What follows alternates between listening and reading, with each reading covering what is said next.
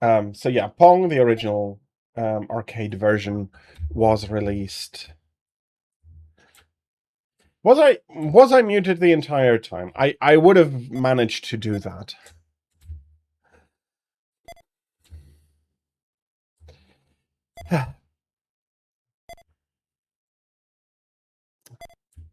Well, way to start a big event.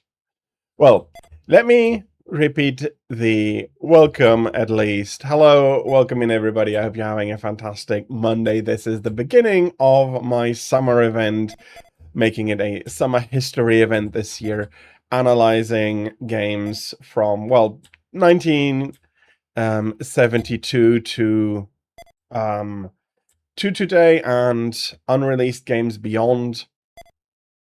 And we're starting in 1972 with Pong. So, and also Tira, especially welcome into you. And you are correct. I was thinking you'd be asleep at this time. It is about 4 a.m. for you, a bit before that. So I am surprised. That being said, I'll also be streaming quite a lot longer late for you. Well, not only for you, for everybody. I'll be streaming up until 23 o'clock Central European summertime, or 5 p.m. for Eastern Daylight Time. So, yeah. Well, we started with Pong, the very first commercially successful video game release.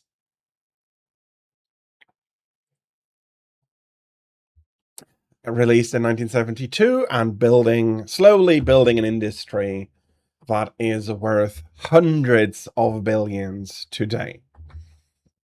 We'll be going through rather quickly in the beginning, as especially technical development is rather slow, and slowing down starting from Thursday, going in mostly 3-year steps until we reach 2026 and beyond. And then one last day of just random games and discussion. So that is what is going to be coming up, and I will be taking regular hourly breaks that will last about 5 minutes, during which the hourly ads will play, so nobody's going to be missing anything. All of the breaks are going to be from 55 to the top of the hour, and we'll be we'll be going through game by game. Indeed, for that slot, it is on the list that is going to be the 2005 to 2007 slot. And I will be showcasing Monster Hunter there.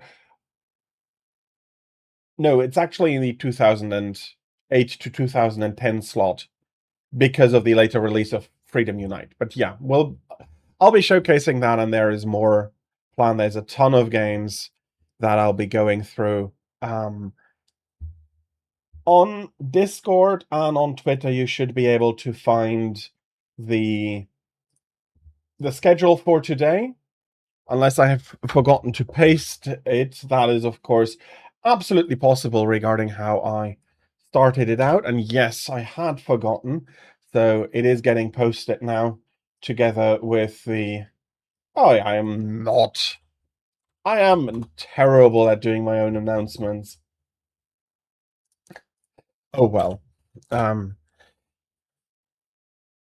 It's unfortunate, but yeah. But that is coming up later. For now, it is going to be from the games from the years between 72 and 89. And we are also coming up very quickly on the first break. I do not want to miss that, because that is going to throw the entire rest of the day off. So yeah, let me quickly prep that, and we'll be going into the break now. I'll be seeing you in about 5 minutes.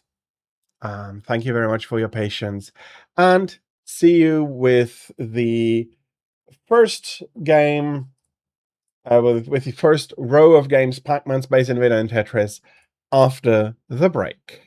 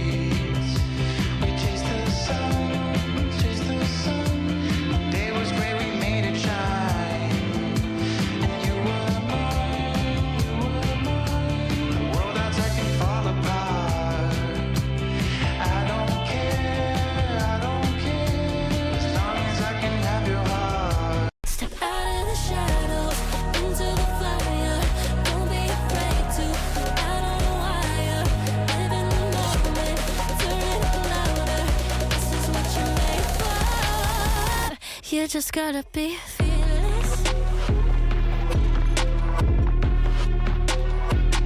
You just gotta be fearless. You just gotta be fearless. You just gotta be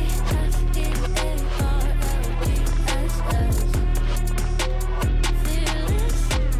Once I get in and I put it in try, ain't no more stopping me, don't even try. Controlling the chaos, controlling the vibe, yeah. That's all the shots that you don't say. You'll never be heard if you don't say. Just gotta get out your own way. You can't learn to fly on your own if you don't let go. Step out of the shadows, into the fire. Don't be afraid to go out on a wire. Live in the moment, turn it up louder. This is what you're made for. You just gotta be fearless. You just gotta be fearless.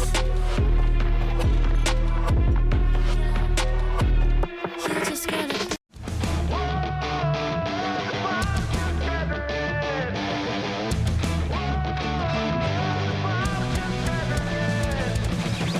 Do you remember we had dignity, sanity, a world to trust instead of biting fingers till they bleed? Do you find joy in all your shallow hell of empty noise? Our world is burning, but they'll keep on selling broken toys. Whoa, this can't be it, this can't be it now. Whoa, this can't be it. This can't be it now!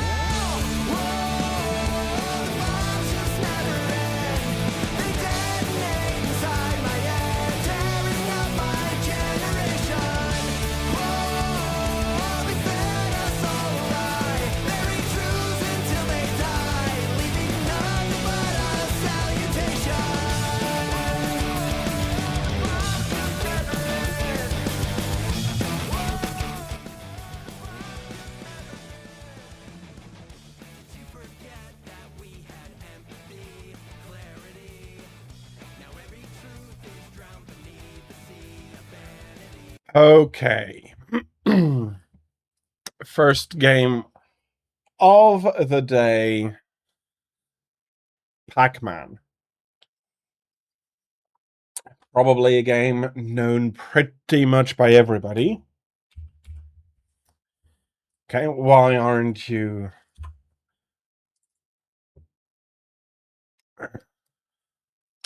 Oh, because I switched some stuff around. There we go. You needed to add coins to these machines, and virtually you still do. So, after Pong, this is the second game that I had chosen. Okay. And I'm already making myself eaten here. It is a very simple game with quite an easy board. You have these dots that you eat. Each of them is giving you 10 points. You have the ghosts chasing you, but you have special pills that allow you to revenge eat the ghosts, and yeah, okay. They cornered me there. I am not the best player at it. It is... it does require more practice than you'd think, especially to get a good high score, since you only have so many power pills. Bloody hell, that's not what I wanted to do. You only have so many power pills, and you do need to eat everything. But it is still an icon of gaming history, and in my opinion, rightfully so, one of the first big games coming from Japan in this case, and you can see already the development before to Pong, where the playfield is a lot more complex. It is a single-player game with AI opponents that will chase and kill you, and then also that with the correct tools you can chase and eat in turn. Okay. And I think it is pretty easy to see the appeal of Pac-Man. The premise is easy enough that basically any child will understand, and there is enough complexity and even enough diversity in how the AI opponents work that make it, learning and exploiting these intricacies is an interesting proposition, even if I personally do not have enough experience in order to do so well. Yes, I did play Pac-Man before, but I never played and never practiced to such a level that I am perfect at it. Luckily I have infinite coins to feed this machine.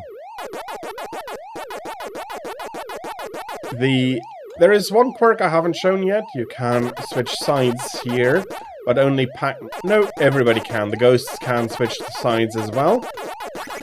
So you do need to keep an eye on that. Eating ghosts does significantly, especially if you manage to catch all of them, adds quite significantly to the score. As you see, that is worth 1,600 points for the last ghost, while the first ghost starts with 400 points. Okay.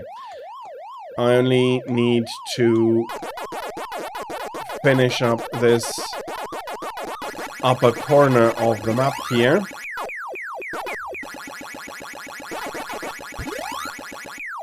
Okay, I absolutely had to get that, and I forgot that. Blinky, I think, is slightly faster than I am.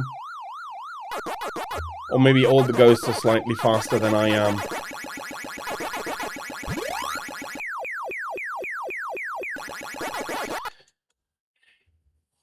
Originally released on the 22nd of May 1980, it became a very big success and has gobbled up a ton of waters, spawned a ton of remakes and copies and ports,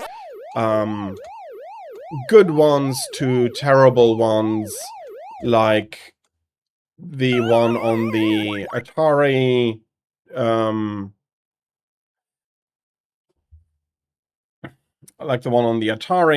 which I am sorry is a horrid experience compared to the original arcade experience. The dots aren't dots, but they are lines. The ghosts, if I remember correctly, could not be differentiated on the console. The playfield is shrunken down 20% down to 20% original size, something like that. It is not a very it's not a very enjoyable experience, but showcases the limits of home consoles at the time. And also, we do need to consider that that was released significantly later. Okay. getting cornered there. Significantly later than 1980, and yet there is no real comparison to which version is the better one. Which is more fun, which is the better controlled version. And that simply is the original. And that is something that we'll be seeing holds true actually for quite a while, that the arcades, because the machines could recuperate their costs over a much longer time, could be a lot more expensive than than home consoles needed to be, and that resulted in a qualitative difference between arcade and console releases that only narrowed towards the beginning of the 90s, where the Super Nintendo and other home consoles and PCs finally started to catch up power-wise. There is Pac-Man Adventure. There is a lot with Pac-Man. They really expanded a ton over time. But this is the original. And as you can see, I'm having trouble to get beyond level 2. I can reach level 2 well enough, but not without losing lives, and of course that is an aspect of arcades that has been reduced. Yeah, okay. That has been reduced. Not a ton of games still rely on a live system in order to remain interesting, but they also do not need to ensure a steady flow of coins into the machines in order to be able to recuperate their investment costs and then make a profit for whatever establishment has bought the machine nowadays. A lot of people hope for infinite reoccurring spending by the players in systems that I won't be touching much. I have selected the games already, but live service games are not a big part of it. And the games that I do showcase are not necessarily the greedy ones. Yeah. That is a self-imposed dead end. And so, yeah, Pac-Man, along with other big franchises over the decades, has had a ton of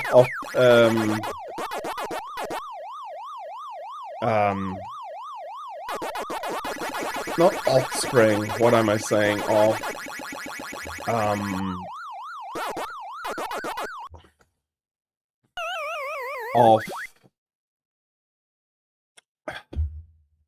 offshoots and different directions, and Pac-Man is no exception to that. It is amazing to a degree that franchises this old remain as well known as they are.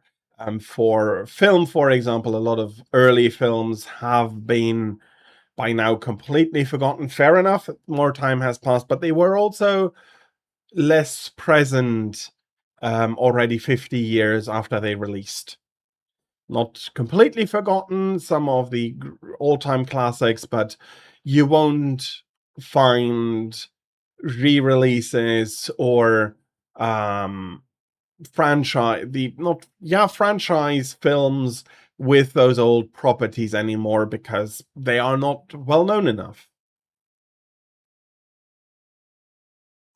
Yeah, not only, I think, but it is part of it that characters do return in more modern games. Final Fantasy XIV indeed is technically a live service game.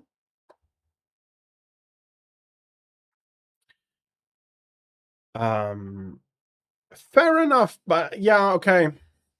It is one of the reasons I am doing this a little bit to keep the memory more alive and not let the candle go extinct, because a game lasts only a few minutes, much like, well, if that long, if you have the skill to survive for a while. But that is comparable to modern phone games. Reasons are similar. The shorter the game is, the more ads you can show on a phone, and in the arcades, if you could keep the games a short while without making the player feel like they've been ripped off, you can make more money. And especially in the case of arcade games, skill does have a huge deal in how long you get to play. A good player is able to easily clean up the fields several times before dying and requiring another quarter, which I think is a very good idea, because that means that while a lot of newer players will be using up a lot of money to try and play, they can also see that if they were a stronger player, they would have a lot more playtime available from a single game. And while I do know that I am not showcasing the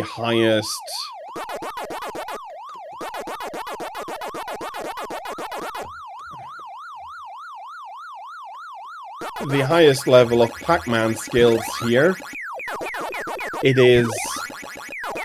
I find it still a fun game, and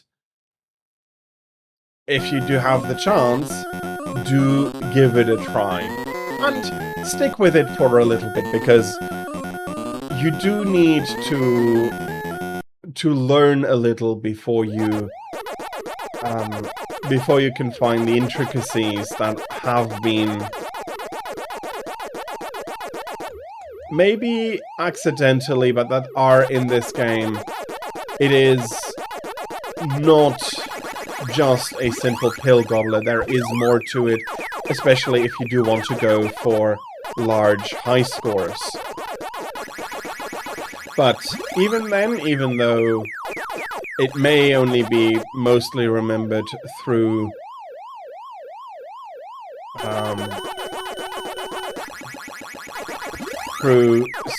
Smash Brothers nowadays, the character is still alive, the character is still recognizable, which, again, for film, 50-year-old films are probably more forgotten than this old game. In a way, I am pretty sure, because you can get Pac-Man, probably not the original, but very close adaptations. You can find them on the app stores of most phones, and that means there are still versions available of this game to actively download, play, and enjoy whereas even 50-year-old movies are not as easy to find. Maybe that is also just me living in Europe and my Netflix selection being more restricted than it is for American audiences. True, but that may partially prove my point that games have a longer memory than movies do. Because if you take a look at Disney, Disney would very much like to forget the old movies and consume their new ones, I'm pretty sure. Yes, okay.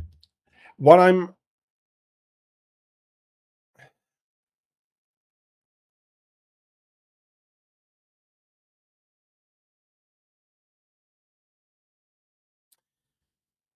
Okay.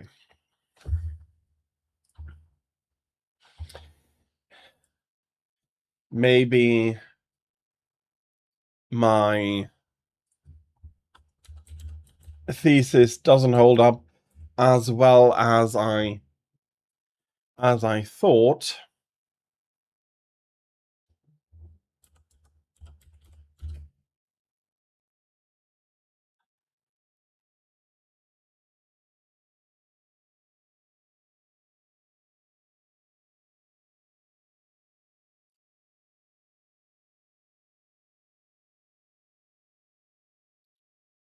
A little bit, yes.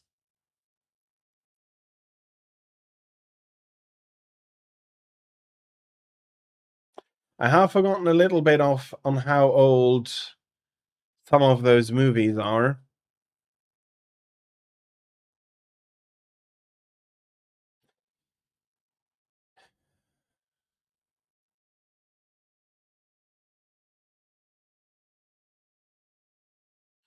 And of course, the argument is that much as there are people like me trying to keep the memory of old games alive, there are people trying to keep the memory of old films alive.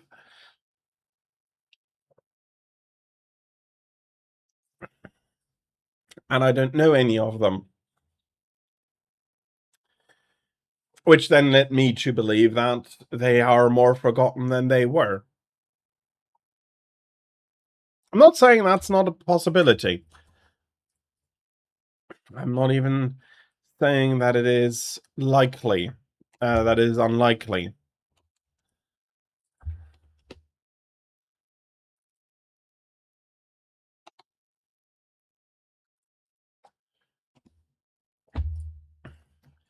So,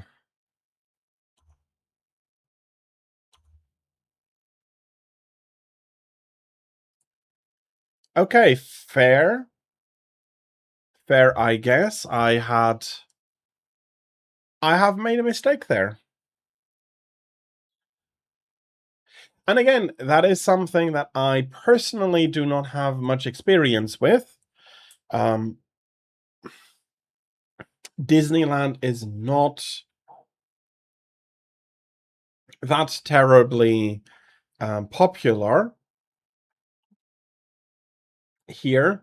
It's not forgotten, but it is also not the most popular theme park around.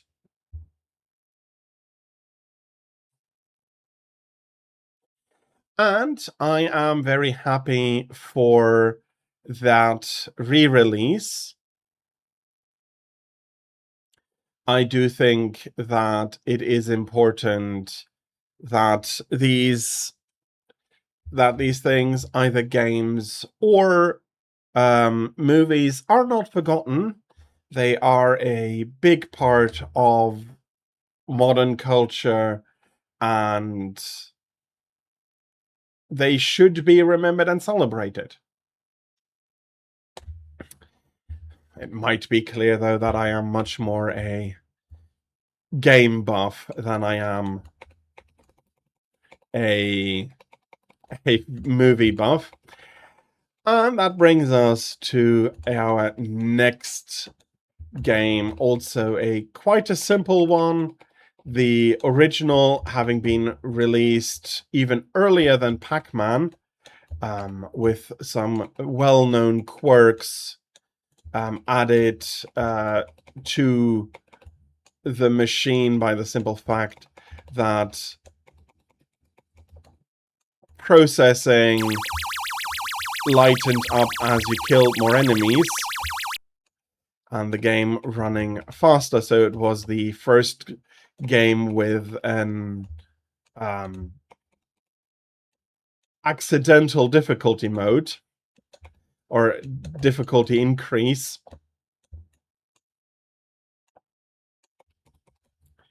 Yeah, but it shows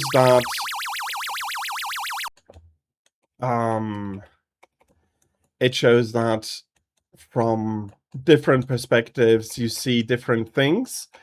I know that those movies are not completely forgotten, but I thought that they were cared for a lot less than old games. Just shows that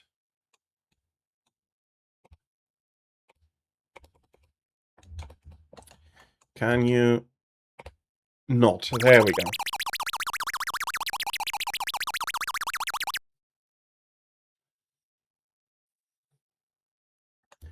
Yeah, and some of those are quite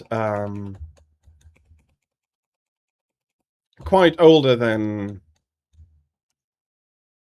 a lot of people may think.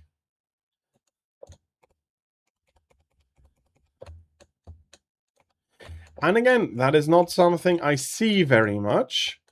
Again, Europe is not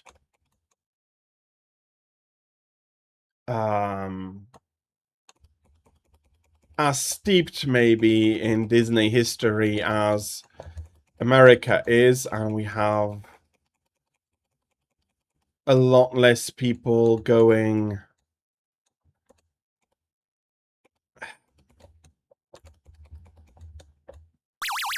deeply into it, let's put it like that. That is actually quite interesting, and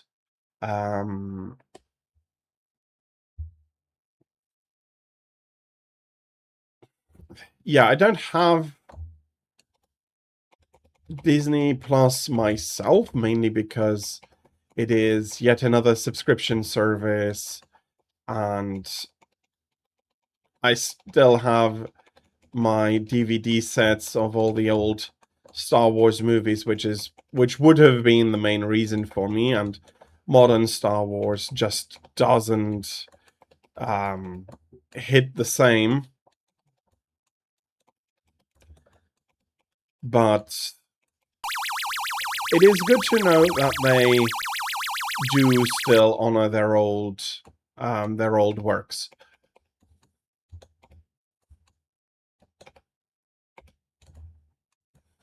Okay, interesting. I've judged it mostly from what runs on TV here, and old Disney stuff definitely is not on the list at the moment.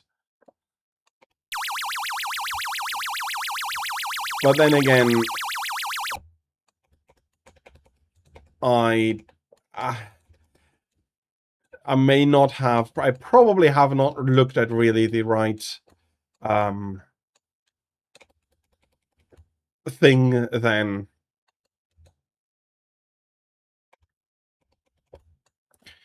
But I do wish that there could be a single service showing everything. As I said, I have Netflix, and sometimes I do watch stuff on it, but Netflix also definitely does not feel like interested in older shows or movies.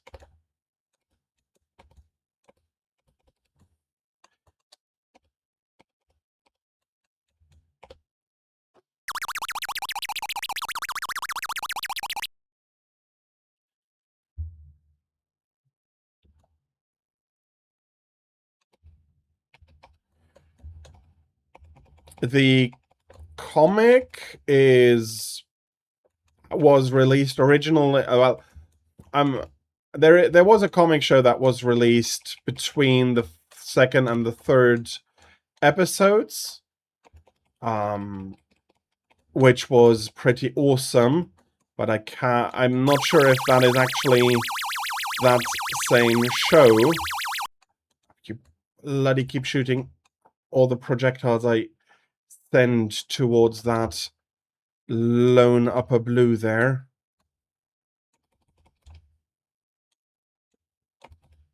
Come on. On one hand, I am not unhappy that I keep shooting down his projectiles. There we go. That has bought me a lot more time till the rows switch, but of course they are now quite deep already.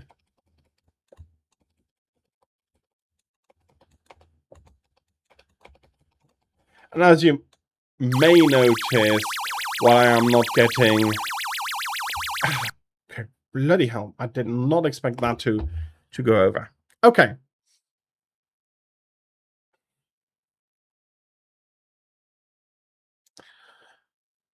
The handling of some of the movies and such have soured modern Star Wars quite a lot for me, and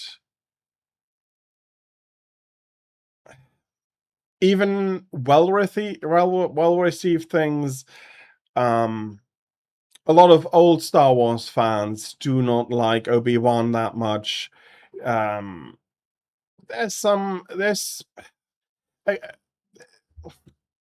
Most old Star Wars fans, at least that I know and that I've been have known for quite a time now,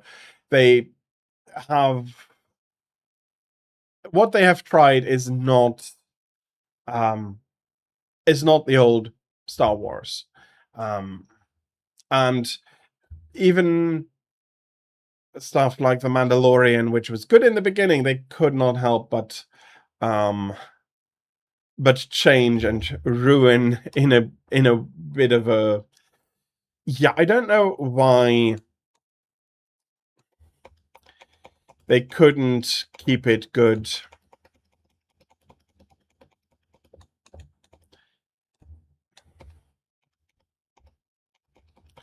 It's a good seller, but it's not good Star Wars in the sense that it is like old school Star Wars, that it's not giving the same things. I am not unhappy that it is popular, and I don't mind them switching to a new audience, but it's not for me anymore.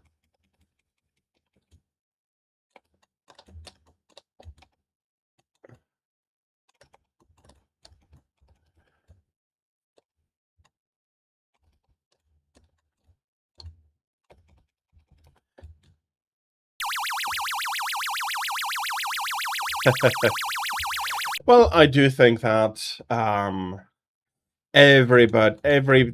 is the case for every baby. They are troublemakers, but very adorable at the same time.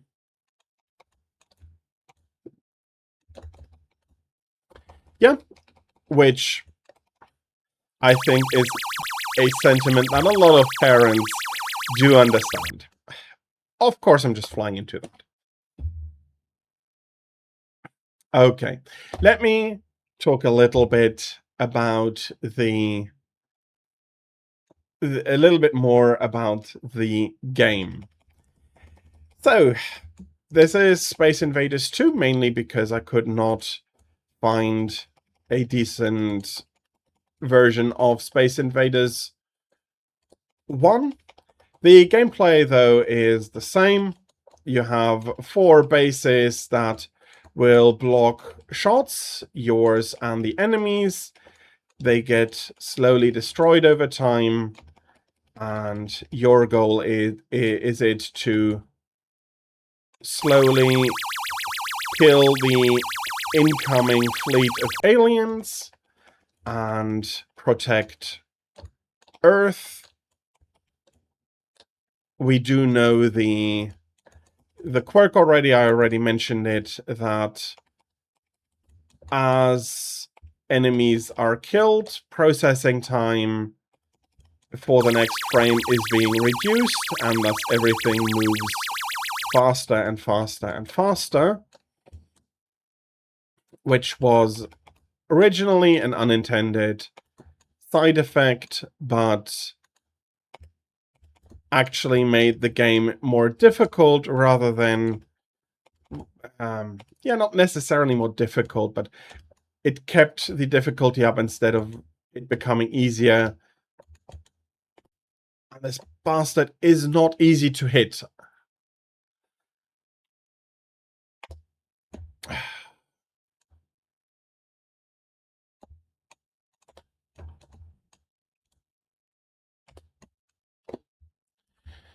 Okay, I think you see what I mean, that it is not necessarily getting easier. The game itself is pretty simple and has also spawned a ton of remakes and returns, and stuff is again available on modern phone stores, on a lot of platforms, and the basic premise is still fun and interesting to play, even though there have been many changes and advances. And that is part of the challenge, because they do, in the beginning, very slightly speed up, and then speed up quite a lot, making it harder to hit them. That one is now out of range. Come back. And there are a few tactics that you can use. You can always try to shave the bottom row off. You can do as I did and try to remove columns that then requires all of the alien to travel so much further, and they come down a lot more slowly towards the end, and yet they still kill me now.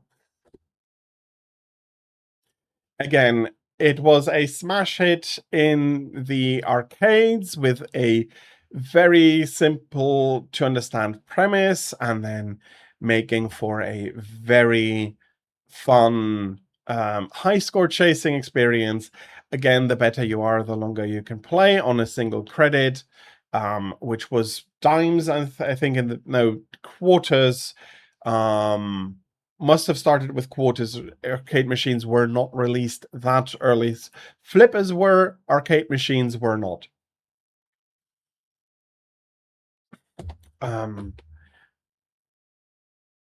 Throwing in a quarter without much explanation, it's very easy to figure out. That's you on the bottom. You can shoot with the button provided, and if they arrive, or if you get hit, that's bad for you. I think most people will not have any trouble picking it up, which is in and of itself good game design. You do want people to be able to very easily and quickly pick up the game. Finally hitting that blasted thing.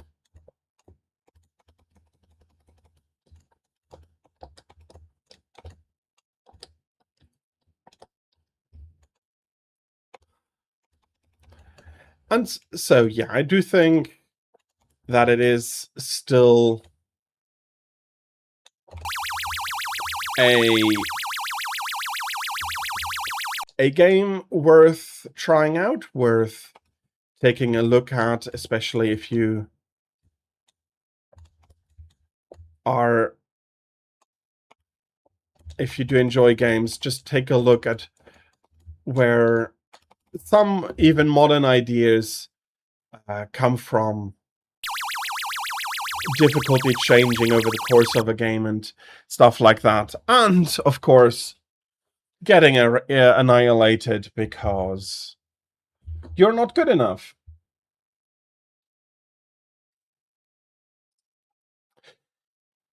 And yeah, there is one more game to finish up the early arcade successes, and that is, if I can now find it.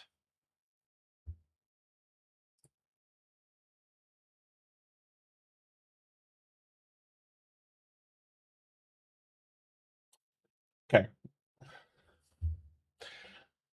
My planning,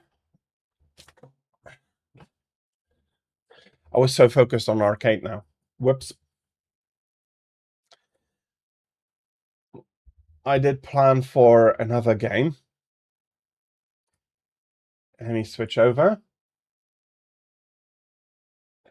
And that is absolutely fine. Enjoy it.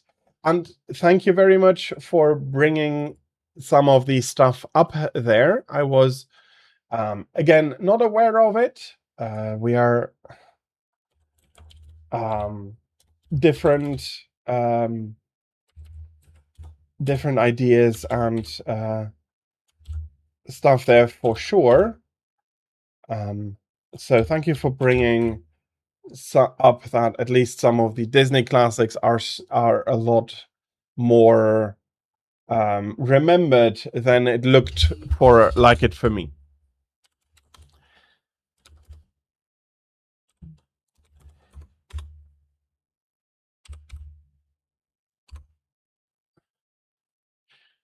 Yes, but I think and I don't know, because the issue, I think, is that the two of us may not be the average population in those regards, meaning that I remember some old movies. I do love some I do love me some old Hitchcock. How common, so to say, is that? I'm not sure where who made the last unicorn.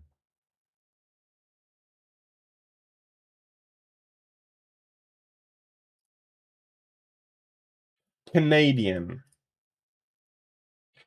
European corporation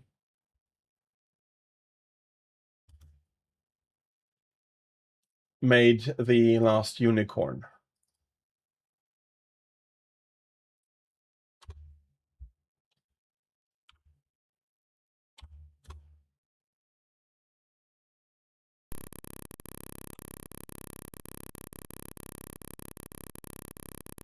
Yep.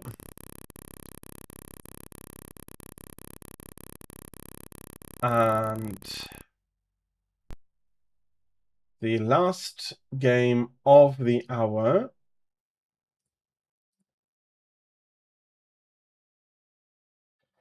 another big classic game.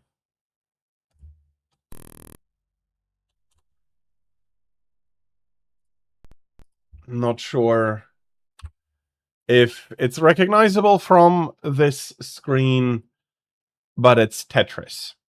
IBM DOS Tetris, in this case, a game made in Russia and the Soviet Union and brought over to the West as a marketing device. The Soviet Union was not very interested in this.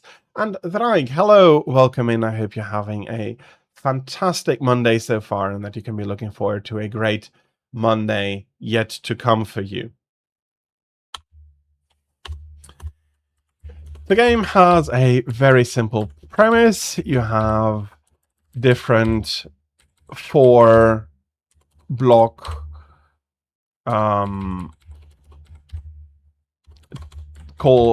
things called tetrominos that you need to connect together in order to form. Okay. Judging distances is not my forte today. Collect lines. The lines are going to disappear. You're going to get points for it. Again, phenomenal game in the West. The Soviet Union saw it as being able to bring cash in. The original developer of the game unfortunately never saw much for the success of his game. He was called a Soviet hero of labor, but it wasn't worth very, very much, unfortunately, in the day.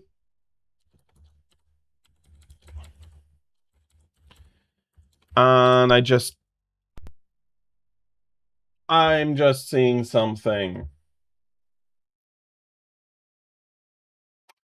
Twitter, you're not supposed to do it like that. I expressly asked you to run ads during the 5-minute break. Okay. So that means another double ad. I am sorry, everybody, for this that interruption and the other one that is coming during my hourly 5-minute break again.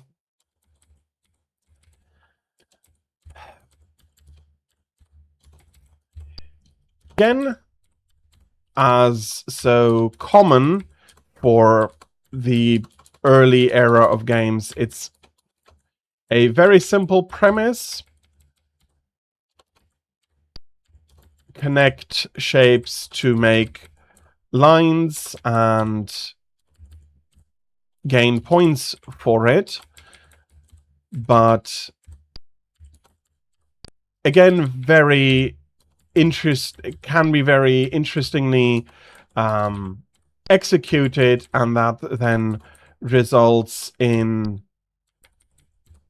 an interesting game with a lot of variability, a high skill ceiling, which is actually a quite important factor for early games, that you needed as an early video game. You needed to be able to accommodate quite a lot of skill that for that reward feeling in the player, to make the gameplay worthwhile. And so far, with all the games that I have showcased, it is gameplay was very much on the forefront. It was not a medium to develop stories or to convey stories. That only came later. And do remember, we are talking here still about the early 80s, when we're not even past the mid 80s with Tetris. This version is quite a bit later. This is from 87.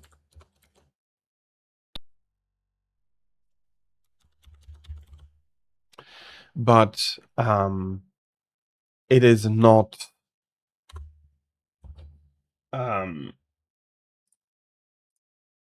the original Tetris is from 1984. And I do apologize for everybody who just had the ads. I just saw that they are over. You should have gotten double ads after the start, and you'll be getting double ads again. I hope that this time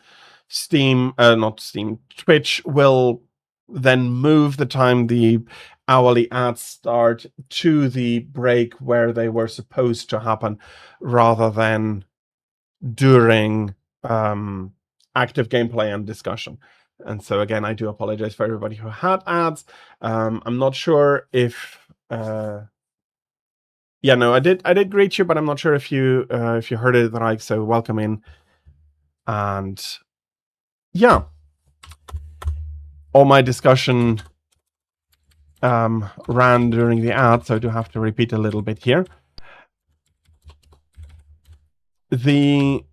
All of the graphics you see were added on for the IBM PC version, which this is.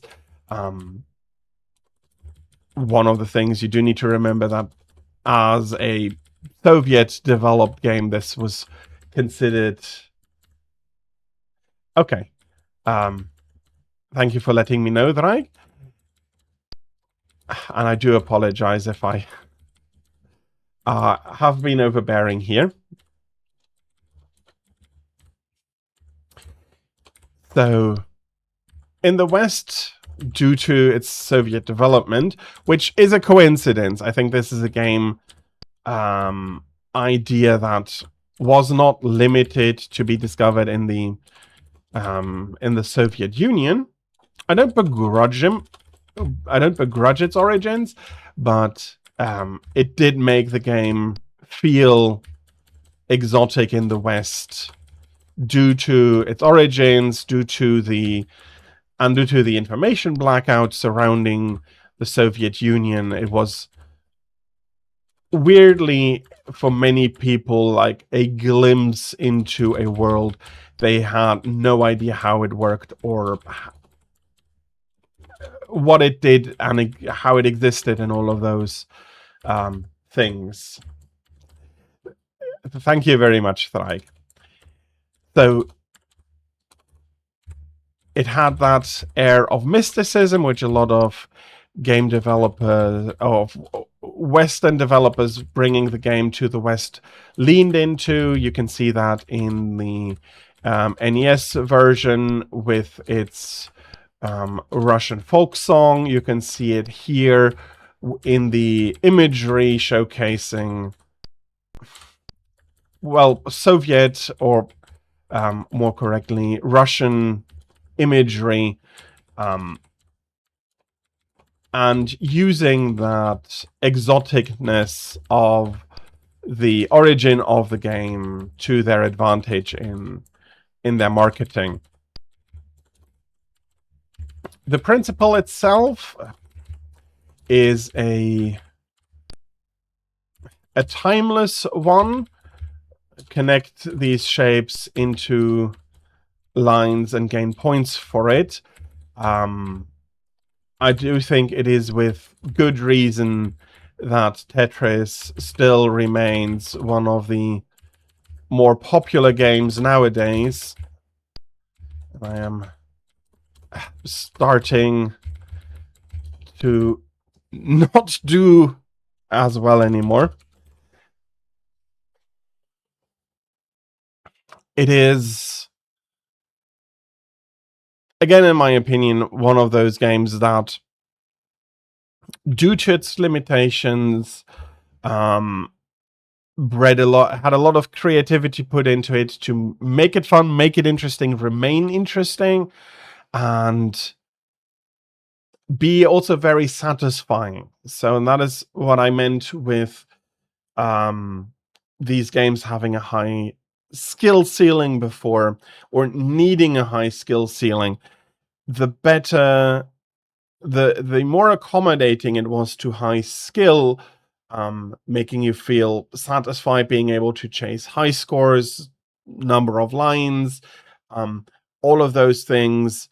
The more people had incentive to become better, and since it felt very rewarding to become better, of course, that means that some people have taken it to an extreme level and become really fantastically good at the game. The main reason played nowadays is the is still the Nintendo, like the NES version. But as I said, it has received basically, even back in the day, a port to basically every machine, um, due to how the way the licensing worked, and is still available on every platform, from free versions to paid versions, extensions, extension ideas to the gameplay, and a ton of larger and smaller modifications that really make Tetris a big milestone in the early development of video games, and one of, if not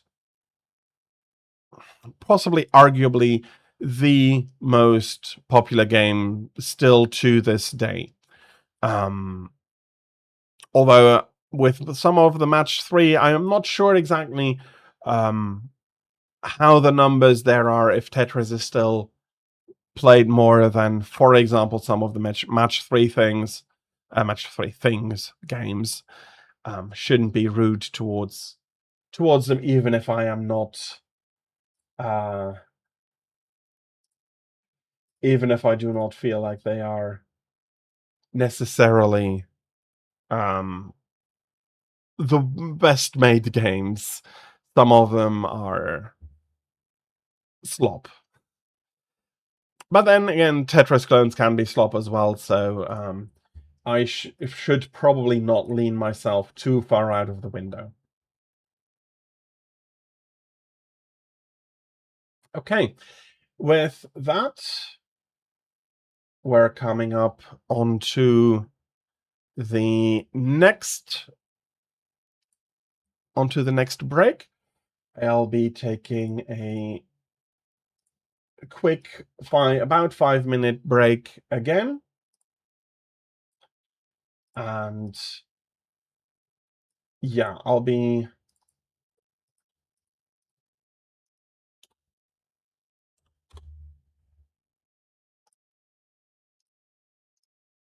I'll be thanking you all for your patience during this break, and I'll be seeing you after. Hopefully, it holds this time, ads and me preparing for the next hour, where we'll be taking a look at Qbert, Arkanoid, and Thinny Star. Probably less known than the 4 that I showcased now, but I'll go through why I do think that they are still important today. So thank you very much, and I'll be seeing you back on the top of the hour and after this break. Thank you very much for your patience.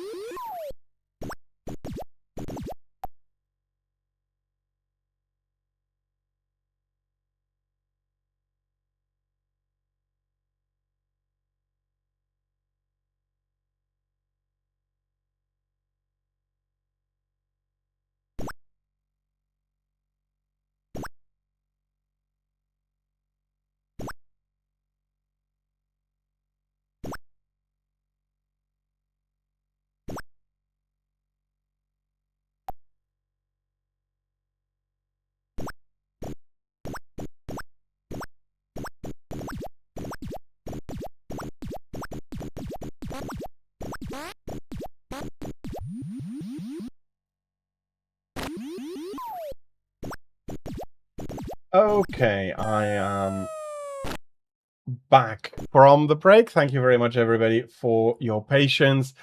Temper Jojo and Stingerman, hello, welcome in.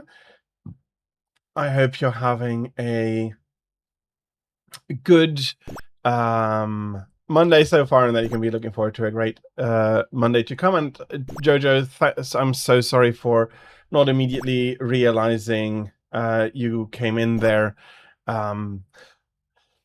Not doing a good job of keeping the track of thought going and explaining what I'm currently trying to get at, and taking a look at chat. I do apologize for that, and I again do apologize also for the double ads some of you have gotten here.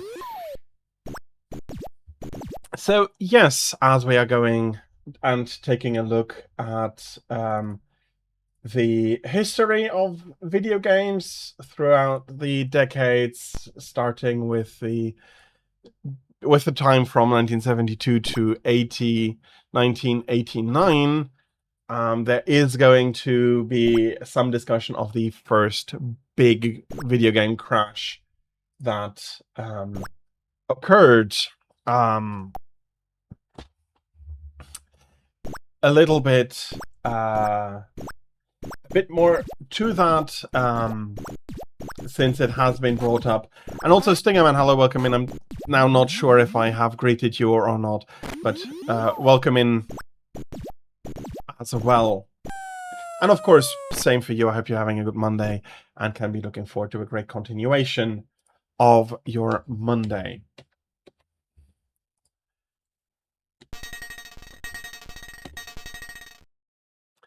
So,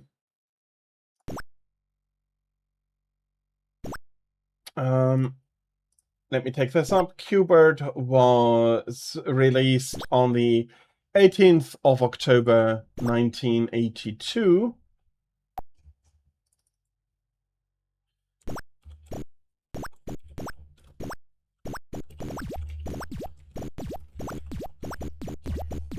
The crash came about a year later. Just wanted to make sure I have the dates correct there.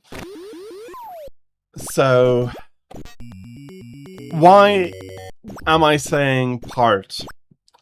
Well, what do I mean with that? And okay, that's not the direction I wanted to go.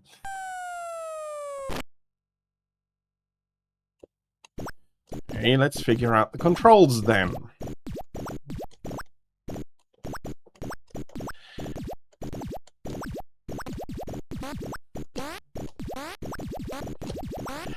Okay.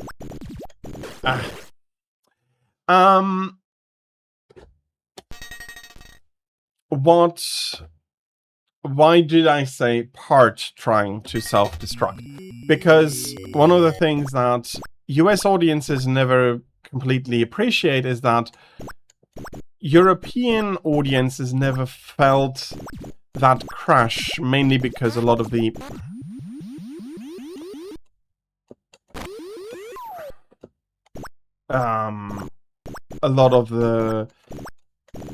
game slop that was released back in the day that was being problematic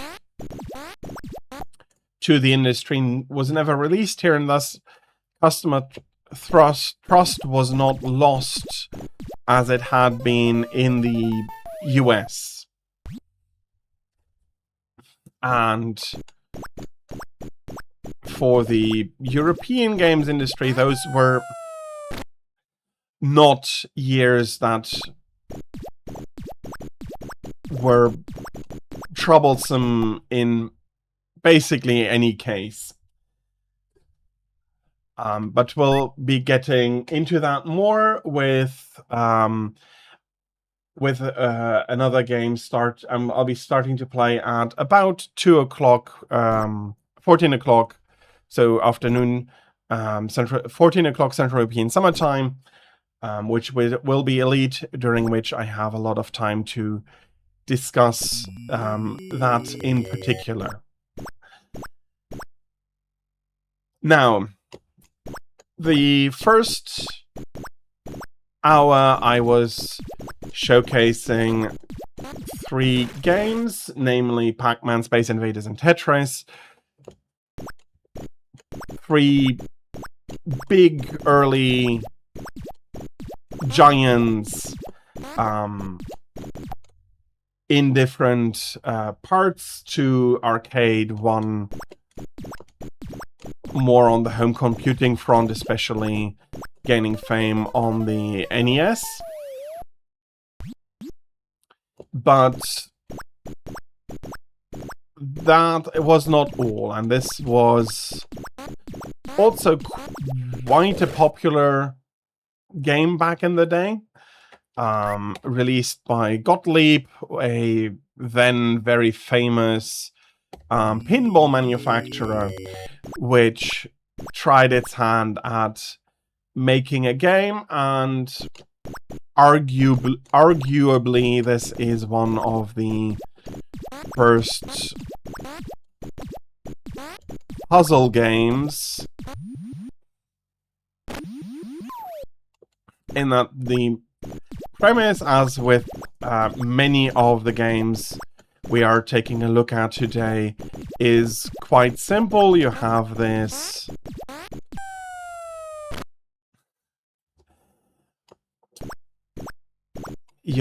hollow, it's not hollow, but like this pyramid side, and you do need to jump around on it such that you visit every spot on it at least once, and you have hazards dropping in. Here, like that snake jumping around, the balls falling off, and you need to try and avoid all of it until you have, well, until and after you have colored in all of the platforms for that level. It is less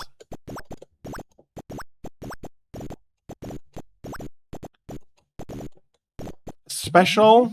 It is less, no. There's definitely a difference in feel and in speed to other early arcade games.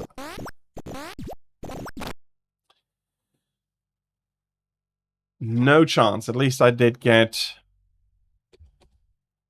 a little bit further, and I do seem to have cracked the current high score, which the standard high score isn't too high, and I have set basically all of the others playing around a little bit.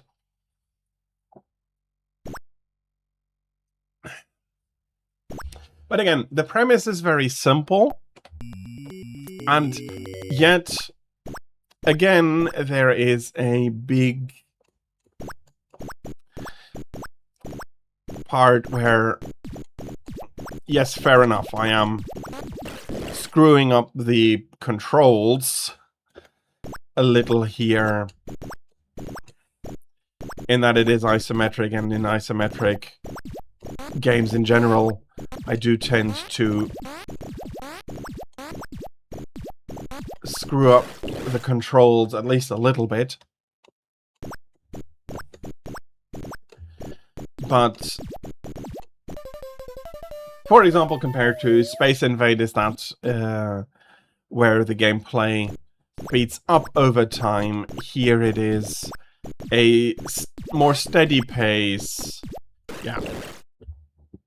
Should have jumped up and tried to make for the platform.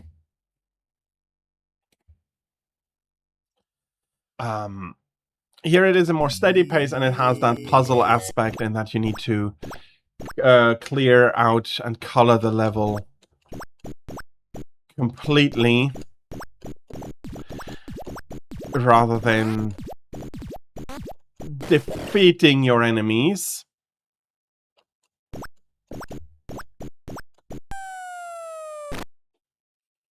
And you can jump off. Okay, that's not where I wanted to go.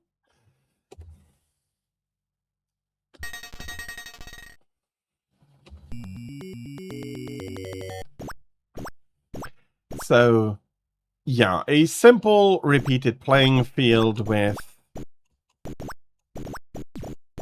simple moving obstacles where you can actually quite easily discern what a certain object is going to do. Balls are going to fall down. The snake can also jump as Q-Bird can, so it's trying to chase you around as you are coloring in those different areas. You have the discs that you can use to escape from the lower reaches back to the top. And if you play it well, you'll have the snake jumping off and granting you extra points. Yeah, and I'm not doing this game justice played on a high level. It can look amazing, but it is not. It does not have the same height in skill ceiling as, for example, Tetris or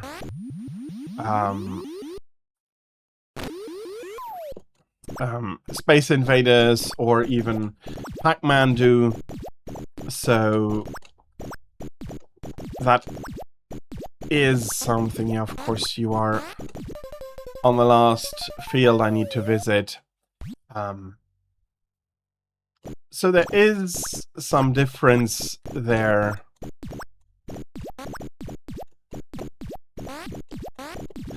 Which I think has led to the other games having more of a longevity in the gaming mind over Q-Bird, which has a different challenge, and after a certain point it is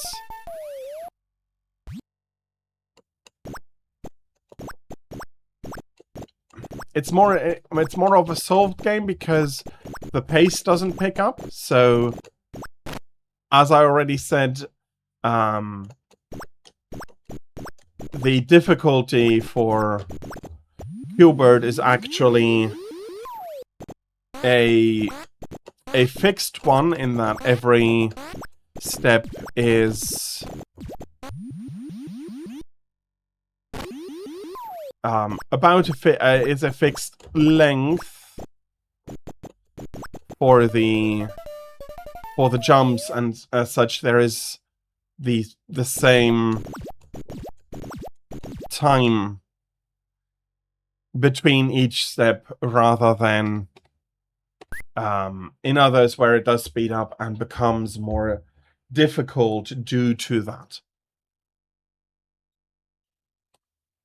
And as always, we do need to remember that it was an arcade game, mainly meant to be gobbling up coins, probably quarters.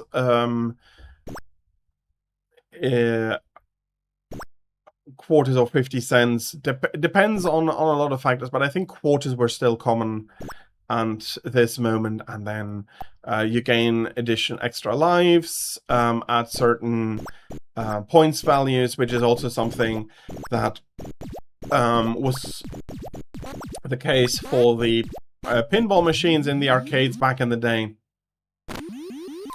If you collected enough points, that would grant you an extra ball. And so we can see that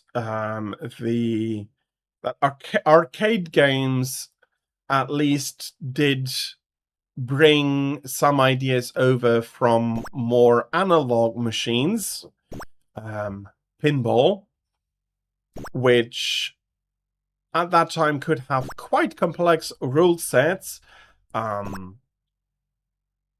but of course, over time they could not compete with video games, which are a lot more flexible, that can do a lot more than just kick a ball about. And yeah, thus over time pushed the pinballs and so out of the arcades. Although I do think that nowadays there is a good amount back of older, more analog games, back in some arcades at least. There is a I'm not sure how they exactly market themselves now that I think about it. But there is a collection of pinball machines, older ones, in a semi-arcade nearby, but they also provide VR game experiences and so on. So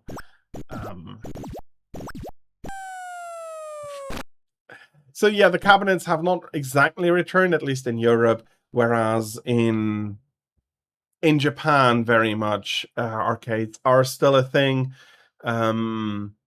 Focused though a lot on grabbers and on being able to gain physical prizes rather than a ton of games, although that is not uncommon. Basically every arcade has some games, Tekken, some Street Fighter, more competitive games, so to say, which you can buy cards for, that you can use to save your profile and your progression. But yeah, this has been what I consider one of the first puzzle games. Tetris also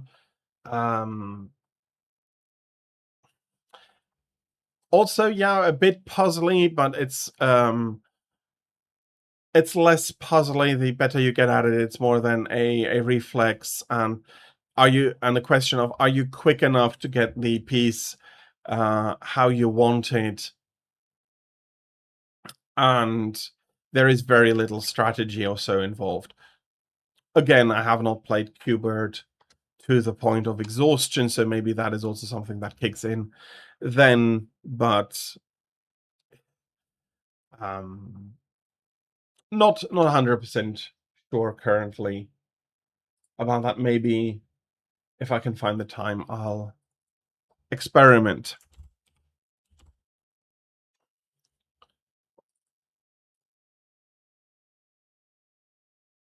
Okay, let's see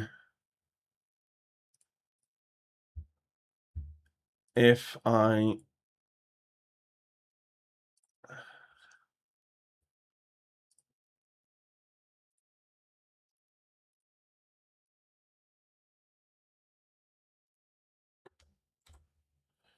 Okay.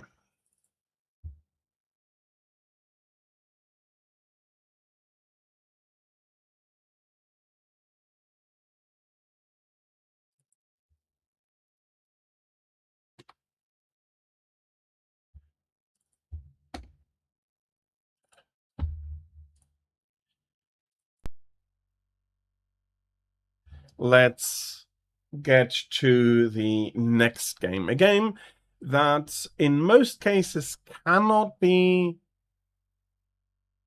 enjoyed as it was originally presented. I am talking about Arkanoid, a game with a weird, in my opinion, premise. So you are this spaceship, and there is... you have a ball that, if you lose it, destroys your ship. Not exactly sure how that works. And what I mean what I meant with it can't be experienced as it would have been back in the day is basically that back in the day, this would have had a dial that allowed that you turned to move the ship correspondingly. And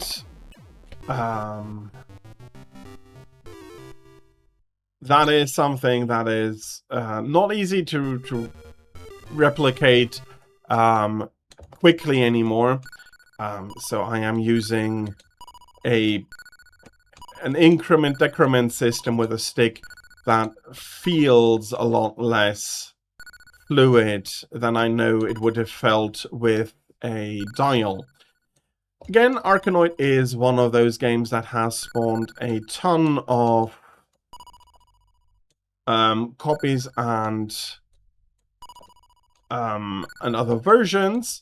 The basic idea, again, is a simple one. You have an arrangement of blocks that all need to be broken in order for you to be able to advance to the next level. And you need to do your ship with the ball that it has in order to accomplish that. There are certain power-ups that you can collect that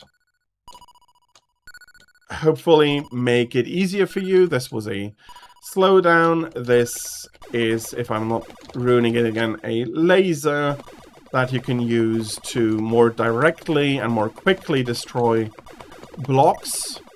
Of course, you do need to keep your ball in play during all of that, which I currently don't seem to be very good at.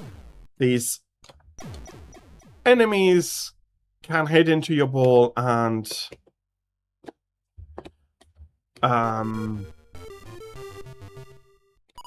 change that trajectory into something unpredictable. And of course, I do tend to over or undershoot my ball quite at the moment. Again, it was a large commercial success. It did spawn a lot of clones and a lot of ports. And it also did keep with the simple premise of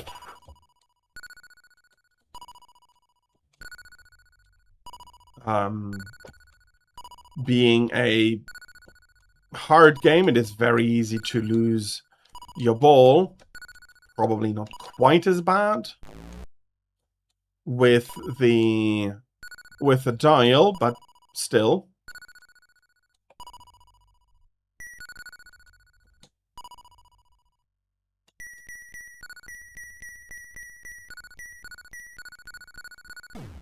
And as points, oh bloody hell, were awarded for destruction of rigs, destruction of enemies.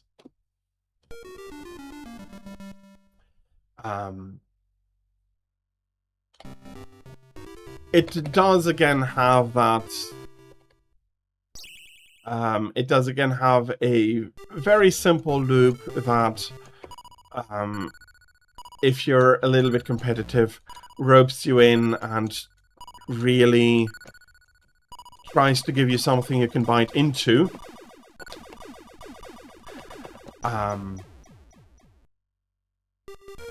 And yeah, it was very much a standout in the early parts of the 80s.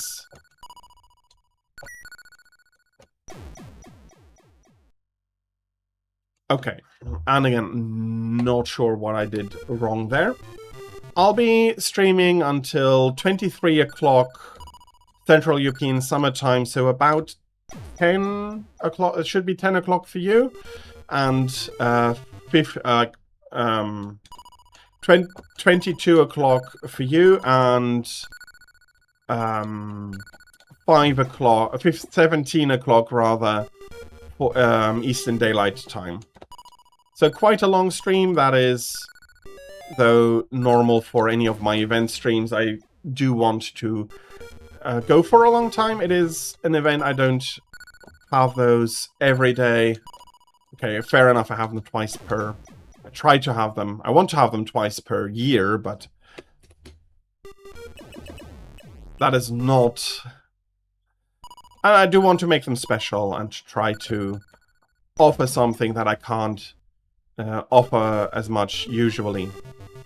Such as a very condensed history lesson and me screwing up catching a ball on a simple paddle over and over again.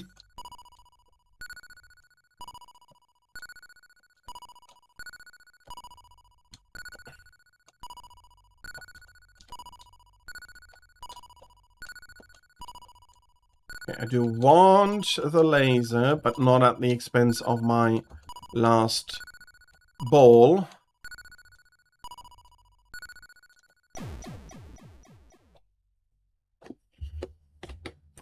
And again, I am happy that I don't need to give the machine actual money in order to keep playing.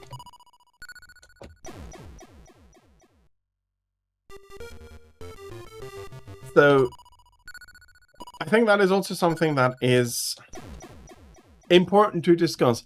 You can hit 3 blocks and just be gone. If you are new and you don't know what the power-up does, for example, I did know it and I still messed it up. It can...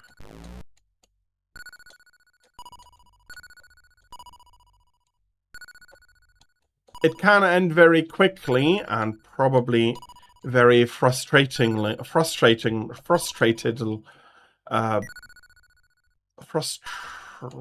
Okay, not quite finding the word. Being quite frustrating for some people, which was part of that early arcade experience. If you did not enjoy sinking your teeth into something and getting better at it, and ready to pay a lot of money to get better at it, again, this is my 6th, 7th game, which would have, back in the day, been about 8 games, $2, which doesn't sound too much, but this was released in 82, if I remember correctly. Let me have a quick look at that. No, 86 actually. So it might have been $50 prices already. So this is game number 9, so $4.50. Again, doesn't sound too much, but that is still 50...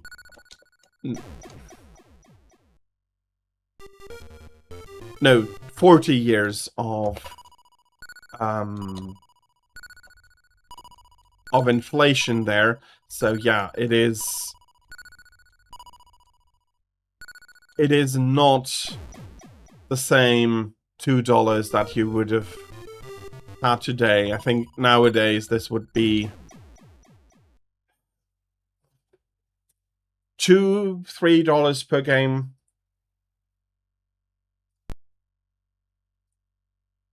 I had not...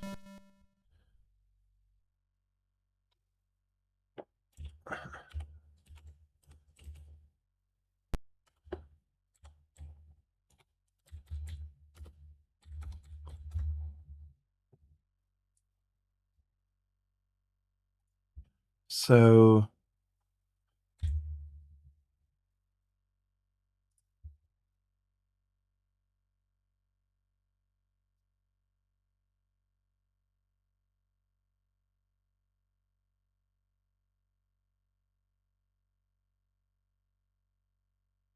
So yeah, if I had only if I had paid about $0.50 per game, that would have been $10. And now for current prices thereabouts, and probably more, because I'm not an economist. I am not exactly sure if it would have been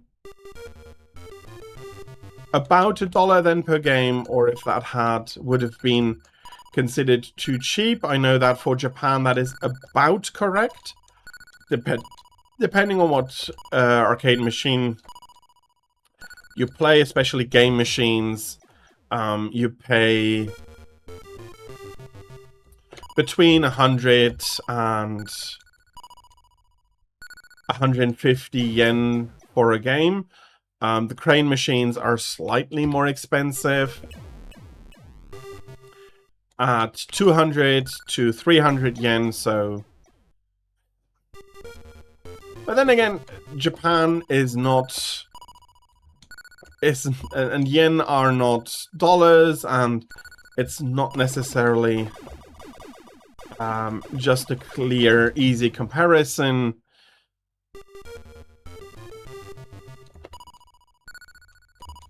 But yeah, let's say between $1.50 and $2 per game nowadays. So would have already cost me quite a bit of money, and I'm not getting too far. I haven't even beaten the first level yet, unfortunately. But again, there are still many clones of it available for all kinds of devices. Nowadays, it's not as popular as, for example, Tetris, which still may be the most popular game in history, even nowadays. But that may have also to do with the fact that it is not...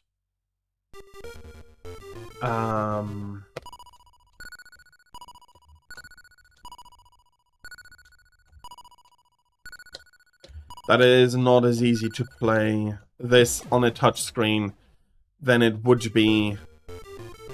Tetris is also not that easily played on a touchscreen, I have to say. Okay. I hope I can get that. Good.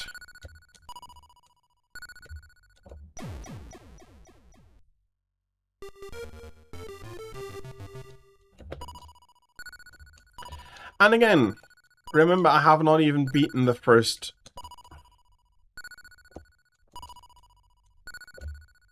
level yet here.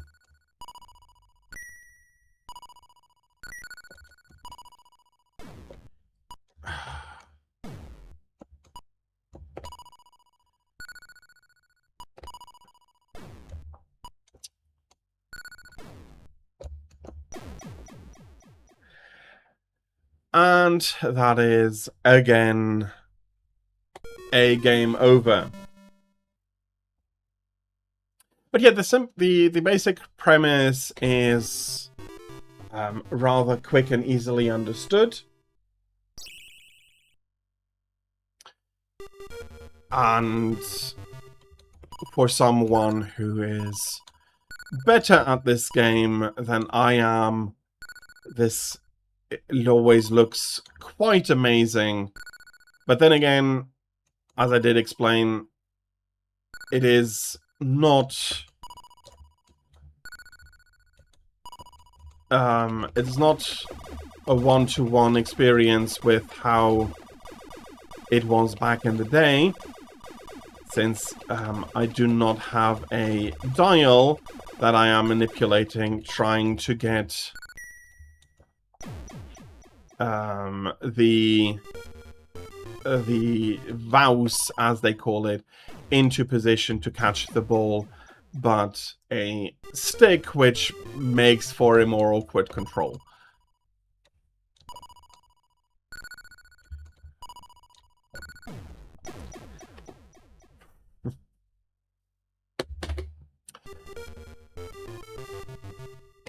It is, though,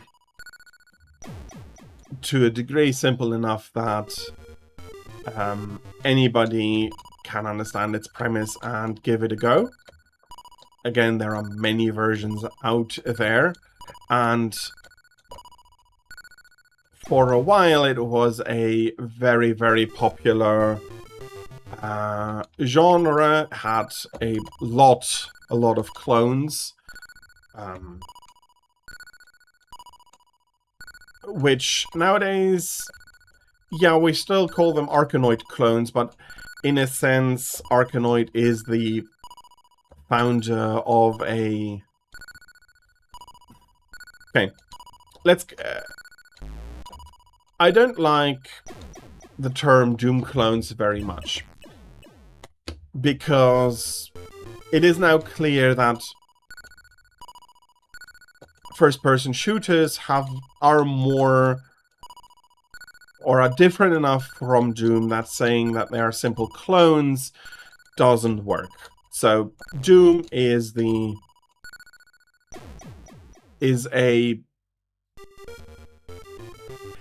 pivotal game in that it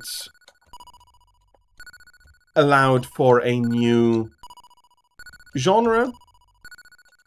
That is, though, with Arkanoid, the question is that can a game of this simplicity become a genre? Because a lot of the games are still very, very similar. Or were they more properly clones? The games did change the patterns of the bricks, but then again, there is almost only so much you can do to change that. So, did you create a new level for your Arkanoid clone, or did you do something properly special, especially seeing that most of the power-ups that are available in Arkanoid were the power-ups that were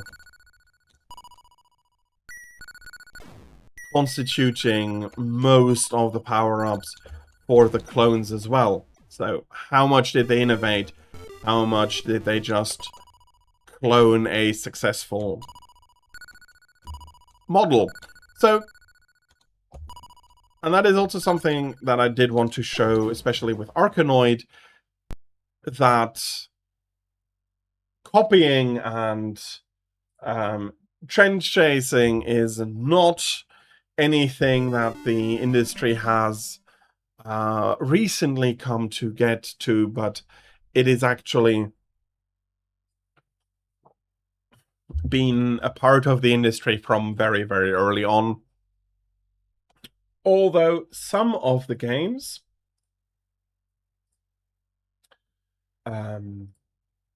were ported but not cloned in the arcades quite as much. And one of those that had a lot more unique aspects to it is our following game. So let me load it up, ensure that everything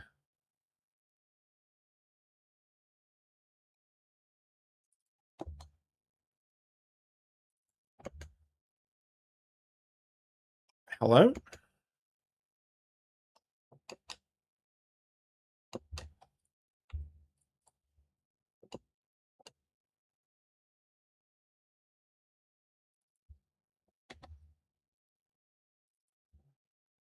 Okay.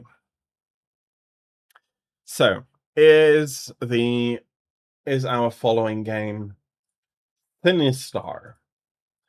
It's probably not something you have very many of you have heard of, although it was quite popular in the early arcades, released in February of 1983. It has quite a unique premise, in my opinion, and I just realize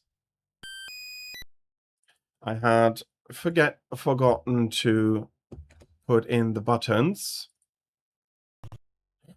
Can you?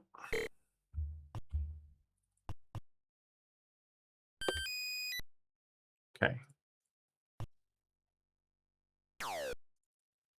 Let me quickly restart this. I am sorry. Okay. So, probably not a game that many have heard of, and yes, we do need to test again and everything. I hunger. Okay, so can you maybe not? Game, what is going on? Oh, we're completely forgetting the x-axis now. Okay. Okay, I am now at a big disadvantage. Come on. So, the goal is to... Bloody hell, they are quick.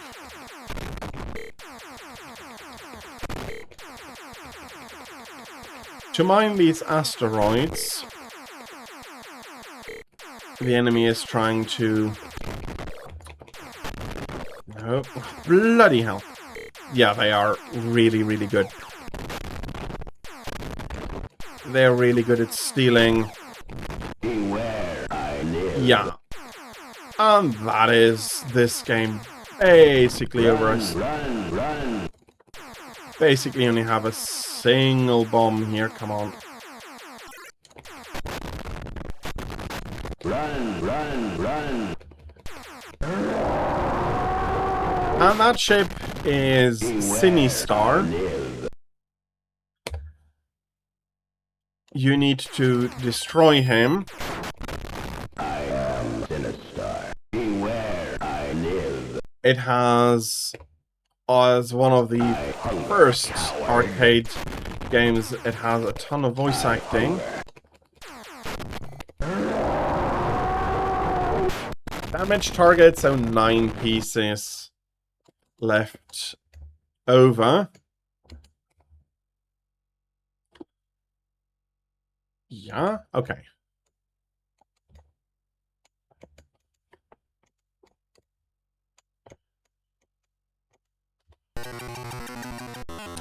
So, let's restart this. So, you have this asteroid reminiscent part, where asteroid tasked you with the destruction of the asteroid, and the asteroids would kill you and be very dangerous to you.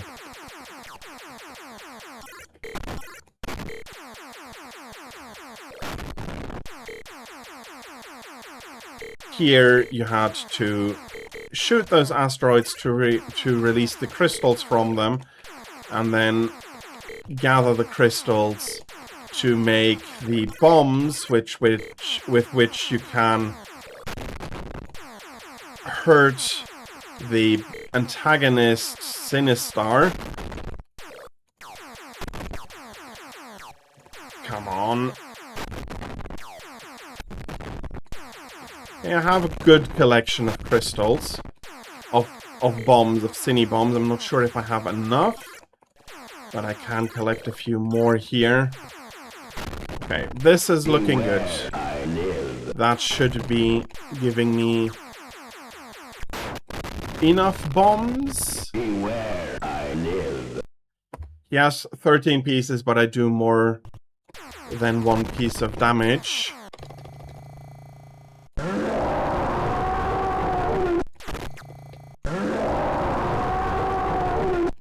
Okay, that hurts.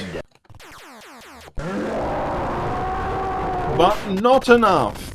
He's still eating me. I now don't have enough bombs. I was spamming them too much.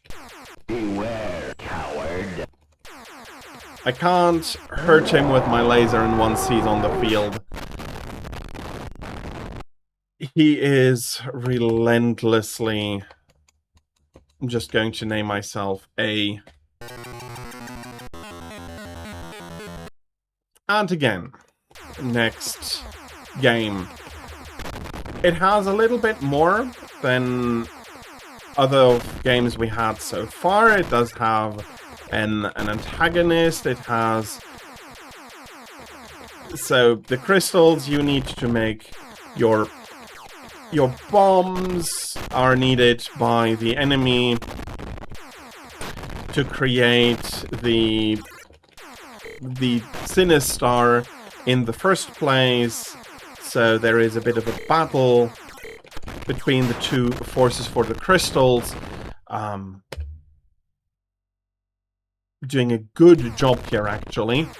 I'm not happy I was destroyed by that turret there. Not sure. Oh, okay. He's in scanner range. For whatever reason, I've flown close to where he's being constructed.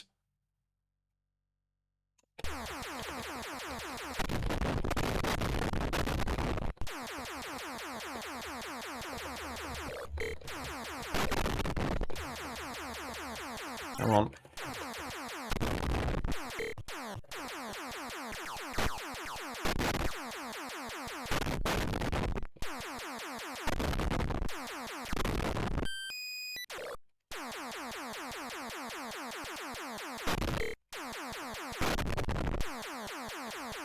And out of the...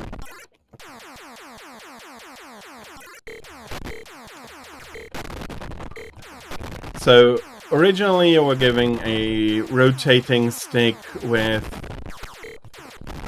46 different positions. I only have 8 here. So navigation is a little bit more on the difficult side. Beware, I live. Yeah, I know.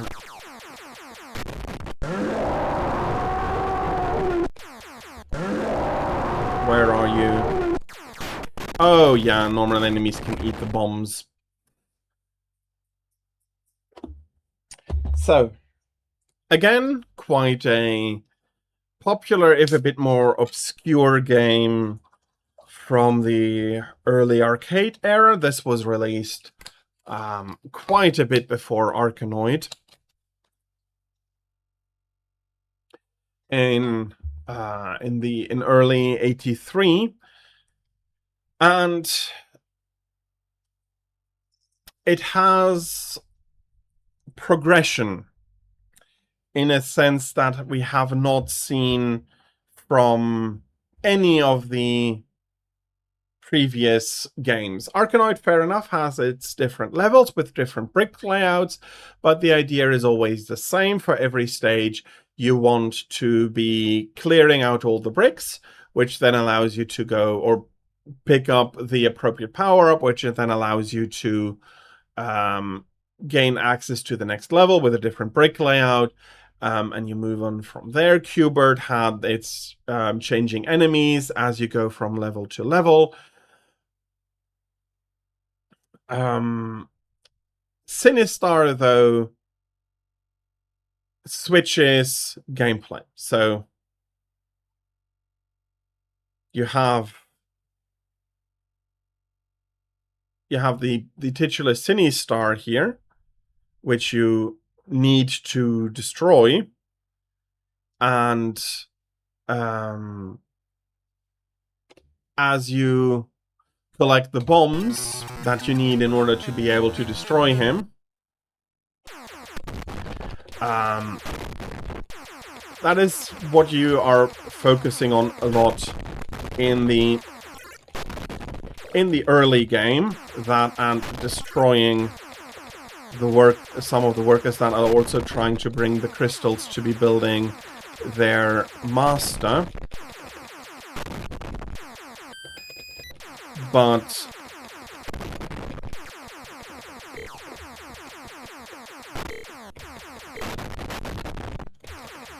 bloody hell.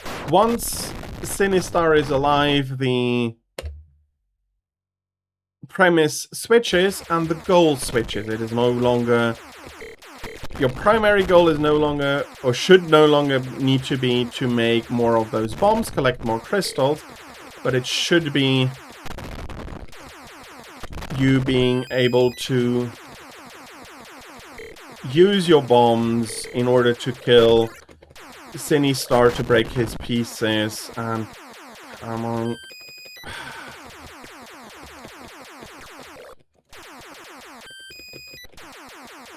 And as such, the premise of the game switches as you go along. Okay, so the movie has switched platforms, Kira, I'm guessing? Oh, Anastasia is on Disney. Okay, so yeah, it's not a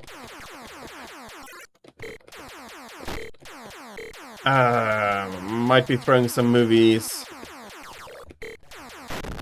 Beware, I live. Come on. And again, Sinistar is awake now. I probably do not have... Yeah, I did not have enough bombs. I may have had enough bombs, but I did not have enough lives to deal with him. It's a Fox family film in the beginning, and it is now on Disney Plus because Disney bought Fox. Fair enough, I'm happy to see that Disney is putting the older movies on its platform. Okay, let's see what we can do in this last try. We may not be able to finish this, but then again, it is rather counted in short intervals rather than... It's still an arcade game, so the basic idea is quick gameplay, gobble up a lot of money, gobble up a lot of coins if possible.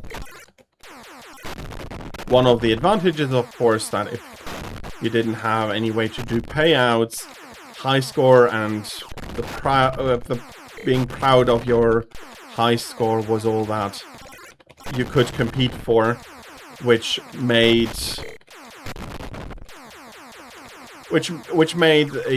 a lot of sense due to a lot of very strict gambling rules at the time.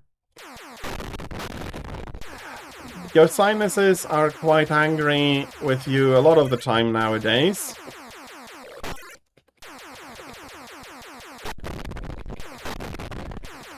I hope that is not going to be too much of a problem. Okay.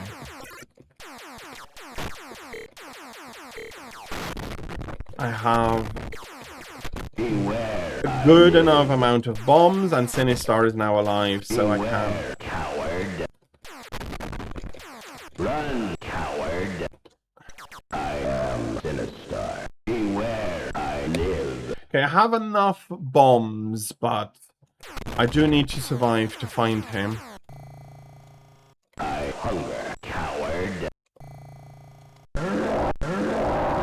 And I've been eaten again. I hunger. Well, fair enough. And we are getting to our next break. Yeah, I do know that your sinuses do complain a lot with that. And I hope that it is not too bad.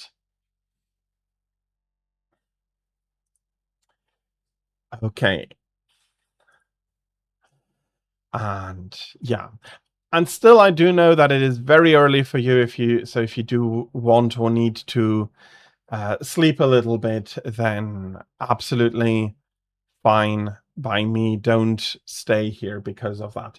That being said, we are getting to the next break moment. I'll be seeing you in a few minutes after this break, and I hope that just a few sniffles they don't complain too badly about.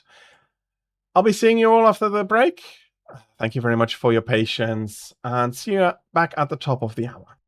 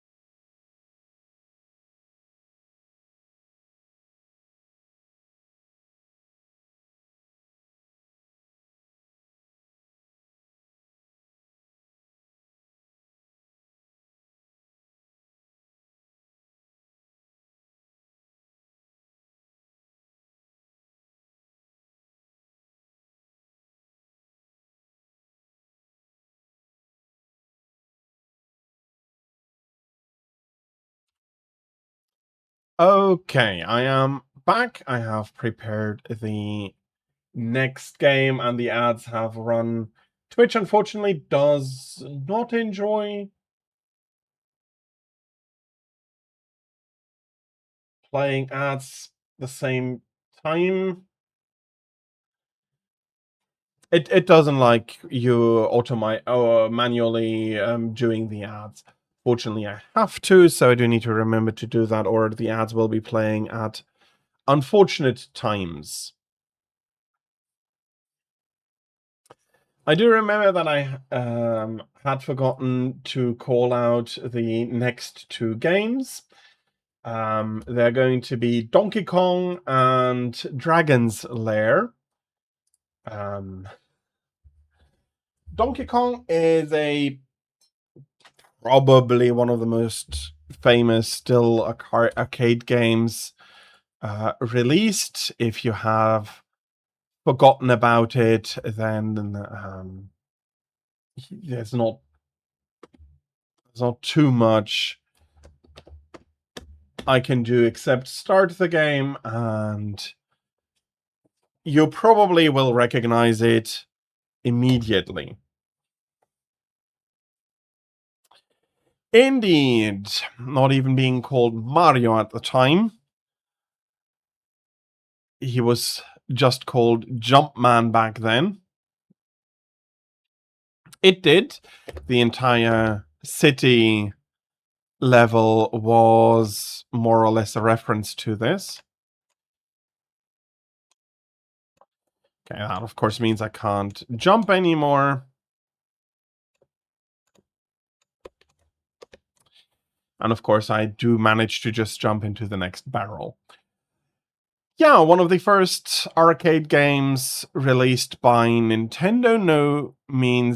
By no means their last, before they pivoted and switched to the home console market, in which they have found a lot of success ever since. I don't think I need to list everything they have done. I don't know if I have enough time to be listing everything that they have done.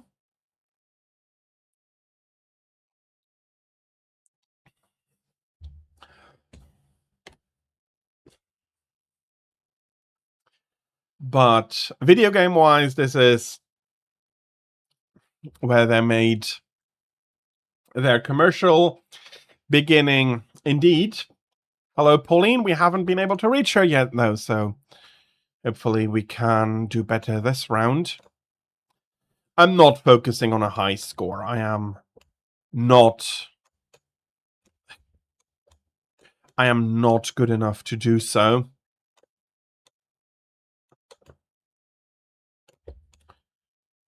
Okay. I have pressed the wrong button. That wasn't a jump button. That was an empty button. So yeah, my silliness got me killed there. Again, a simple premise, and again,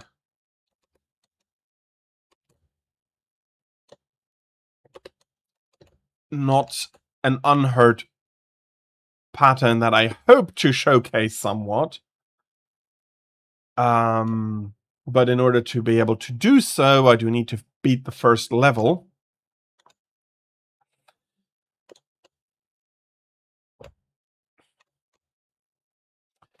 But again, it was intended as a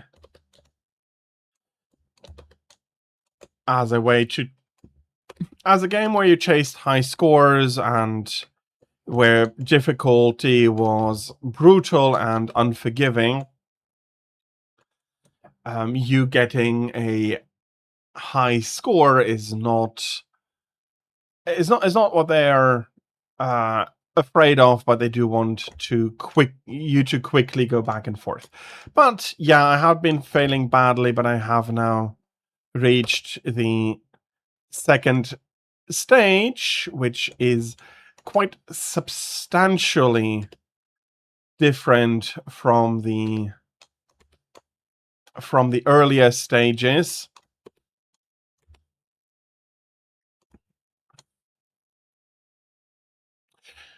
Okay, why wouldn't he box me down?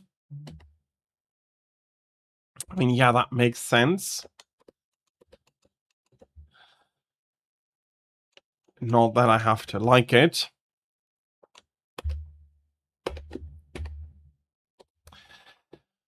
And now we have to restart the first level. There are 4 different stages overall. They unlock the further you get. And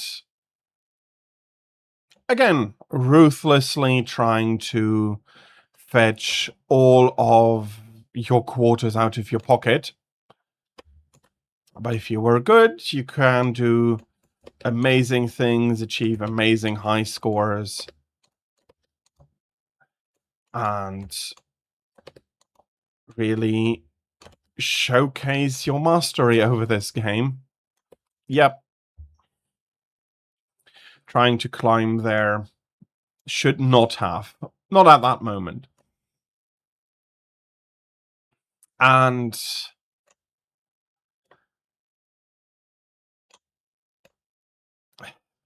it again is not conceptually one of the hardest, a hard game. It is pretty easy from just looking at this level to understand what you are supposed to be doing. The button letting you jump also makes it clear that it wants you to jump over the barrels. Rolling barrels are, or were even then, already considered a known hazard from film, and I think it was a movie that introduced rolling barrels as this target, which then got picked up on by Nintendo. And while, unlike Sinistar, which featured this basic story, basic in the sense that there wasn't really much to it. Well-timed flame.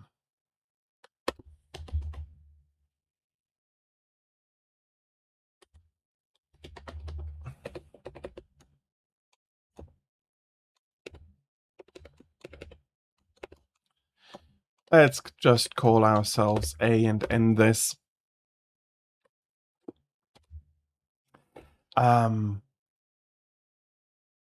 It was again the idea of a quick, easily understood loop. In this case, again, getting more complex with time. And the simple premise of get a high score and do better than the other players that have played this game before. In this case, it is not too hard, since I am, except the basic factory high score, I'm only playing against myself.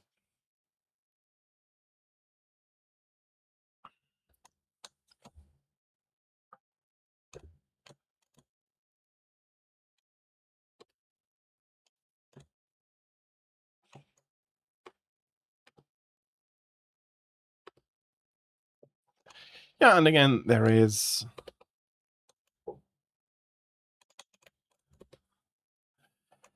the idea of progress to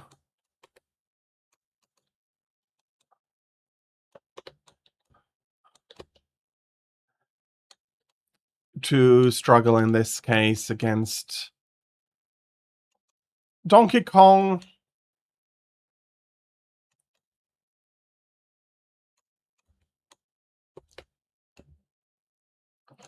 I'm sorry, there are far too many flames up there.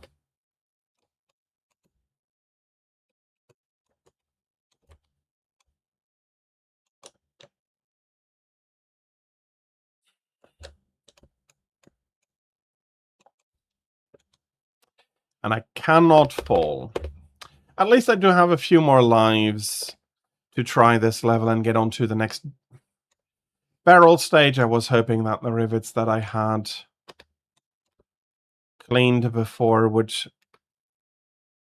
remain clear. Apparently not.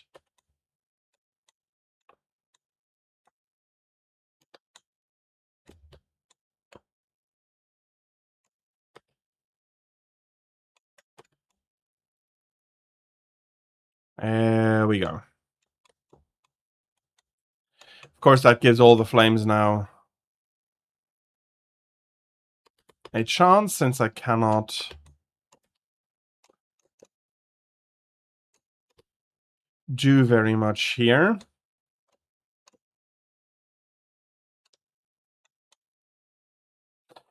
Then again, I am more or less unreachable here.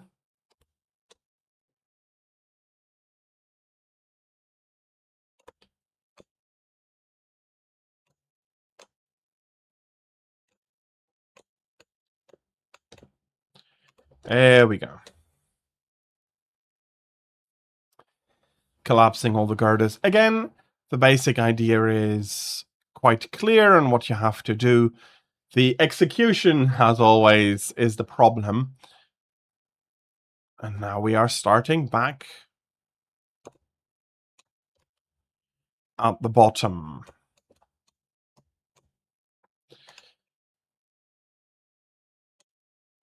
I have the feeling the barrels are slightly faster. We have this bloody flame chasing after us.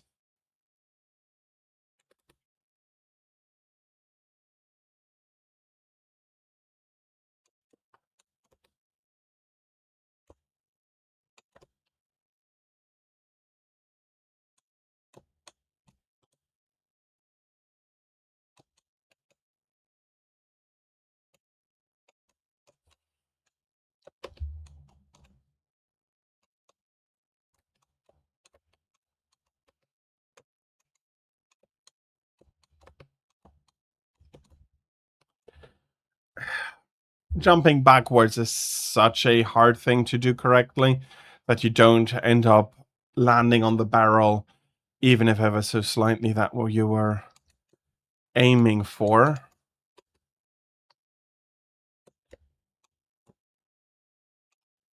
Of course, with the hammer active, I'm getting rolled by the barrel because I thought I had hit it.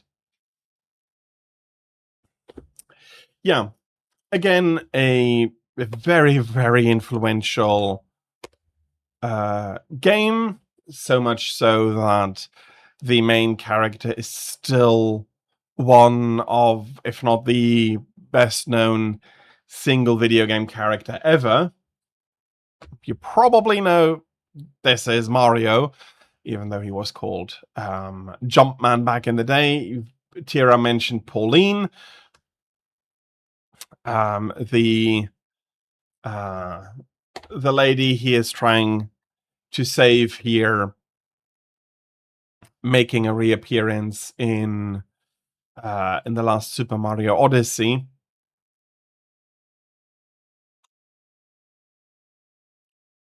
Yeah.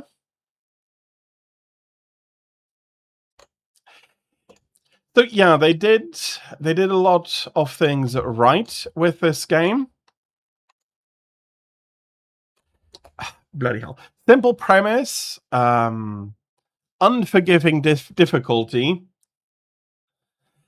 There is, of course, for Nintendo and the arcade owners, the necessity of being able to make money from it, and making money means you need to put in quarters for a new game. No worries, Thraik. Thank you for stopping by periodically. Yeah, indeed. Pikachu is arguably the second... Okay. is Pikachu known as a game character, or is he known as an anime character? I would argue actually that Pikachu is much better known for his anime incarnation than it is for the game version. That might be slightly unfair, but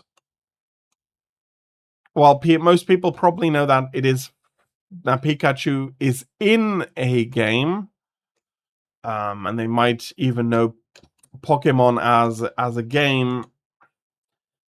I would say he's more recognized as an anime character.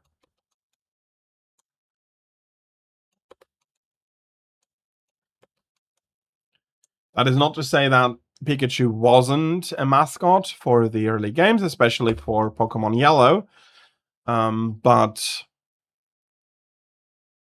from a game design perspective, Pikachu was never intended to be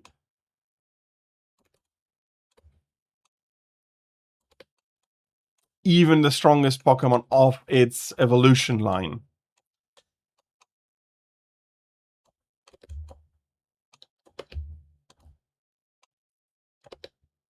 That is correct. Despite all of that, people who are not well versed in games and anime do know about Pikachu. So he has broken out of his niche and gotten very well known by the mainstream. Pokemon in general has, I would say.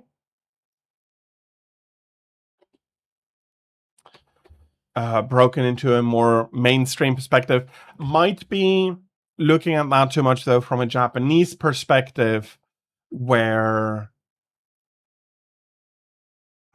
Pokemon has become as much a cultural icon as Godzilla has. I want to say I can't, of course, be 100% certain about that, but with how many Pokemon shops there are, how well liked he is for a mascot, as a mascot for things that are not just gaming or anime related. It is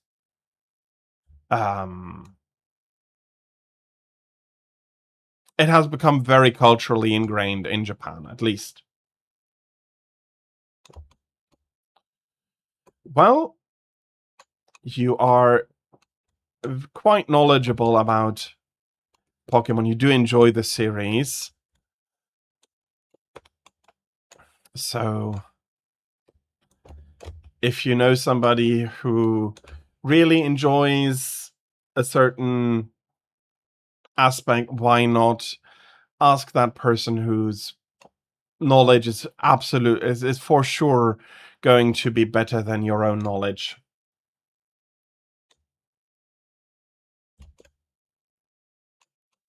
Yeah.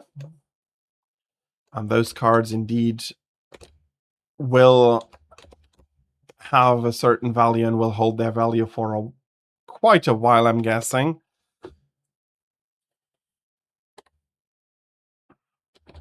Of course, if you are serious about card trading, you will have them graded and all of that. But I don't think that was exactly the question your person was going for. They were just curious, probably.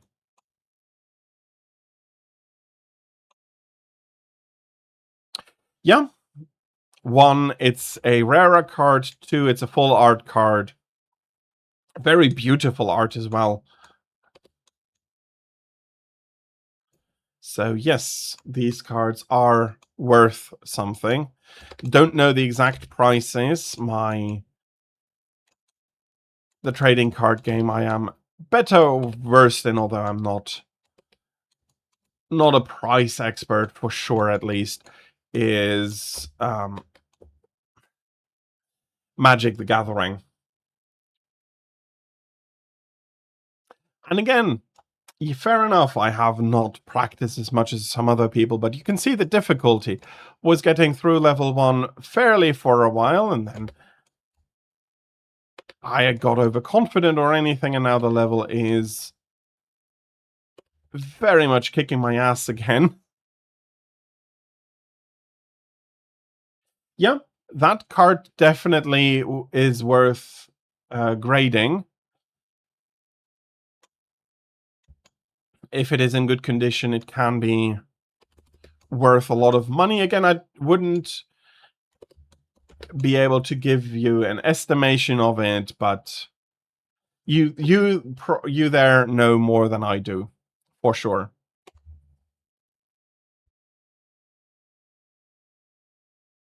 Oh, 25 just single. Yeah, graded. 250, 300 at least.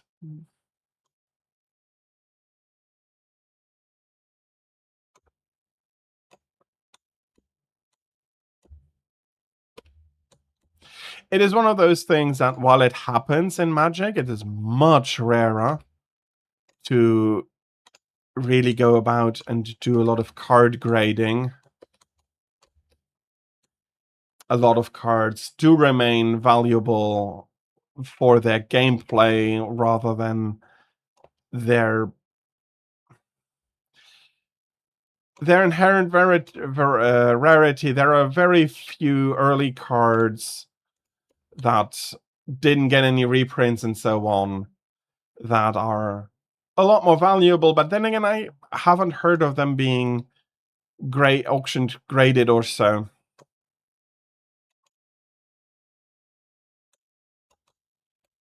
But it is not a bad idea if you're a collector to buy graded cards. And that Evolta would be easily worth $500. That's a lot of money for a single card.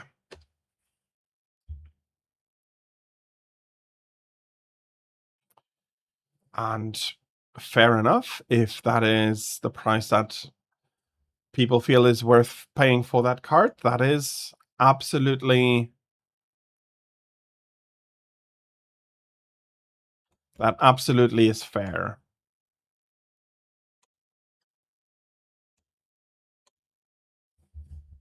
Okay, trying to keep up with chat currently is getting me killed. Let's try to improve on that. And you do think that it could be selling as a PSA 10 for more than $500 on eBay? Yeah, I'll trust you on that.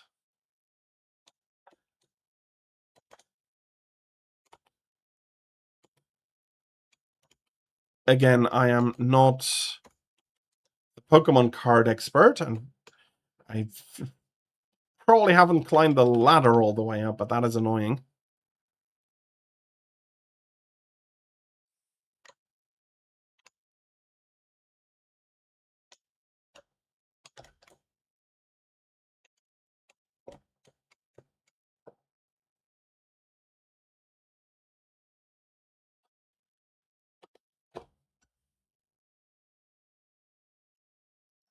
Yeah, 10,000 is not, despite how much money it seems to be for a single card, it's not the most expensive card I know of.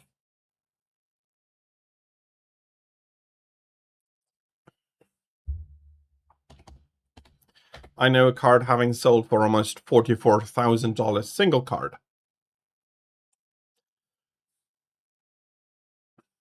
So yeah, there are people willing and able to pay quite a lot for a rare card, first print, first edition.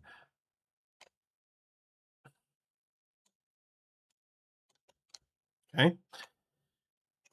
Almost went back to that ladder, and that barrel would have crushed me.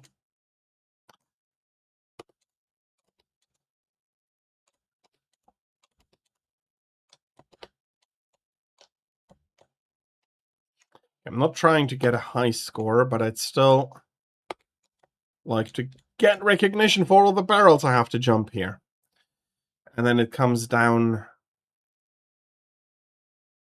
the ladder.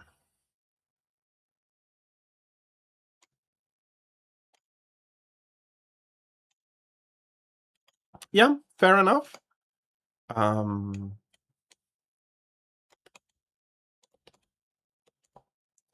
I do consider these prices inflated and would not pay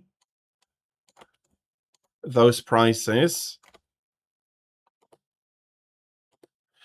But that doesn't mean that other people don't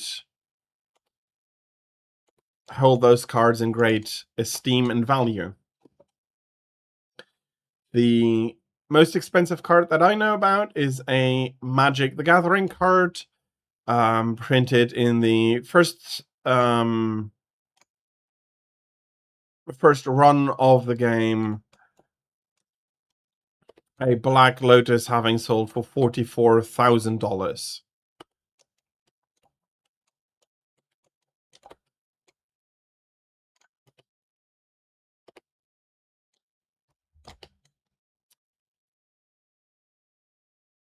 Not sure what I should have done there.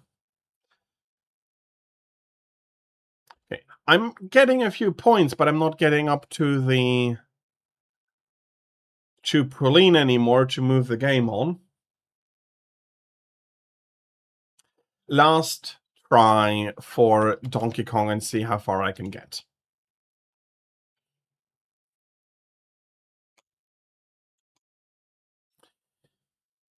And of course, Pokemon is not only currently a famous trading card game, it is also a venerable, by this point,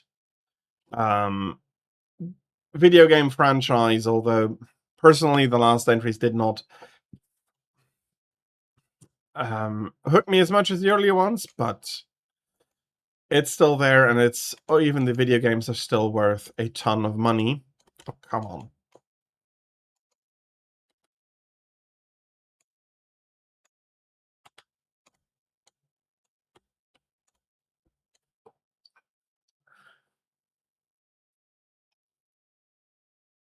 Yeah, fair enough. And times do change.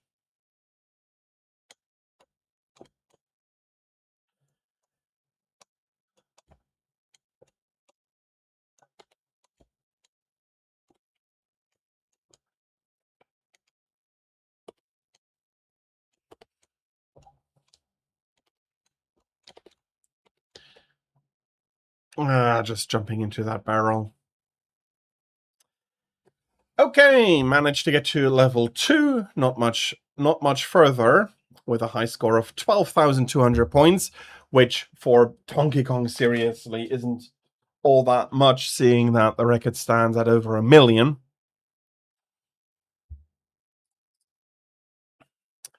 But there is still a second game that I wanted to showcase during this hour, and that is Dragon Quest.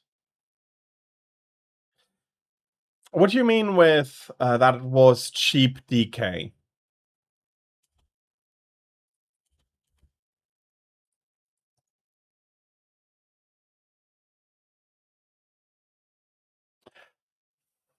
Well, he's not trying to be my friend.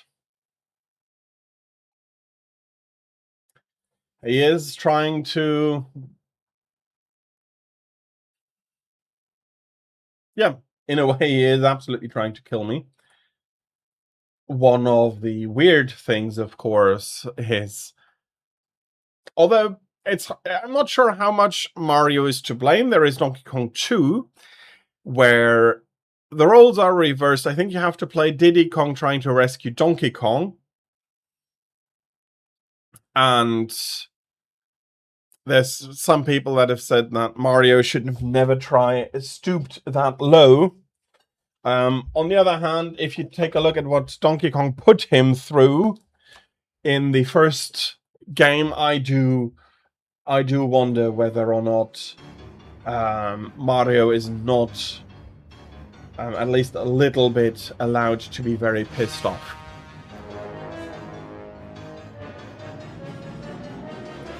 And you are also correct, Tira, they are on much better terms nowadays.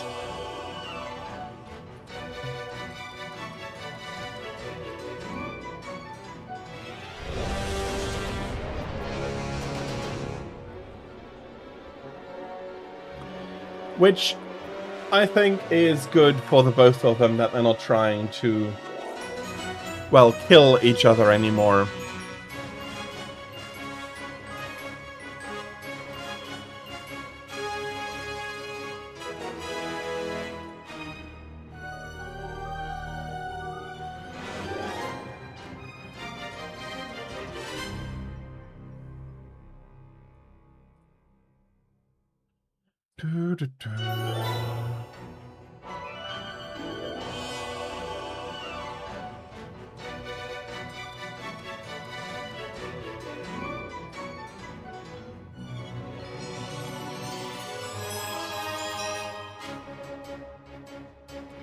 If we do one game from 98, it has to be Mario Party.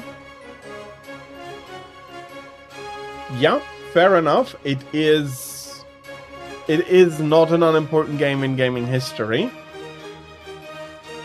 I am not yet going to say whether it is going to be or not.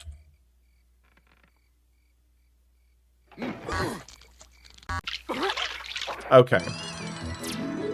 Already messing it up here. That is not exactly what I wanted to do. I am not sure if that is possible in that sense. But because I would need to emulate it.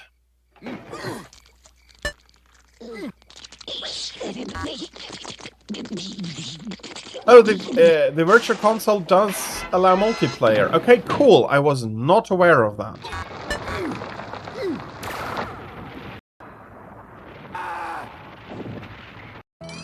Okay, no idea why I died there. I did move on. In which case, I'll let you know what time I'll be playing it, and I'll happily have you for a round of Mario Party.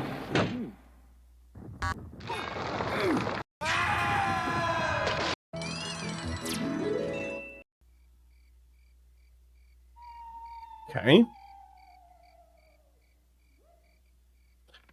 I am messing this up badly as well.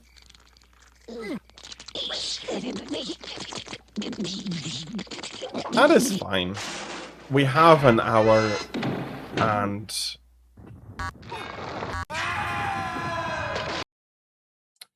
Okay. I am not getting very far.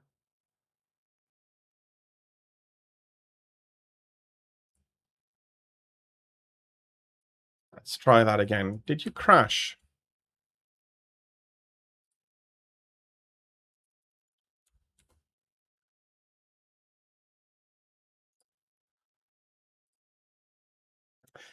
It is only for several games, for a few games that I'm doing them in a quicker fashion. Mostly, I am going to go for an hour. Well, in that, I'm taking a look at it. We might not then get the full hour, unfortunately. But yeah. No, there is something that I found weird. Let's try it like that.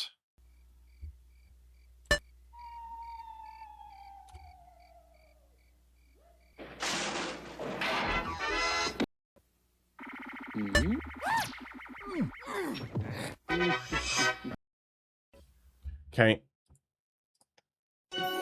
Game, can you stop screwing with me?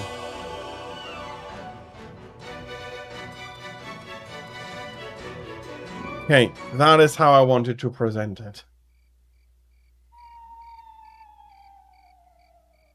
We may need to do a shorter game then.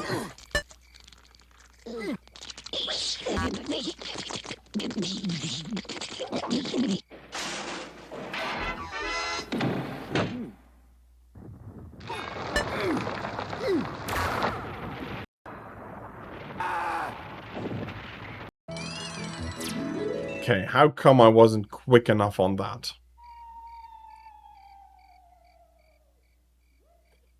Again, a game very well known for a brutal difficulty.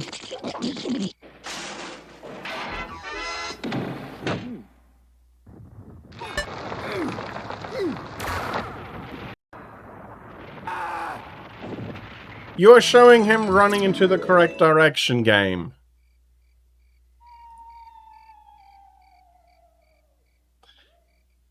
Yeah, so graphics-wise, this looks like a comic, a mixture of an early anime style, as I... Okay, there we go.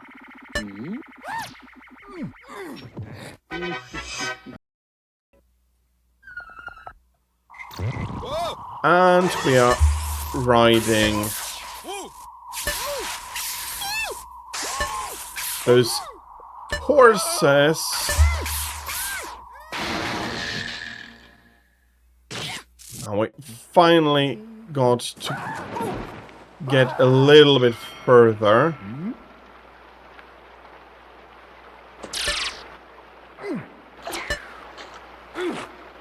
And now we're paddling under the castle from boulders to rapids.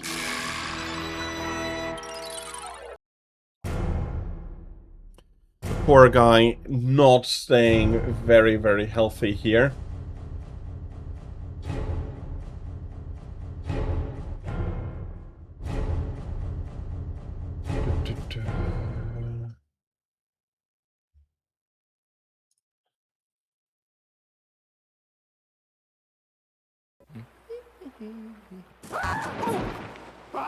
Okay, falling back into here.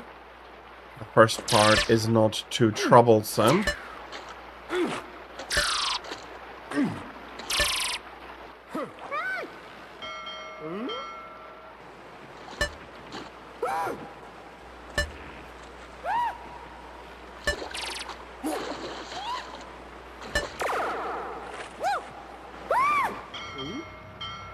And now we need to escape the whirlpools.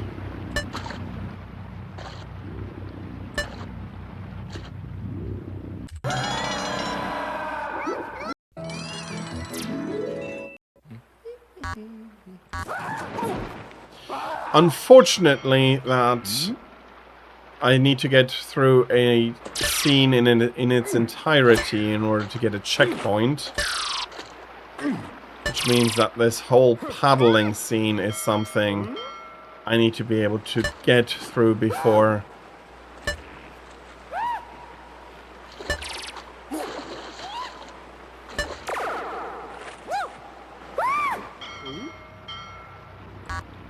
before I can die again.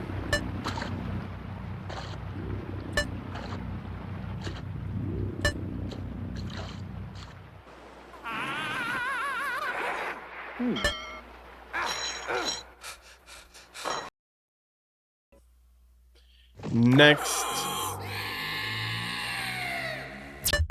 step.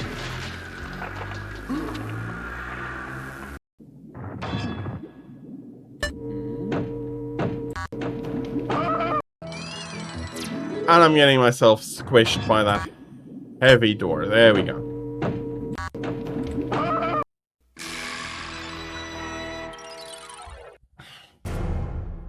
Why Dragon's Lair? It was never the most... It wasn't very a most popular game. It was a very notorious game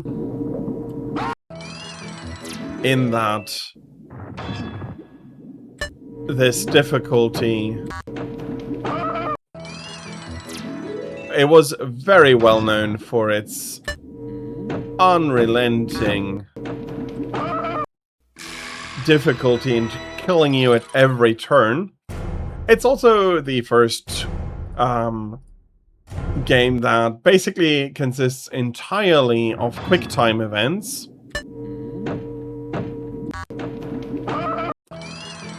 Although the timing for it is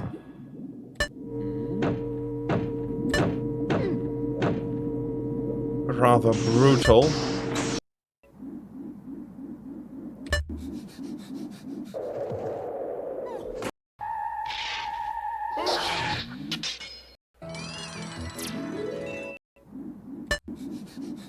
And I'll give it one last chance here.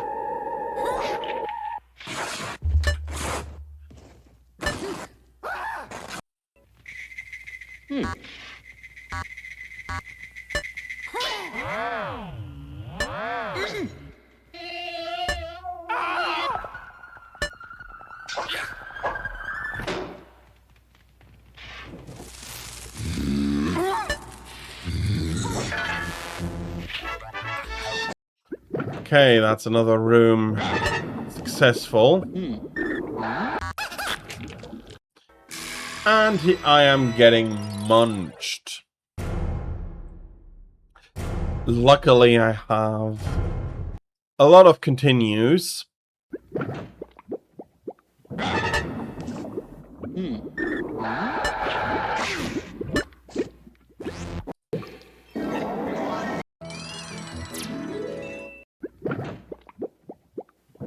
Without whose I wouldn't be as far if I had to restart the game every time from the very beginning.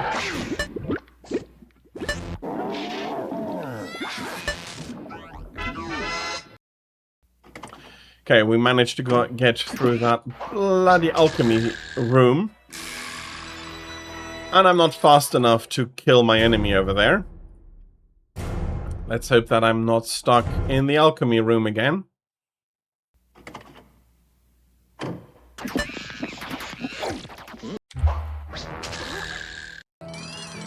I am not, but I am now getting dirked by every monster coming out here.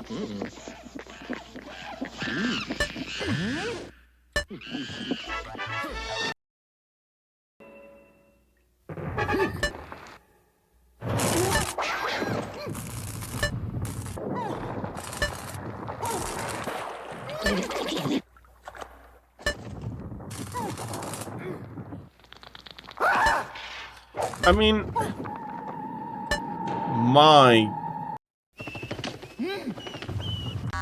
the dragon living here really does not want any visitors.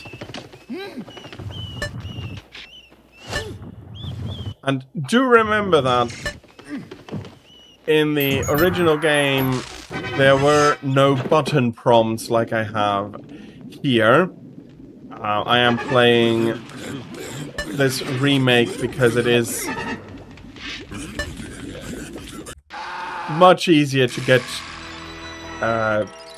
to get this running and showcasing the game basically in its original form. I'm still dying over and over left and right.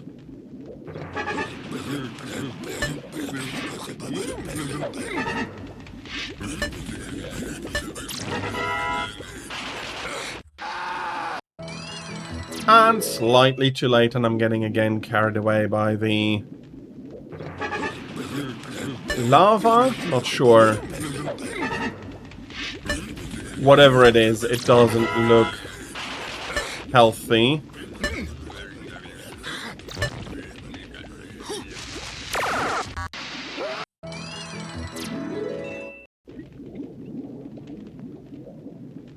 At least I'm going through the game one by one, and as such, people had the opportunity to slowly try and learn what they had to do.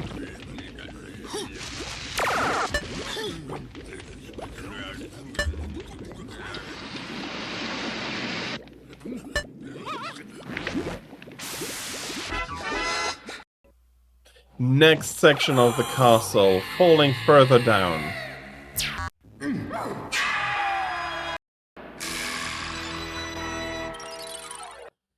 Of course I do manage to just remove myself then. By not getting the timing right to be jumping off the bridge.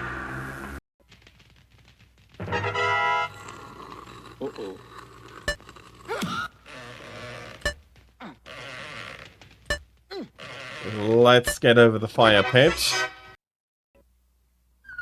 Oh, more.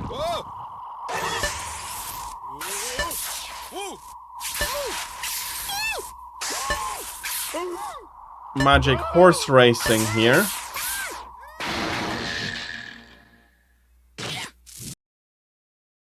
Save me!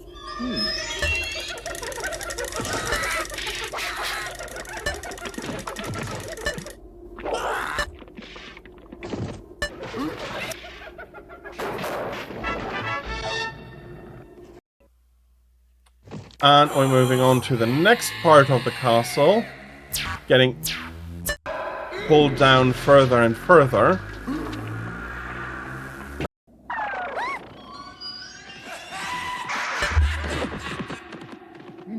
Now I need to fight a knight here.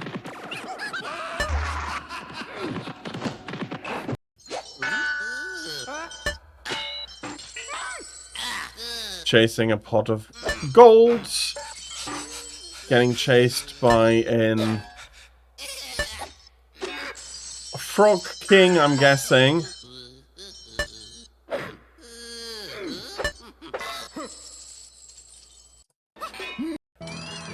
And I'm getting bonked here at the end. Oh, that's why we're chasing the pot. It took my sword. Not that I realized that in the beginning. Makes a lot more sense for us to be chasing it rather than just the gold.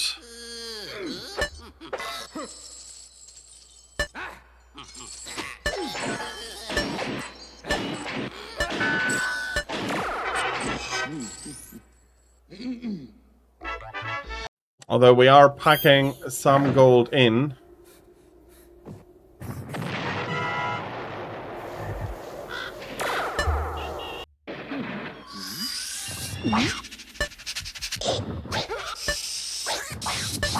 Let's cut a few snakes apart, and we are getting wrapped and killed here. That is one snake, that is two snakes. Okay, there we go.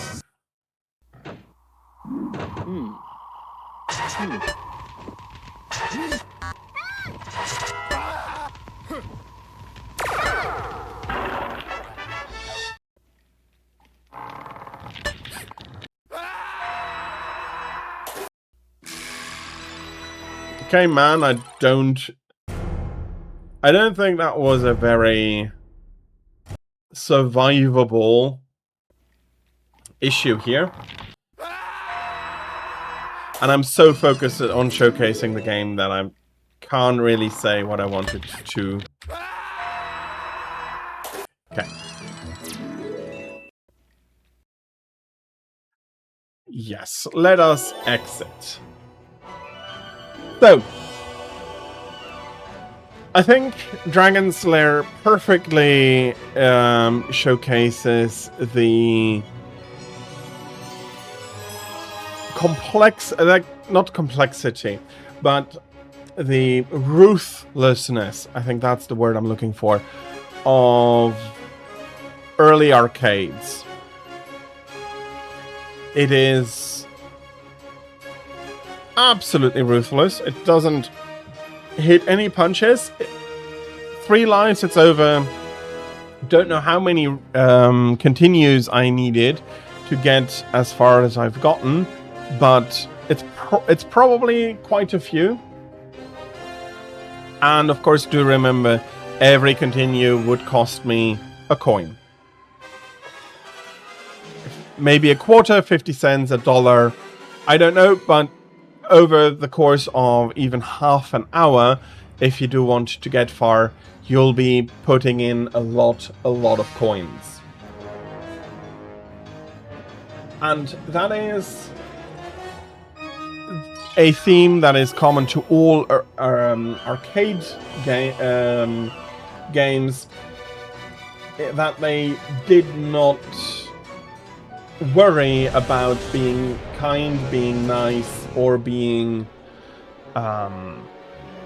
fair in a sense. Some of the things you needed to learn, and in the arcade version, the scene would switch on you if you died. So couldn't even practice getting through. You needed to play so much and so often that you get to the point there where there would be no, where you know everything and you could react to everything. You know which scene you're in, you could react to it. There was no showcase of which buttons to push. You had to learn everything, and learning enough to get through the game was then quite expensive. If you'd invested that money and time, though, you'd be amongst your friends group. I can imagine you were quite popular, but that came with a heavy investment. And as you saw, the game is absolutely uncaring, and it does not worry about killing you.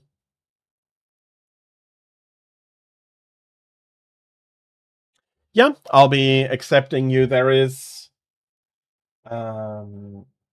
Thursday, Friday, Saturday.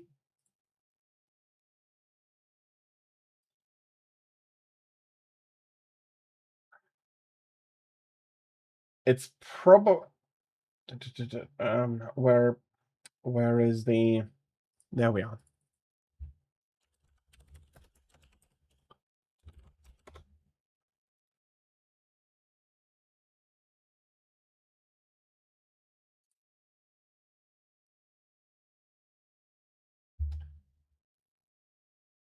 So as for the time, it is going to be the last game for that day. So that would be between 4 and 5 o'clock in the afternoon for you. So 16 to 17 o'clock Eastern Daylight Time.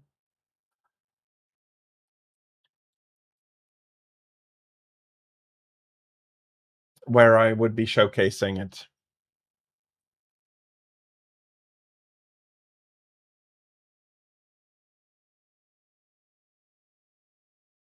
No, actually, it's an hour earlier. It's from 15 to 16, so 3 to 4. The last slot is not not a time decided slot. So I had forgotten about that. So for you, 15 to 16 o'clock Eastern Daylight Time. And I'll be accepting that, of course, after stream today, and sending you the date and time again properly, that you know when it's going to happen. But something before we go into the break that I still wanted to say. So it is, the arcades games were very hard, very harsh, because while they were fun to play, and they are still fun today, the main goal was to extract as much money from you as possible. And while players that had invested a lot of money already were very good, could get very high scores, and keep the game going for a long time. Those were not the customers that arcade owners mostly wanted. A few of them were very nice to be able to showcase what can be done and incite other people to try and copy them and then spend a lot of money, but not have the consistency and time to invest to keep it up. And that is arcade games. I have a quick look. So the next hour I'll be showcasing Excitebike and Prince of Persia. And there are a few more. There's one more arcade game coming afterwards in Gradius. And then PC or console games, and it's very clear that that idea of making games very hard, very difficult, stuck with the developers of the time and required some time to switch their mindsets on. I'll be going into the break now.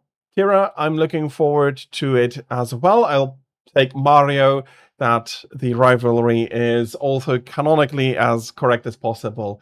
But yeah, I'll be taking a quick break. I'll be seeing all of you again at the top of the hour, and thank you very much all for your patience. And yeah, see you on top of the hour with Excitebike and Prince of Persia.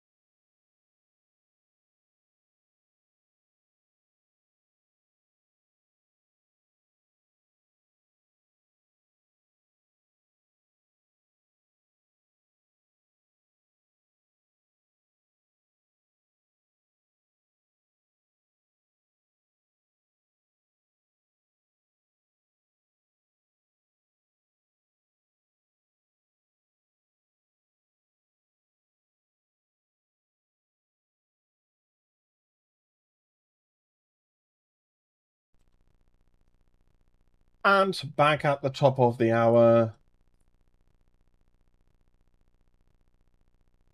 Of course, I started the ad and it's not running through properly. I am so sorry about that. Yeah, Tira, I am not the best Mario Kart racer either. 8 is good. It's my favorite. But yeah, I can understand that it is... it's an investment, but you do indeed have the DLC for free. But we are getting to Excite Bike. So, I actually should show you the game as well, and not just my face. It's a challenge race game on dirt bikes. The idea is to either beat the time or beat the other races on the track. And there are 5 tracks available for you.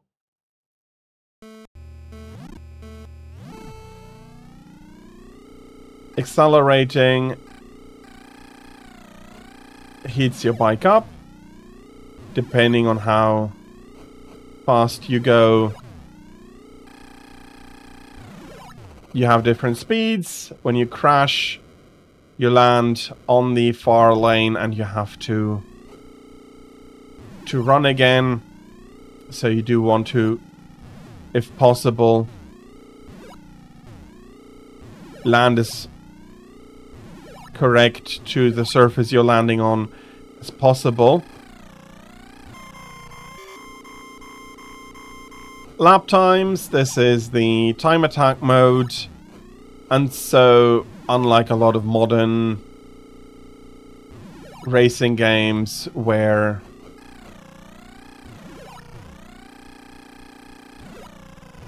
you would have the experience of a traditional track laid out in front of you, this is a sideways track.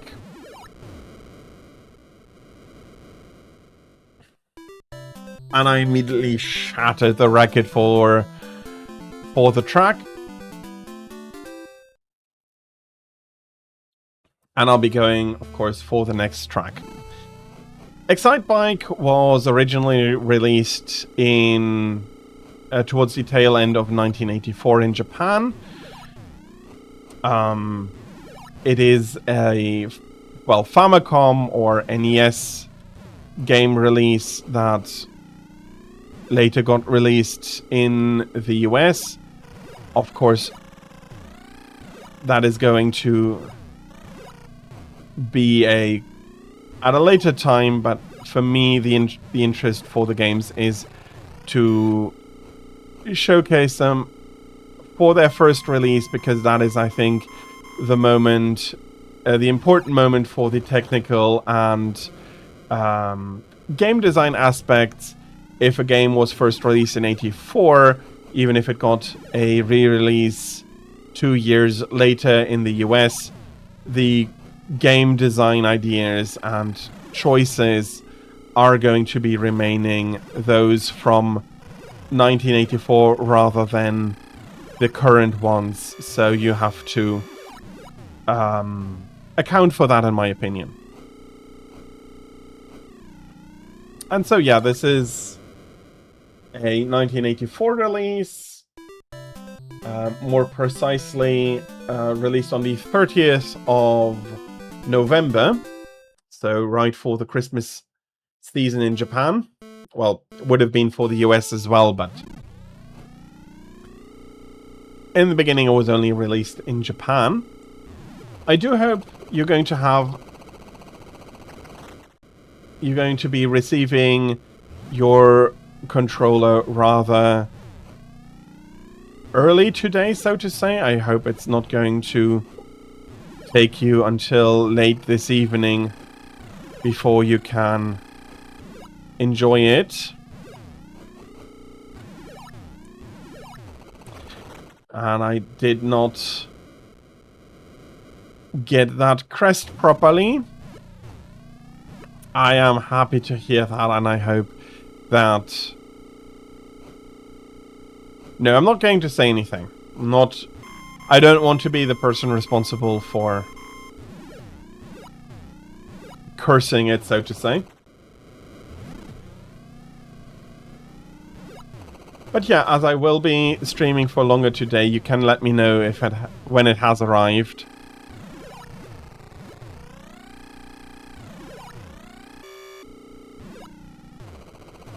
Of course, landing on a ramp is going to just throw me off.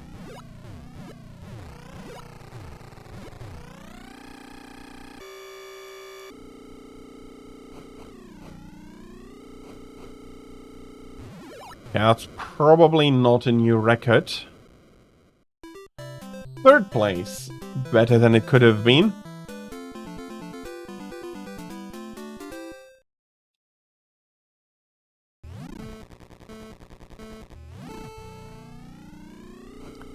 I really hope you'll be able to. And that you'll have a lot of fun with them.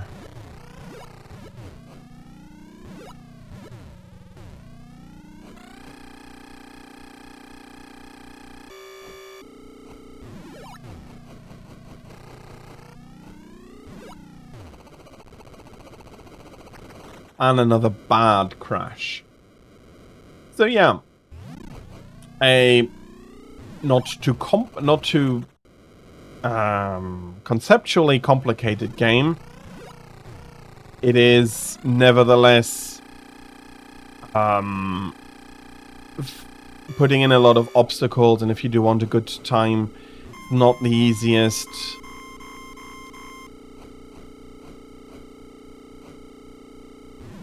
Game to do that in. For example, I do think that the idea there is to jump over both of those completely, but I don't know the track well enough in order to be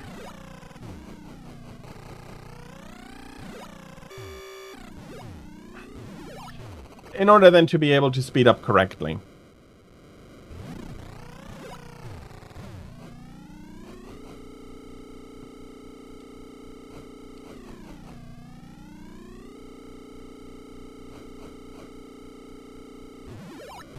Okay, and 1 minute 37. Not a great ranking.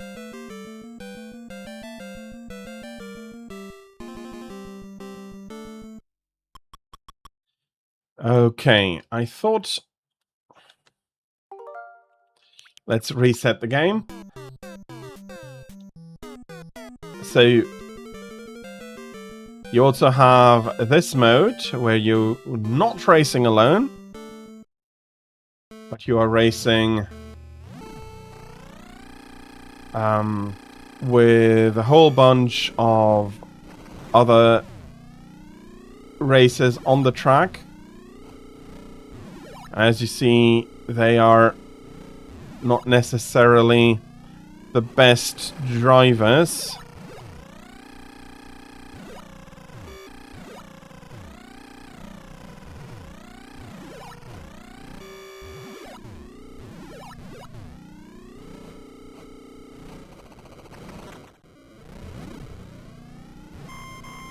And they are really, really trying to get in your lane.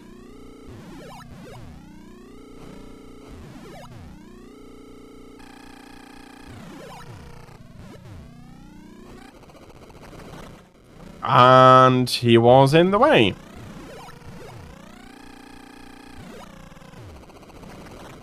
Landing on top of another rider again.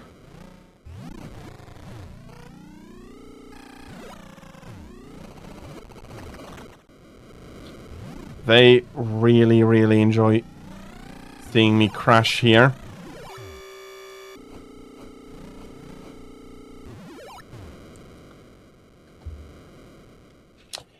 So yeah, there is the Excitebike course for on 8 Deluxe. It does not show the sideways view though. That is unique to the older versions, where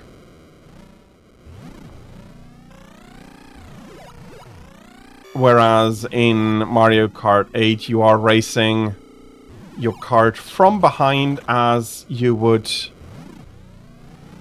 normally, but you are correct. The jumps are in there.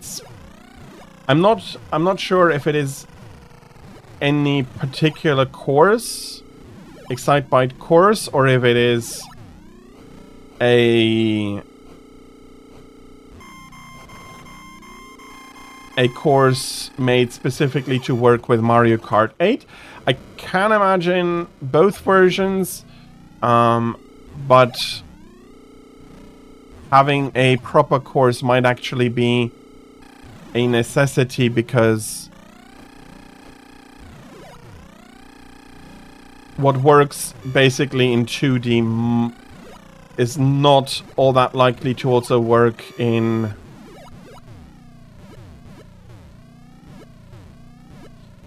and I really did manage to get the last jumps there.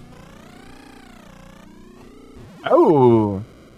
I've played Mario Kart 8 Deluxe. That is not something that I have realized before. Very cool. That's a very cool idea, I have to say.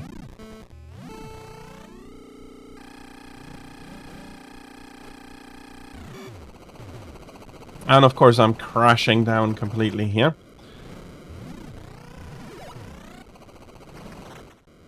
I probably haven't noticed it before because...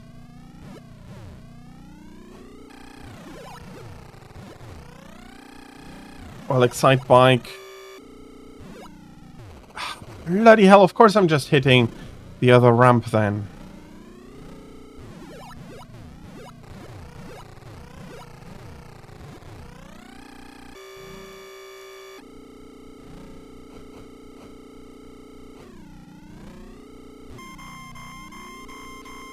Probably the lap jump is always going to be the same. It is, at least in Excitebike.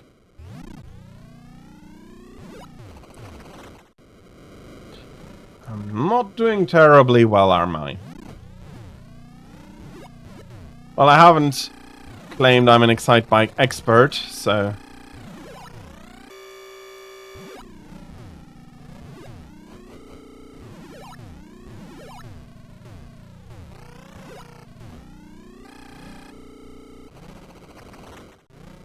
okay.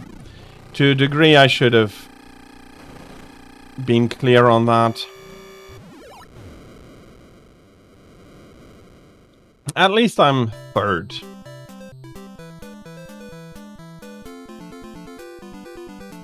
The lap is flat. Again, I have played Mario Kart 8 Deluxe. And you remember better than I do.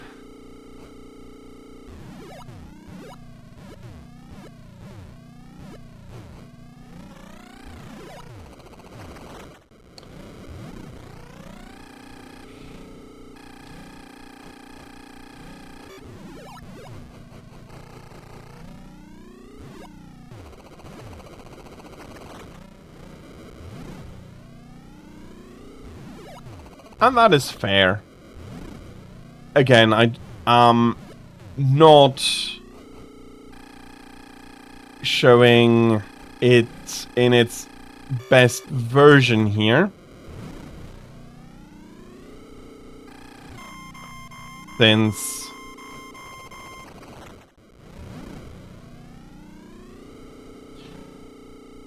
again, and fair enough, it is a game I have played before, but I've never really tried to master before.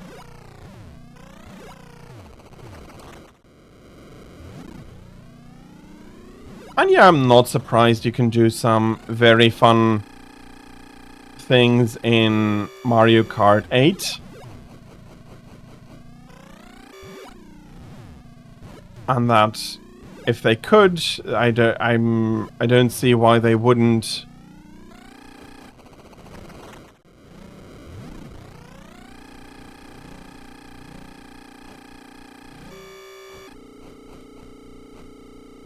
if you can do it, why not slide in if it saves you some time?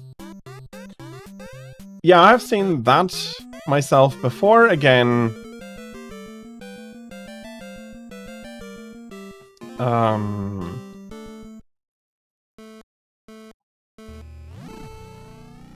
but again, I haven't even remembered that.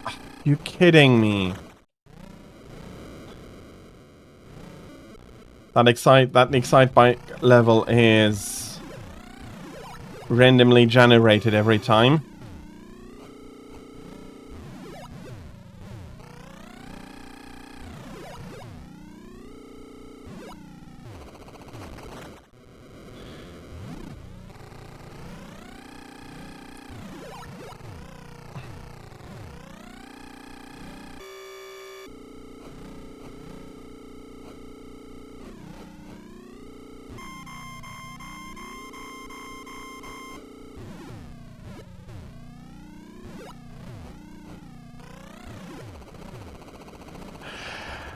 So, yeah.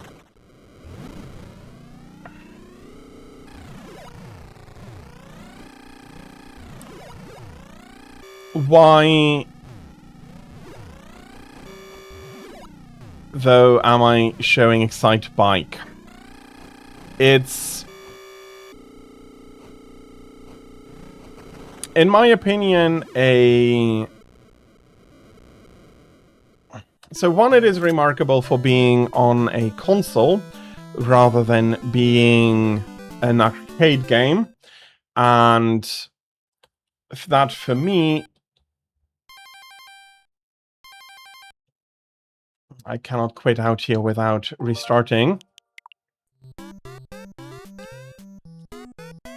So that already is something very interesting to me, that this is an arcade game, and I did not want you to do that game.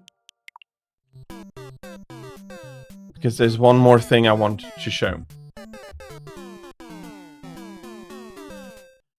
And that is that it is a born from the limitations. You couldn't do a into the screen racing game on the NES, and you have to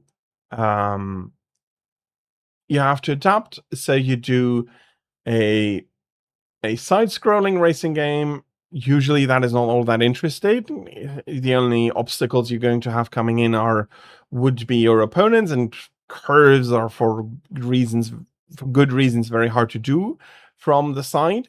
So they went with Excite Bikes, with the jumps, mastering that aspect in order to get to first place, which is why I find it very interesting.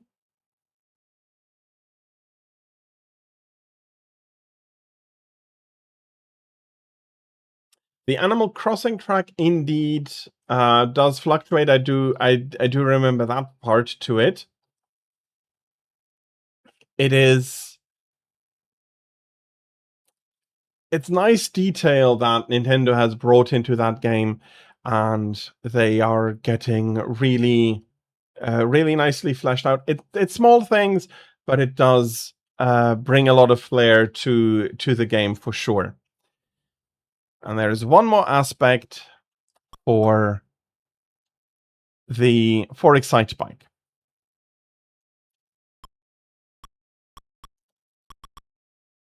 So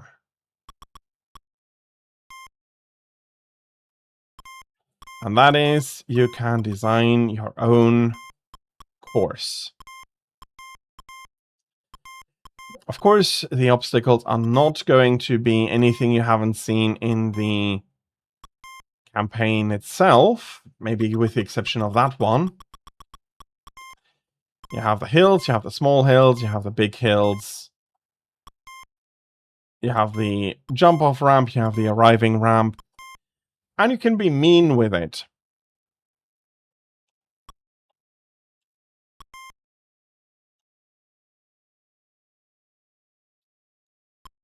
I don't think that is a jump you can make, actually.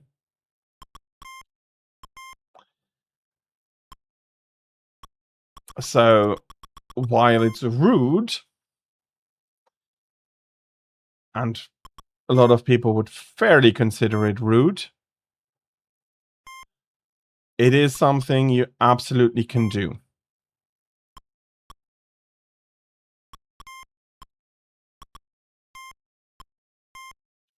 Advance once more. Do this.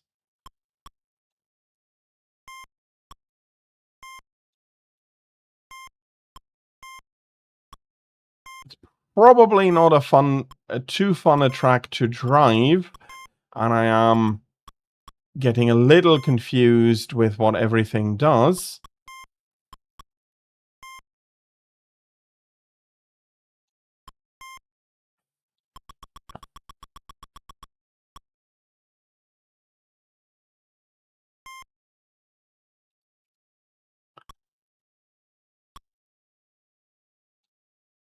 And it's going to be a 3-lap race. I'm going to be taking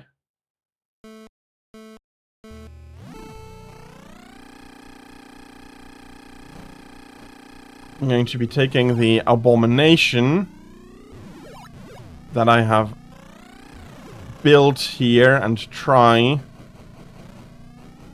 to do something with it. But as you see, I think this is more of a time attack.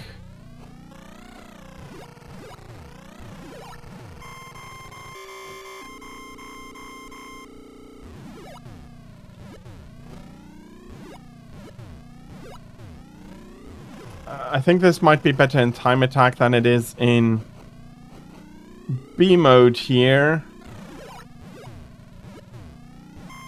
And there is not really anything you can finesse much out of the obstacles. You are going to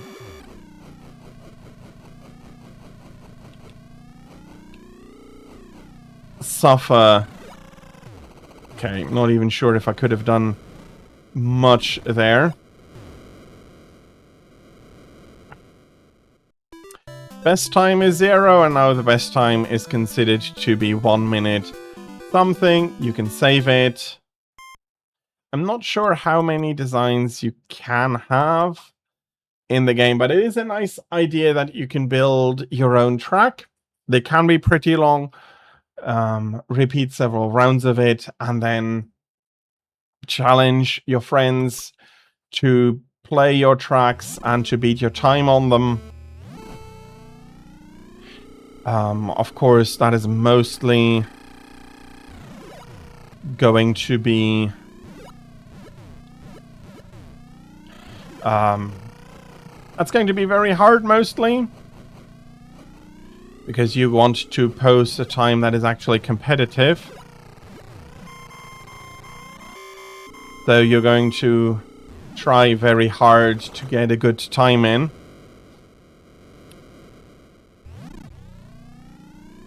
And that latter part is actually the main reason for its inclusion here. It is one of the first games to feature user-generated content. Not for large distribution. It's not a Roblox yet. It doesn't want to be a Roblox. Only Roblox. Yeah, I don't think any game should want to be Roblox, but yeah, there's so much. There's in a way so much money in that. But yeah, this is one of the early games with featuring user-generated content. You can challenge your friends to play, and so it does two very important things. It solves racing and how interesting sideways racing can be by selecting a competition where jumping and landing and evading other drivers is as important as getting around corners. We can't get around corners driving sideways, so jumps and obstacles we use. And secondly, the introduction, or our first introduction of user-generated content. There are, of course, other games that did so.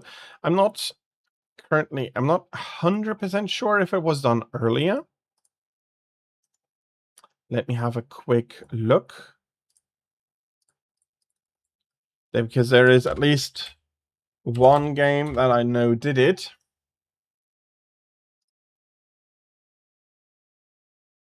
Yeah, the first game was... Ooh, did that?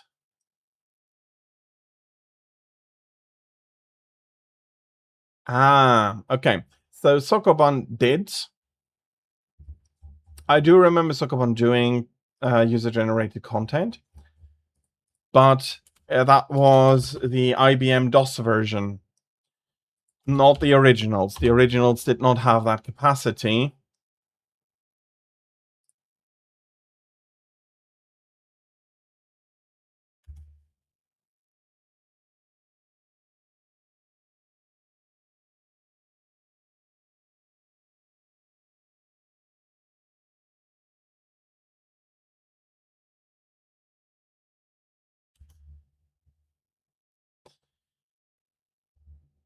And of course, this is not taking that part of the history into account. 1984, there we have it. Originally released in 1984.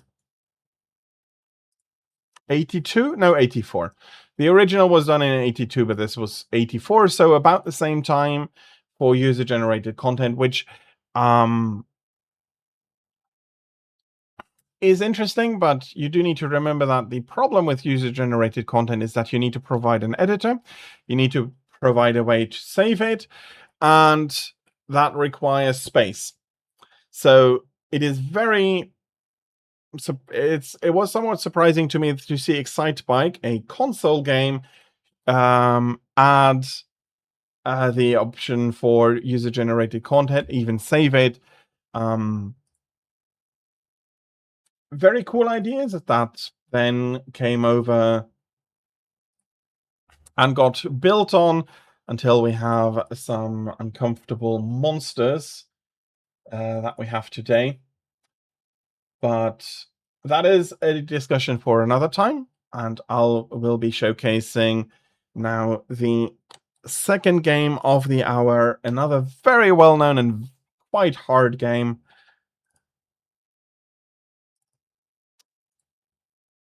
Prince of Persia. An early indie game that later on garnered a lot of success.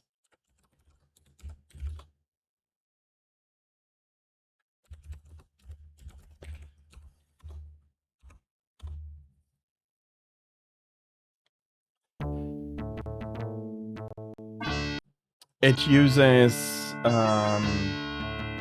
rotoscoping, some good techniques in order to get very fluid animations, or yeah, the animations are really good here. So I do give them that, and then we are going to have a look. But then, but it is still has the same idea of being a hard game, and it's not easy. It's not an easy game, and you'll be seeing me dying quite a few times here as well. So let's get into it. There we have Jafar, our opponent for the game. And he is giving the princess an ultimatum. You have 1 hour basically to marry me.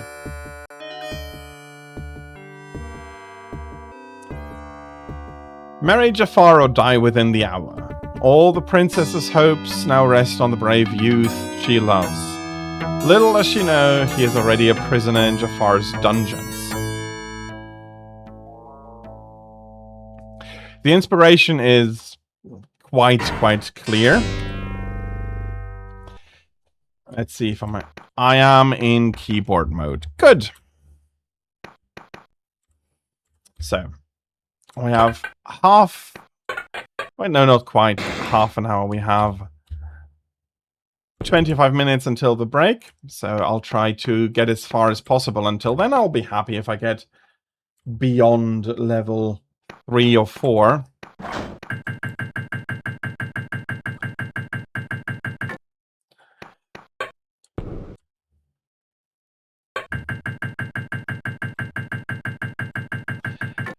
And it is one of the games that I played a lot in my childhood. I always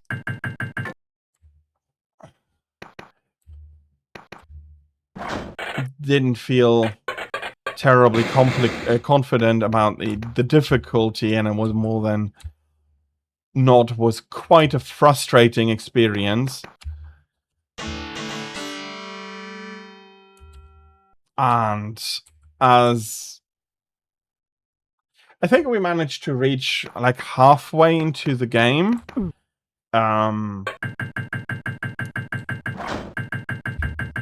but due to a few factors, we never understood that there was actually a save function after you reach the third level, so we always restarted from the beginning, trying to find a better path or stuff.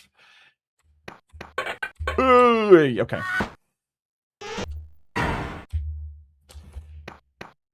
And I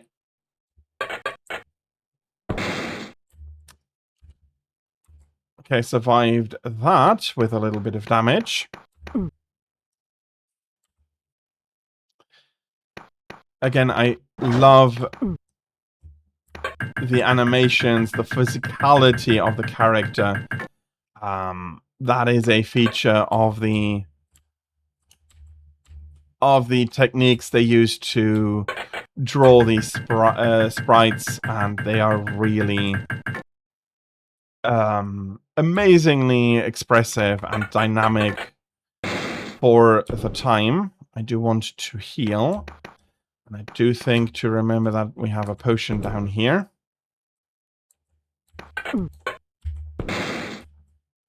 There we are.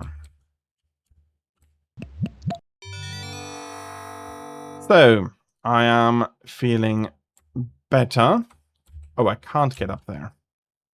Yeah, okay, true. If you do remember the upper level, you can't pull yourself up there.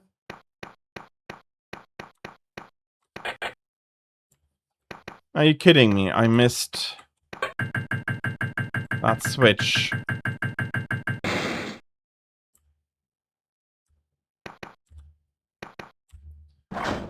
And as you can see, this game as well has no qualms about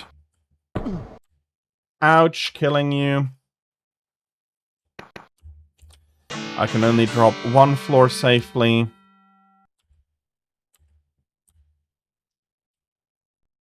I'm not sure if there is another potion over there. I'm not going to chance it. We'll be going back.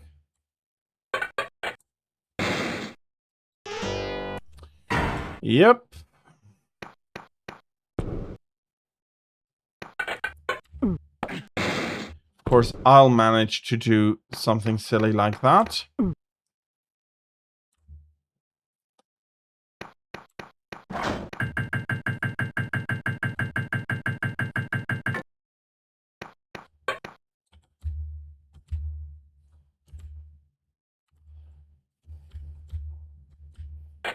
And I am definitely not a speedrunner of this game, or I'll be level 4 or 5 already. At least I haven't taken any damage, so...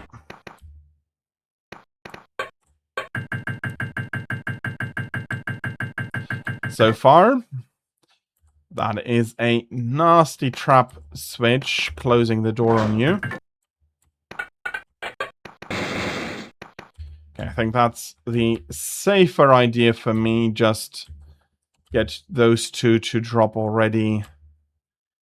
We'll be taking the slower way here, and we're getting this for the third time.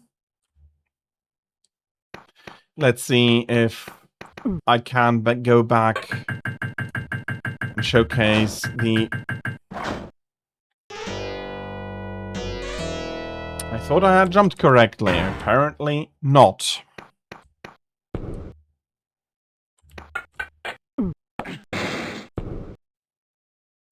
I do know, and I can still perform some of the tricks used by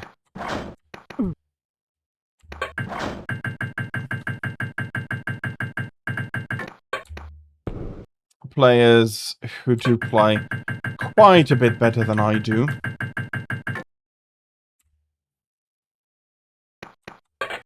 And so for example, I personally only remember the first few levels. I would need to explore later on, which is a little bit of an issue, that if you do need to explore a lot, that'll cost you time. And time is a very valuable commodity. You only have 1 hour to get out and save the princess. Probably, if I take a step forward here, I'll be able to make the jump. Yes. Doesn't matter if that grate is open or closed by the time I get to the other side of the screen, whereas here it is more important to me.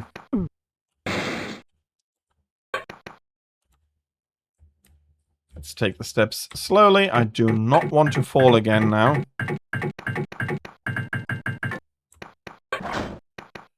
Another drop I'd rather not go for. And we are finally getting to the second part. Skipped mostly by speedrunners. The combat is not something they do a lot, but it is there, and it is...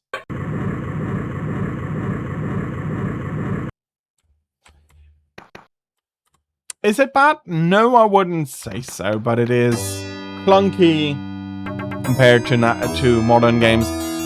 Fair enough. It was released in 1989, so probably older than a lot of people. And controls did have some issues. Okay, let's see how we get along with level 2.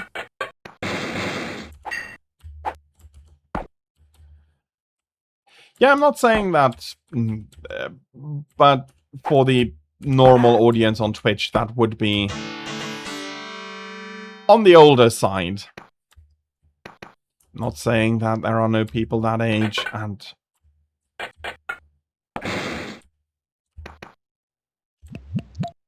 But yeah, for a lot of people, this is an old game.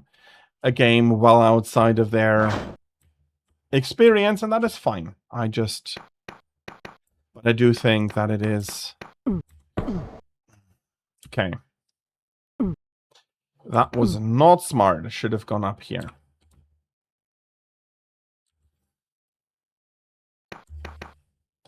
But I do love the effort that has been put into the animations here. That's going to be nasty.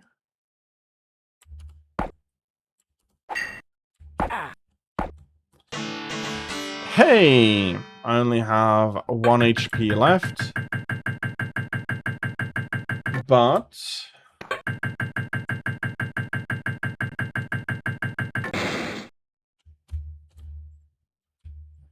I do have another potion here. Which way can I go? Okay, can take both ways, and I...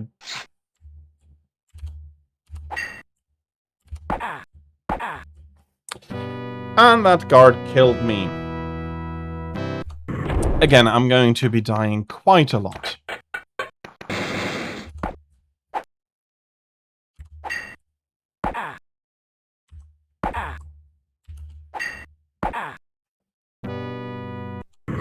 Okay.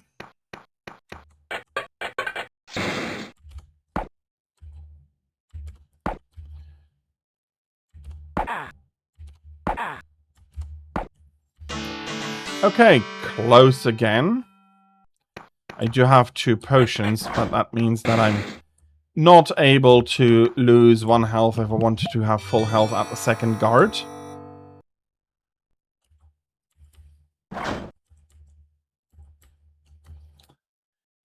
And there is still quite a bit of this level left. Again, it's a huge labyrinth, and you have to learn the right path if you do want to make it through in a timely fashion.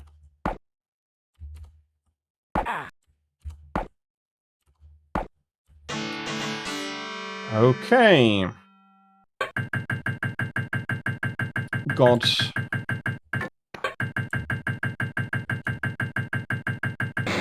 one more damage here, meaning that I'll have 2 HP when I'll be facing that orange guard. And I do need to be careful not...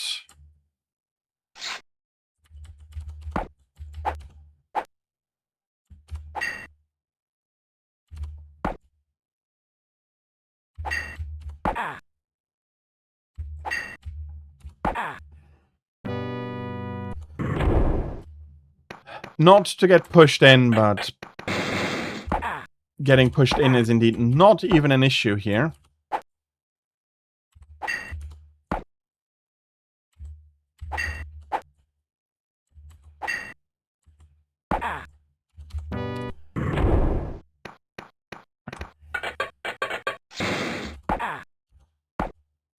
Jafar is not leaving his prison unguarded, and again, down to 1 HP.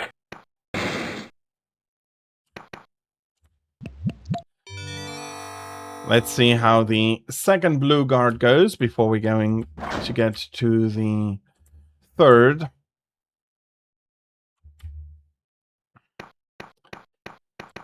And this game was released for a mixture of home computer platform, well, for a multitude of home computer platforms. Apple II, are you kidding me?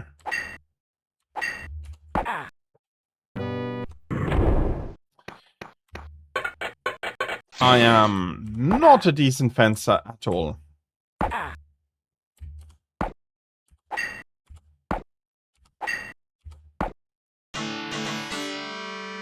Maybe staying aggressive is the trick.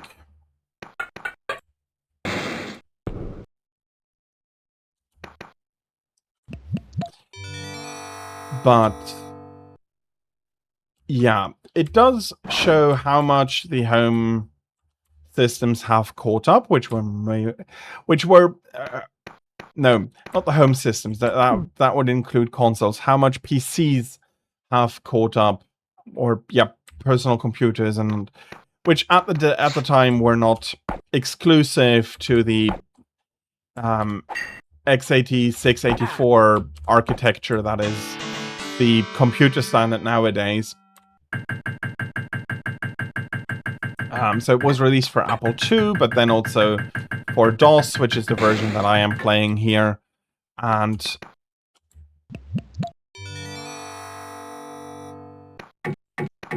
there is a lot to it. The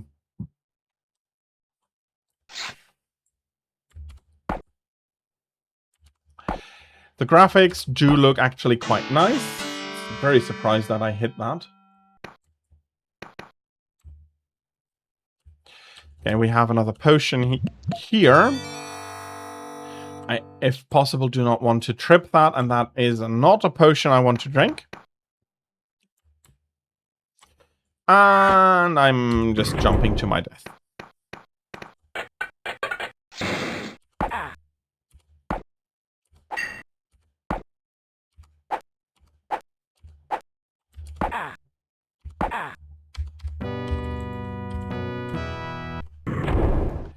Again, unforgiving. Souls-like in its design, long before that became a popular thing to do. Which is another reason why I don't think that Souls-like is such a good idea. You have the checkpoints, you have the quick death and respawn, you have the exploration. A lot of what makes Dark Souls or Demon Souls their games is actually, you can find components of these ideas everywhere, even in very old games. Why, and that is why I do find it nice and important to take a look at them. Is this a Souls-like, or did Dark Souls copy from them? In my opinion, Dark Souls is too much its own game to really have copied it, but you can see that ideas are iterative and being built on rather than being wholly innovative. And the Prince of Persia did iterate on itself in later games. Sands of Time, a very good game, is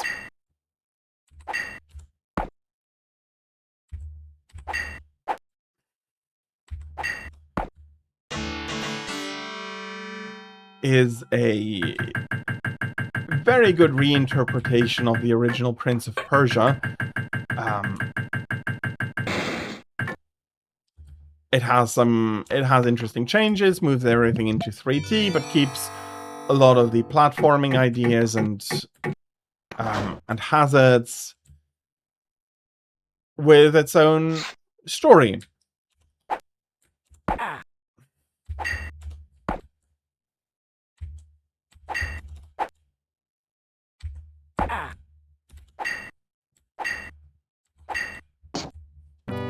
And he pushes me down into the spikes.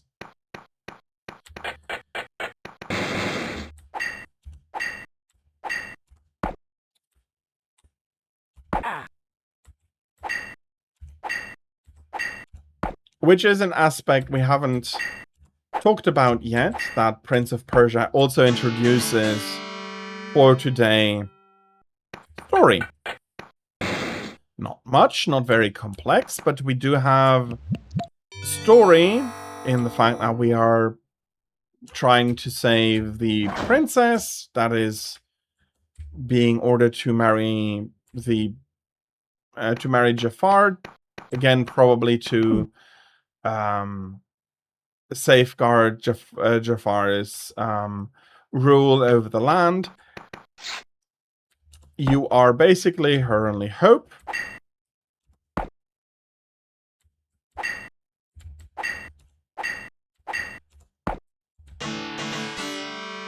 But you're in the dungeon and you have to escape. It's not a great story, but it is a story. And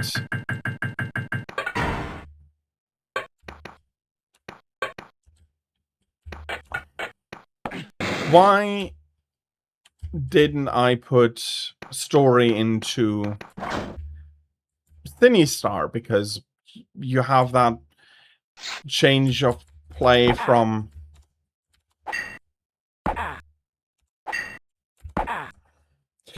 that orange bastard is always getting me. So, sorry, won't be able to showcase level 3 for you.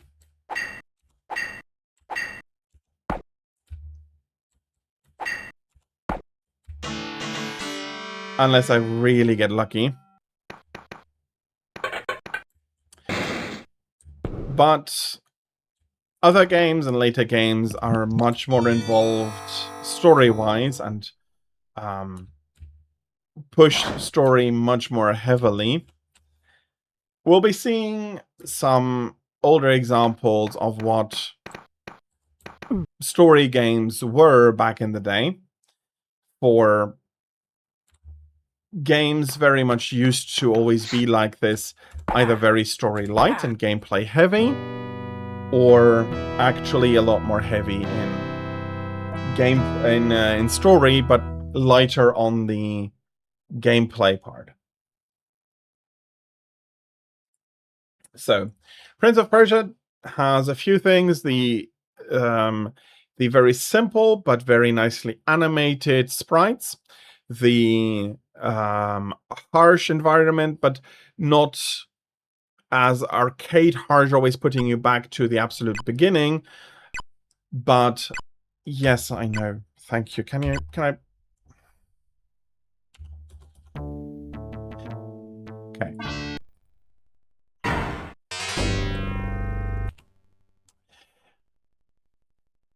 Not putting you at the absolute beginning, but at the beginning of the level, having that timer rather than a certain number of lives. You can try again as often as you want to.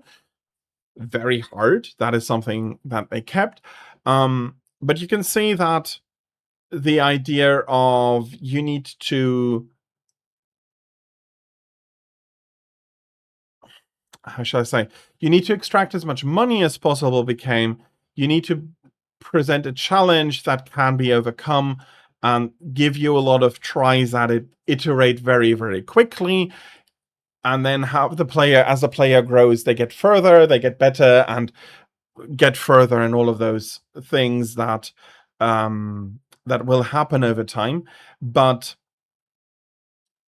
they are not sending you always back to the entirety of the beginning, because it's not an arcade game. They don't need to get as many quarters from you as possible. They want and need to, well, want more to present a big challenge that you can get back into quickly and improve and feel yourself improve as you play, and then at the end you can finish the entire game well under an hour, which, and especially when you know what you're doing, is going to be a very satisfying experience after struggling so much in the earlier levels.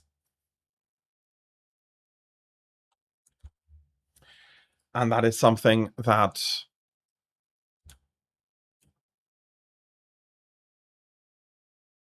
okay. I just saw something. I need to check something during the break. But that's why I have breaks. So yeah, that is the beginning block here, with 11 games showing what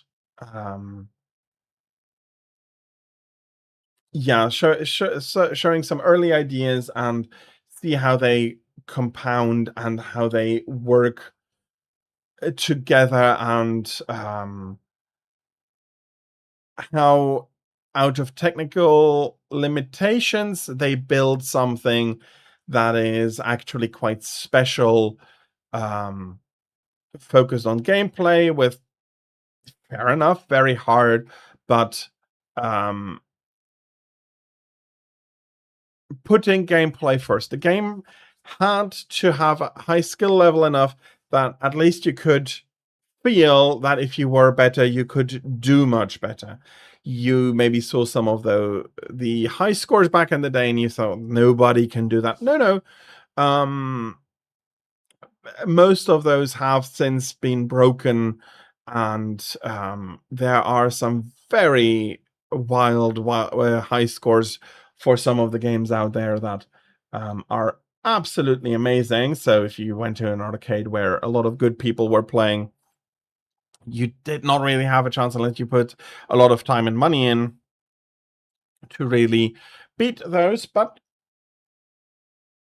if you became good, a single coin could get you very, very far. And it needed to do that because while those people were not the main customers, they were attractions for arcades, getting you in and showing what can be done, and yeah, to a degree, tricking everybody else to trying it because they saw how it's done. And then turns out it wasn't that easy. But we are coming up to the next break.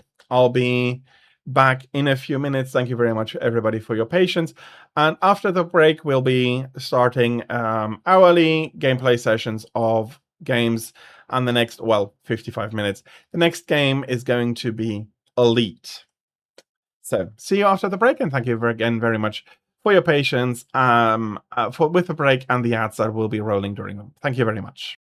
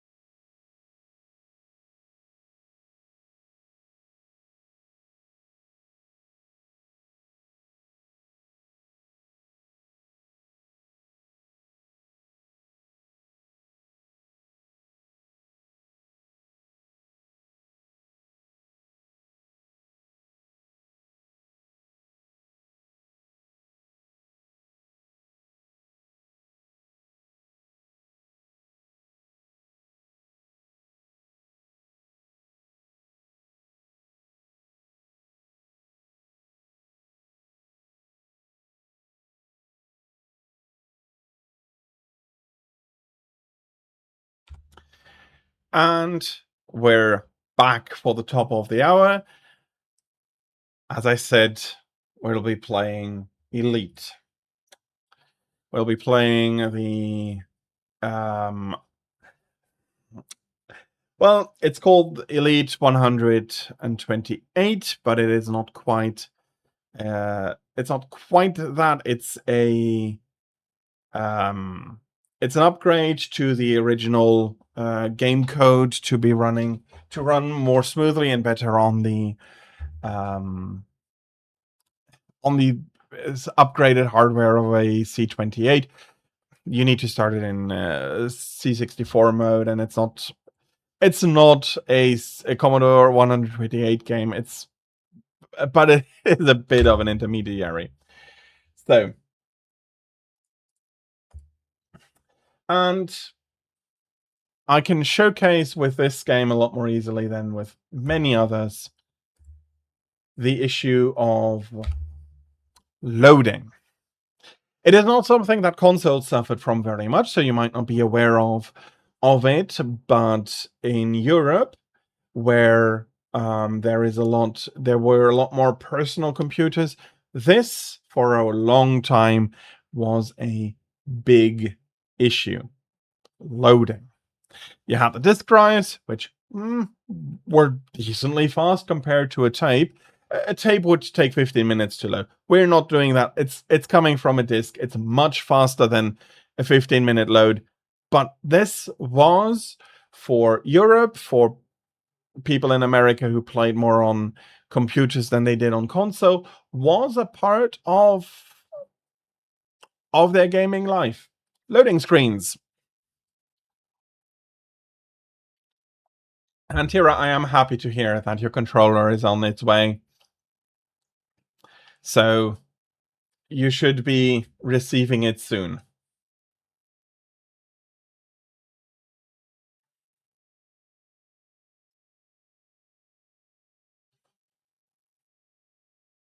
Well, you said something between 12 and 4 o'clock, like 16 o'clock for you?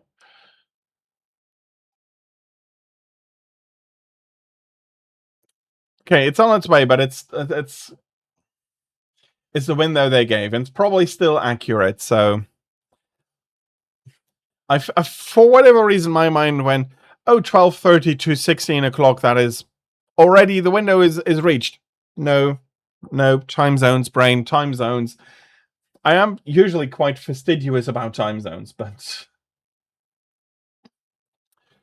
yeah. I did do the mistake there. Please do apologize. I was putting you quite a few hours ahead there.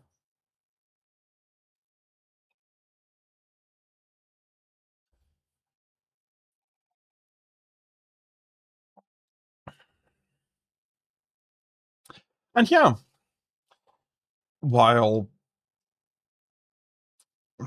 this is something again that I want to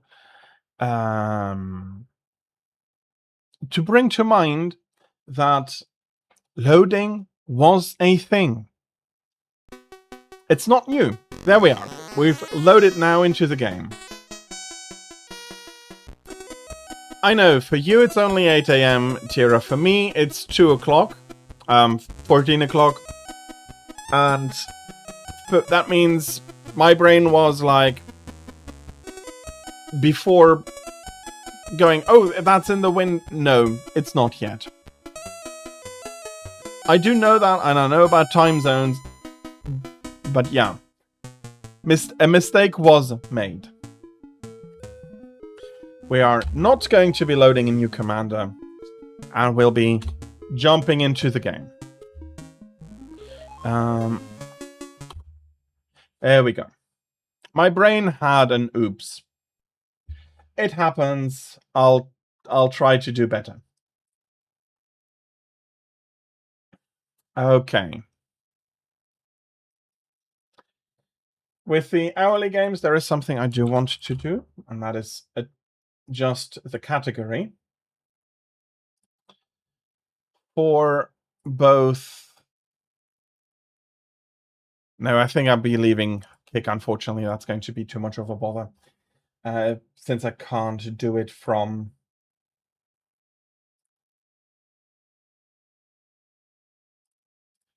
here. Okay. Old elite. We can sell cargo. We don't have anything. We see that in our inventory. We have a galactic map 1.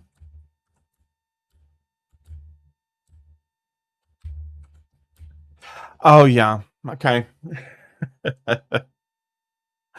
The old Commodores combined left and left and up and down and right, I think. So there is a little bit here. There's a little bit of weirdness here trying to get this cursor on target.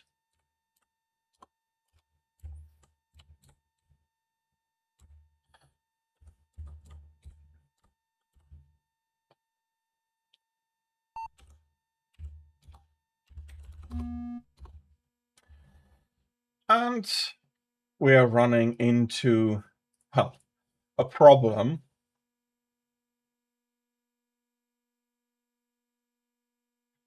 Because on the galaxy map, there should have been a way to see the system name.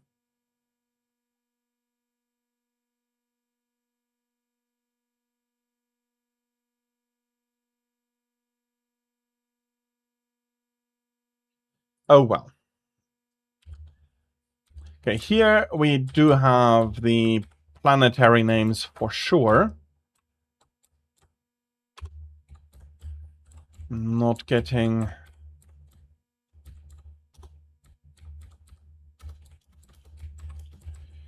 any information about these. Where at Lesti and Lave is the sun, if I remember that correctly. That is 0 light years.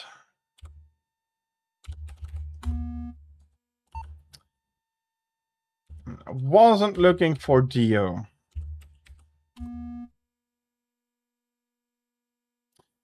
And I'm mistyping again. So that's 3 light. Okay. Okay. That's how that worked again. I've played before, but it's been a while and it's quite different from how I'd play in how I'm playing Elite Dangerous.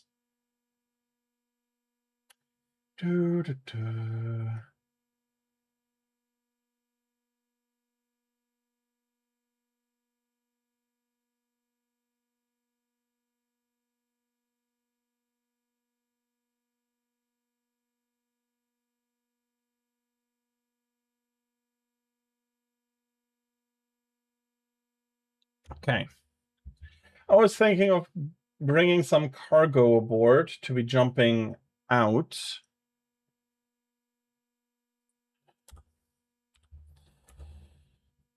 Economy mainly agricultural. What could I bring that I could make a profit over there?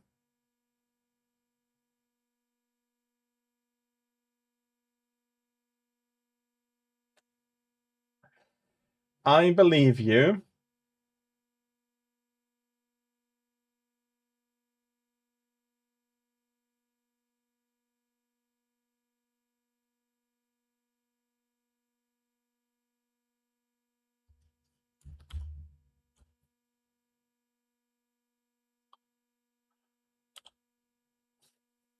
Okay, that is that. Let's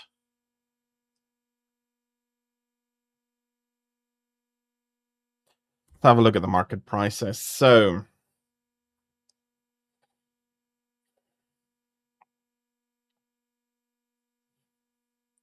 what could you bring over to an agricultural planet that would be worth something?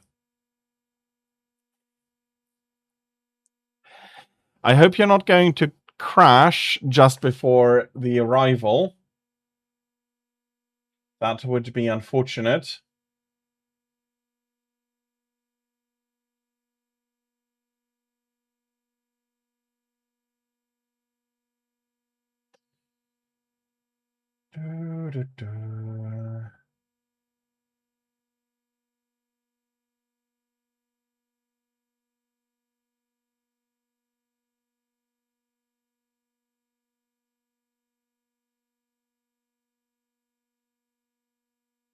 Wasn't there a way?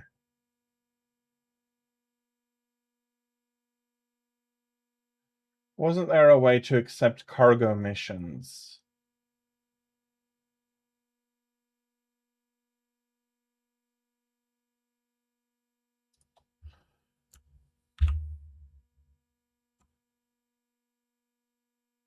Product, food.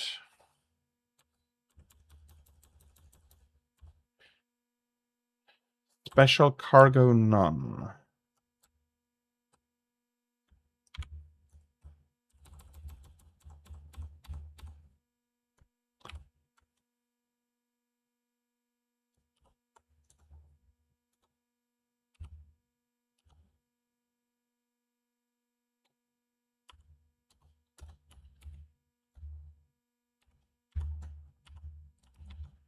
Okay, something.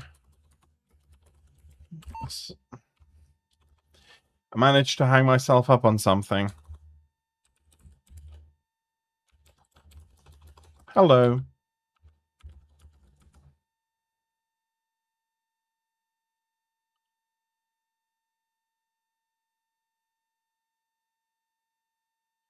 Okay. I worry I've completely shot the game. Luckily, nowadays, the loading time can be much accelerated. But I will need to reload the game here. I don't know exactly what I did wrong, but I seem to have crashed the game in some aspect.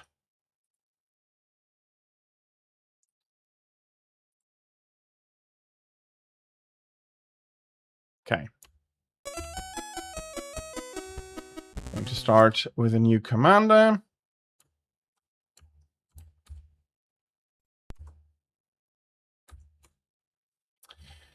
Okay, that is not what I wanted to do.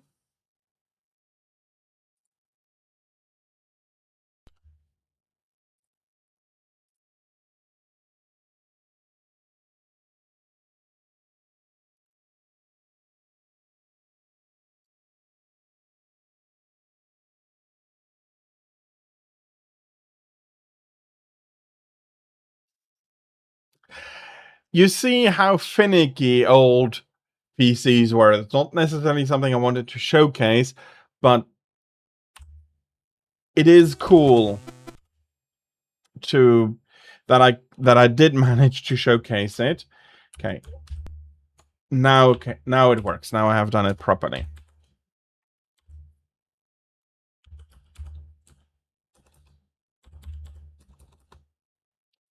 And immediately crashed myself into the same problem. I'm in inventory. That's not very useful.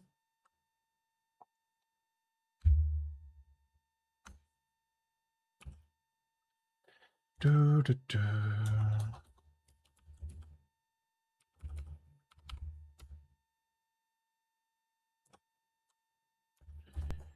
come on.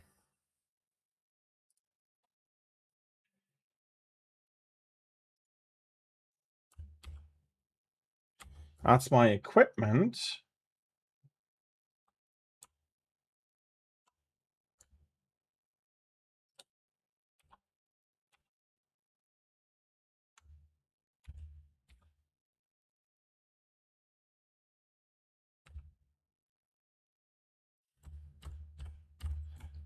Okay, can I select?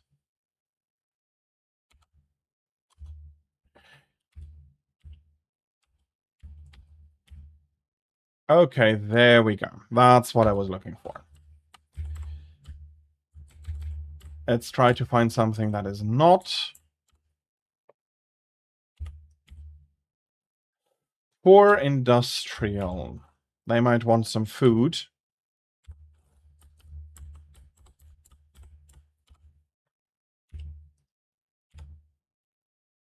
Mainly industrial. So they're at least not poor. Mainly industrial.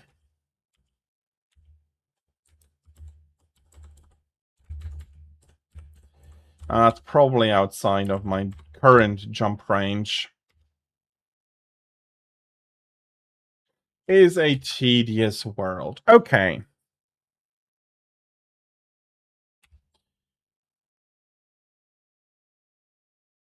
Let us buy food. Let's buy 16 tons of food. Not going to be buying anything else. Now we have 16 tons of food in our cargo.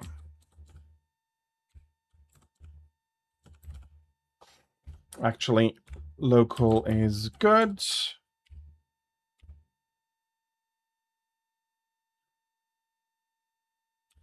For the funny song of its inhabitants, but you're too far away.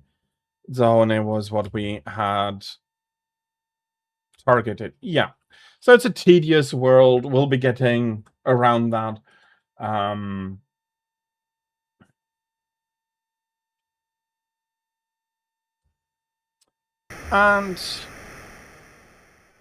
I'll be making us leave. So it's a space sim. It's trying to be simulator heavy, but it's in a way giving a few issues that come due to the technical limitations and are to a degree rather funny. So you can pitch up and down. There is the station we just left. If I activate the laser, I can shoot them. It is Newtonian, so if you start rotating, it wants to keep rotating in that direction. And you can speed up and speed down. So, but you cannot turn left and right, so your flight is a little bit more complicated than at first it looks. You see, you have quite a lot of stuff over here you need and want to take a look at, and it says that we are being mass locked. So let us fly away from the planet for a little bit here. We want maximum speed. Mass log is still something that Elite Dangerous does to this day.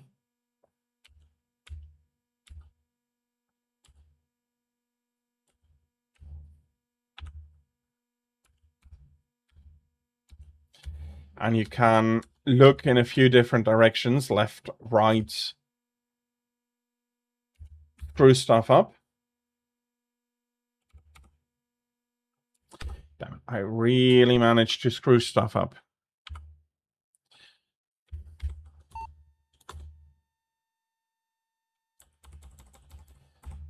Okay, let's try that again.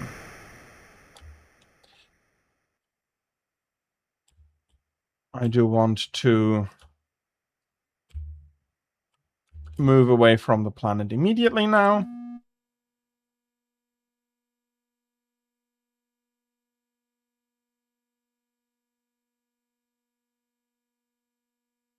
Okay.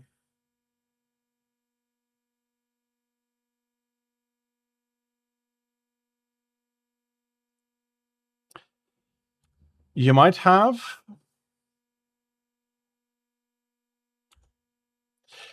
what, Tira?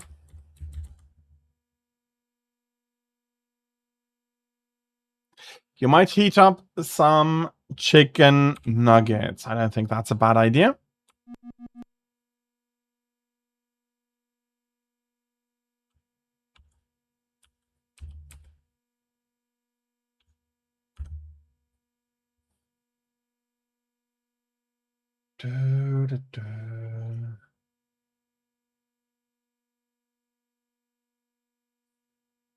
Yeah, I can absolutely understand that, and it's worse here.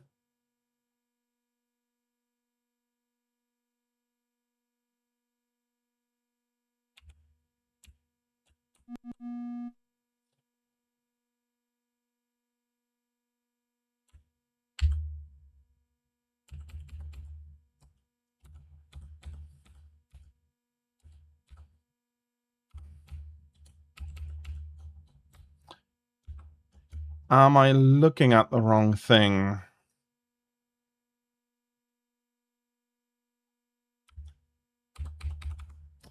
Or it keeps crashing.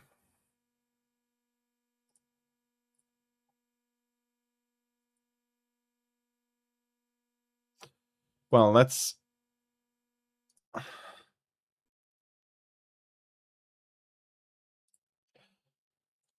Yeah, doesn't matter much.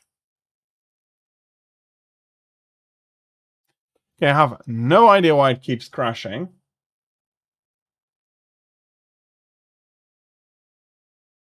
Let's load another version I've prepared, because that might happen.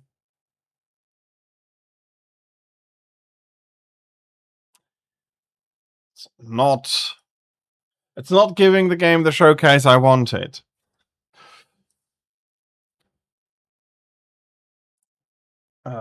Let me get...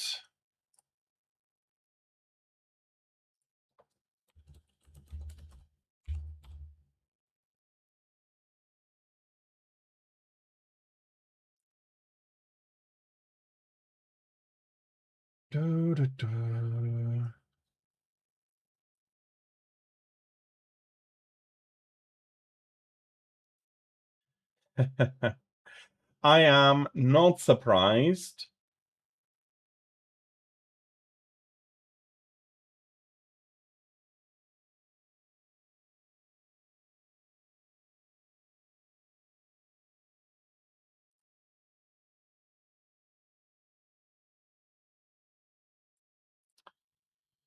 Don't tell me that crashed. Let's try that again.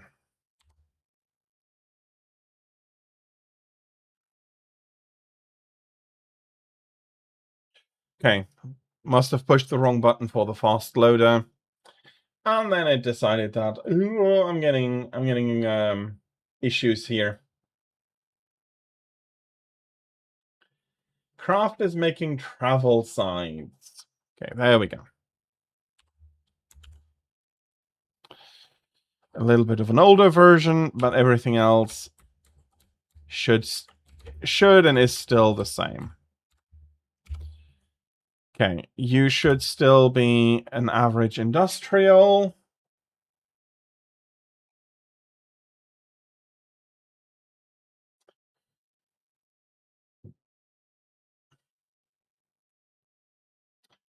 And that should still mean...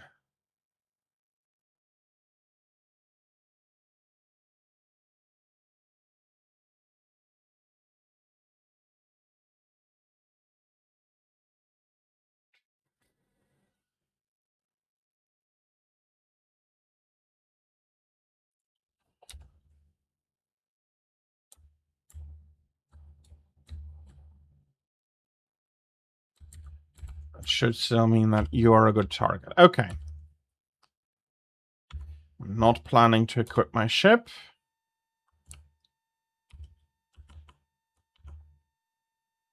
Let's buy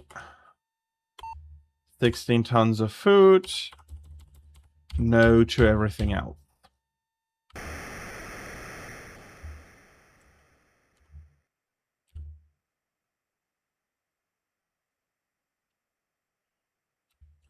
Okay, you're...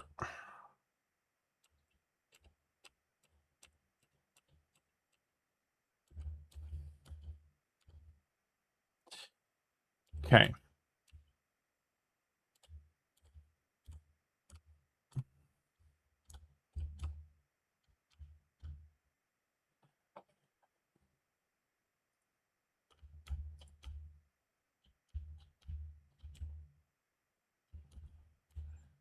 Okay, now I understand why we had issues with that.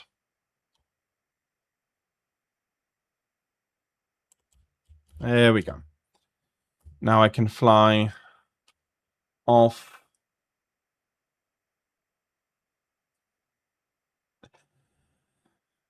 Well, unfortunately, Europe might have something to say there.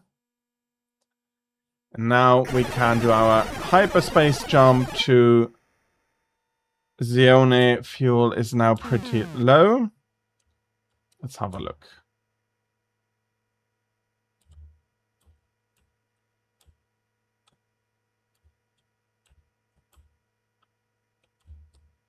Well, if I am using the wrong buttons, I am not going to be able to. Yeah, that's the back.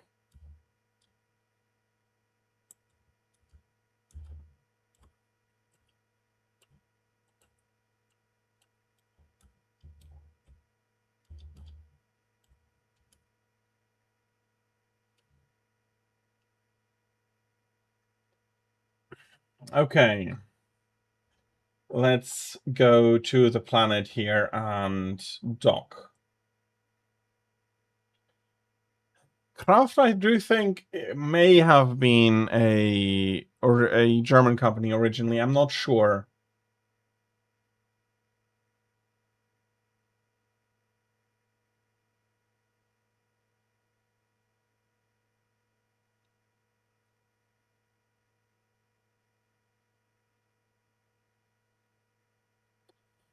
Okay.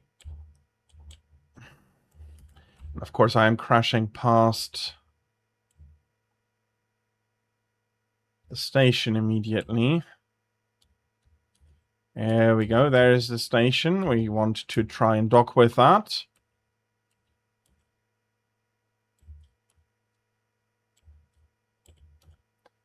Let's see if I can do that with these awkward controls.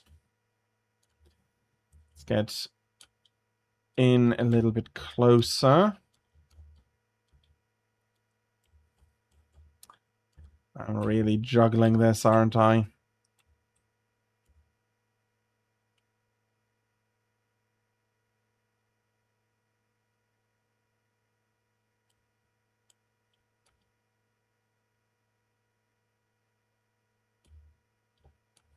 Okay, you're a ship I want nothing to do with.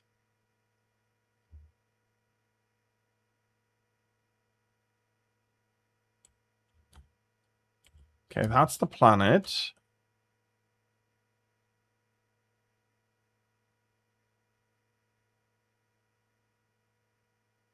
No, it's customs because it is a egg-based sauce and posing a risk of salmonella. It might not be legal to, legal to import without the proper documentation, which then means that it is that it's not going to. Yeah, okay, I'm getting fired at. Thank you for letting me know. Bloody hell.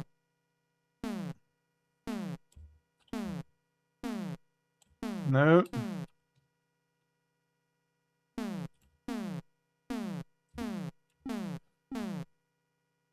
Space combat usually being something I'm quite good at, and in this case,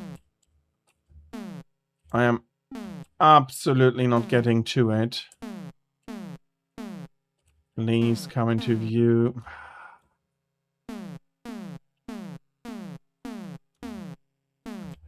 Shooting my aft shields now.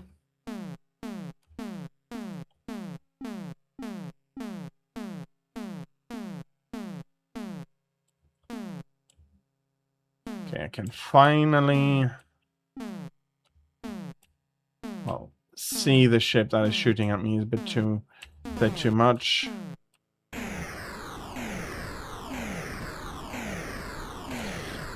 The fact that I need to rotate and yaw to get it into...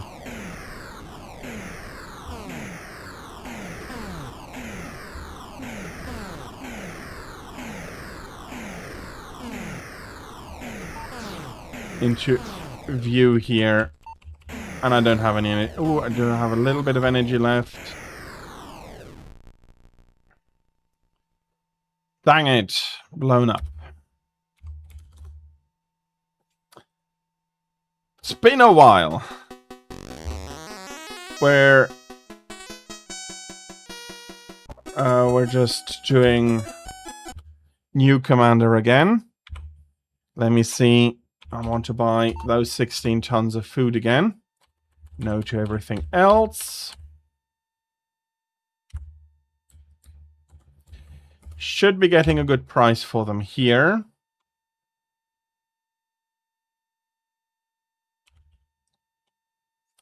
Equip ship.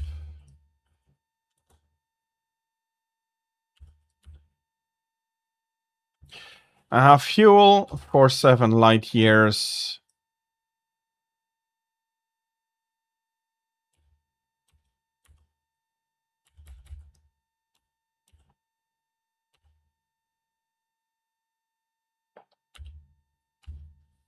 Okay.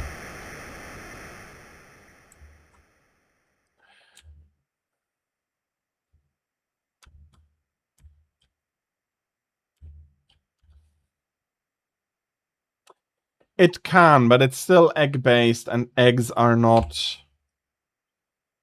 something that that are just importable. I'm not saying it's fair or anything, but I do think that it is a sanitary issue, even if it's sealed and clean. How is customs easily going to be able to say, yeah, it's fine? Welcome back, Draig. I am currently trying to simulate my first steps as a commander, and I'm not doing very well.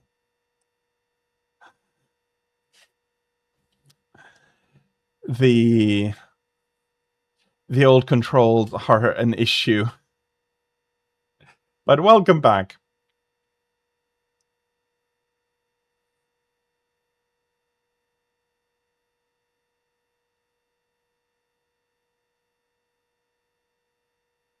And I do hope that I'm going to be making a profit, because I've paid 42 credits. Yeah, should have been 42 credits for my...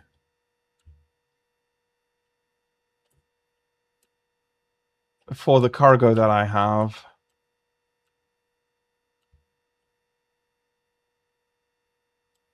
Okay, you're a station. You're a station.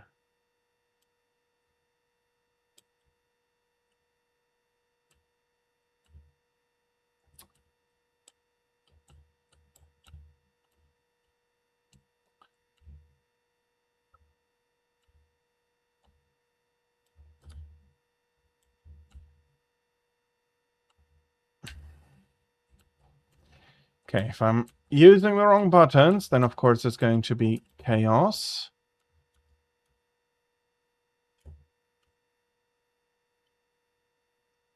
If it's a ship that wants to shoot at me, I already have it in the...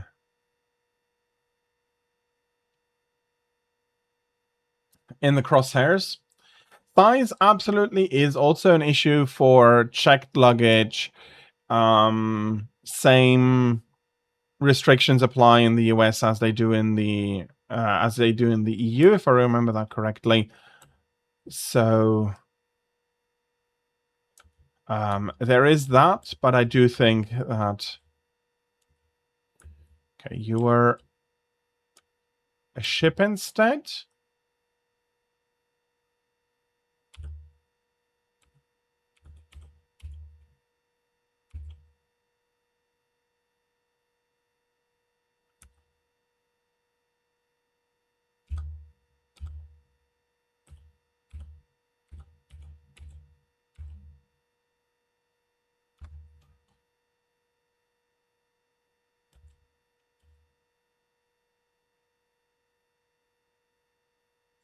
might have been a ship instead.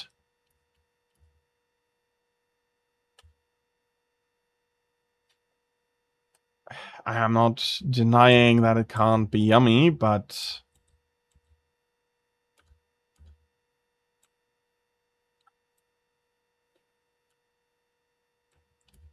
yeah, you're not going to just be able to bring it over easily, at least. Again, I'm not sure how customs deals with exactly with small portions. I know that from Japan, it would not be possible to import to bring mayonnaise back home due to salmonella issues, and I don't look. I don't think that they're being mean per se, but yeah, I can. There is the station. I finally found the speed up button again.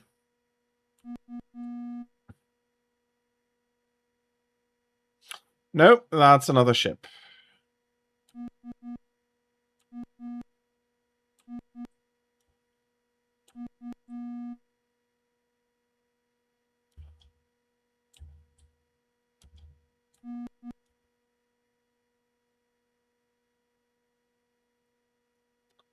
That was another ship.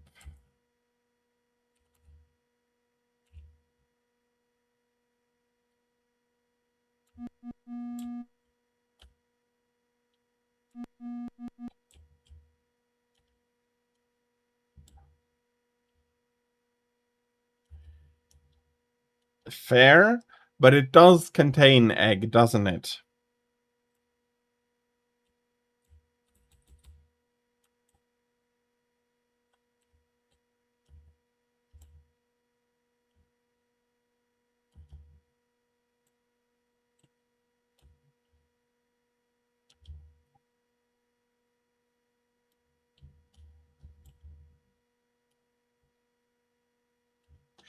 Fair. And again, I don't want to say that as a large scale importer, it's probably possible. I mean, and you might consider that overkill when the UK unfortunately left the EU, suddenly bringing sandwiches personally for truck drivers or so suddenly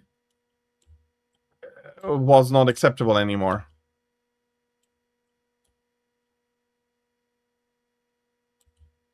Okay, I think I see the station.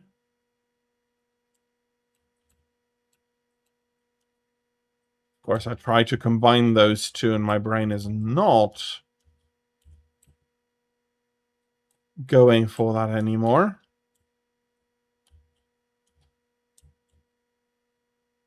I really hope I got the station here.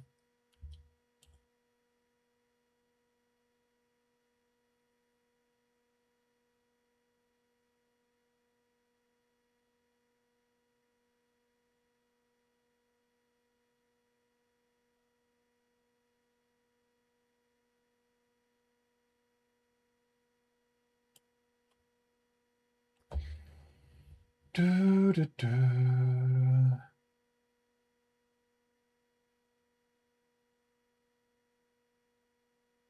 Again, fair.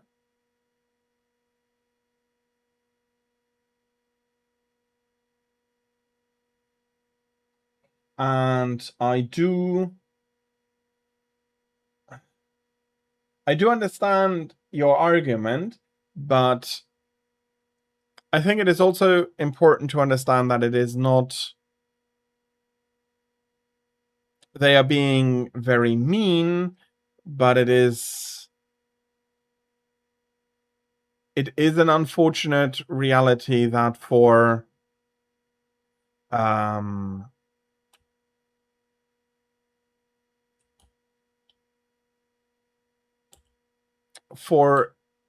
moments such as this,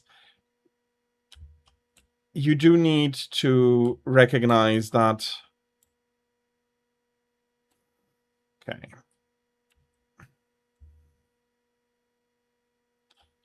Let me take some distance in this direction.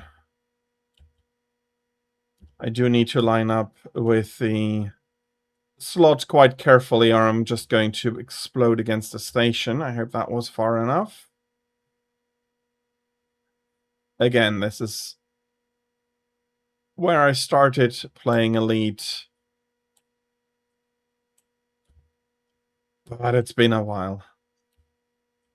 No. At least I'm using the right buttons.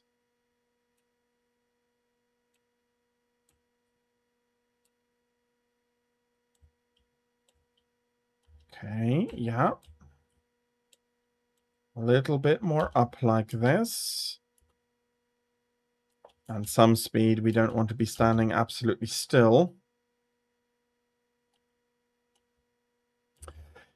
So, I've been spending a lot of time trying to get everything to work properly and to remember how to navigate and all of those things. Why Elite? Fair enough, it's an old franchise, but it is much older than a lot of people think.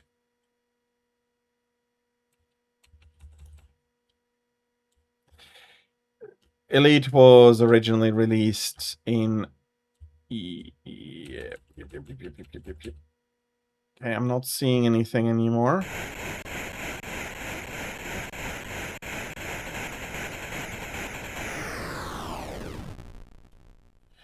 And I crashed, probably killing my inventory.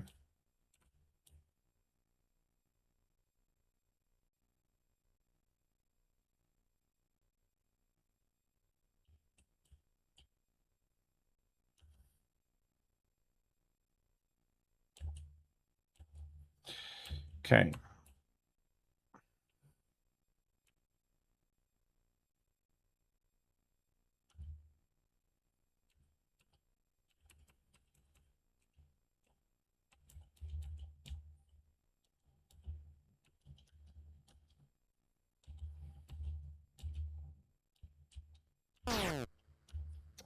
Okay, luckily we're not in Elite Dangerous. That would have badly cost me.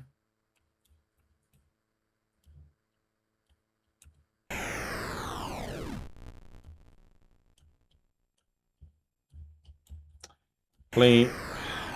Okay, somebody was still shooting at me. Bloody hell. It wasn't an easy game. But it was an amazing... It was an amazing experience. And it still really hasn't let me go. Okay, we'll be buying 16. I'll be trying the same thing as before.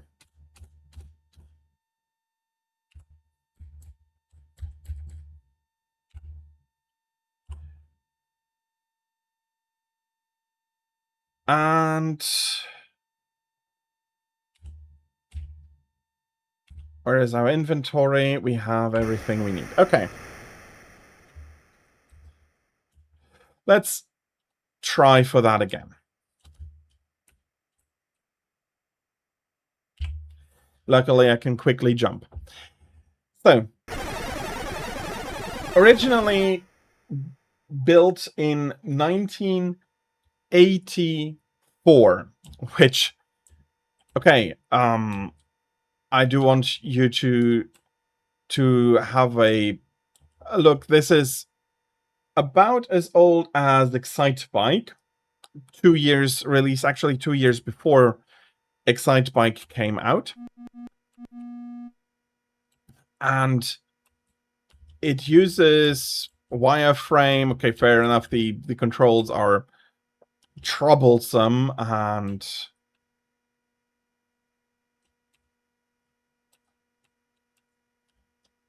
it requires a long time to learn. Okay.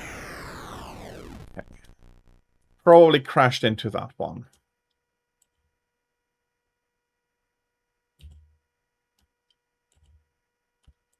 Can I?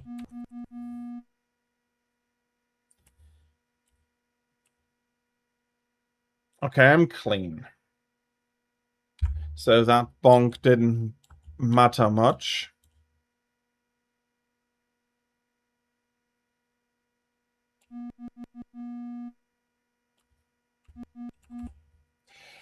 And we need to find the station again and fly in again and probably kill ourselves trying to land again. But released in 1984, it shipped with these planets and everything you see here. This is one chart out of 8. So you had a ton of places you could jump to. Yes, it has always been procedurally generated. No way to get any all of this amount of information into a disk and onto the RAM of any of the computers running at the time. One station per system, and so on and so forth.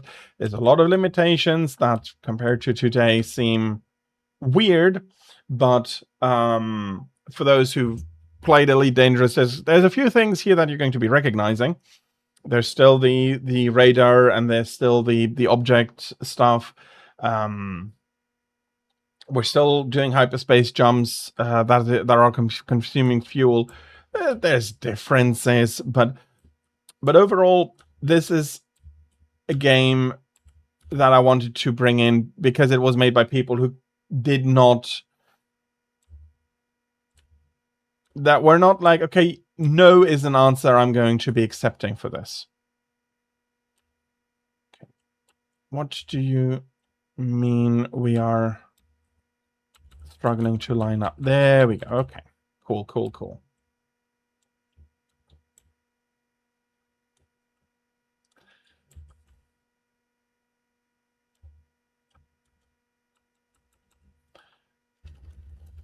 Okay, let's try that approach again.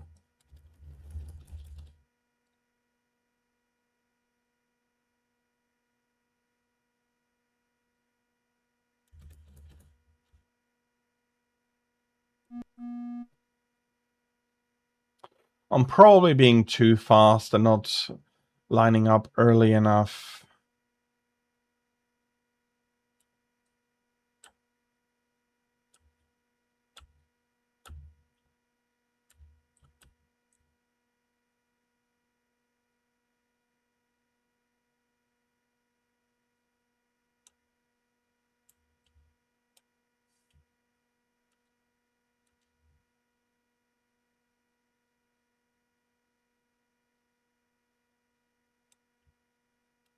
Are you going to be drifting past?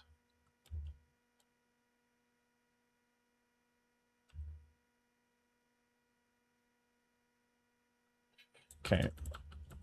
Reduce speed and turn back to the station. We should be seeing the slot now.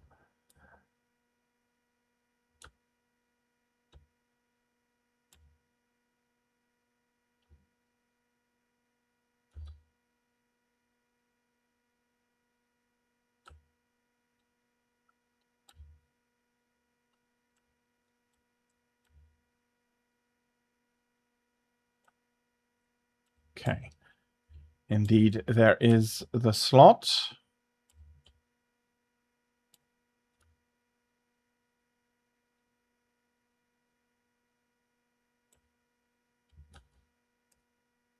And we want and need to get a little bit closer.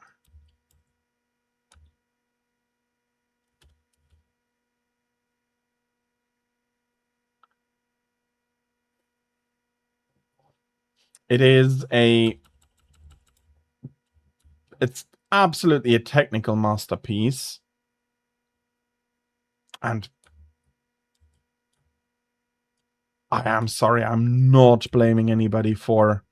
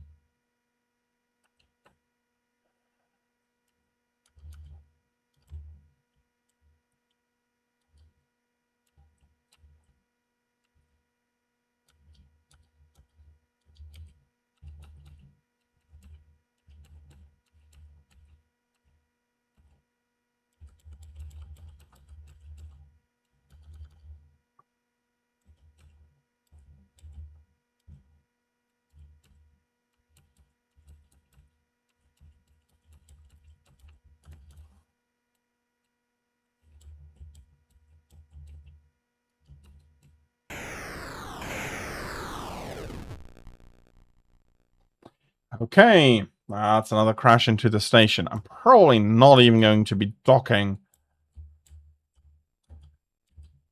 by the time I need to go into the break again. Let's try that again.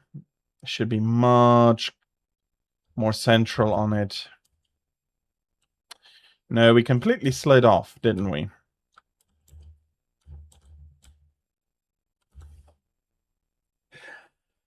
Oh, bloody hell. Okay. There's not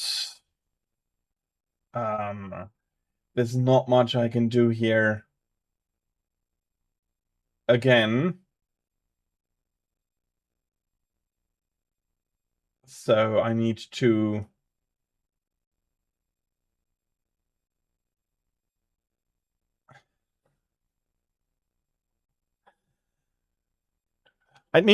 try this again. I'm recharging and everything, but I don't have the time, and I do have a few things I want to discuss about the game that I haven't gotten to.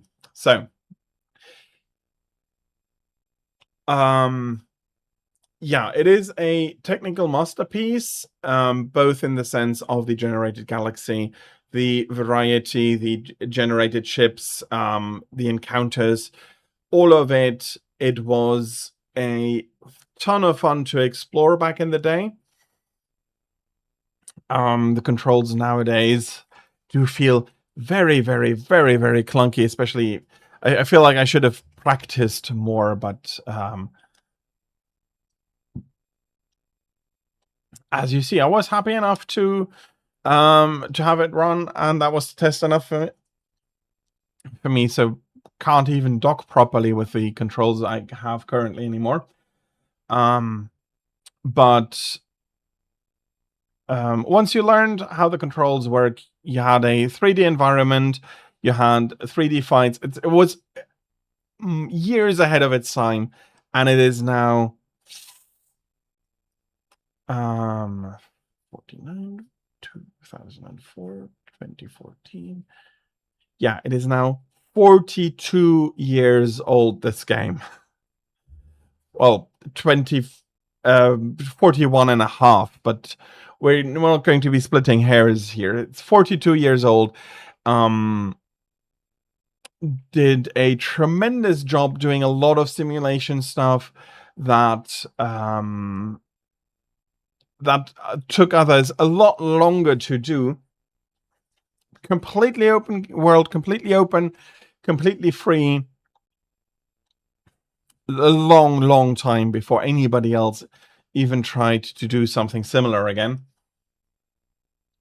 And in my opinion, was absolutely a fantastic game at the time. It came with a book, a lot of story, but the game itself does not have as much story. Again, the disc was full with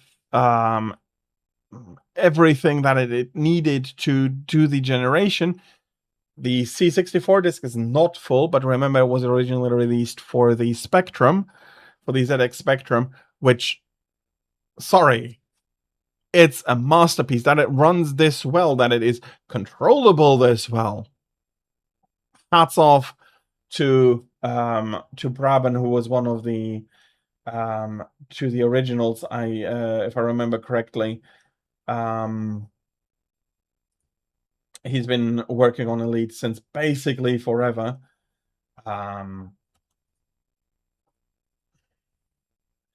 And yeah, there's a lot that has happened in the meantime.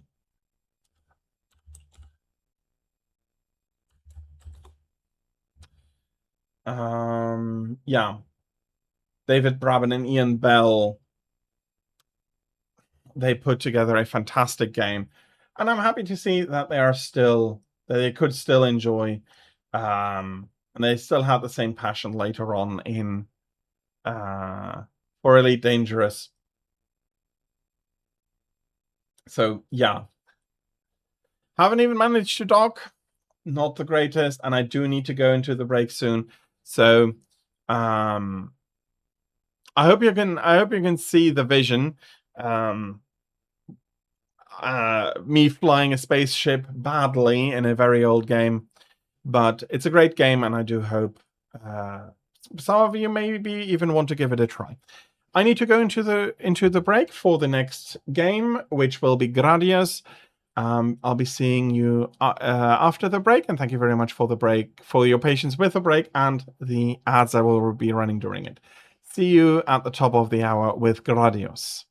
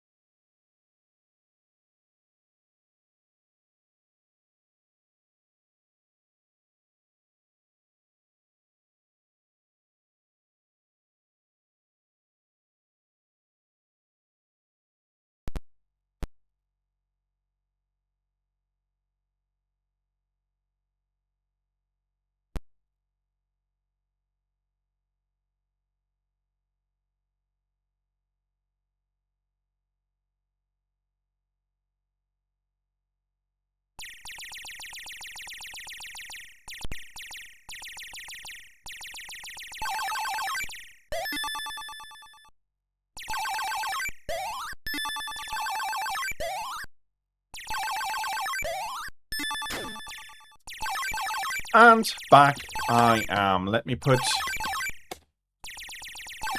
Okay.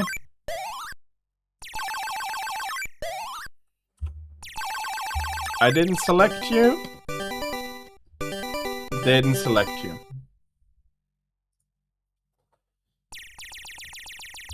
So I put a few credits in. I just realized I had not a break long enough to pour me some water, but with the current heat wave, I do want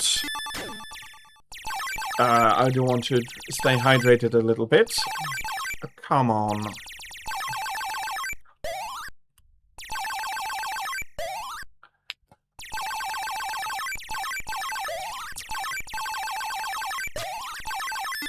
Come on. I have no idea why the bottle didn't want to close properly. Thank you very much for the hydrate.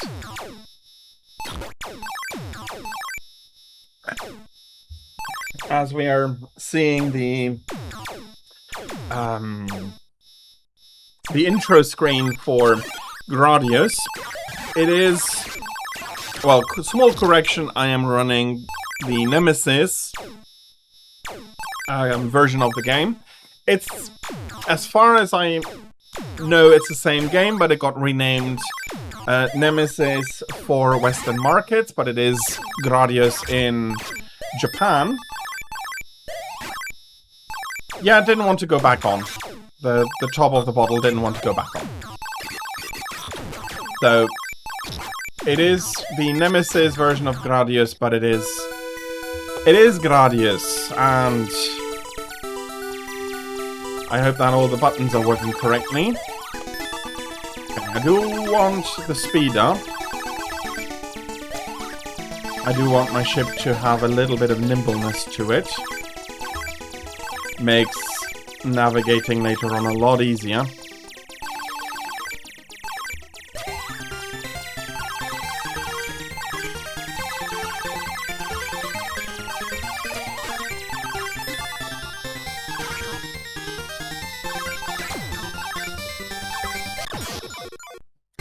And of course, I'm immediately running into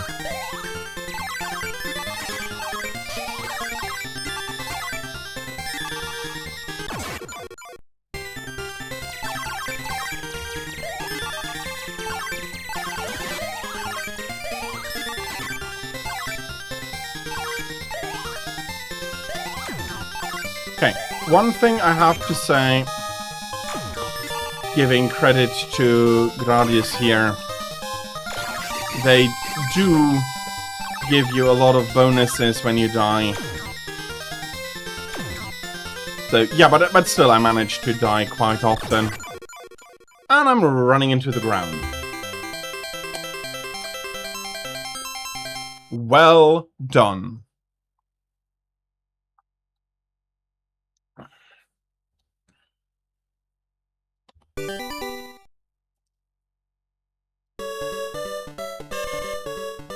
Okay, doesn't really matter. Let's try that again, and this time I hope I can do a little bit better.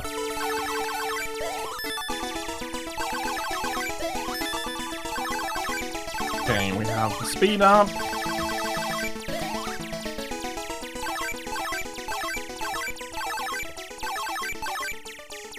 Yeah, it's quite hot at the moment.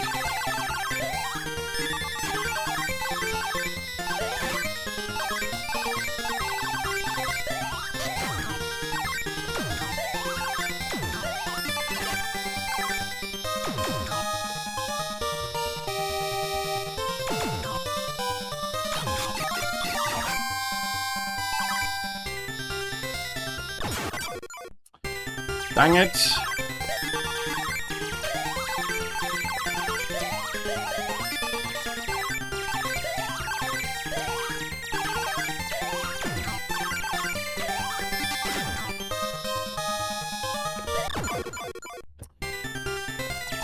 Fetching stuff to the ground.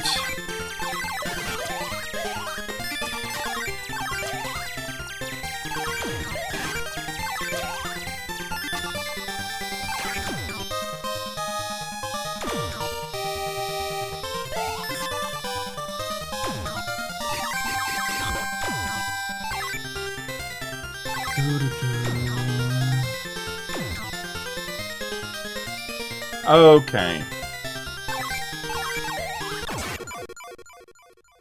No, I shouldn't have said anything.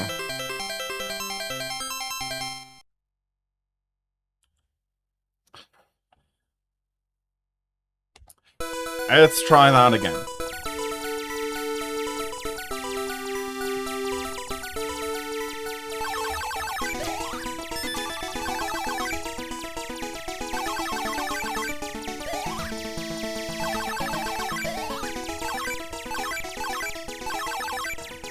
So, originally an arcade game ported to a lot of different hardware. There is There are some versions for some rarer home systems that were only released in Japan, like the MX computer systems. Okay, that is not...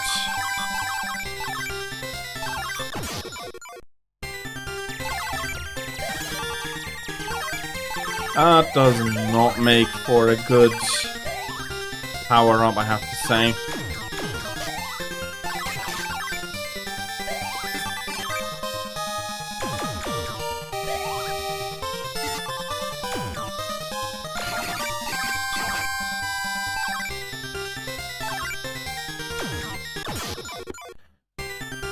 Sheesh.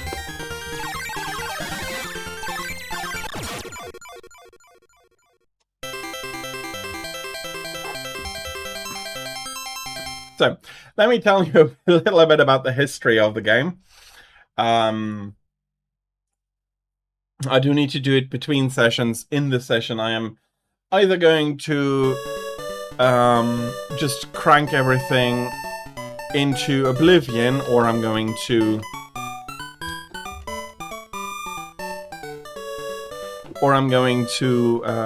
be able to explain some things. So, Gradius, the original version, released at the end of May 1985. As I said, it had home computer, had Salamander in an MXX home computer release. It had Nintendo NES Entertainment Systems releases, and it's one of the two forms of side-scrolling shooters. One, this is the sideways one, the other one would be up, which was quite popular in the arcades and at home in those times. Why this? Because, well, no chance to... Well, that's what a lot of people thought. Remember, this is about a year after the original Elite came out, so we had proven that 3D worlds are possible. Easily controllable, maybe not yet, but at least possible. And yeah, there's a lot... this is a lot easier to program than another Elite.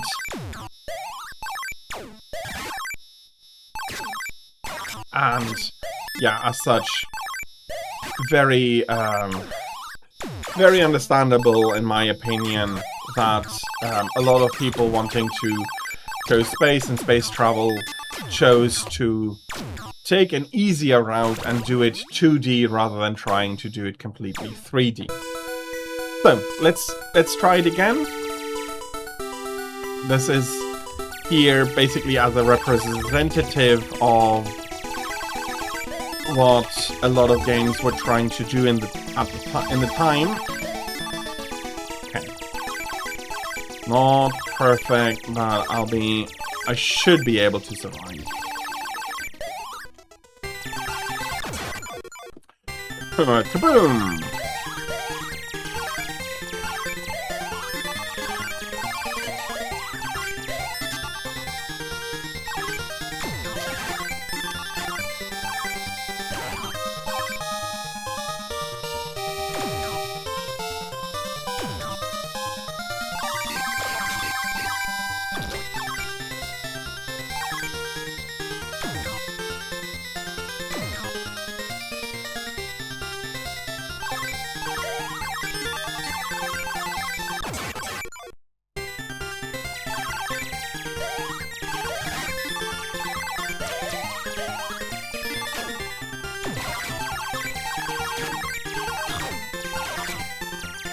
Ah, okay. The missiles are on a separate button. That's what killed me before.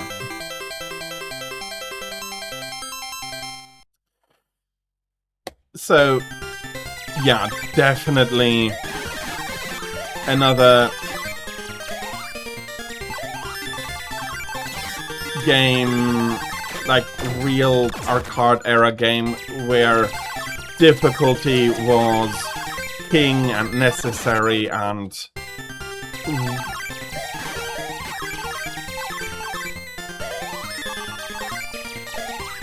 I mean, didn't even get a complete screen further than before.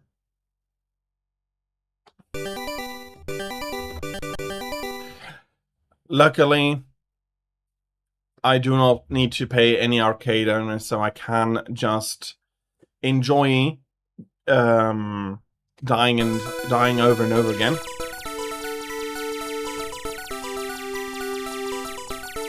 But yeah, as I said, there was an NES version that wasn't any easier for, I think, understandable, a good reason. If you have a game this hard, people are going to be disappointed if suddenly the home version becomes easier. People are weird like that.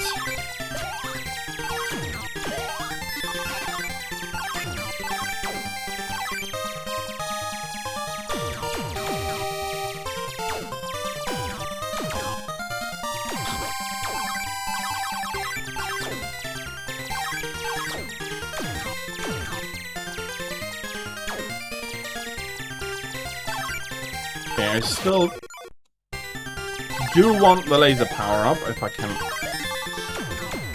get it. That's a double. Ah, bloody hell.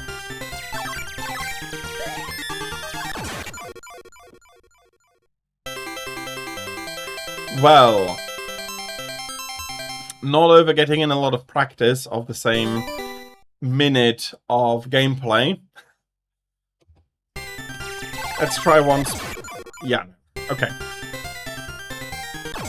Let's restart this.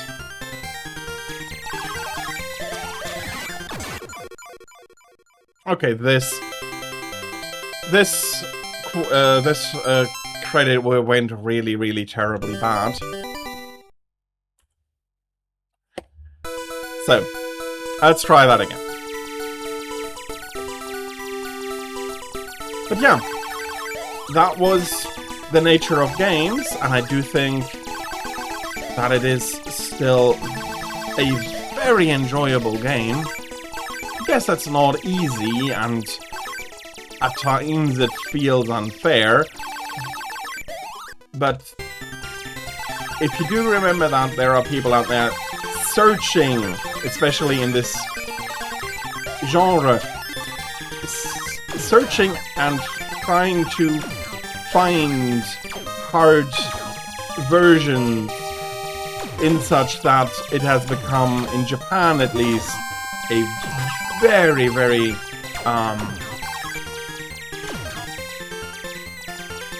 very strong genre, bullet hell, which this makes it look like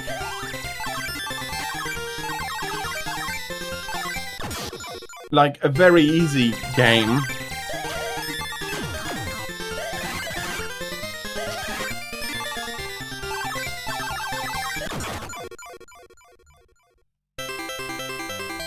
Okay. Which makes Gradius look rather easy.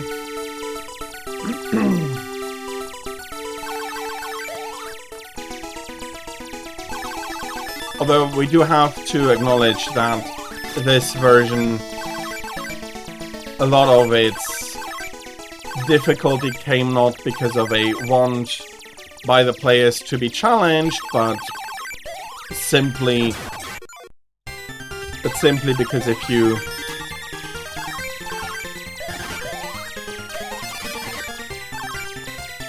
do make the game very, very hard, you're going to make a lot more money, and I couldn't escape there.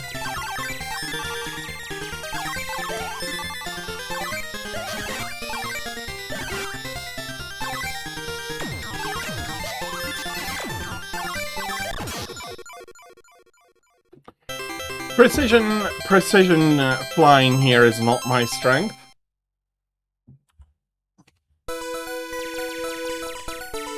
And that is why I want a good start. Rather than sinking a million coins into something.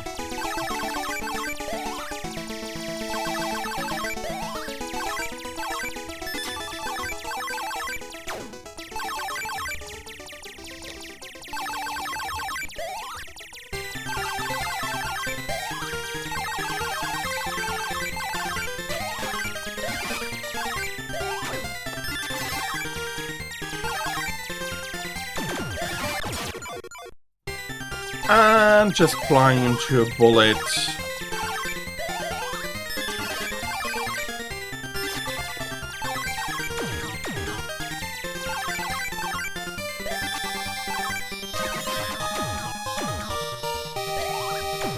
Okay.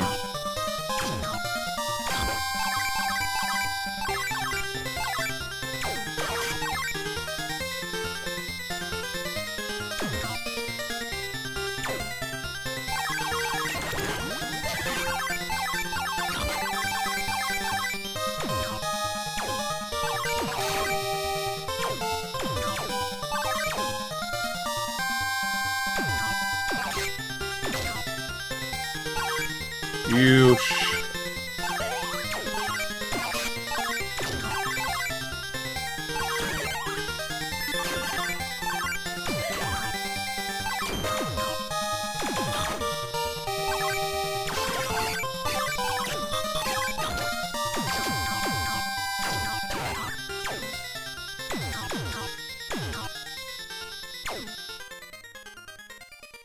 Made it.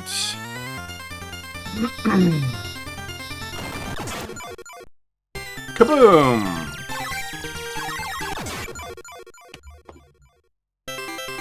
Okay, I am not letting this run die. I made it to the boss. I do want to continue this.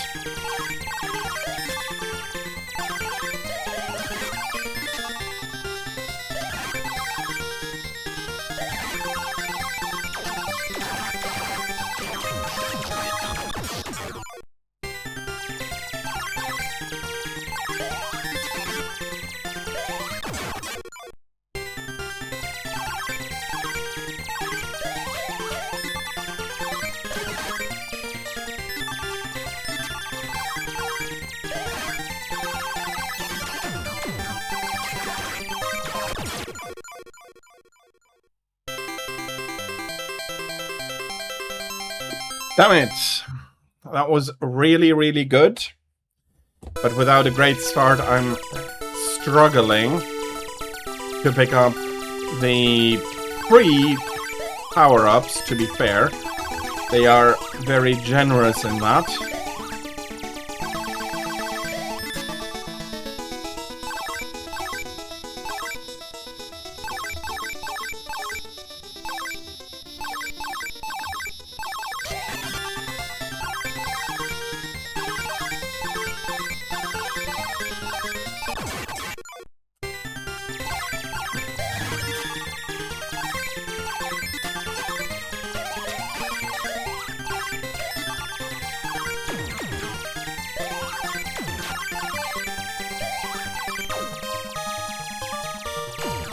Okay. The lasers are the better weapon, but the double allows me to do a few things that the laser can't.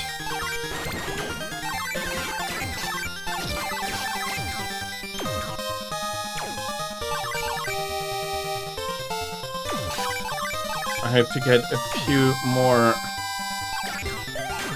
upgraders here. Okay, I'm missing one more for a third.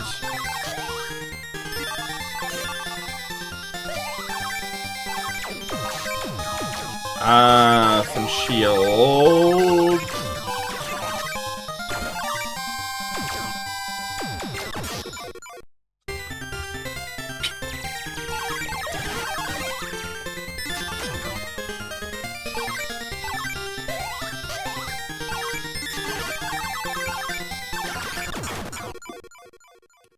And now I am struggling again.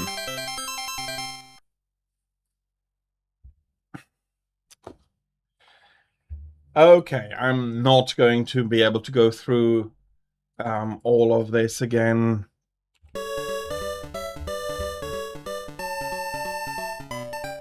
When I am playing, so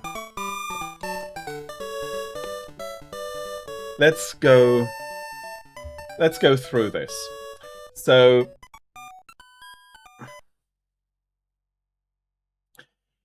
it has a few concepts that are unique to it, as I said. It had also a ton of releases. Saw on a lot of different platforms, saw a lot of people that were trying to copy it.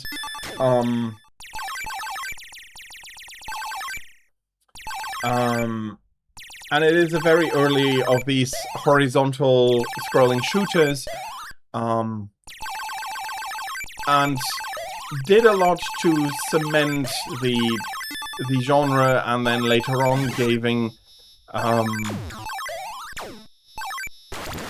not sure if giving credit is the right way to put it, but allowing other games to continue to innovate on the basic formula, then switching over to verticals. And as I said, you might not play them very much, but in Japan, bullet shooters are still a very big part of games. They are considered as some of the most skillful games that it would be possible for you to play. And while it is not feeling fair, this had a lot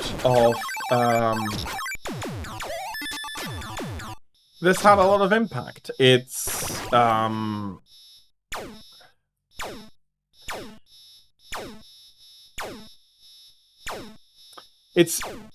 okay. How exactly should I put this? Its difficulty was not a barrier, so to say, but more a challenge that then you needed to overcome. And they do show you how to beat the first boss, so not necessarily that they're trying to just screw you over, but if they are not making it hard enough on you, then of course you're not going to be able to, the arcade owner is not going to be able to make enough money, and you're not going to be selling many cabinets. A cabinet that is too liberal in what it is trying to in its gameplay, and giving too much time to the players and not paying out a lot, and not earning enough money for the owner is of course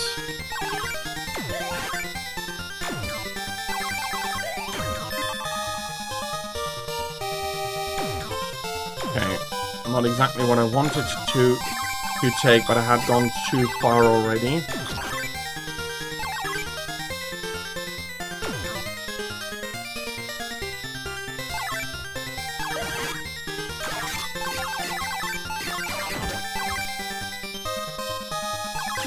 Any absorb pit is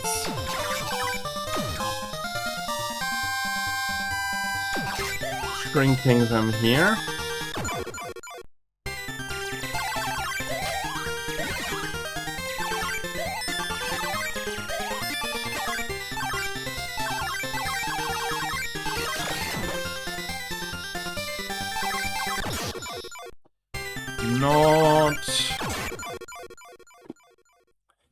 I mean, I do not complain that they are trying to give you a ton of items in order that you can continue well, which a lot of shoot 'em ups later on did absolutely not do, but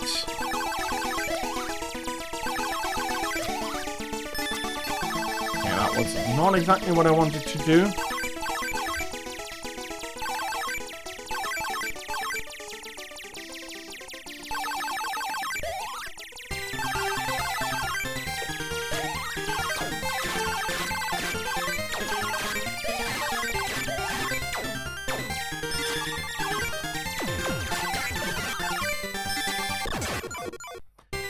And I'm immediately flying into the planet again.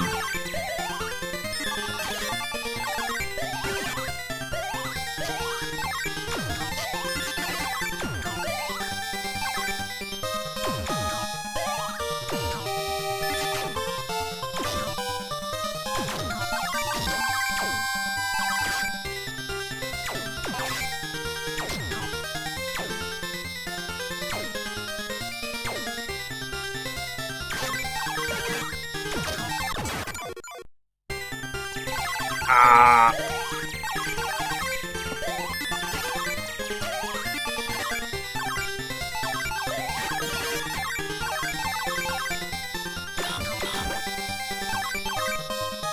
Okay, made it through here.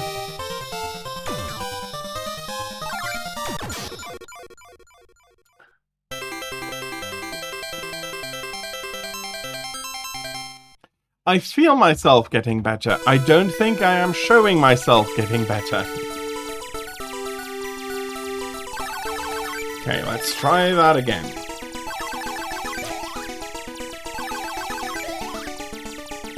So, not necessarily a game for people who are not very frustration resistant. Then again, no early arcade game ever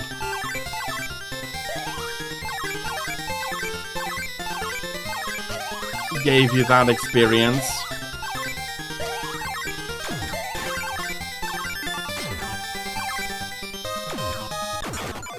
Bloody hell.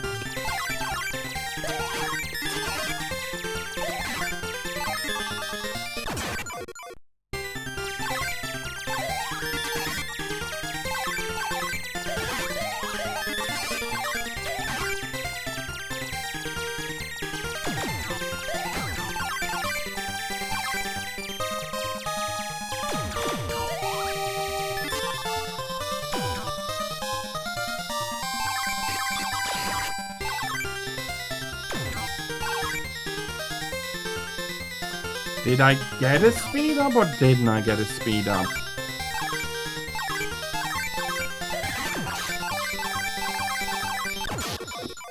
It feels very much like I hadn't gotten a speed up before.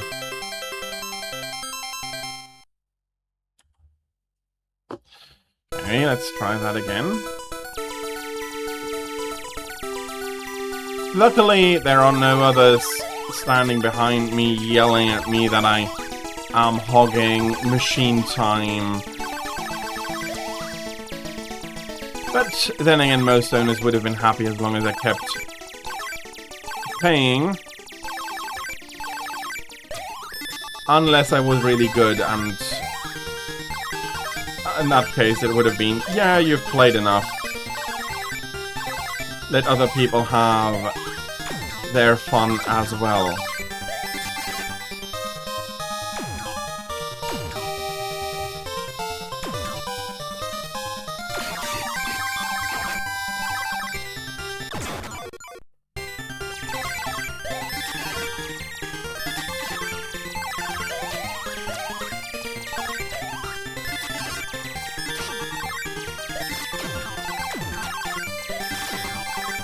Bloody hell, okay. Now I'm fast. Too fast!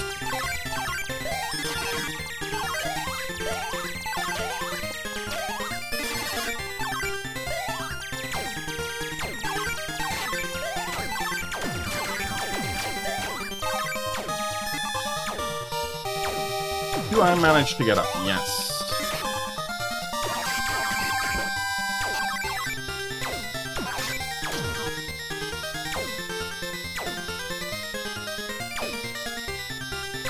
It's... the sun is out. Yeah, that is... your room does really enjoy heating up quickly in those cases, so... yeah, I get it, but I hope it's not too bad.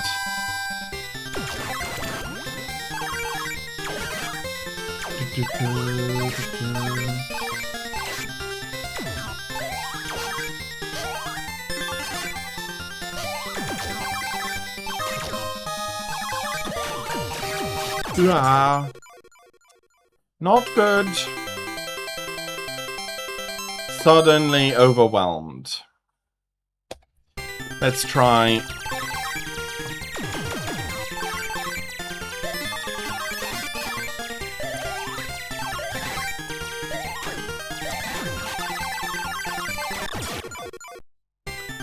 Okay.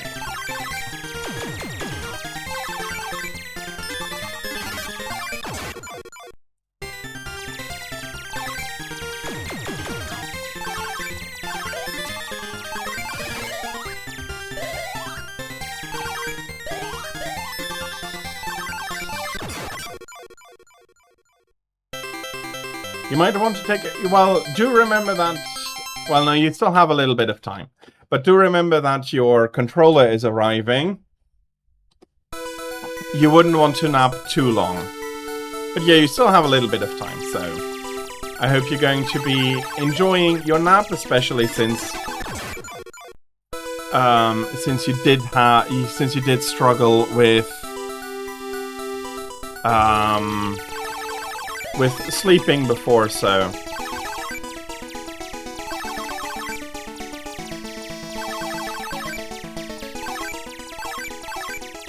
yeah, as I said, no, you need not look after the stream in order to decide whether you do want to take a nap or not. Okay, that is true.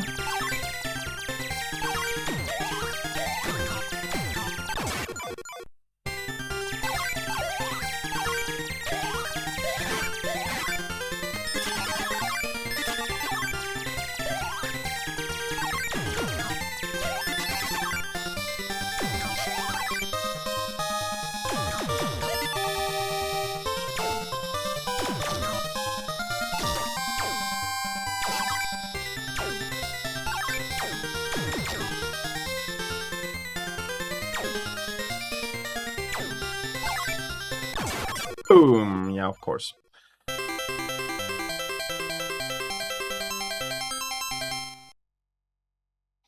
I wonder about something.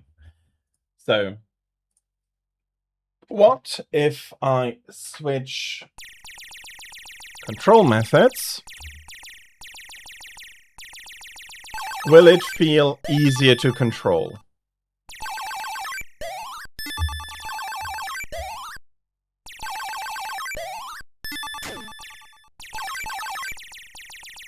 Will it be easier to control? Let's have a look.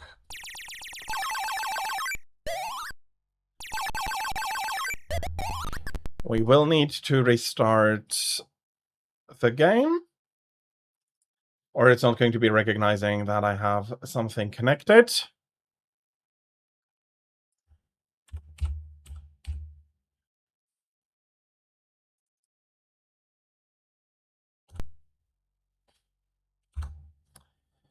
Okay, let's see.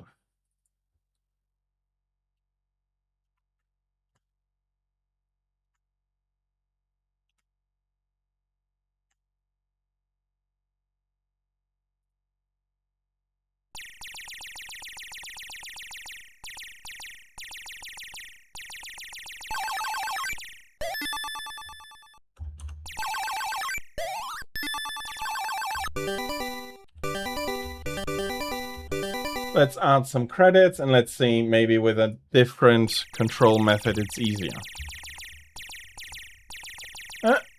Forgot something. No, actually. Okay, weird. Why wasn't it working? Okay, there we go. It is showing now.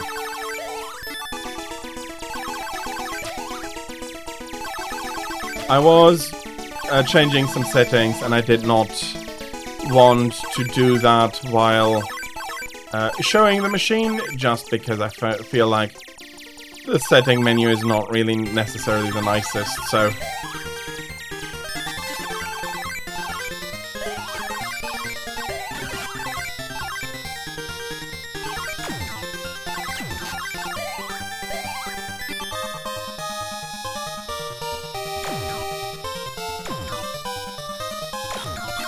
Okay, So definitely nicer to control, definitely more precisely controllable in my opinion. I did miss a few of the blocks because survival was a priority.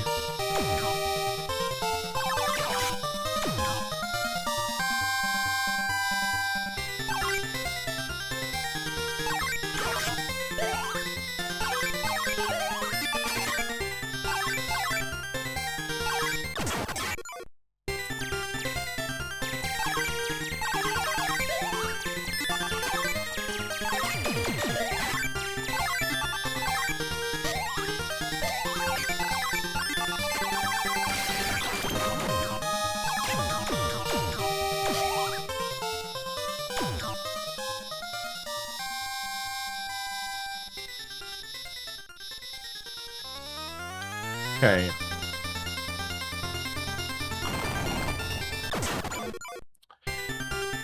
Okay, not a big chance there.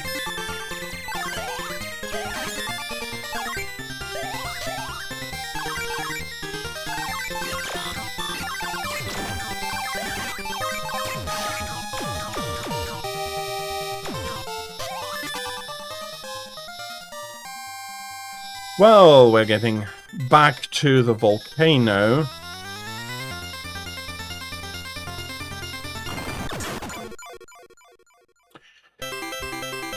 No way, but it's much easier to control like this than what would have been considered the typical, well, more typical form of control. Ah, bloody hell. Not necessarily doing a good job of maximizing the value of the resources I am getting.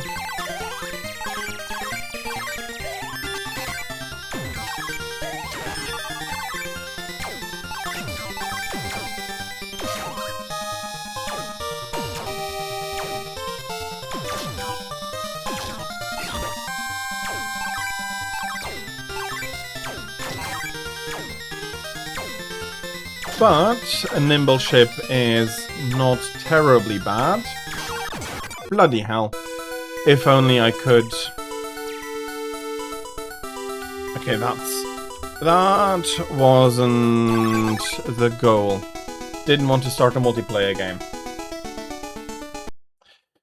Fortunately, that's the only thing that is rather complicated to reset. Okay, and something is not working quite correctly either.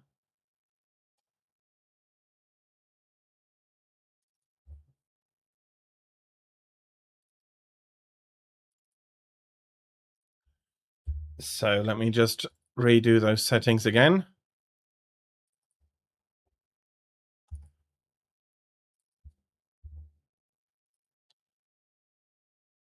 Okay.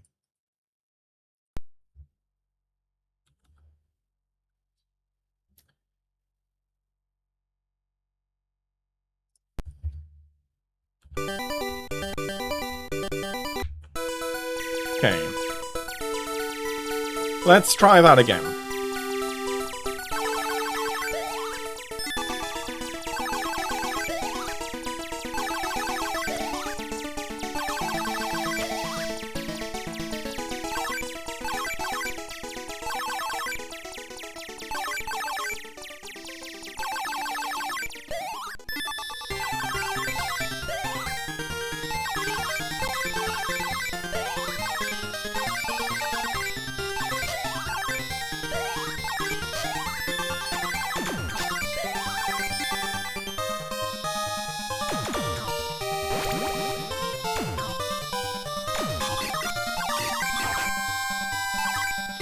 Okay, let's see. Decently nimble ship.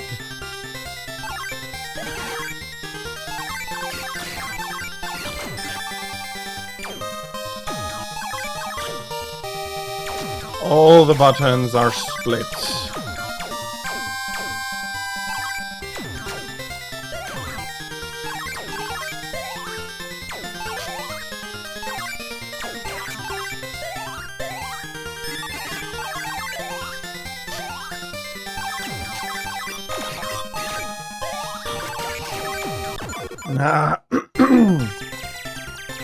Okay, not terrible at all, but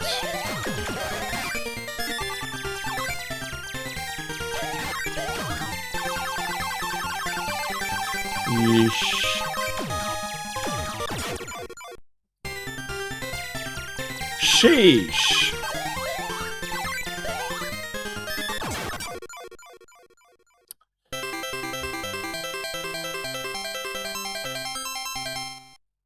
Easier, yes. Easy, no.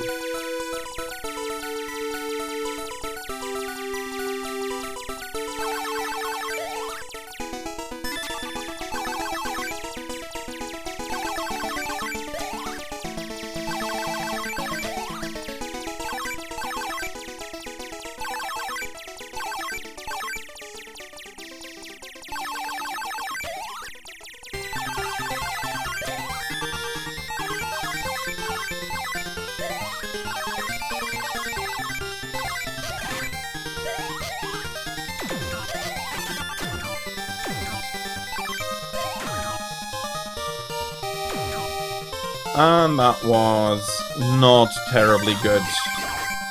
Yeah, I have a shield now, but I am still missing basically everything else.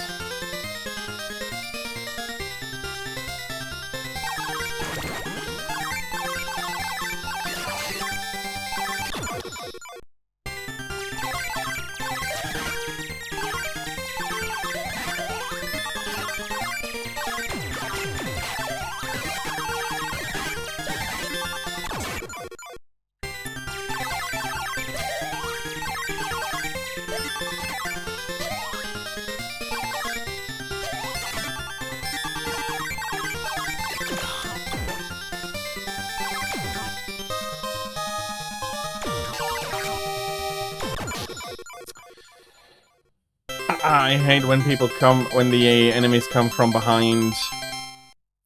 But I have to wait until they're properly on screen, or I am just going to get decimated.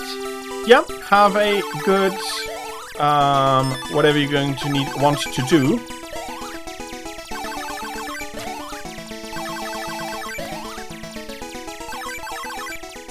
And you did say you wanted to pop in out several times, so I hope whatever you are going for is going to go well, and then when you come back, you still have a good day.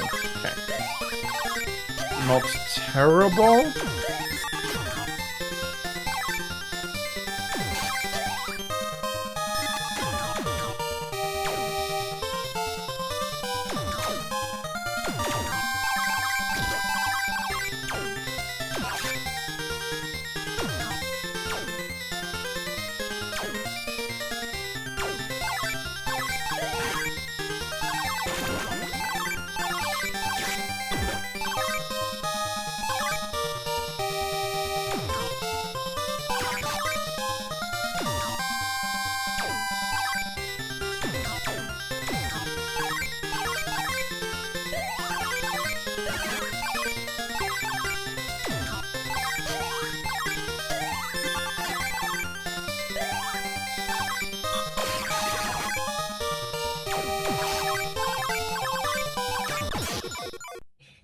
Ooh, not enough bombs, not enough missiles shot.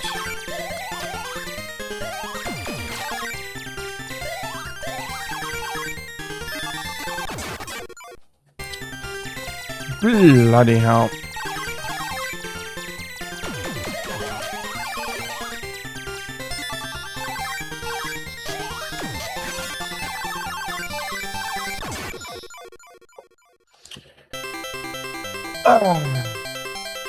The first life is still the easiest.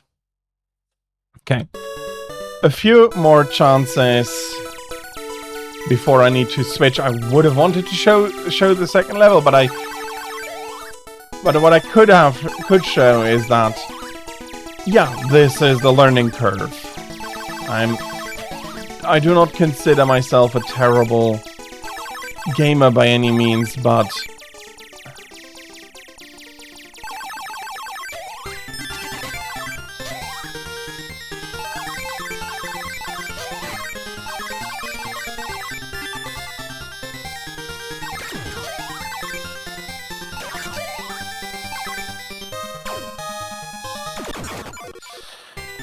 bloody hell. Okay.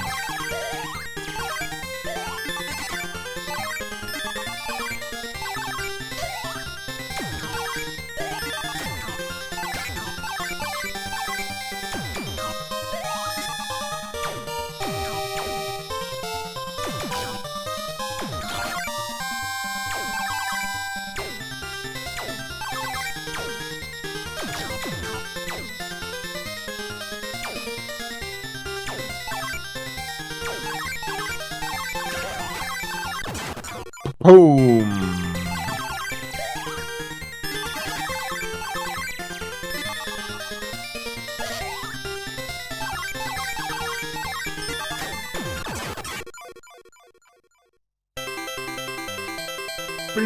Nah, the game is not easy.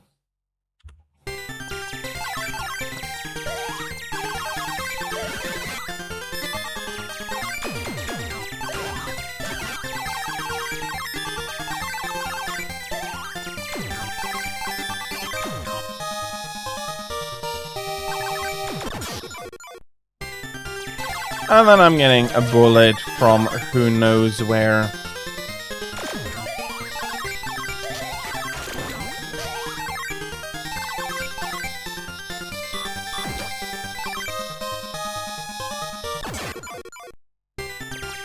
To a degree, not bad that I got another one there. And that's another coin eaten.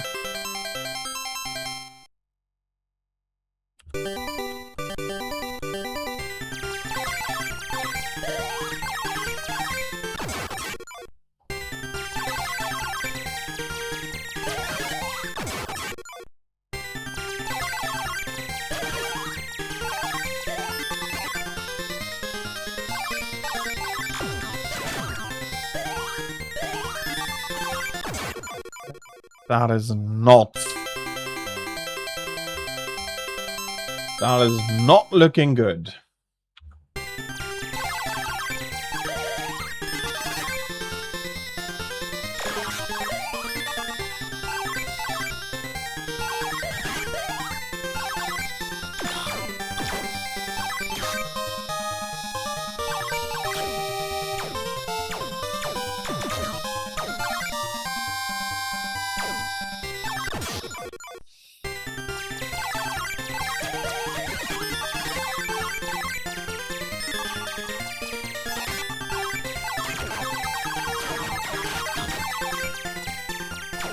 Bloop. No chance. No good chances.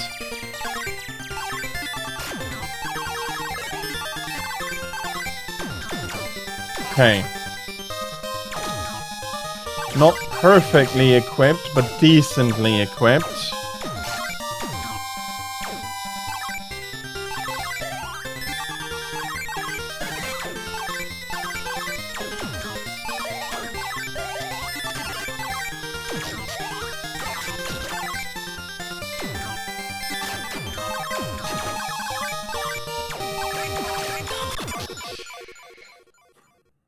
And I was flying too quickly.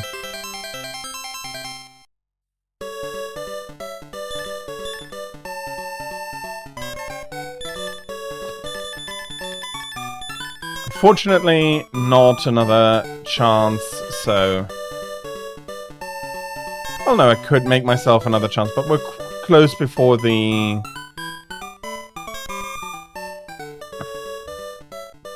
We're almost at the break again, at the hourly break time again. So I do want to take a step back and ask why this game. Yes, it is, I think, And it is important to understand that. Games were hard. Not, how shall I say?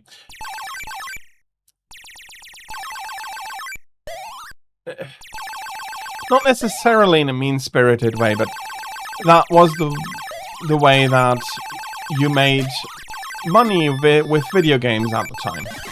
You bought that machine and you sold games to people that paid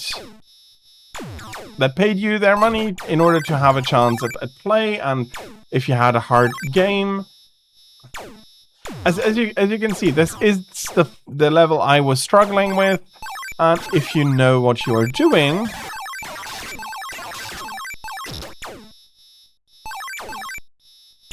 then this doesn't look terrible. This looks very feasible.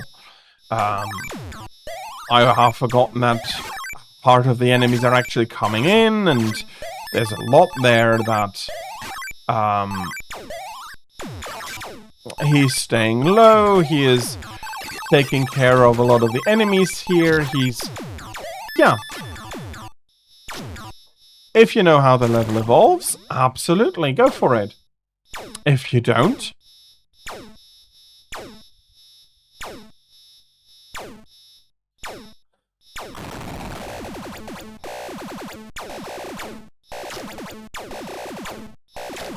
putting yourself into the corridor to survive the volcanoes.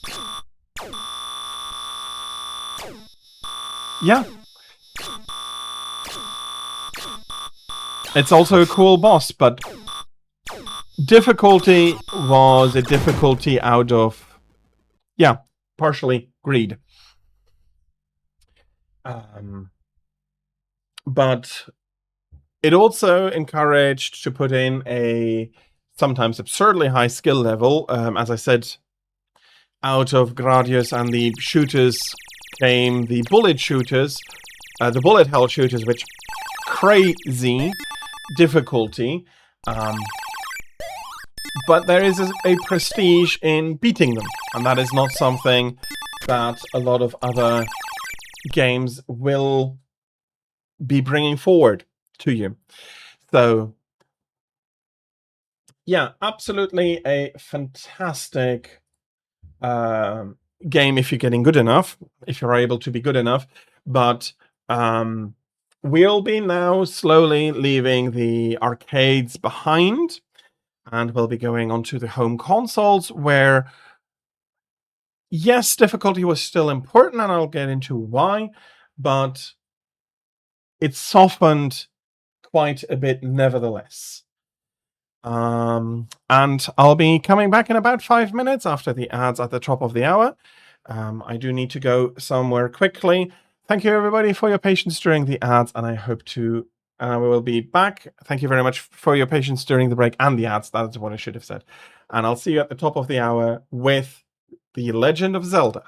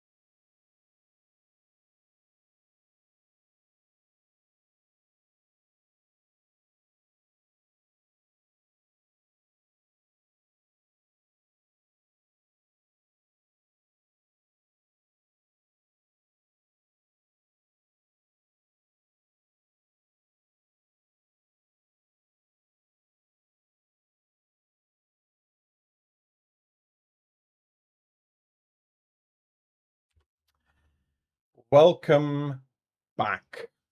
So, yeah. The next game is... well, it has spawned a legend of its own, and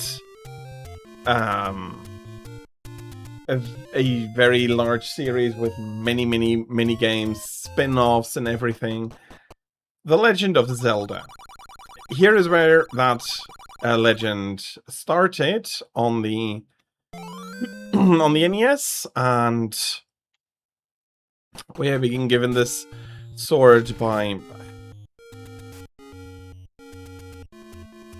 a ghost, basically.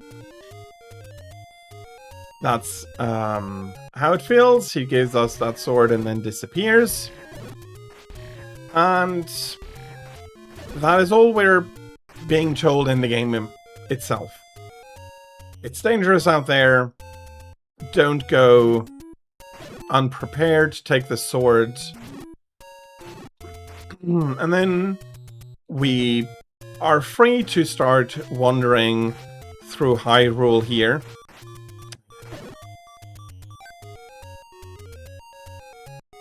Of course, immediately almost dying, and then we're coming across a cave here.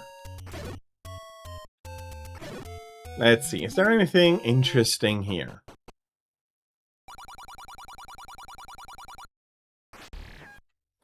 Well, I can buy a larger shield, I can buy a key, and I can buy a lantern. I have money for nothing.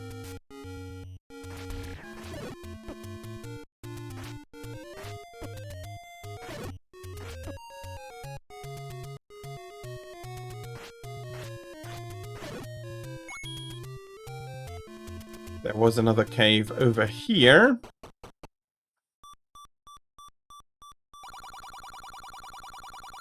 Meet the old man at the grave. So there's somewhere is a graveyard, and there's an old man we should be meeting.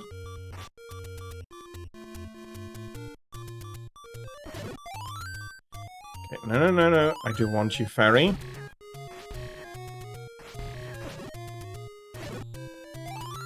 We're finding our first bombs.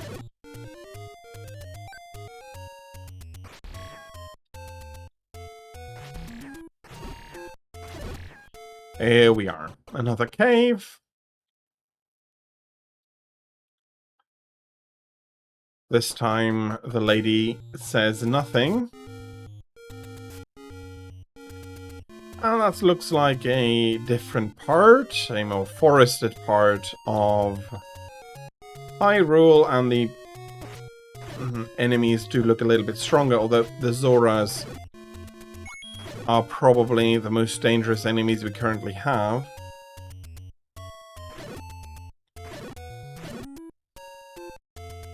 And so does Zelda, The Legend of Zelda, introduce its world, and from here becomes one of the defining action adventures for a very long time, and I still think that with the influence of Breath of the Wild and Tears of the Kingdom, although they do switch up the normal feeling of a Zelda game, the Zelda series itself is still not relegated at all. The building mechanics of Tears of the Kingdom is in a way tedious. I am not a fan of it. I do not think that it is it's well done. Well, no, it's well done, but it is very unnecessary, and it is it would have fitted very marvelously into another game. But for me, Zelda is not a throwing weird throwing weird stuff together. It is a...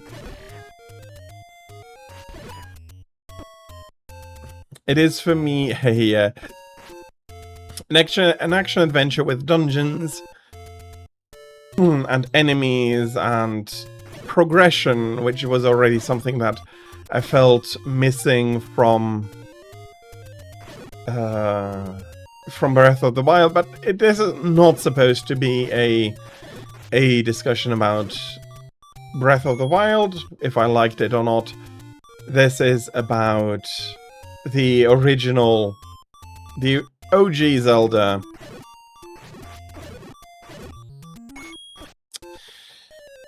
Okay.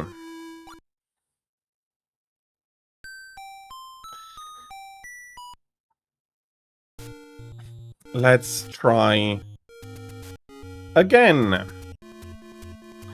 We're still supposed to find the old man at the graveyard.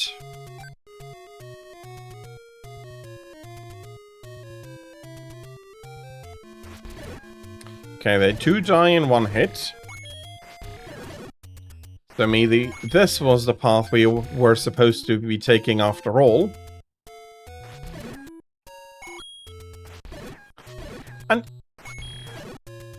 yeah, it is not an RPG because it dispenses with a lot of the level up stuff from an RPG. Instead, are we really just spawning them infinitely?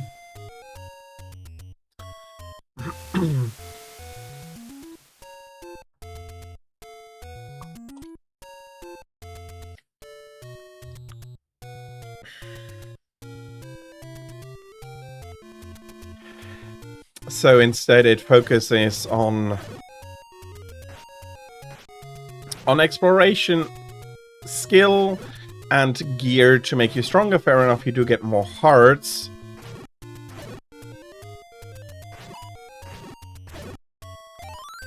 But hearts are not... are not attack, are not strength upgrades.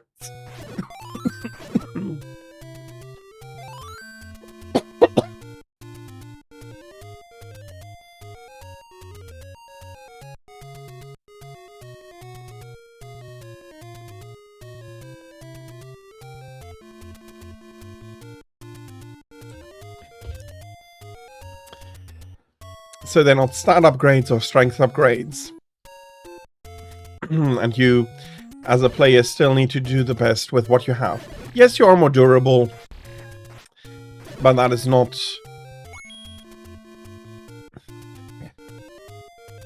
that is not necessarily the most important part here. And I did not want to switch the screen. What the hell? I was hoping to...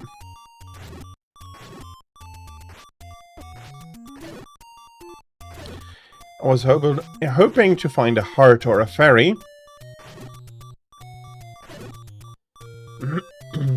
Looks like I am going to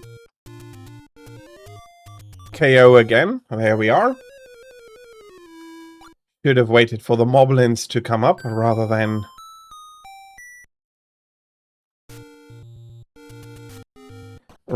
trying to get to come to them.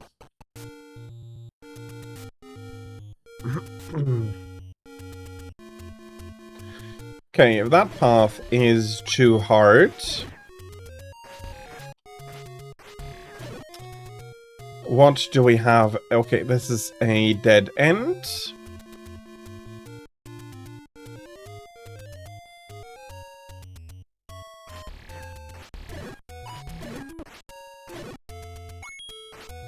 Come on.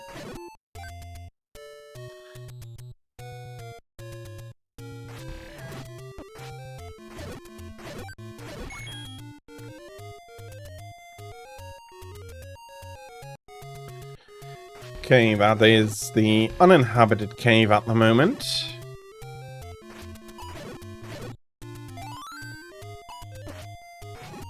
Maybe I could plant a bomb in here. Although, there is somebody living in this cave. You should not be bombing caves where people live in.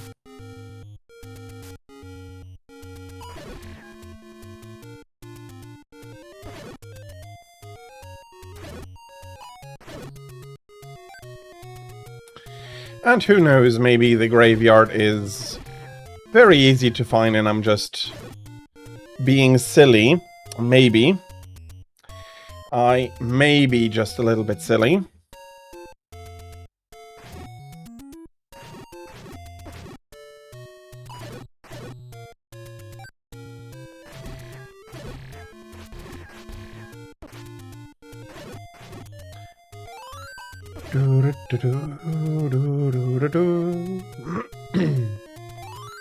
Okay, we have an oasis here.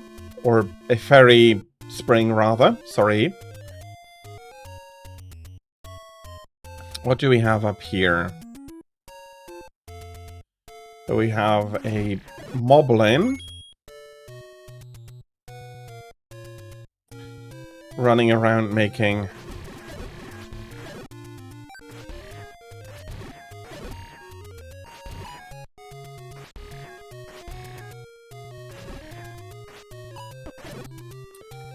making life miserable.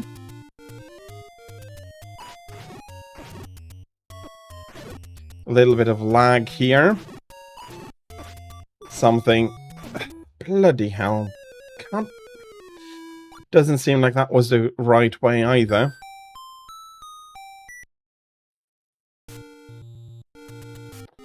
But just going up doesn't lead me anywhere either.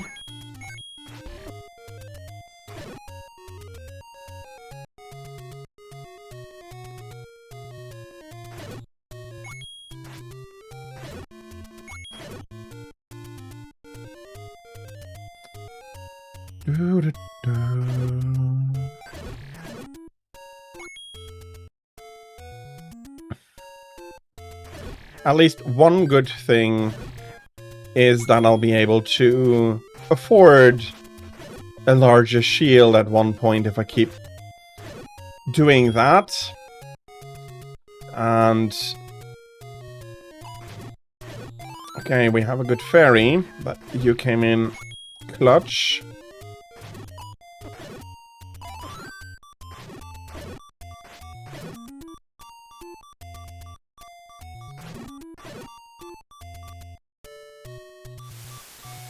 Okay, and this is the ocean. For whatever reason, I died. Must have run into one of those burrowers.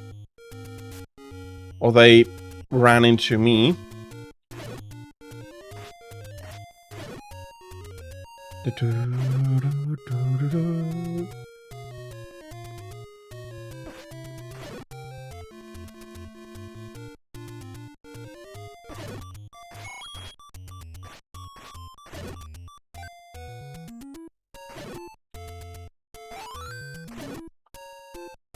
Okay, all enemies are stopped. I don't... yeah, no, that does not continue on another screen.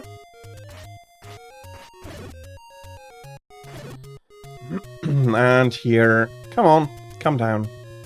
I want your hearts or rubies.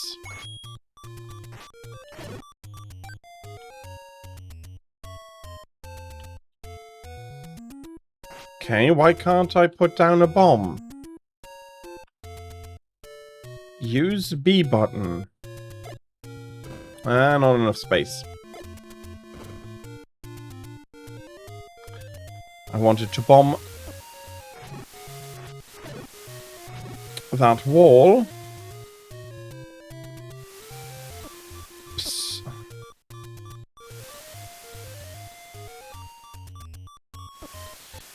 Okay, again, by the difficulty, probably not where we were supposed to go.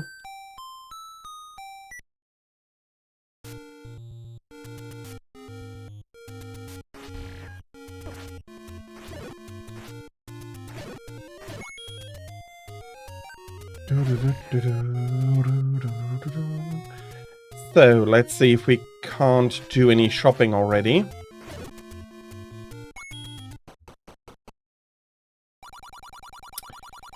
No, not from this shop yet.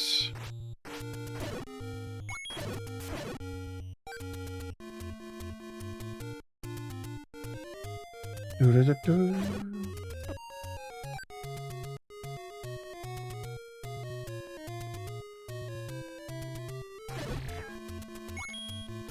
And over here we have the inner lake.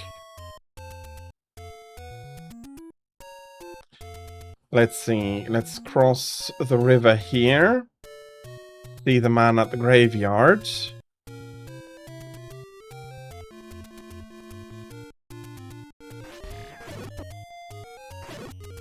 That is the inhabited but quiet. Come on.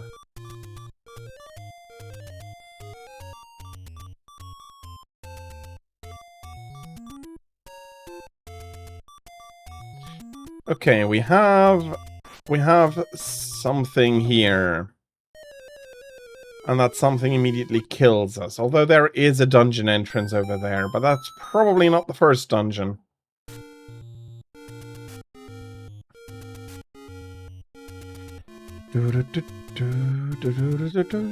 Come on.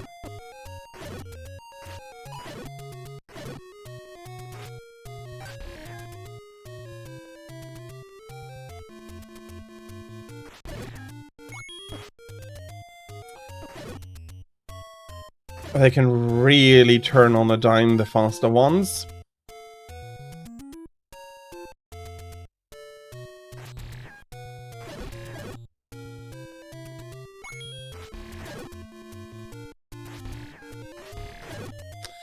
Turning in the animation looks cool, but I'm not going to be able to do it consistently. Are we being told anything else here? No, just to take the sword.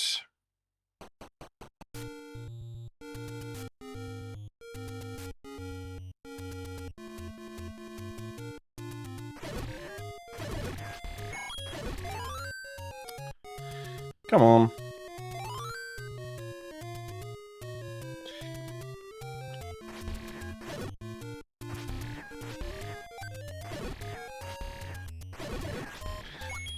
In future Zeldas, if you're not pushing anything, you'll be doing a sideways swing to avoid situations like that, where you have an enemy far enough in front of you that you may not want to move, but you can't hit him because you're just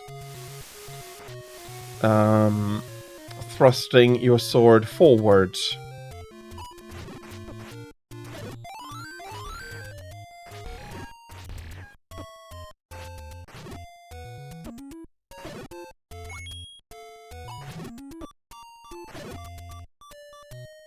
And coming towards the end of life again here, come on.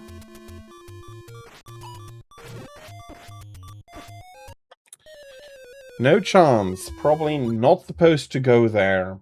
Very probably not supposed to go there.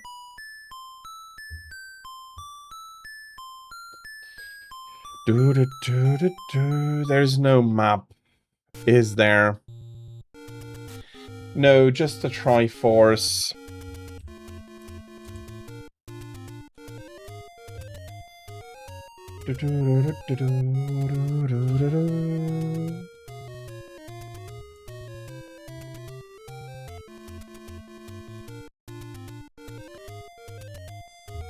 Okay, we have that part mess there.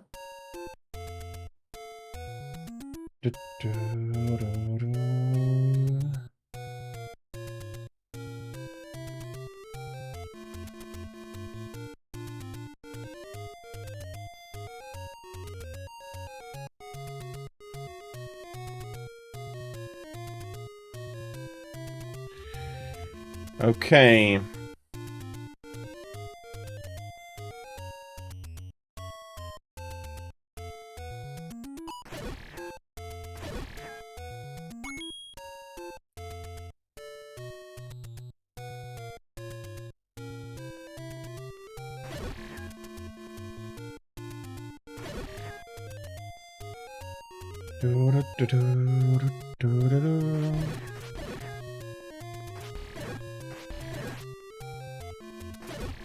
I want rubies more than I want hearts at the moment.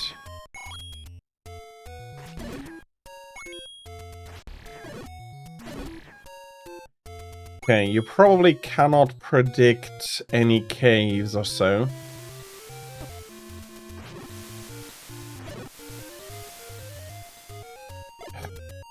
Okay.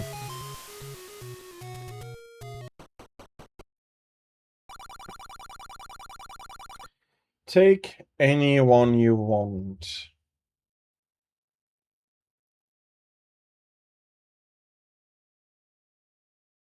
Let's take a heart container. And that gives me a complete heart. Okay, that's good actually.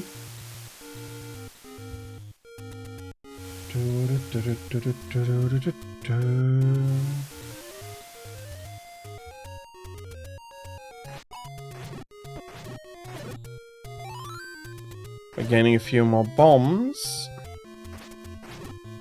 And we're a bit more hardy.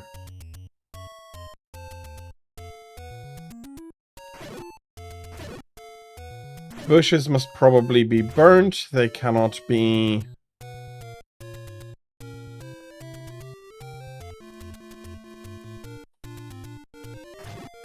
Okay, that looks... The shield does not protect you against...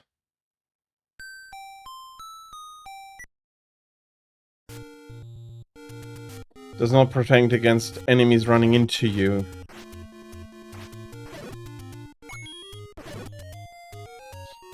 Well, I can get the...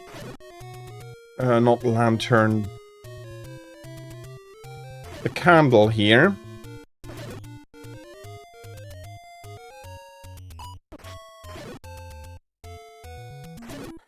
Bonking into enemies is still the most troublesome issue for me here.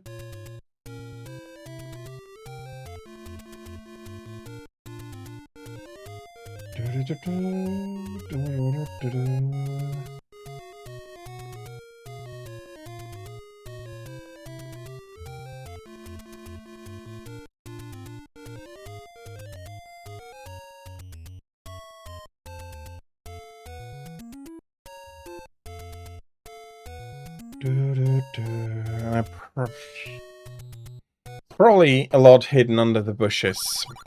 Let's try it.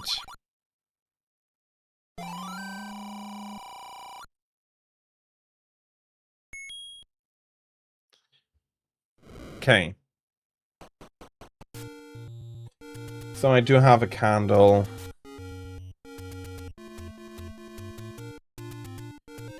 Let's go for it.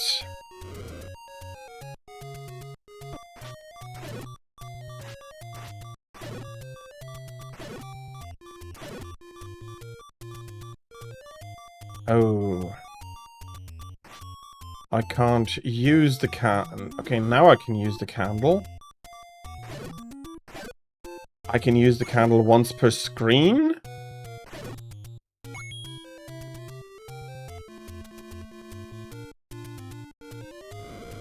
Apparently so.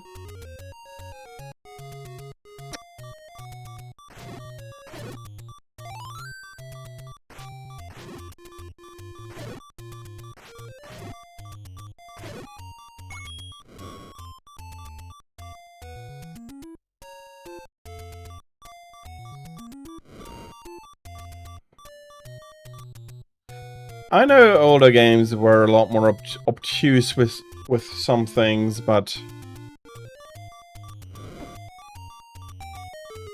Okay, and you need to wait for the fire to disappear. Okay. Let's take another heart. It's probably it. Yeah, he's disappeared. Probably for good.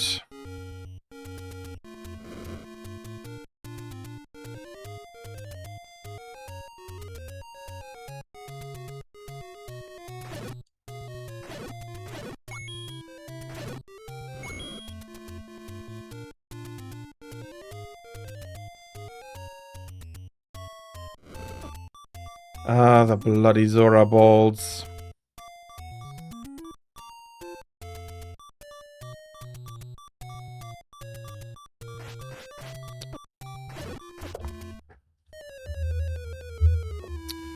Well, at least I got a little bit more.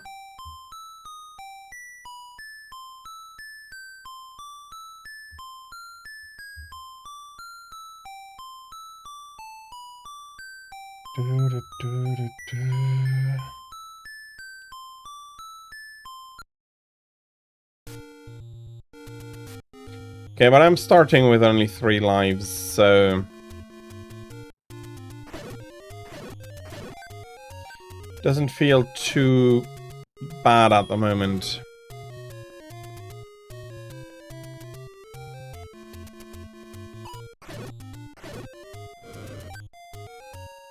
Okay, for some reason I just got a heart added.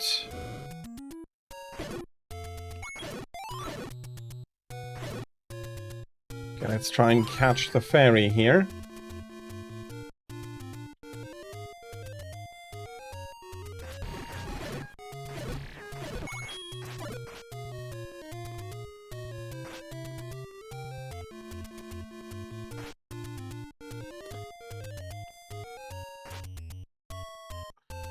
Yeah, he's just going to be an annoyance.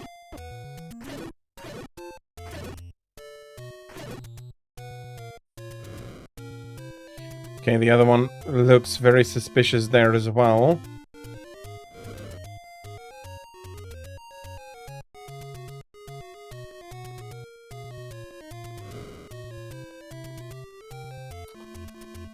Doesn't look to be anything behind there, though. Okay.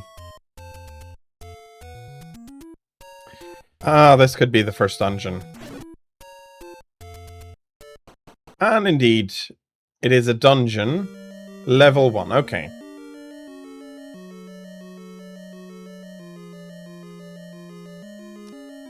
Managed to get a little bit here. That's a key. Key of free use in every dungeon, so that is something you need to be keeping in mind.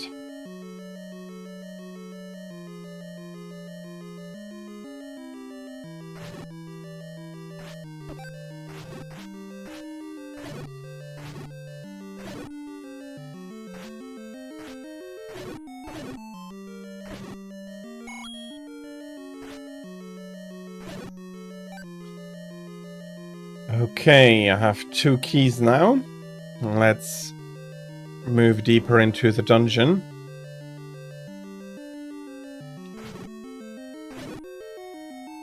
Yeah.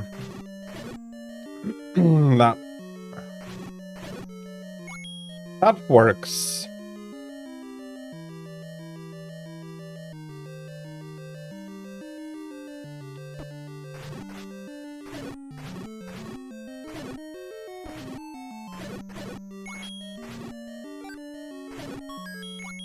That is another key. And that's a lot of keys.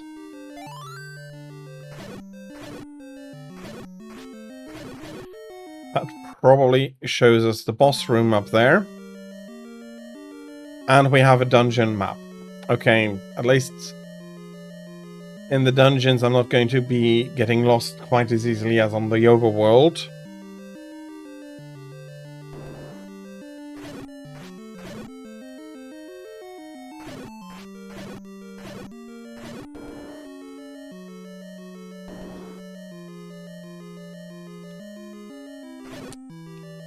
And yeah, establishing an old tradition of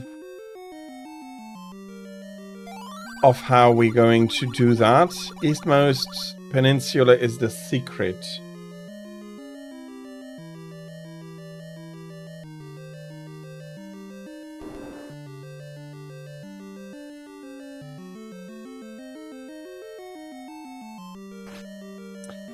There is the dungeon, the complete dungeon map. That also allows us to see the map on the status screen up there. It's a nice idea, I have to say. Come on.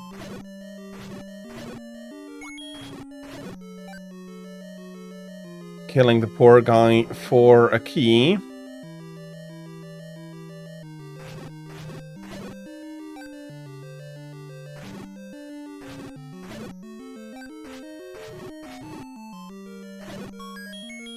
And another key. I have the feeling this level has too many keys.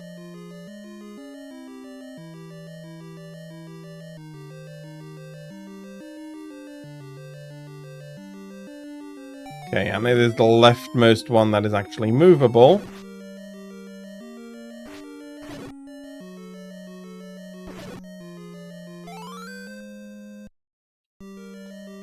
And we have found the bow. But apparently finding the bow isn't enough. We haven't found any arrows for it.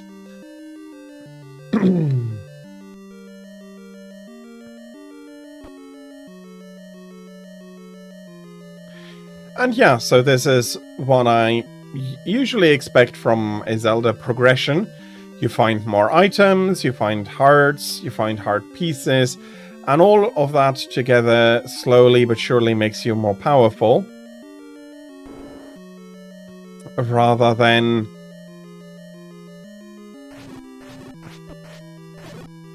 whatever idea they had with the two new ones, a boomerang.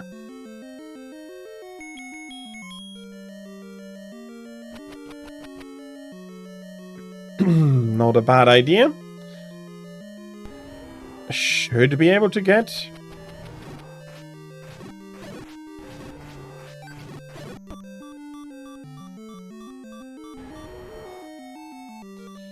Okay, and he bloody grabbed me.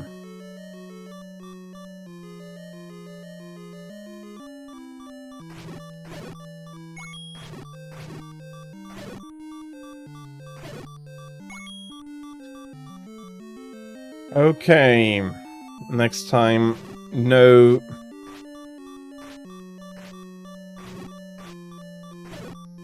break making.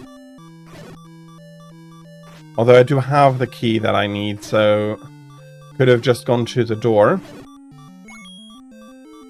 I mean, I would be quite happy if I were to see a heart drop.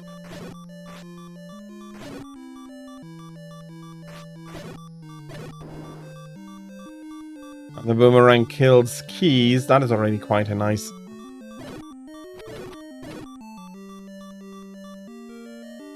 thing to know. Having a little bit of a distance weapon. Not a bad thing.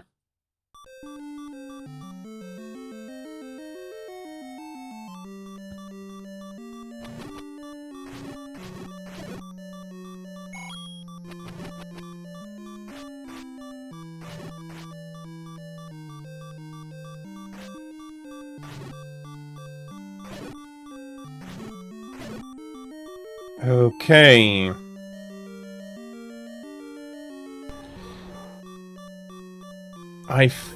Did I fetch the key? I hope I did. Yeah, you're going to kill me.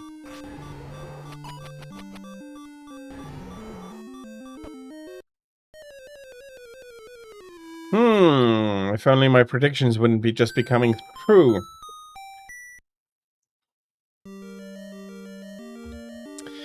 Okay, let's try that again.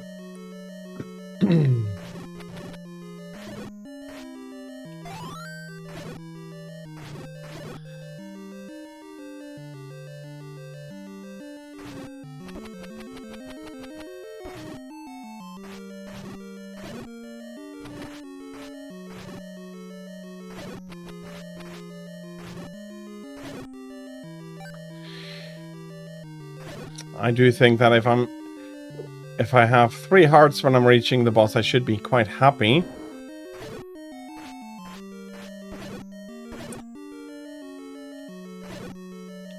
Hitboxes.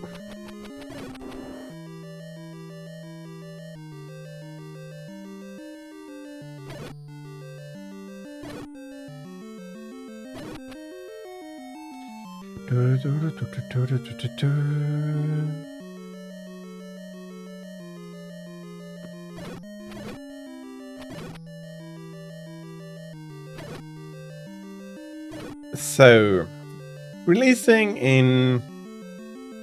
My throat still hasn't quite 100% recovered.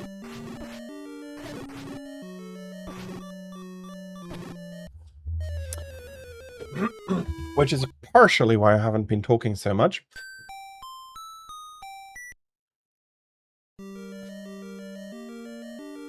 But okay, let's try if I don't talk as loudly as I usually do. Maybe I can still give you what I wanted to say while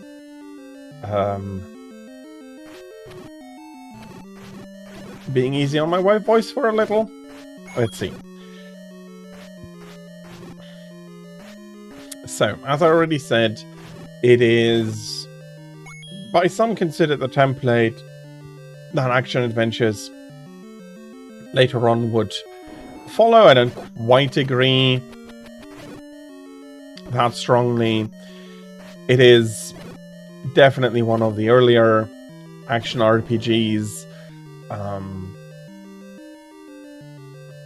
taken from a experience from enjoying outdoors exploration, and that then put into a game and building an adventure around it very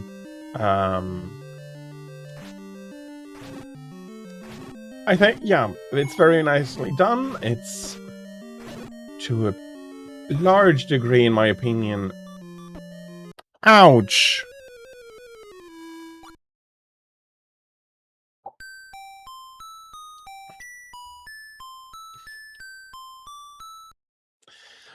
Still holding up today, despite the difficulty.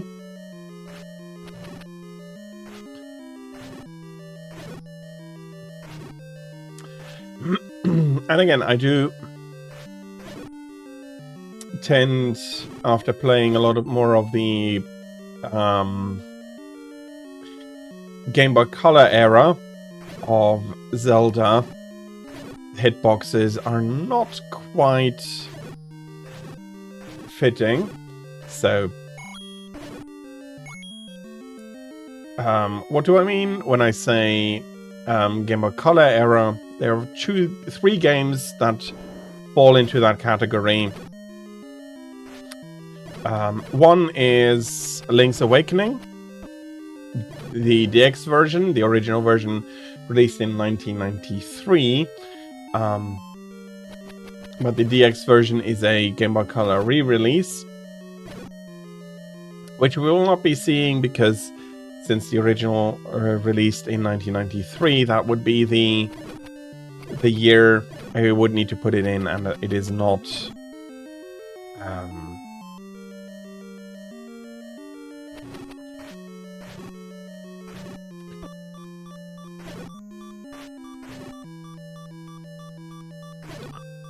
Can you maybe drop a heart instead of a ruby, please?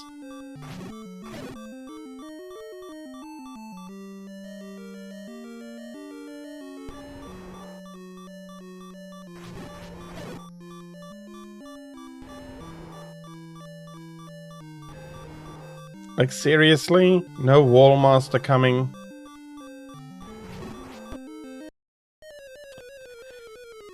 Why didn't that count as a second hit?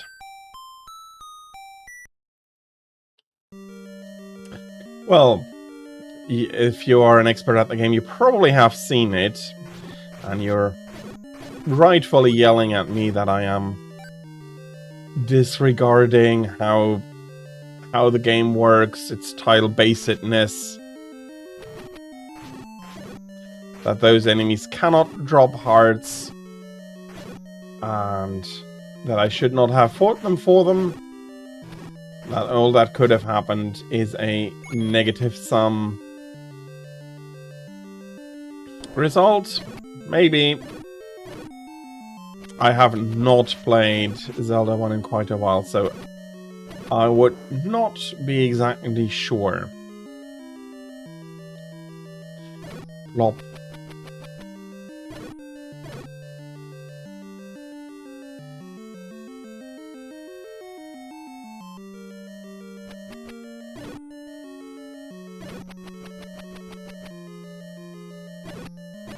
Okay, looking a lot more healthy.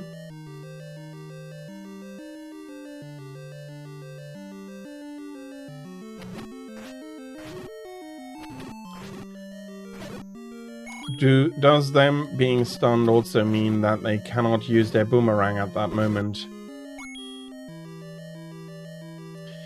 Maybe, maybe.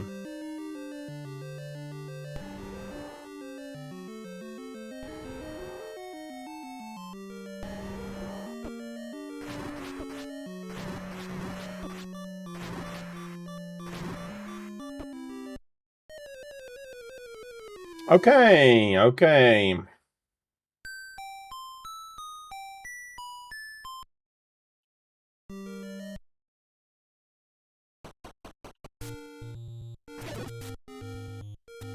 Let's see.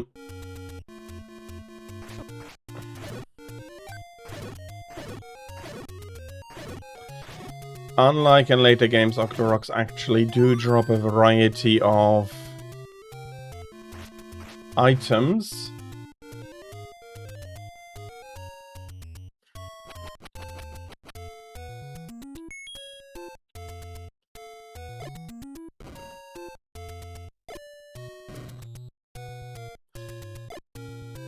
Okay, it has to be into flat surfaces.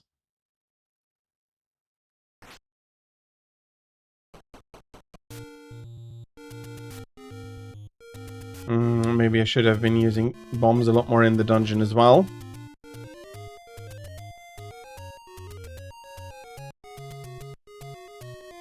There was something like every 10th enemy has a bomb. Okay, I'm starting with 4 instead of 3, so a little better already.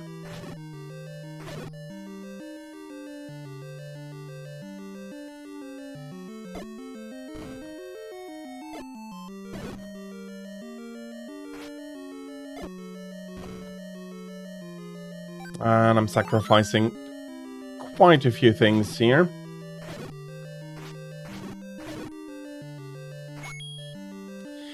No bombs, though. Probably I've been counting wrong and I should have... And I've, in the end, wasted my bombs here.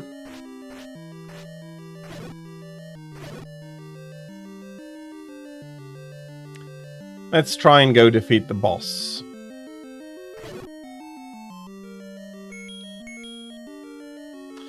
And the bombs have completely disappeared from the inventory. No sign I ever had any.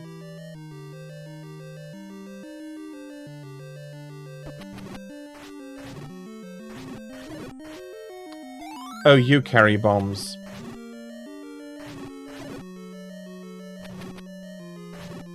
Now suddenly they are a lot more interesting to kill. And they carry hearts. Okay.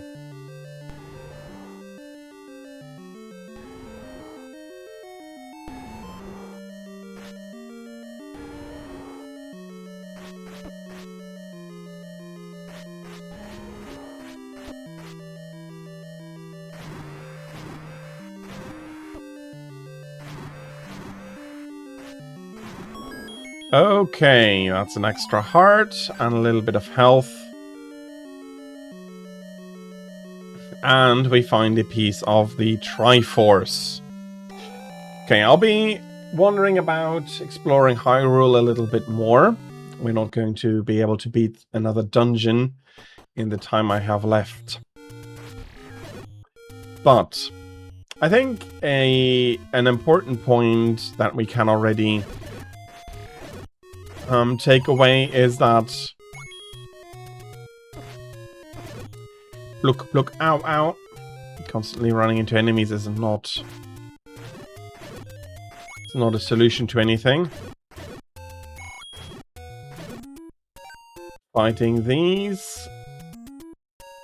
Maybe not the worst of ideas.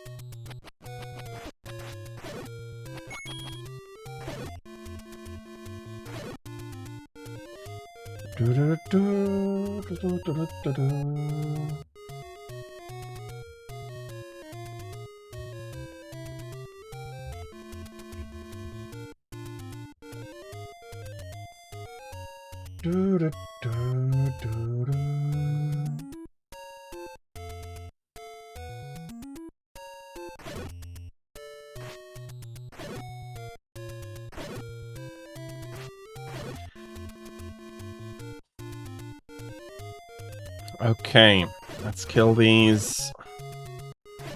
Let's switch to the candle and see. Let's see if we can't burn down a few more things here.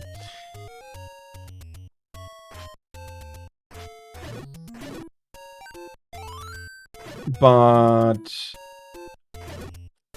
yeah, I think out of the importance that this game and its series has achieved, it's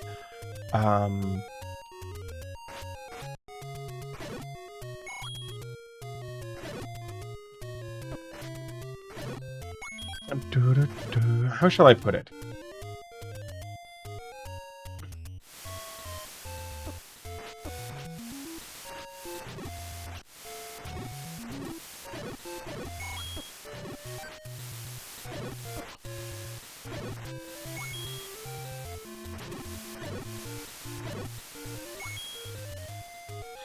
It is... Okay, I do start to do a lot of turnaround attacks here.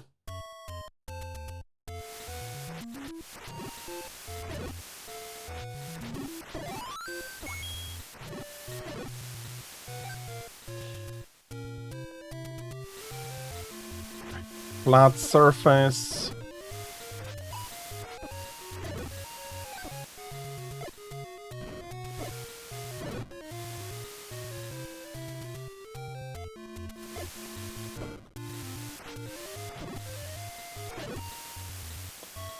Okay. Well, we have a cave here. An honest cave this time.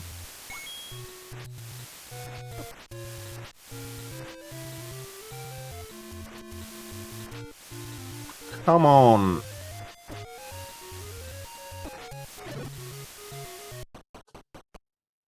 Bloody Octorok.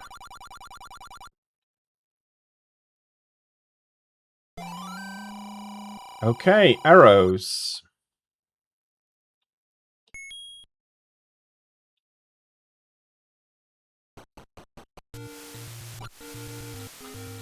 Each arrow costs us 1 ruby.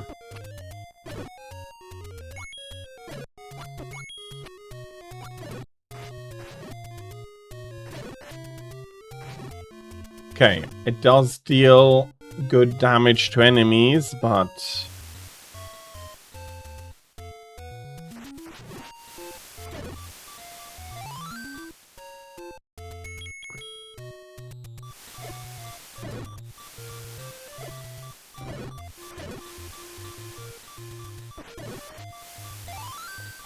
half a heart left.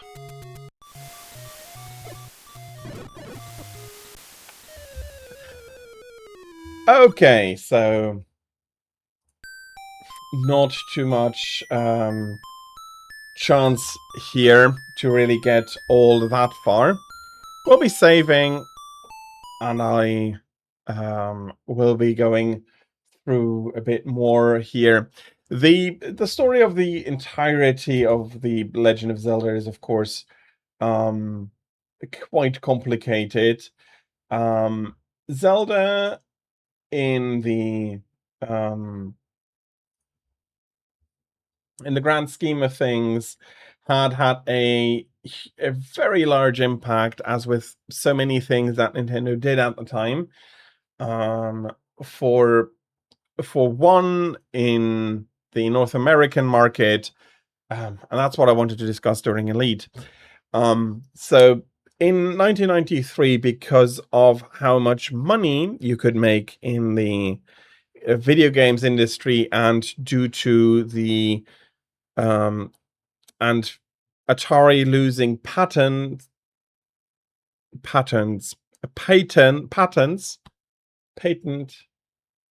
not sure exactly right now.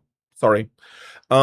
Losing patents that had been safeguarding their dominance, a lot of people just started releasing a ton of games for the Atari because it was the main cartridge swappable console that took over Atari as well. Be quick, be cheap, just they're going to buy anything. Similarly, in a similar situation as the industry finds itself in currently, where it's the live service market everybody has been betting on and sunk so much money in, Sony, that it is seriously impacting the health of a lot of companies.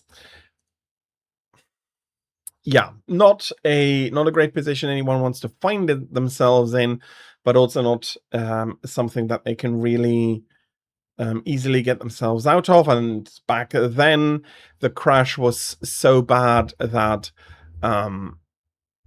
basically the entire North American industry suffered really, really badly for it.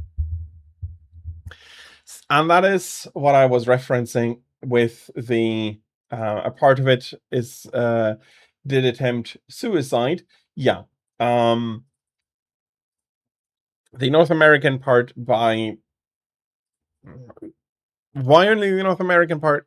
It was by far more fragmented back then. So there was not there was a lot less exchange between North America, Europe, Japan in the early days, and as such, a industry-shattering catastrophe in North America did not automatically impact the European video games industry, because they were so separated not only by distance but by lacking connections. They were separate and concentrating on their own things, and as such, that period in Europe is not considered 2 dead years, basically. Elite released, and neither in Japan. So a lot of people in North America consider that the period lasted until the 1985 release of the NES with Super Mario Bros. Bros. And Duck Hunt. But in the meantime, we had Tetris coming from the Soviet Union. We had Elite, we had Excitebike in Japan. We had and we had quite a few more games coming, being released during that time in different markets, which is why it was a very severe collapse for the North American market, but the rest of the market came away a lot less troubled through it. So in Japan and in Europe, they didn't really register that unfortunate collapse. In North America, but with the release of the NES, it did pick up again, and then came a revival that lasted for quite a while until 2008 was a bit troublesome. The console generation switches were not always exactly clean, especially also for Nintendo. So yeah, there is quite a lot of that. But it was a lot more limited than a lot of people realized, in the US and probably Canada as well, because their markets were a lot more connected. And also, and that is important to realize, the European market was not betting as heavily on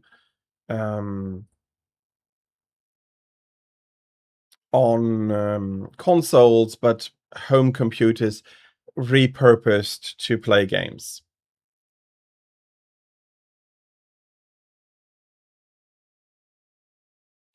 Okay. I think that is going to be it for our first part. We'll have 5 more games after my dinner break. We'll be taking a look at Metroid, Space Quest 2, Phantasy Star, Super Mario, and Sword of the Samurai. I'll try to have my voice rest a little bit more, that I'm not going to have a repetition of what happened for me at the beginning of Zelda there. And there's still a lot to discuss.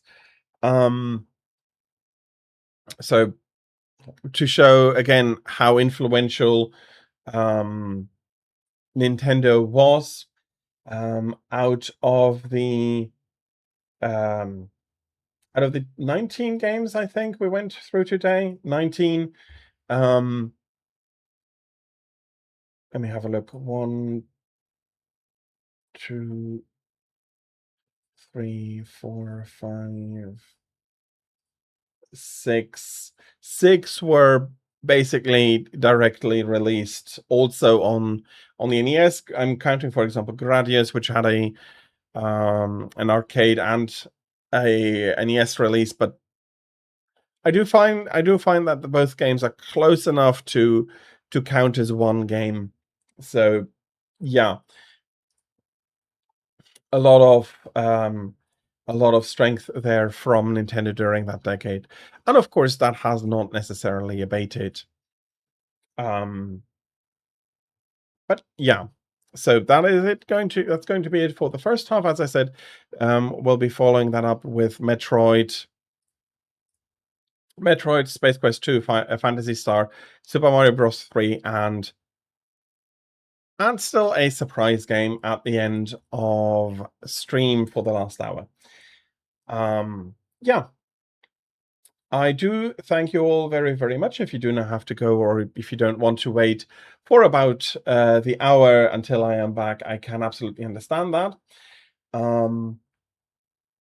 I will be playing some of my trailers and some of the trailers for the event. So there is something for you to have a look at while I am gone. I'll be back in about an hour. And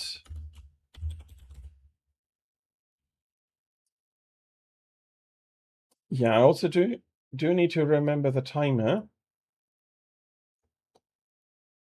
And I'll be seeing you then in about an hour. Maybe a little bit, if anything, early, not late.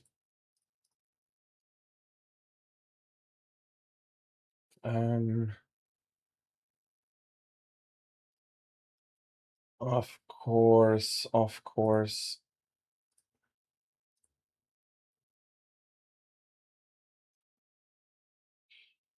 I do need to get this in properly.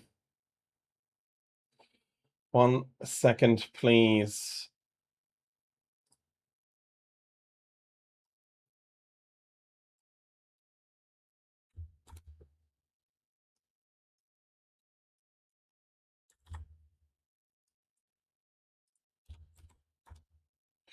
Okay.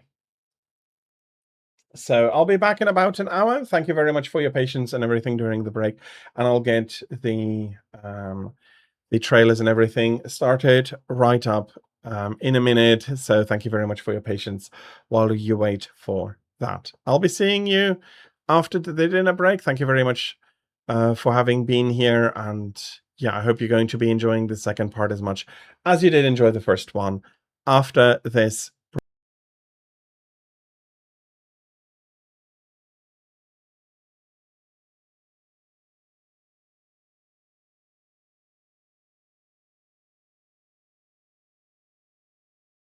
Step out of the shadows, into the fire. Don't be afraid to go out on a wire. Live in the moment, turn it up louder. This is what you're made for. You just gotta be fearless. You just gotta be fearless. You just gotta be fearless. You just gotta be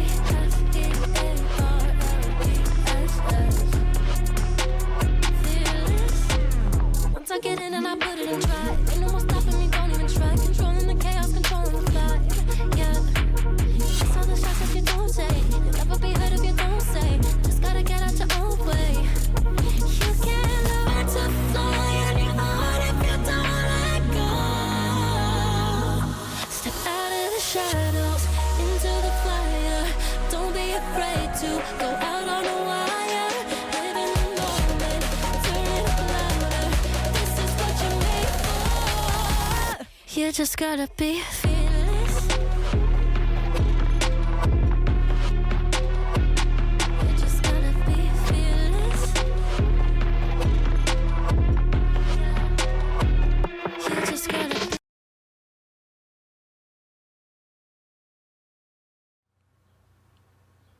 Time never waits. It delivers all equally to the same end. You who wish to safeguard the future, however limited it may be, you will be given 1 year.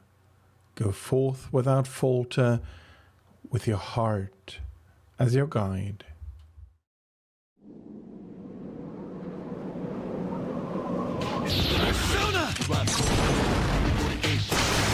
There's one enemy That's the left! last one.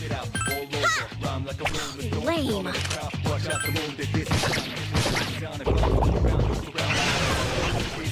Only one enemy left! Such persistence.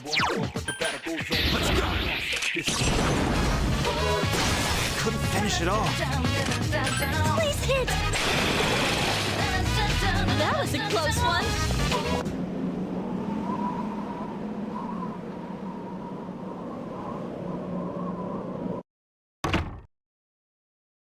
Welcome. You're late. I've been waiting a long time. If you want to proceed, then please sign here. It's a contract. There's no need to be scared. It only binds you to accepting full responsibility for your actions.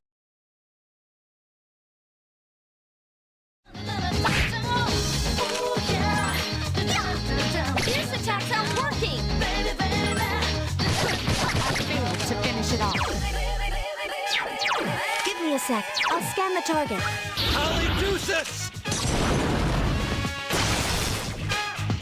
I've been waiting for this. Okay, now!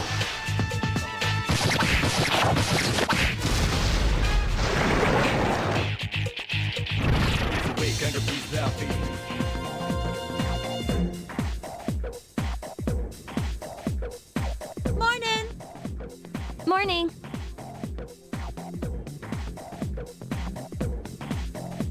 Well, here we are. Welcome to Gekukan High. You're gonna love it here. You're okay from here, right? You should go see your homeroom teacher first. The faculty office is right there to the left.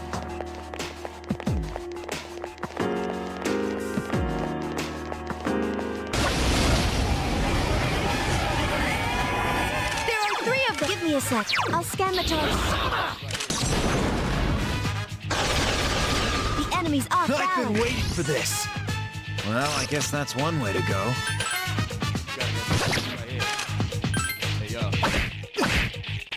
Couldn't finish it. It has multiple. There are 3 enemies. Huh? What? What's happening to me?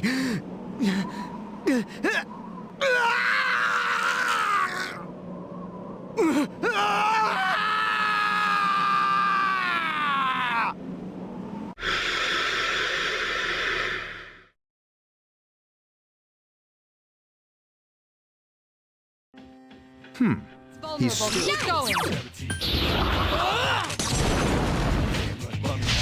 Yes, the enemy is vulnerable. Attack. You attacked the enemy's weak point.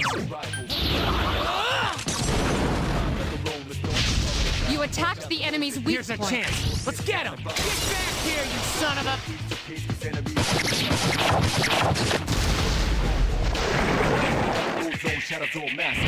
You saw those creatures. We call them shadows. They only appear during the dark hour and attack anyone not in a coffin. It's our job to defeat them. Sounds exciting, huh? Aki.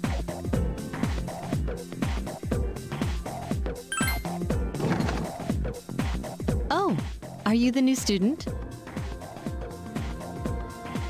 11th grade, correct?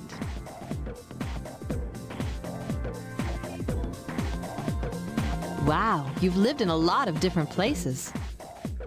Let's see. In 1999, that was what, 10 years ago? Your parents...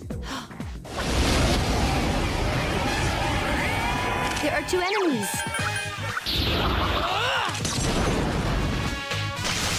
The enemy is down. Now's your chance. Here's our chance for an all-out attack. Let me at him.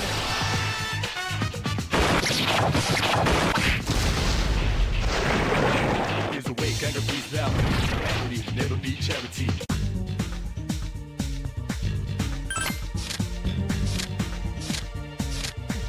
Soon, the end will come. I remembered, so I thought I should tell you.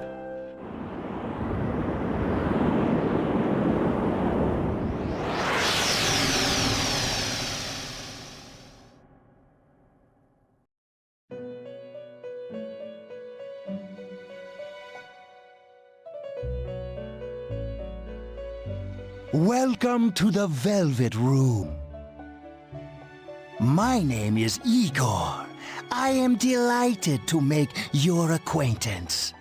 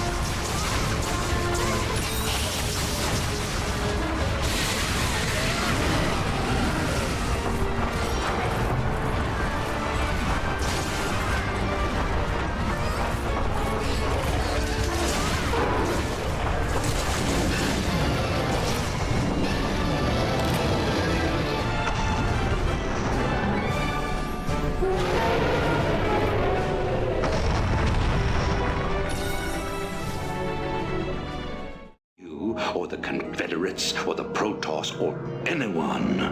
I will rule this sector or see it burnt to ashes around me. If you try to get The fleet is prepped and ready, Commander. Awaiting orders. The hell with him. We're gone. It appears that General Duke has successfully activated Tarsonis' primary defensive weapon, the ion cannon. The cannon must be shut down if any escape attempt is to be made.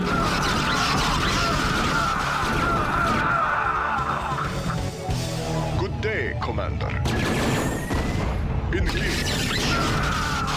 Make it happen. Set a course. Base is under attack. Take it slow. Set a course. Take it slow. Hailing frequencies open. All crews report. You have but one charge entrusted to your care.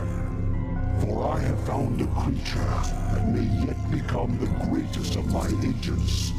Even now, it resides within a protective chrysalis, awaiting its rebirth into the swarm.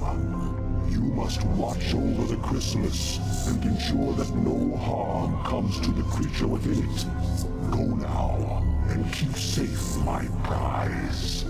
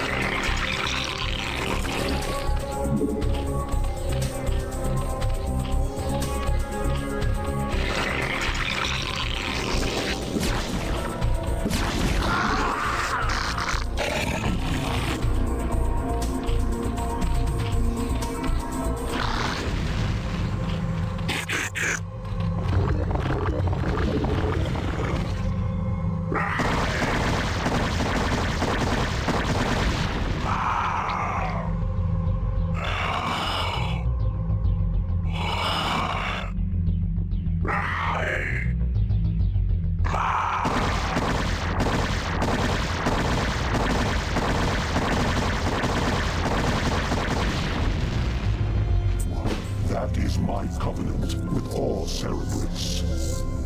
Now you have grown strong enough to bear the rigors of warp travel with the swarm. Thus we shall make our exit from this blasted world and secure the chrysalis within the hive cluster upon the planet Char. Remnants of the Protoss fleet still linger within this planet's orbit. They will attempt to block our exodus at every turn.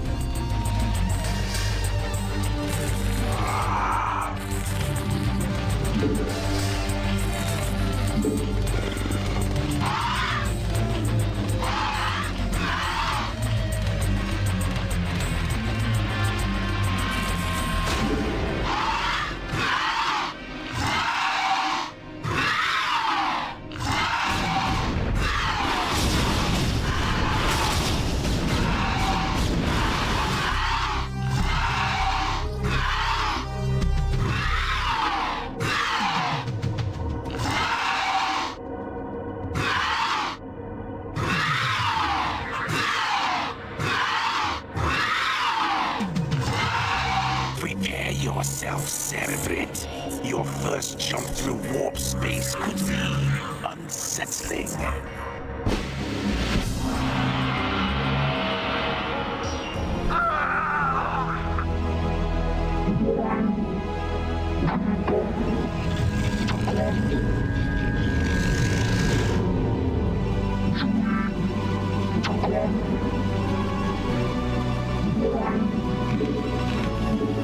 You have not enough minerals.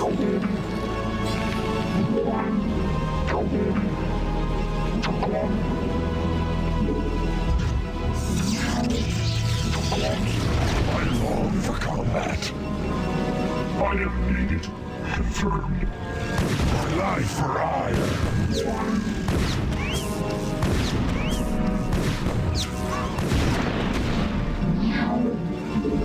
She house. Sakalanos. I am needed.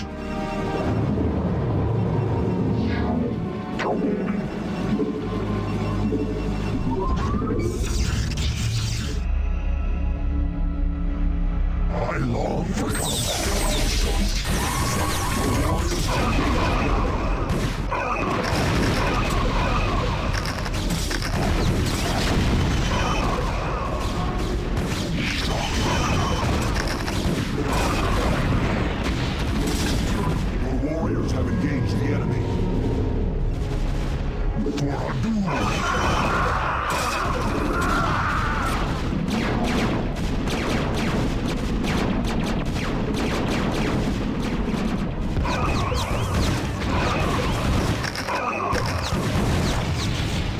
warriors have engaged the enemy. I call.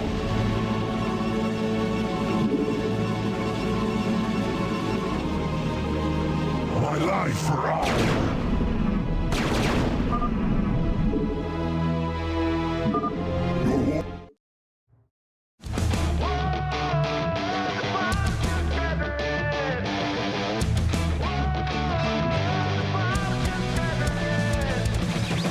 Do you remember we had dignity, sanity, a world to trust instead of biting fingers till they bleed? Do you find joy in all your shallow hell of empty noise? Our world is burning, but they'll keep on selling broken toys. Whoa, this can't be it, this can't be it now. Whoa, this can't be it. This can't be it now! Whoa, the bombs just never end. They detonate inside my head, tearing up my generation. Whoa, they fed us all a lie, buried truths until they die, leaving nothing but a salutation.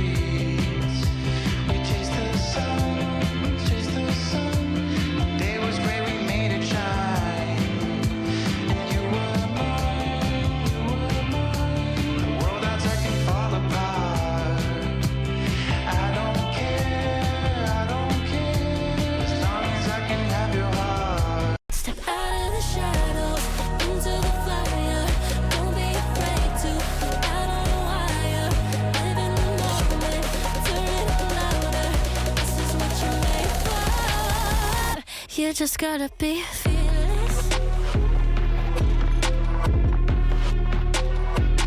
You just gotta be fearless. You just gotta be fearless. You just gotta be F-E-A-R-L-E-S-S. Fearless. Once I get in and I put it in try. Ain't no more stopping me, don't even try. Controlling the chaos, controlling the vibe. Yeah. Miss all the shots if you don't say. You'll never be heard if you don't say. Just gotta get out your own way. You can't learn to fly in your heart if you don't let go. Step out of the shadows, into the fire. Don't be afraid to go out on a wire. Live in the moment, turn it up louder. This is what you're made for. You just gotta be fearless. You just gotta be fearless.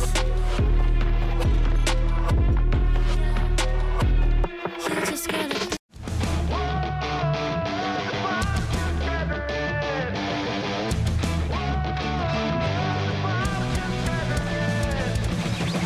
Do you remember we had dignity, sanity, a world to trust instead of biting fingers till they bleed? Do you find joy in all your shallow hell of empty noise? Our world is burning, but they'll keep on selling broken toys. Whoa, this can't be it, this can't be it now. Whoa, this can't be it. This can't be it now! Whoa, the bombs just never end. They detonate inside my head, tearing up my generation. Whoa, they fed us all a lie, bury truths until they die, leaving nothing but a salutation. Bombs just never end.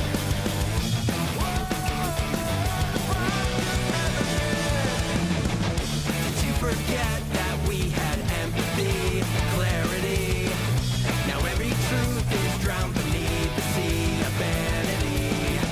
Do you feel proud up in your tower built on fear and doubt?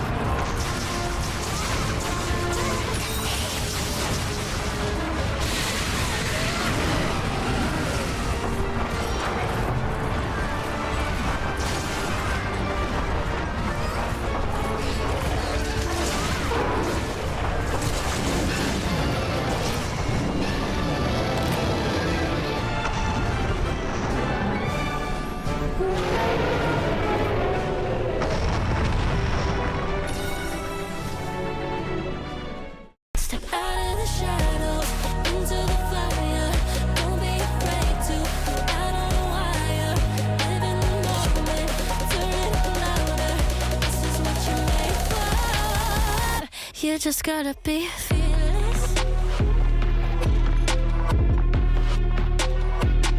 You just gotta be fearless. You just gotta be fearless. You just gotta be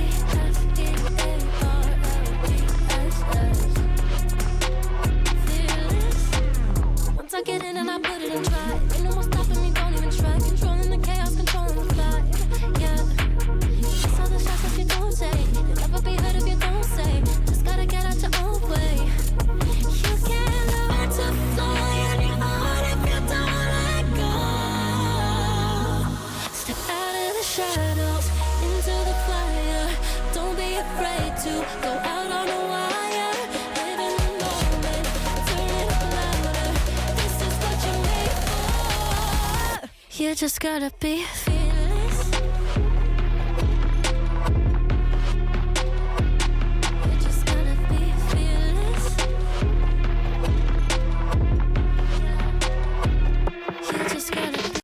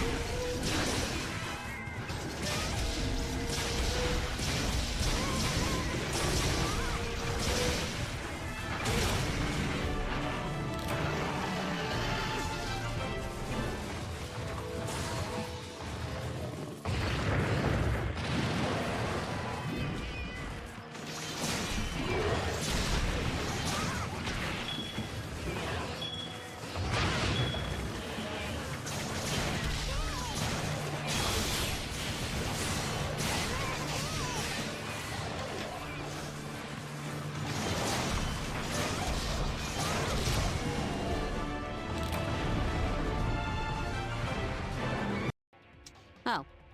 Yeah.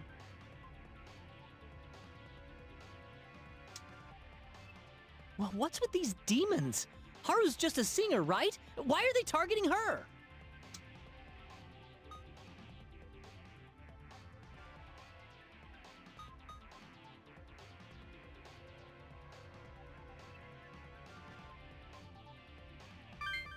Right. Let's take care of the demons first. We'll worry about that later. Are you really being targeted by demons? Maybe so. Anyways, thanks for everything. Man, if you could just use your sequencer, you'd stand a fighting chance. Well, nothing I can do with the batteries dead. So it goes. Though to be honest, if I could, I'd really like a peek at the data in it. You're not wrong. The demons appearing is the reason for this lockdown. When the government realized they were using demons, the lockdown plan was approved. It was timed perfectly, so they were all gathered in Tokyo. Who's they? In any case, unless the situation changes, no one gets in or out. The surface, the underground, the rivers, even the air, everything's locked down. But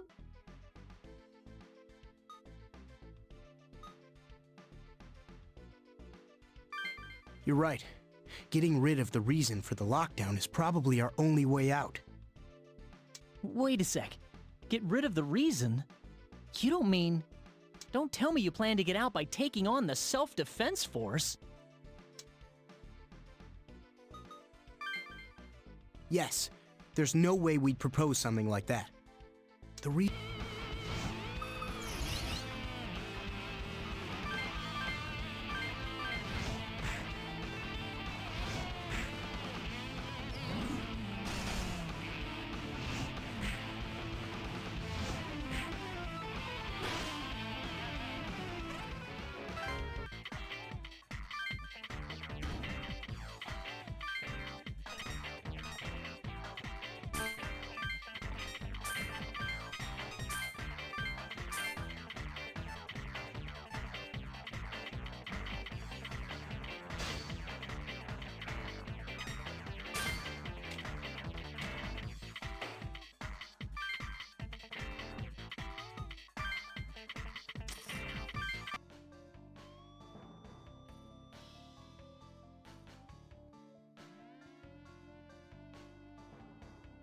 The immortal Belder has long been protected by a vow all living beings agreed to.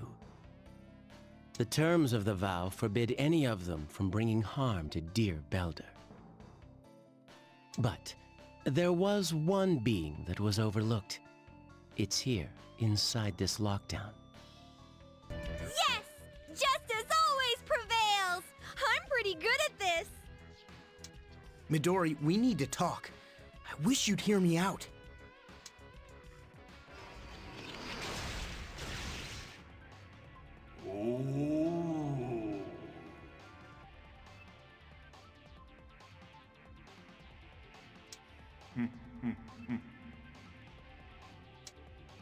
What is that? Bell? Guys, can I have your attention for a sec? It's about that thing I said I'd look into.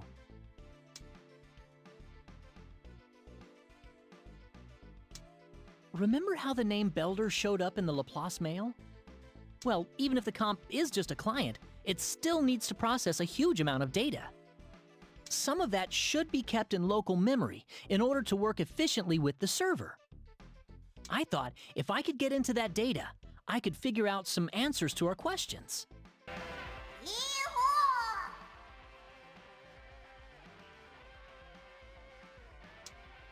Demons of Belder, we will never succumb to you. How odd.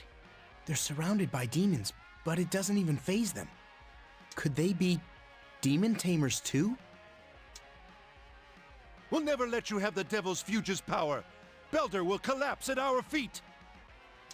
Devil? Well, when you put it that way, we don't know anything about demons at all. Well, we did get the Devil's Fuge. All that's left is to go for broke.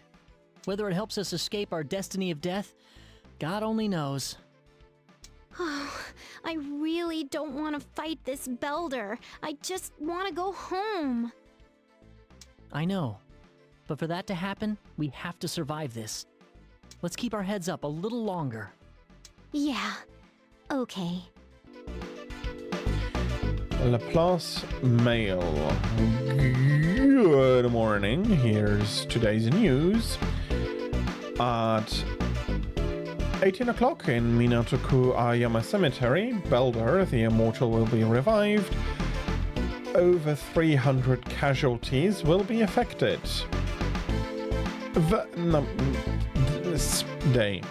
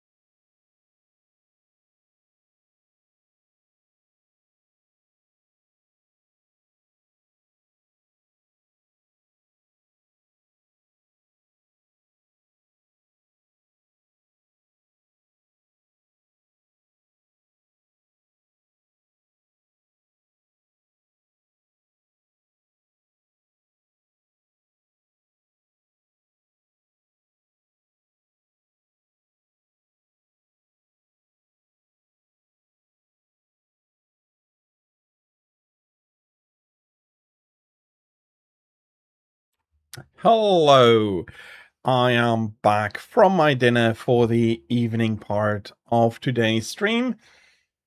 We'll be going through 5 more games, that being Metroid, Space Quest 2, Phantasy Star, and Super Mario Bros. 3, and then one final game that I chose, and that is going to be a surprise, but especially for this part, I am terribly happy with the choice that I have made.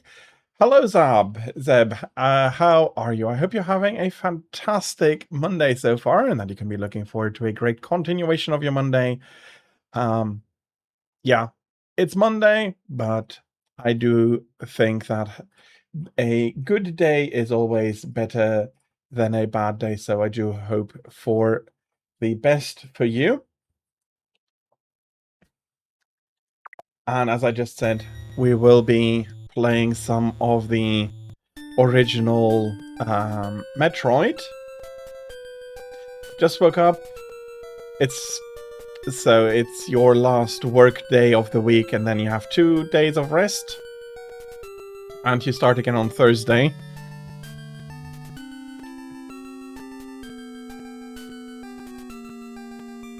Yeah, so I still hope that you're going to have a very good, well, Monday, Friday that is trying to hide as a Monday. Yeah, that's the way around I wanted to put it. The game's been good and quite interesting so far. So yeah, there is a ton of... So out of the first 19 games for the first day, 6 of them are basically found pretty much one-to-one on the NES, which does show how much of an impact that console had onto the industry. That is less to do with Nintendo's genius at the time and more of Atari's disfortune. Atari really... If only I could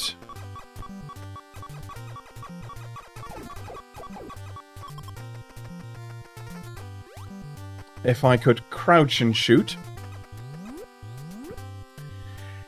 And yeah, we are playing now Metroid, another big name in the game industry with a lot of history, being first released in Japan in 1986.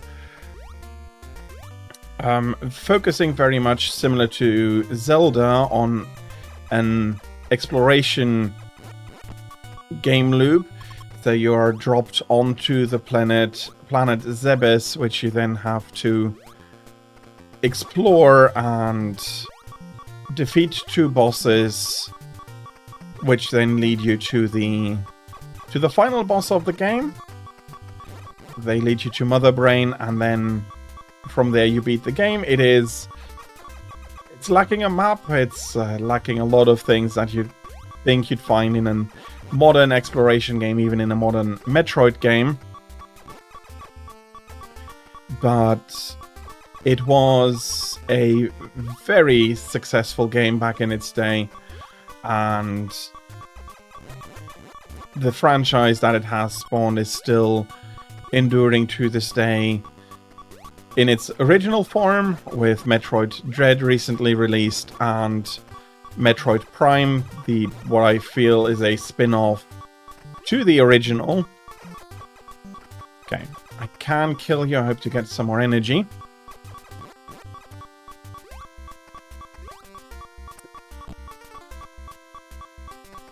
It still does. I haven't brought a map though, so I'll be probably looking around a lot randomly.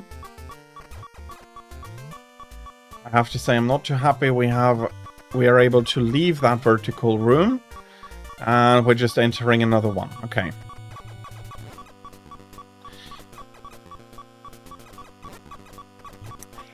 Game design wise, the original Metroid does have a few issues. Namely, that as you go exploring, if you don't keep a map yourself, it's going to be hard to know where you have encountered points of interest. The unfortunate sameness of the rooms does contribute to that problem of not being able to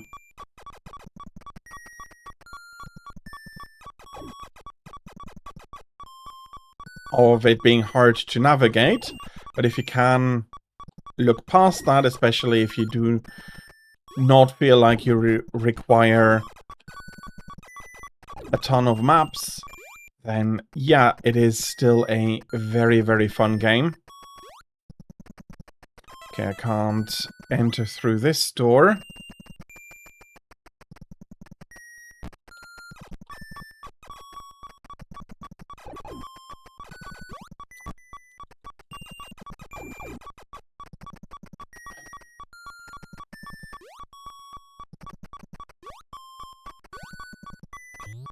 Okay, let's go through here. I can't kill them, so I hope you have some energy for me. Of course not.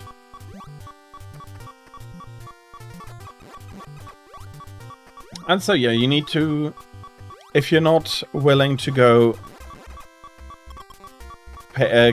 use pen and paper to paint your own map, you will need to make a good mental map of the game. The game flow has been improved over the years. Of course, there was a lot of good reason as for why people would want to improve such a successful formula. It is also in the current memory one of the first games featuring a female protagonist. Her identity was hidden in the ouch, ouch, ouch, ouch, ouch. I'm trying to farm here, not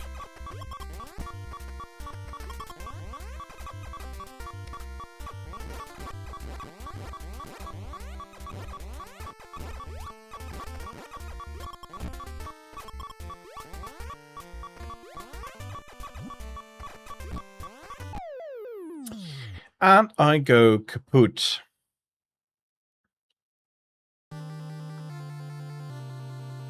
So yeah, as so many other games of the era, it is unapologetic for its difficulty. We had a lot of examples of that before, including Gradius, and I think Prince of Persia is also quite well known for its difficulty.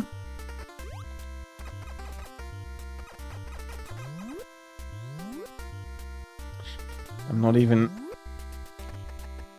sure that the path I took there was actually the correct one.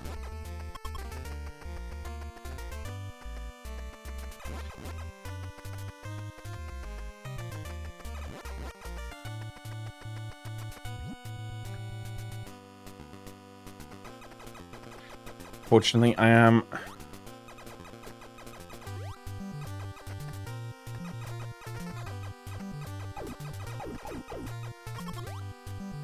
Okay, I've recovered a little bit more life. Let's go have a look down. Ah.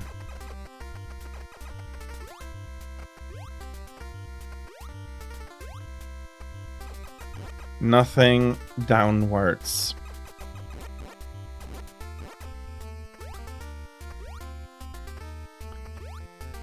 So, set in a sci-fi universe and deviating from Zelda also in the fact that it is a platformer rather than an action-adventure. Metroid has also become one of the two namesakes of a very popular genre nowadays, although I do think that while I do love Castlevania of the Night, it is not the original style of Castlevania, and Metroidvanias are much more Metroids, having a decade advance on Castlevania, and the earlier Castlevanias not being Metroidvania at all, but rather linear platformers. Well,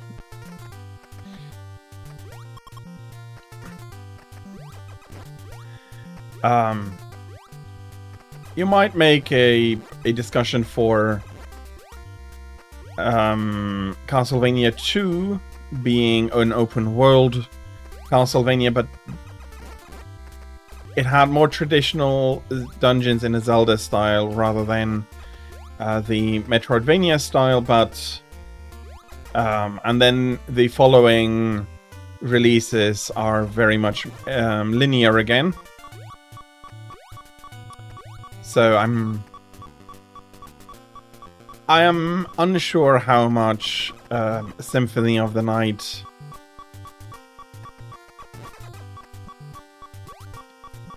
oh, come on. Okay, now of course I'm falling down.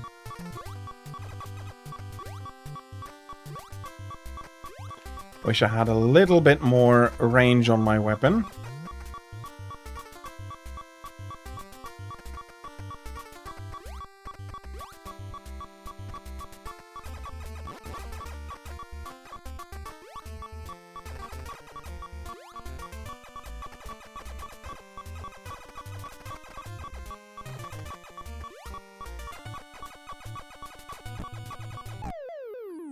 I'm gonna deal a lot of damage.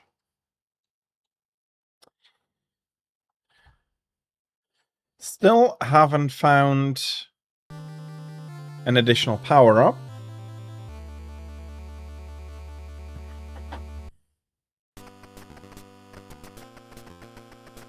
Then please enjoy your soda, Tira.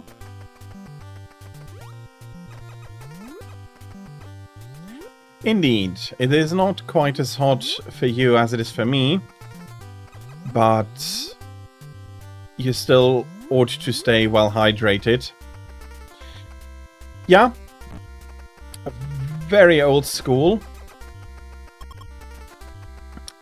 in a way, it is nothing else than writing the save file onto paper rather than onto an electronic medium. The RAM-based systems later on really did not do anything greatly different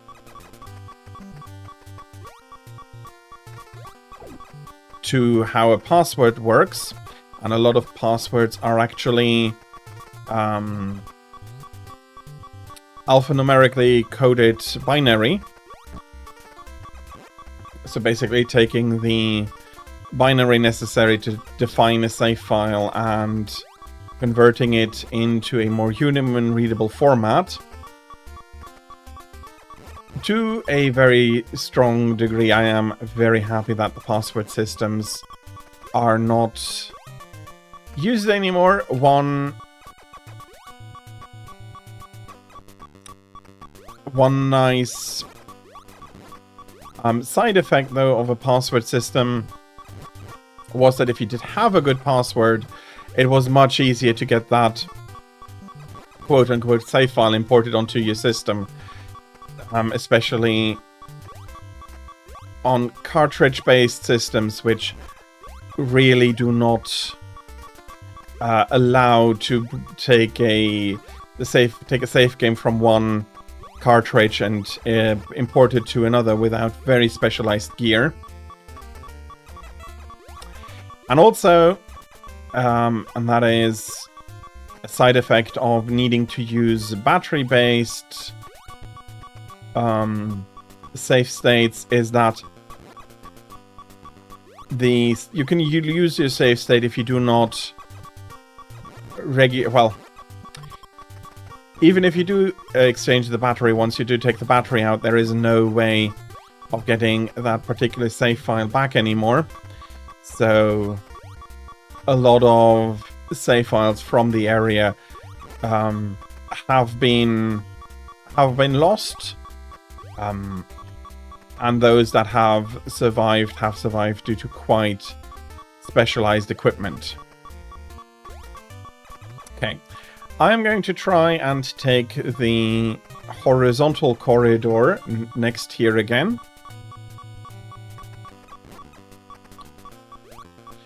Yeah, if I'm not falling down too far.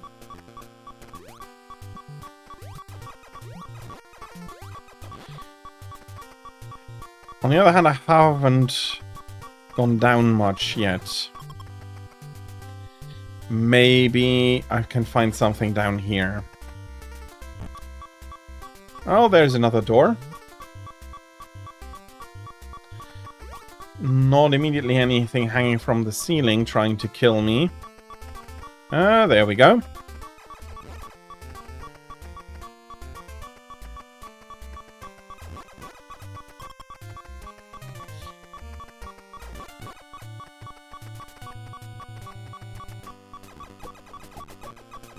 Okay.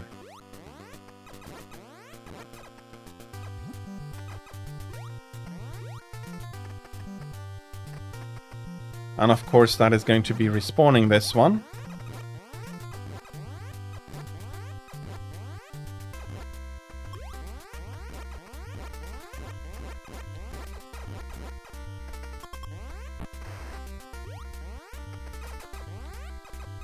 Some farming points.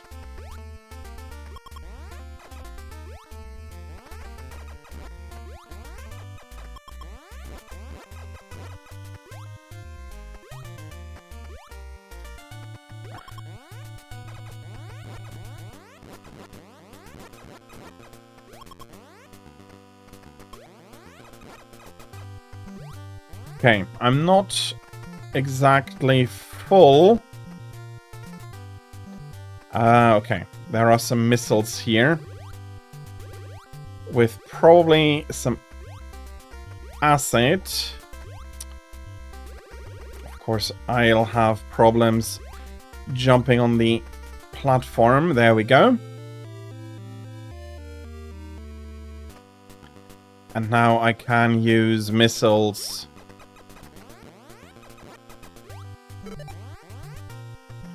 And these are also now nice enough to drop missiles.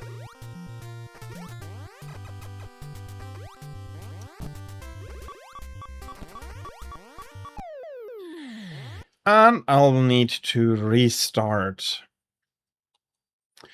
Password has changed. Well, me missing the platform automatically will mean that I'm dropping into the lava, of course.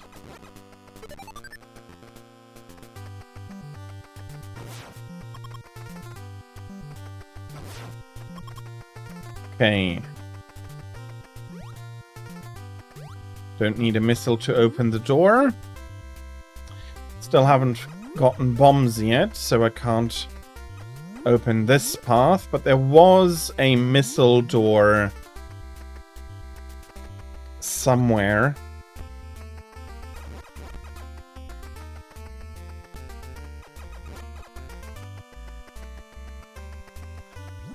So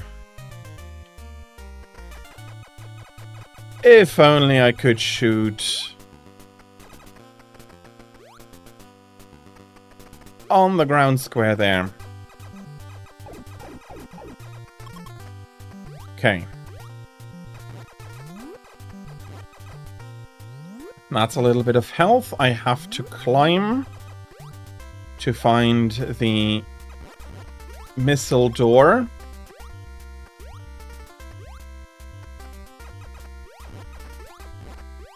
Okay, that is, of course, quite annoying.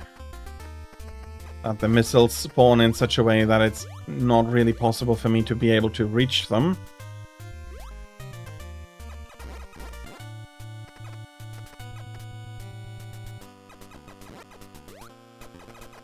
What annoys me most is that running zoomer there makes it harder to get the other two that are in easy laser or gun range, because he's running around. I do need to pay attention to him.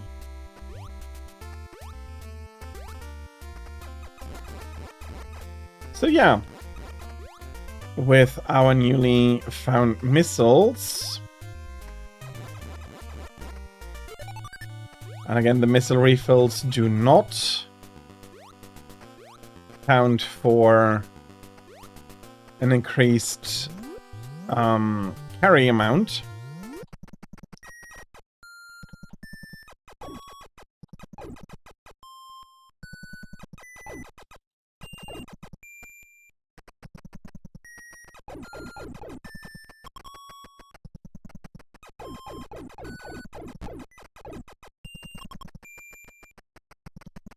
Okay, that should have been all the ones trying to drop on me.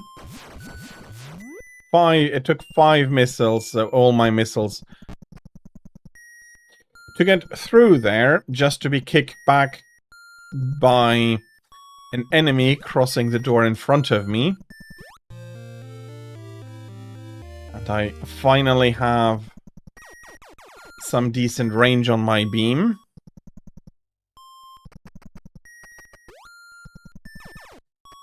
Still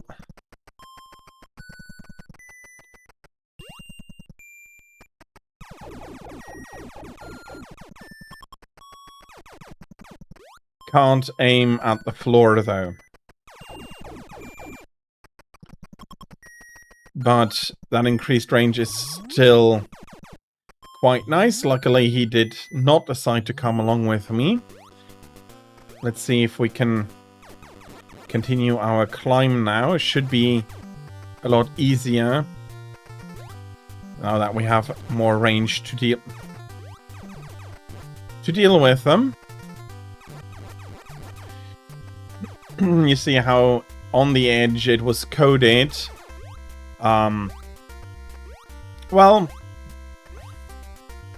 yeah, it is quite a laggy game. But I think the good thing there is that you need to remember that it was originally released for the Famicom disk system, so using floppy disks rather than cartridges in there for to hold the game data, and those have a few differences to how cartridge system would work. You have easy access to a larger storage space, but on the other hand, it is going to be more troublesome in the sense that that data cannot be read instantaneously as it can be done on a cartridge, and so load times are going to become a factor. And if load times already are a factor, then you can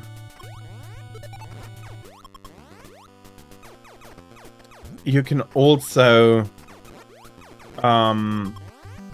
compress a lot of the data without it feeling weird, so to say. So the room data in Metroid is actually optimized to be decompressed as it is read by the disk system, which had their own RAM, which could hold data. So as the disk was being read, the processor would decode the room data, and from that it would save that to that external RAM. That system has not changed for the cartridge versions, which unfortunately means that the cartridge version also has to do the decompression of the room data, which leads to lag whenever a room boundary is reached, because it has to do quite a lot of work to set that up, and it also leads to a lot of to some other shenanigans that all in all lead to a lot of lag, plus some well, quite a few bits of unoptimized codes as well.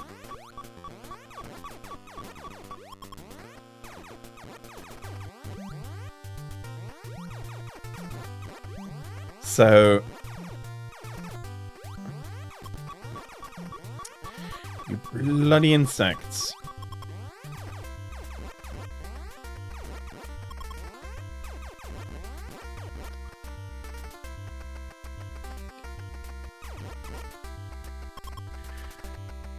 So, yeah. Game with a huge impact. A lot of games in its series, and I am completely lost again. I know that I have found the path to Mother Brain. Once I manage to defeat the two bosses, I'll be able to go over. But I do not think that half an hour is going to be sufficient for me to be able to do that. Okay.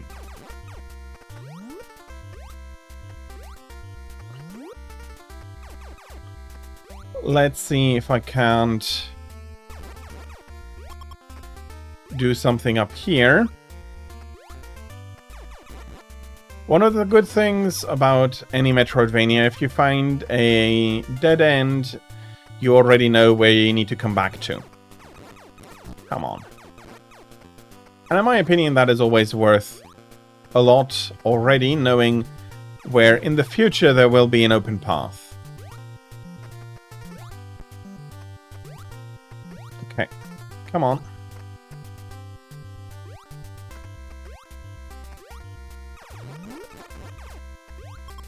I was hoping for a 20 health. Oh, I've tried crossing this before, haven't I? No, not quite. Wasn't quite the same room.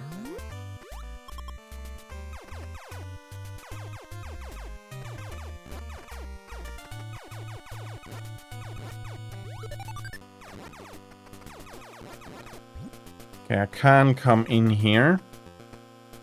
probably don't want to fall down there. Okay. And I need bombs probably to continue here.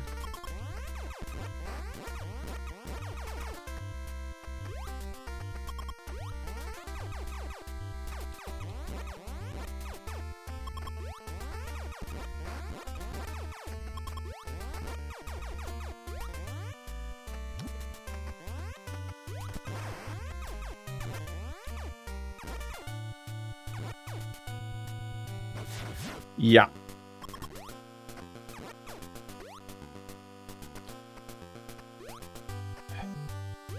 Or actually, can I get out? I should be able to. Yeah, no. There is that spot. I completely forgot about that. Yeah, I can get out. And this room is now a lot safer. Although I'm still taking unnecessary damage here.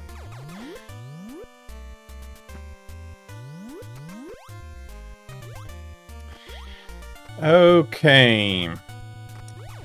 That's another dead end.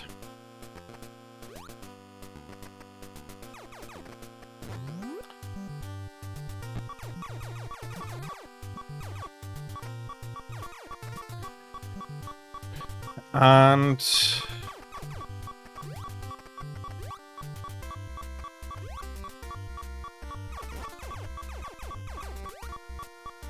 if I can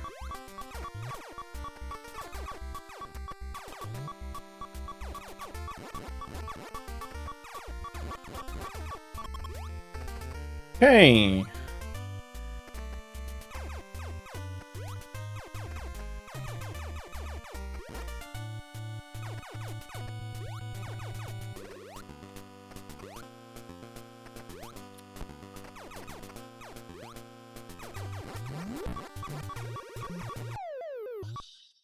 Okay.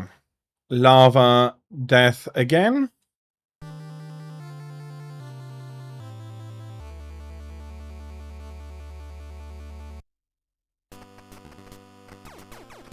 But only more distance is not going to allow me to get through some of the paths in this part. For this is not destructible. Not even by missiles. I will need bombs for that.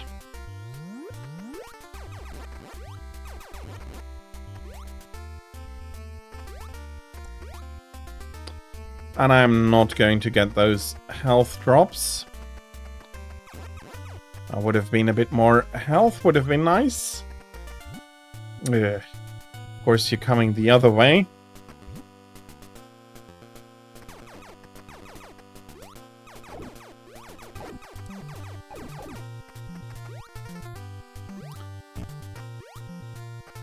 Oh, come on. Just out of reach.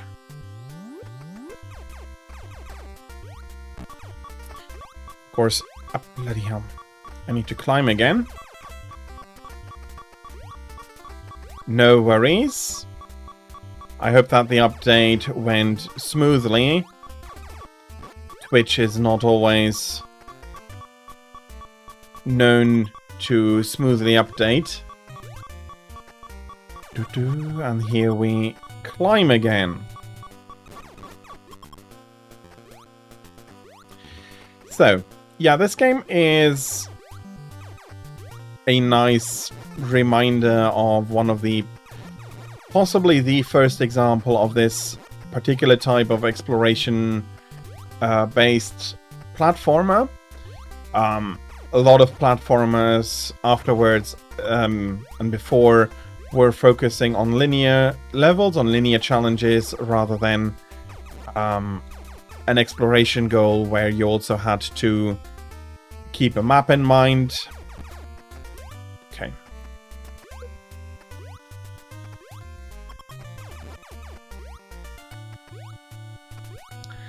and thus became quite popular. It also, yeah, I think that part I should have mostly discussed already, though, on how it, yeah, basically defined in a whole new genre.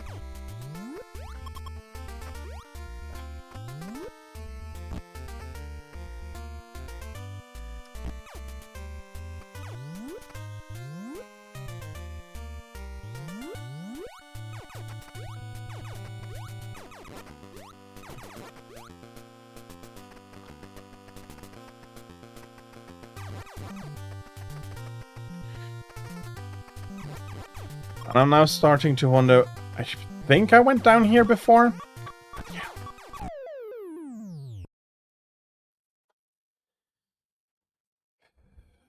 New password. At least they are so nice and to give me new passwords.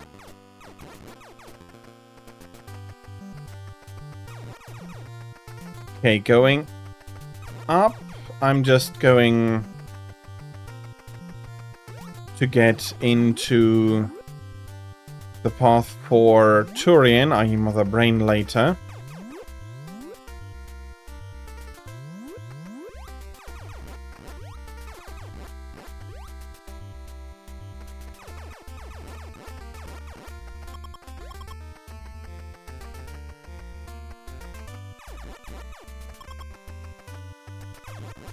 Where else could maybe... Well, not maybe. Where do I need to go?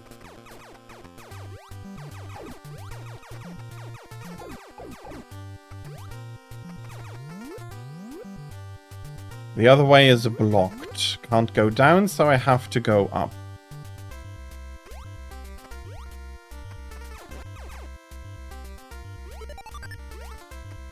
If I go over, isn't the first place there a... If I go all the way down, isn't there a missile door down there? Or is that wishful thinking?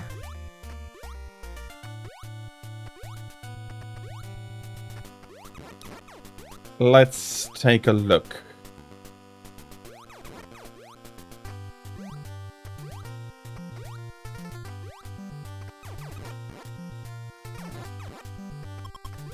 Okay. I have the feeling the spawning pattern is slightly different. Okay, if I drop all the way to the bottom, am I going to find a missile door, or is that...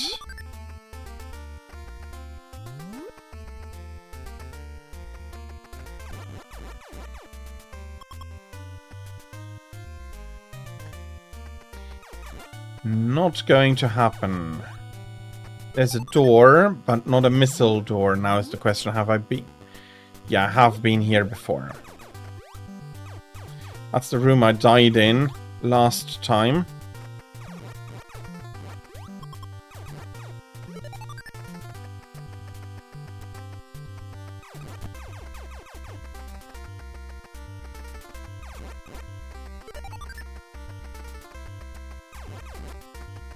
Before I...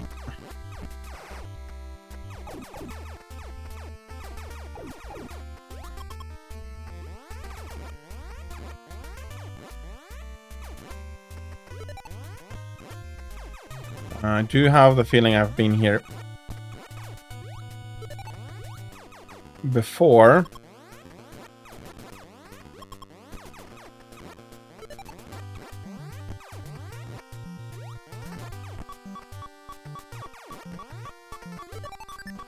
Okay. Ah, bloody... Are you...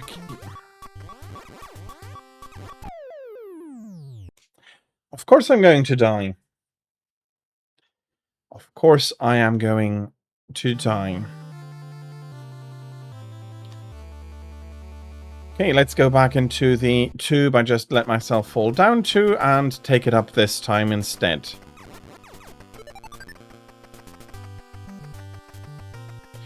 For the main vertical connector is... I got the long beam from there, and at the very top, again, the connection.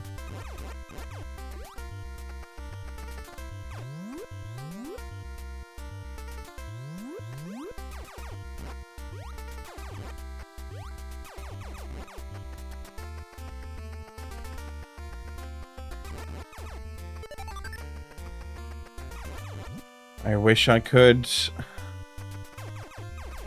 reshoot that a little bit. Come on.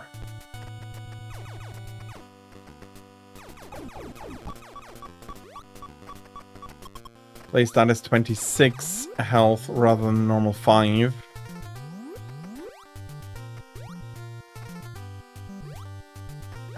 Bloody hell. That's not the platform I wanted to land on.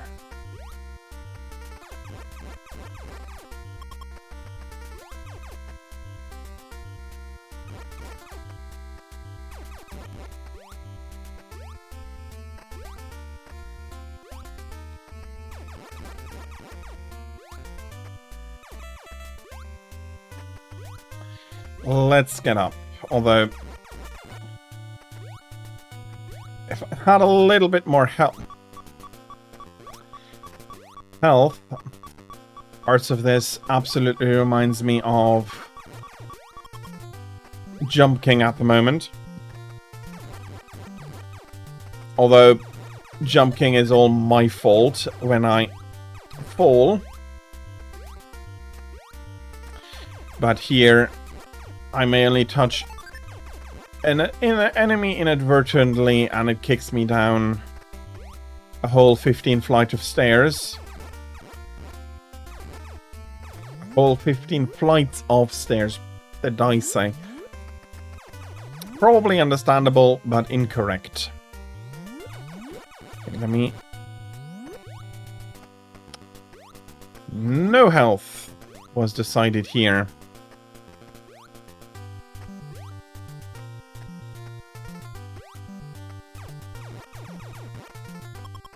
Okay.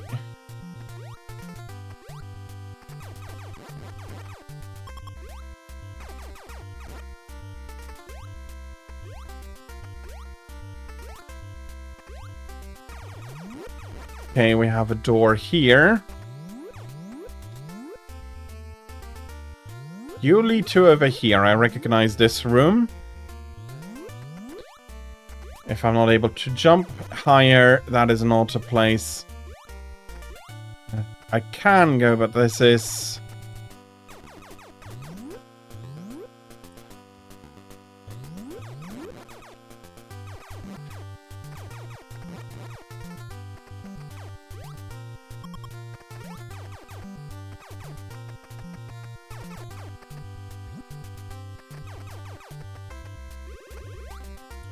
Yeah, no, there is no path through there. Meaning I need to go down.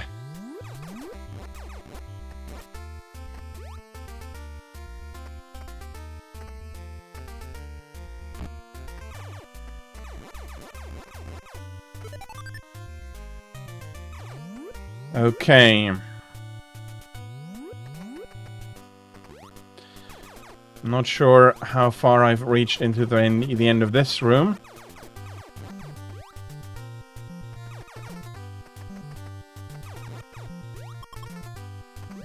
But let's try to do so with as much health left over as possible.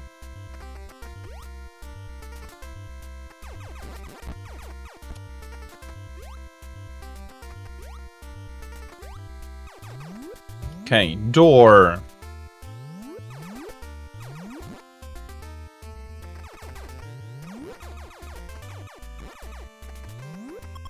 $20 health.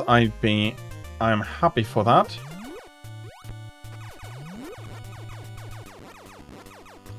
So they can restore more than they do, but they can also only restore 5.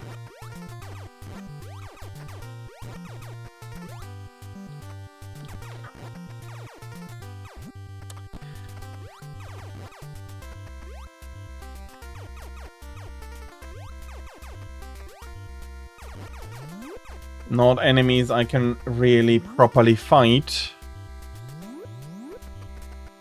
Luckily nobody spawned in the corridor here.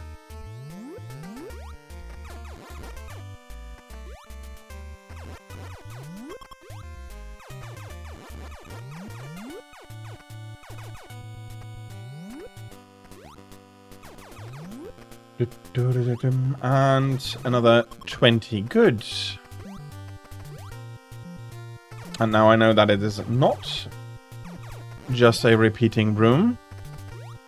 And that is going to make exploration a hell of a lot easier.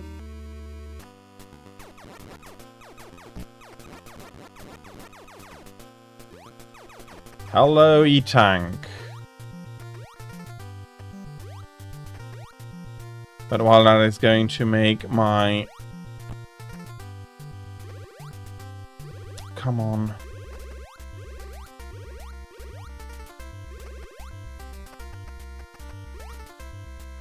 My exploration easier, that doesn't mean that I can explore new areas.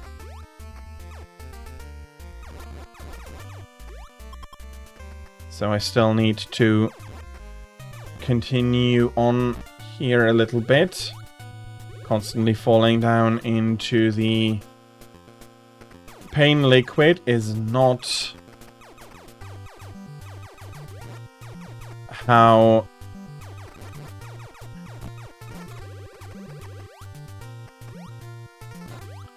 I should be trying to get through here. Okay, and this is the third vertical tower. Well, usually falling is easier than climbing. Luckily, we are starting at the bottom. Or we would have met a door that I cannot open. And I would have needed to climb all that fallen way back up. Luckily, that is not the case. That is going back.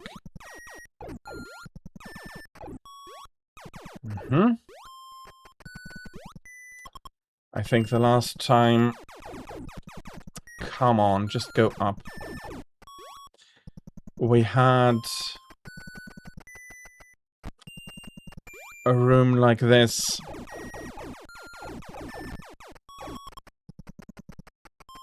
We found an item at the end.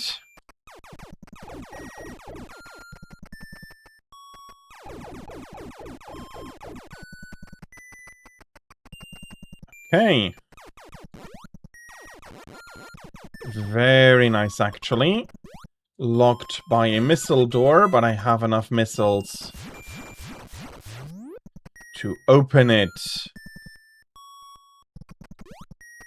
Ah, finally. Those should have been the bombs. Meaning that we are... If I now die, we are able to...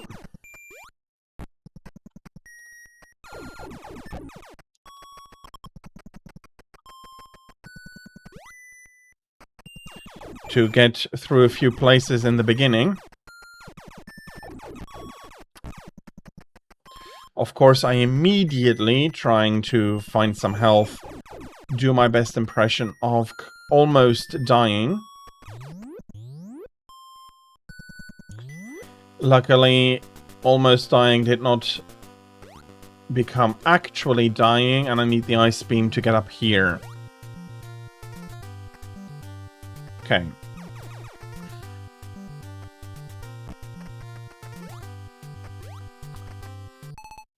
Wasn't there a way to quickly get back to the beginning other than dying, which is not something I really want to do. But yeah. I unlocked a new power, a new item, and now I can travel to new areas.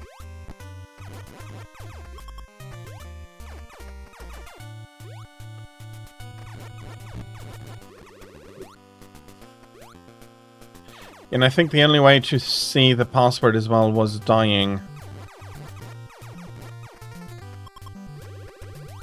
Okay. Gave up 1 health in order to gain... Well, no. Didn't gain any life, I just gave up on some life.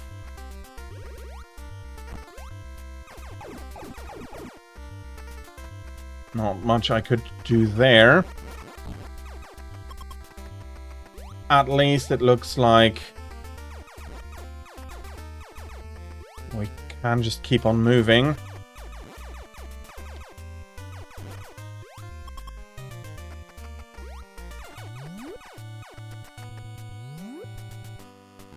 Okay, you're actually quite mean here.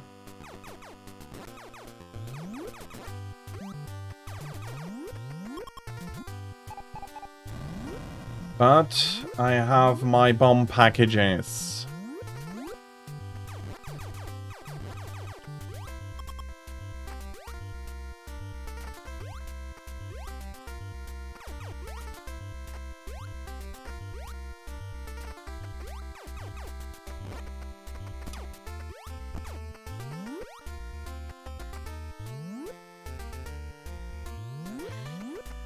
Okay. 1 more horizontal room and we'll be back in the vertical shaft.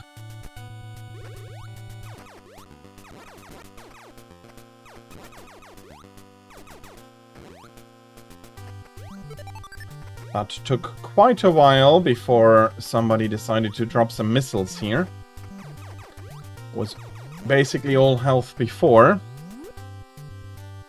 And here we are back. Luckily, we do not need to go all that far. We want to come through here onto the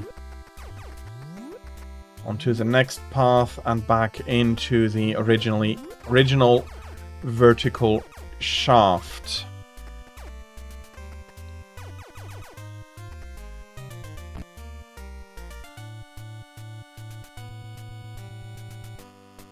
As you can see, those are quite the distances we need to drop. And of course, if you do want to find a secret, can I bomb jump here?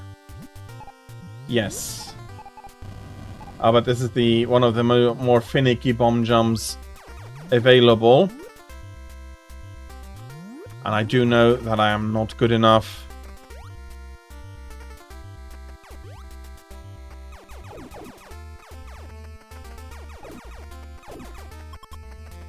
That I am not good enough to do some of the bomb jump shenanigans that other players managed to get. Okay, I do hope that we can get to the... Okay, here we go. Here is the room I needed the bombs in, and I can just quickly showcase that. We're landing in another vertical shaft with probably another reward at the end. Or more. First elevator into Crate's lair, I think.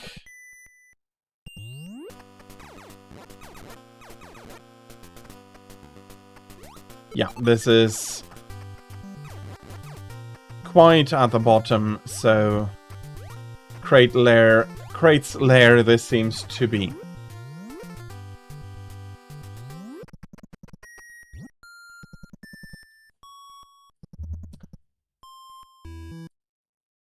So yeah, this was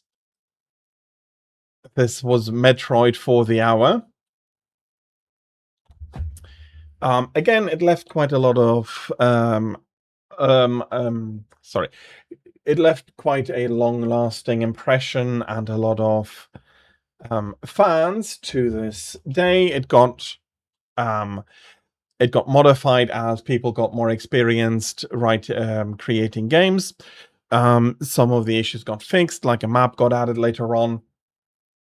Although I can very much understand that the original crew felt that it didn't need a map, and that any map that you made that was not since you didn't have a game map, should be external and you should create it yourself, which I do remember doing quite a lot in my childhood, painting maps and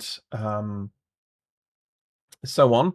But that is not something that is really necessary today anymore, and in a sense that is good. In another sense, we have lost something, and while yes, it was, well, no, going back to it, it feels annoying.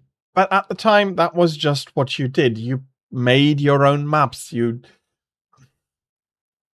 explored yourself. You like an explorer into uncharted territory. You kept your maps yourself. You kept your travel itinerary yourself, and yeah, it is something that that has been lost. But again, going back, it feels very annoying that there isn't an auto map, that you can't just press start and see where you are, what path you've taken, which you are missing. You gain some, you lose some. There is actually in Etrian Odyssey a game that, in my opinion, does the you need to paint your map yourself very, very nicely without being too annoying. It's a dungeon crawler, so not 100% my alley. I like RPGs, but dungeon crawlers are not, for whatever reason, not quite 100%. But it's very good. It's a very good game, very enjoyable, and it does bring back that map drawing aspect that I just talked about. So we'll be taking another few minutes of break up until the top of the hour. That would be 17 o'clock for me. I think that is so 17 o'clock Central European Summertime, or 13 o'clock, 1 o'clock p.m. Central Eastern Daylight Time. So thank you all very much for your patience. I'll be back in a few minutes with what was the next game? Space Quest 2. So thank you very much for your patience, and I'll be seeing you after the break.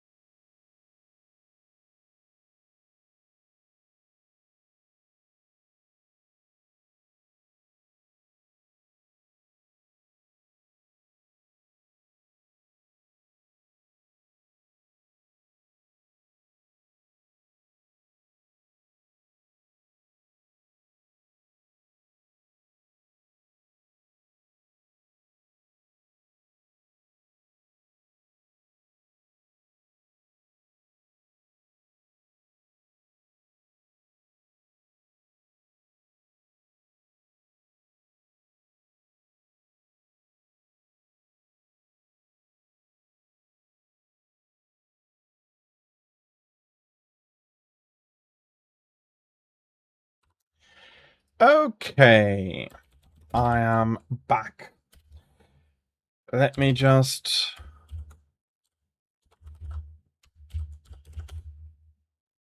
quickly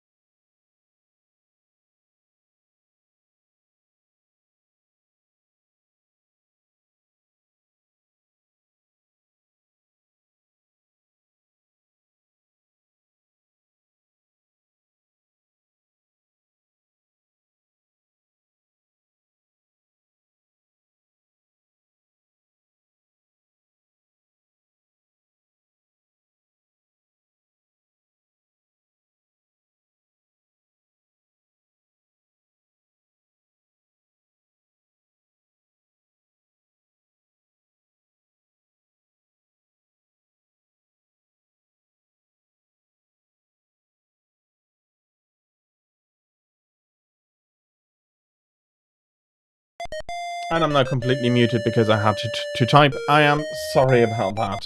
So yeah, DOSBox did not exactly want to cooperate.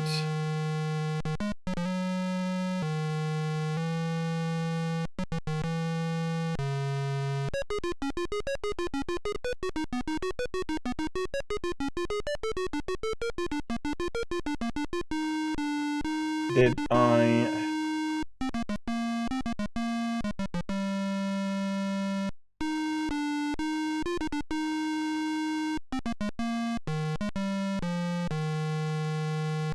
Oh, okay. There went something wrong in the transformation here. Like that. You should be able to see the entirety of the screen. So, our hero in the first game foils Caesarian's plan to rule the galaxy using a star generator to destroy, and when you come back and you get forgotten and you become another you become a janitor again. Well, Robert Wilco is not blessed with a ton of luck, unfortunately.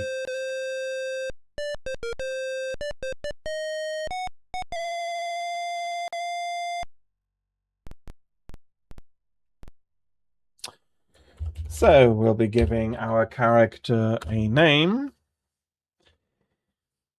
And I'll start with a bit of explanation why what exactly this is. This is an adventure game.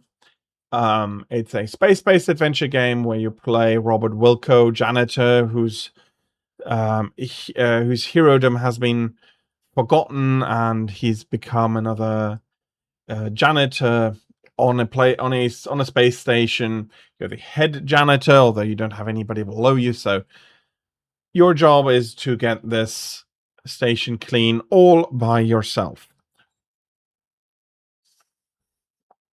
And here you are, brooming the outside of the space station. So, Orbital Station 4 is one of many orbiting Xenon, your home planet. It is a transfer point for travelers seeking transportation to the various planets in the Ernonon system.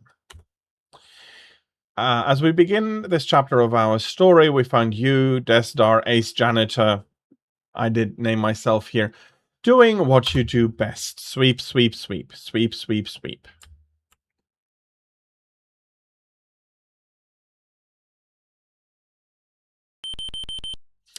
A beep emanates from your wristwatch. You release your grip on the broom. Yeah, we're not getting that broom back. The room floats away, never to be used again. That makes the third one this week. Wait till your boss finds out. Well, you're the only janitor on staff, so fudge the numbers a little.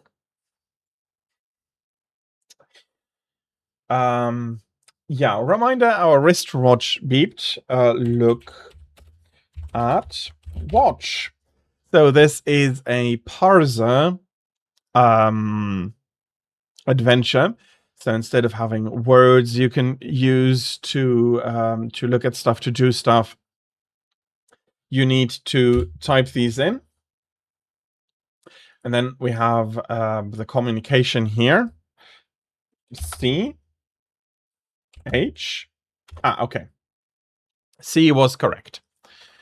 So, Desdar, get in here on the double. You've got a mess to clean up in the shuttle which just returned. One of the passengers got space sick on the way down. Besides, you should have been done out there an hour ago. Get a move on. With that, the image disappears. Ooh, boss is not happy with us, but we're head janitor. That shouldn't be an issue. Yeah, unfortunately, we do not have any staff. So let's go to the airlock here.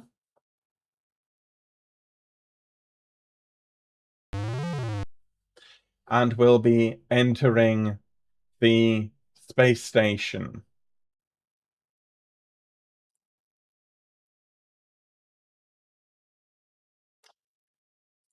Stand by for decontamination.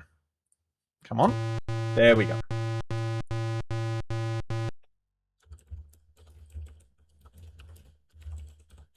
And now that we are decontaminated, we'll be able to switch our clothes here. So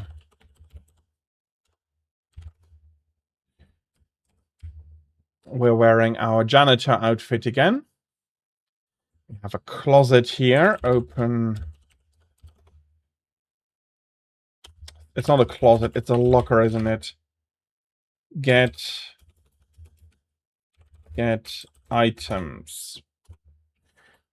Get all. Okay. Inventory. There we are. So we are carrying an order form, a supporter, a dialect translator, and a puzzle. Let's try to solve the puzzle. You pull the puzzle out and give it a few spins. Instead of improving, it seems to be worse. Irritated, you stash it and go on with the adventure. So, we're not solving the puzzle. Can we fill out the order form? That's okay. We already have the form filled out. So let's leave the room. We're in the main command center. We're going to get yelled at by our boss here, or a boss. It's about time you got in here, Desdar. Head for the shuttle bay on the double. I'm warning you, you're on your last leg around here, bud. One more screw up in your history. He then orders the transportation officer to send you directly to the shuttle bay and nowhere else until the job has been completed. So, not the most fastidious janitor. Can we speak with them?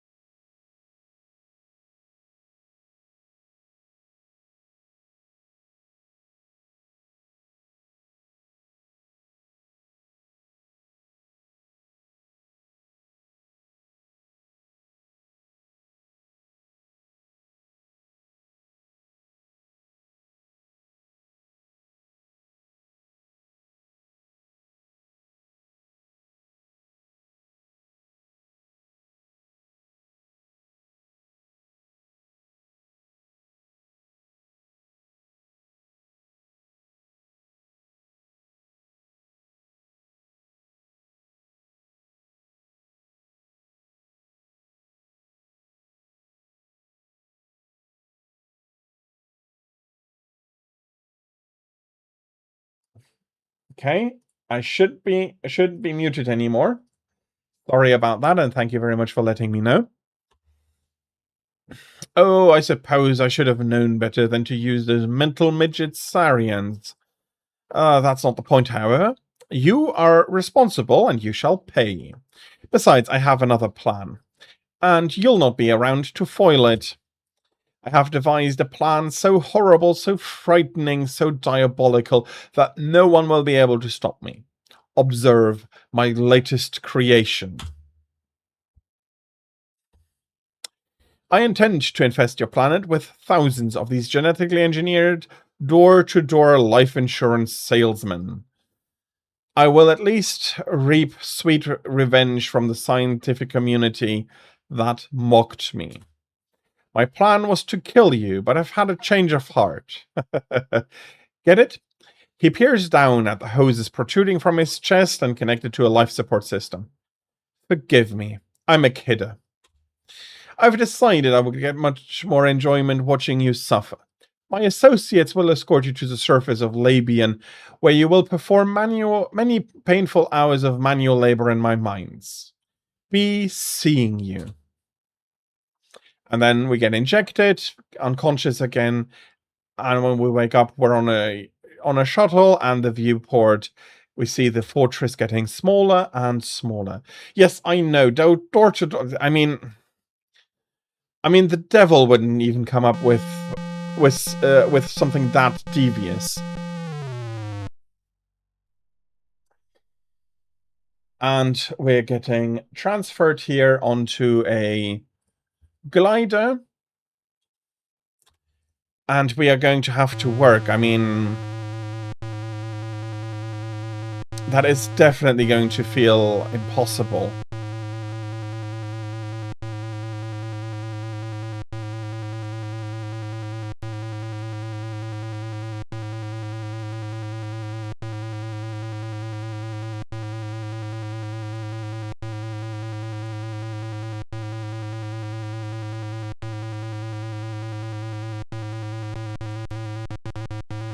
Ooh. It's sputtering. Uh-oh. Oh, great. I suppose we're out of fuel. Way to go, Golf Breath. Don't blame me. It was your turn to fill up. You're always forgetting to do it. Wait until the master finds out. You're in big trouble. Hey, don't talk to me that way, you slime bucket. I filled it last time, Dip. The argument between the two guards is cut short as gravity reasserts itself. Yeah. Usually we would not survive that, but good thing that guard broke your fall. He doesn't look too happy about it, though. Okay, we have this horrible beeping here. Stop beep. Press button. Oh, there we go. You press the button, the light goes dark, and you no longer notice the high-pitched beep. This guard's body has been fatally damaged by the fall. Can we wear their uniform? You can't obtain that here.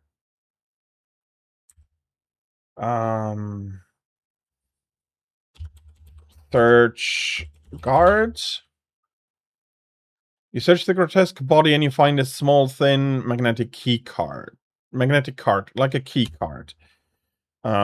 Pick up key card. Okay. And now we have a key card in our inventory. And we search the other guard. And we find nothing. Okay.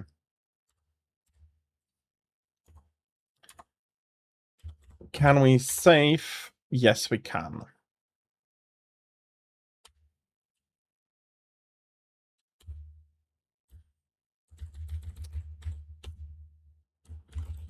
Let's make ourselves a safety save. Okay. We should have pretty much most things here. Let's see. We can go north. Oh, yeah. Okay. Suddenly, somewhere from the east, you hear a twang followed by a high-pitched shriek.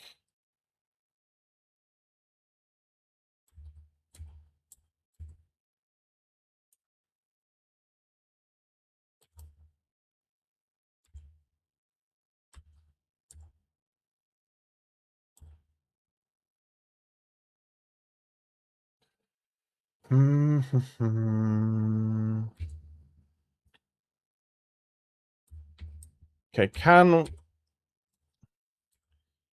we... You hear something. It sounds not unlike the hovercraft you wrecked in. Well, luckily there's a huge tree, allowing us to hide behind it.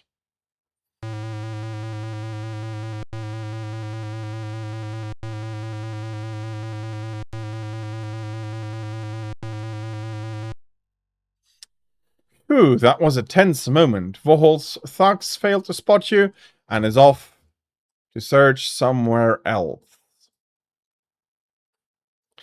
And the foliage is far too dense to pass through.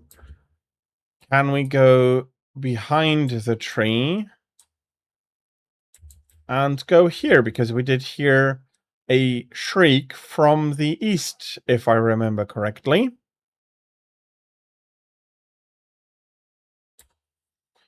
I'm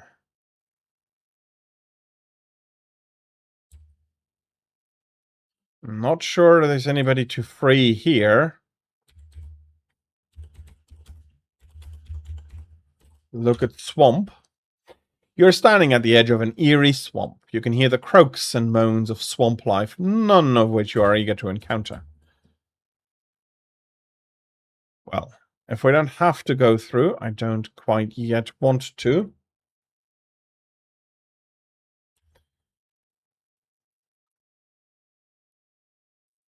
Let me have a look. I have the feeling that there is something here that I can do, but there's nothing here.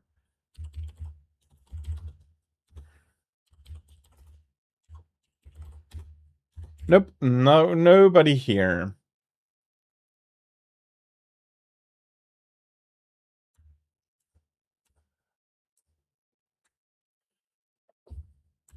Let's see, is there anything I can do towards the west?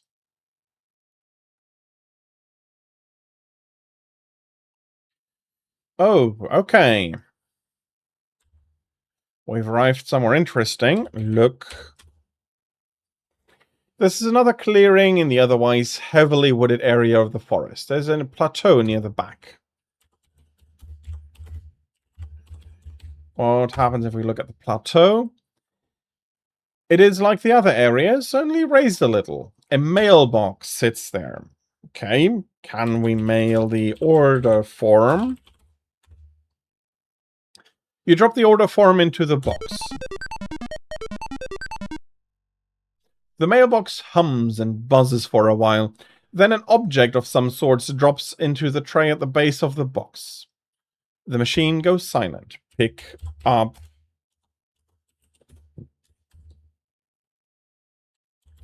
Take item. take thing.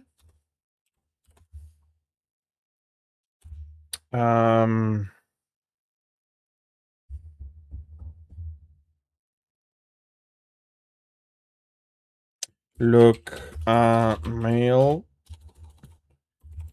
box. I'm not sure what is in there. Take tray.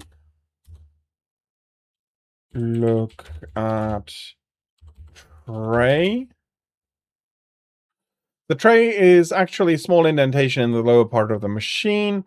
It is currently bearing what looks to be a whistle. Pick up whistle. Well, if I'm not writing correctly, can I blow the whistle? Sounds like a whistle. So, I, before in the stream, explained that games back then were very often categorically either a gameplay heavy game or a story heavy game. And this is what we have in the form of story heavy games, adventure games. Cut foliage.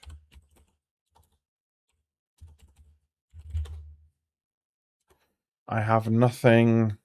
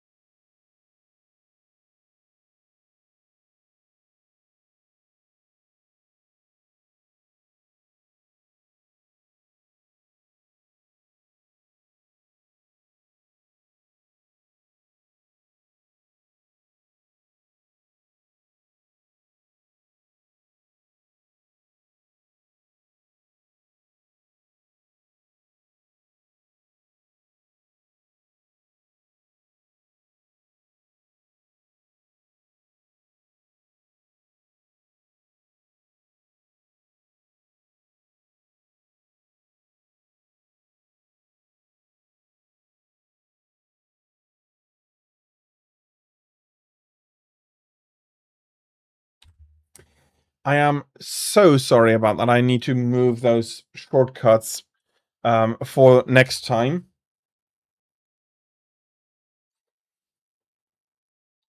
But yeah, for how long have I now been okay? It's an issue. But the idea is that you have all of these items you're going to be combining and going basically light puzzle solving in order to get through the game.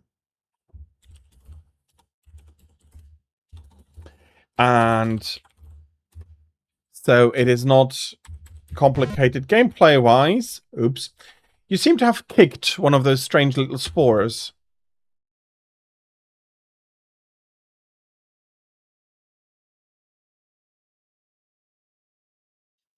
Your kick caused some spores to open and spray a fine powder into the air. As a result, you're paralyzed from head to toe, unable to move a single muscle.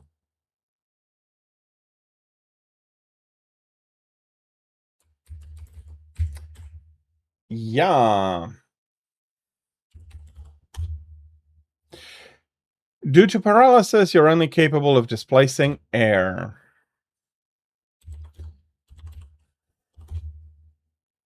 Press enter to restart. Ah, there it is.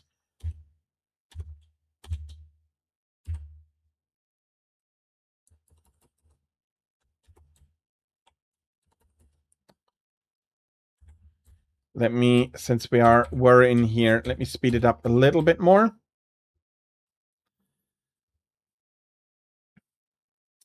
So yeah, this is a more complex adventure, having been released at a later date.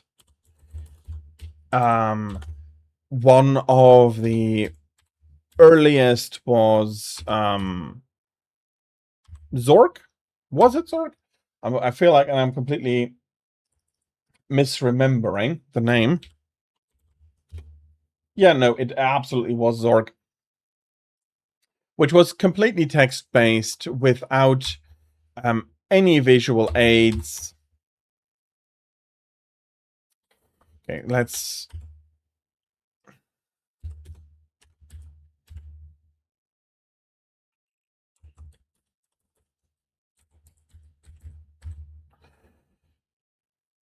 Let's move... Well, normal should be slow enough in order to get bloody through this maze.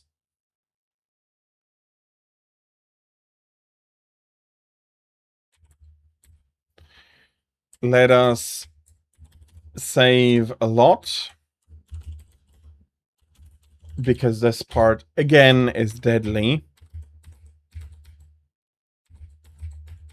And pixel perfect. Luckily, the pixels aren't small, but...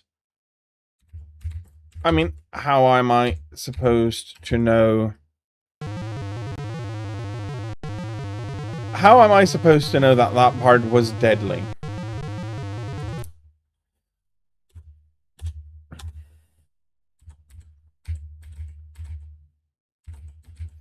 Touching any part of this creature is indeed deadly.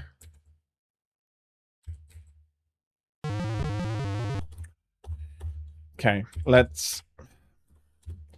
Now I am... How high can I step before I step on it? It's... Let's have a deadly fungus, but we have no idea on how to make it in such a way that it is easily recognizable.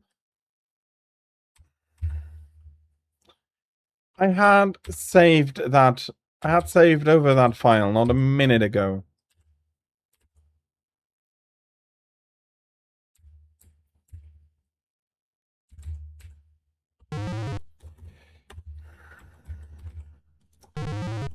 Come on.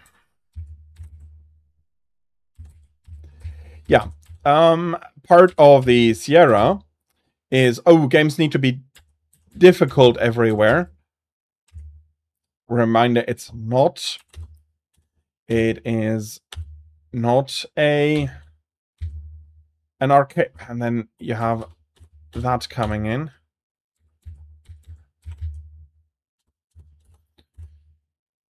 This might be one of the worst moments here. That should be fine.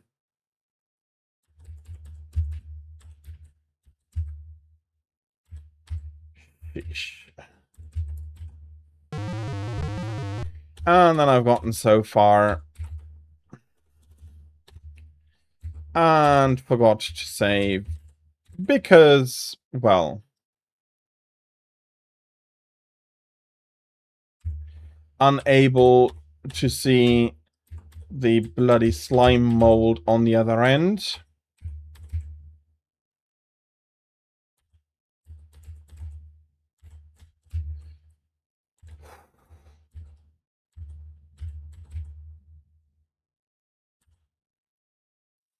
Okay, he does duck at least. Let's pick some berries.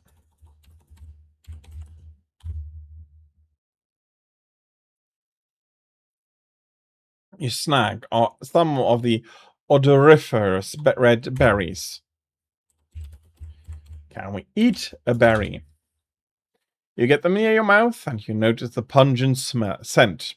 Wisely, you change your mind. Okay. And I do worry we have to go back through the entirety of the maze.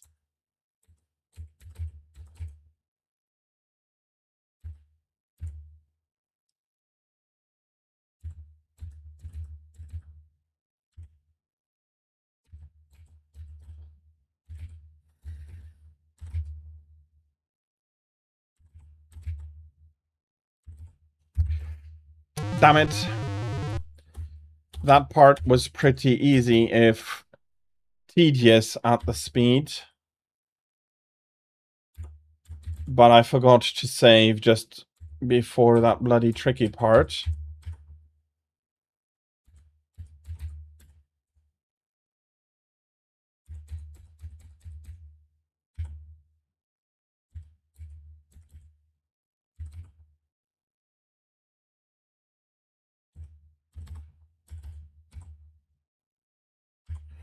Okay.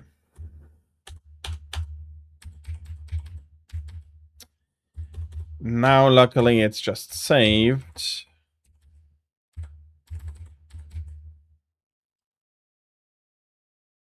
And we're successfully mostly back through that slime mold maze. Of course, I will be getting snacked a few more times. Okay.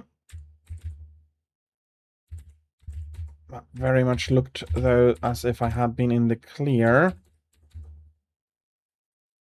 Okay, finally I am back. And there is too much foliage again for me to pass.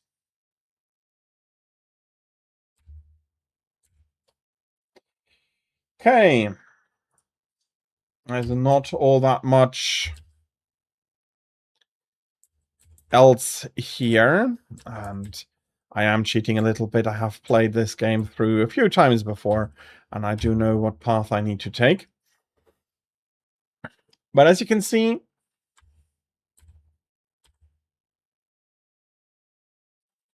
we're getting help from that creature we saved. So, rub berries on body. You rub the berries all over your body. You now smell like a walking ammonia inhalant. Yuck.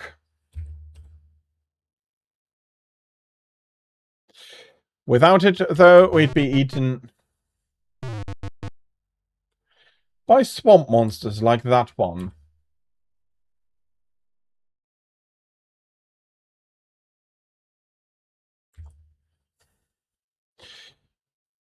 You feel something slimy clamp down on your leg, and almost as suddenly you spit your back out. You distinctly hear the sounds of aquatic gagging and retching. Evidently, you had a bad aftertaste from the berries.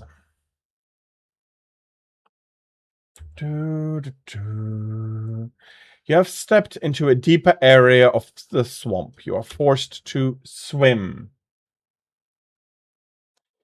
Okay. Let's hold breath. You take a deep breath, filling your lungs to near bursting, and head for the depth below.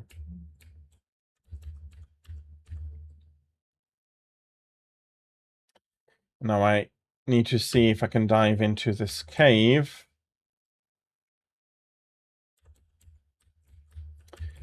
Why can't I? Okay. There we go. It's very finicky when it wants to let you pass and when it doesn't want to let you pass. Look at rock. A glowing gem gently spreads light throughout the cave.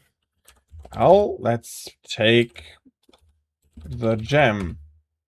Now we take the glowing gem.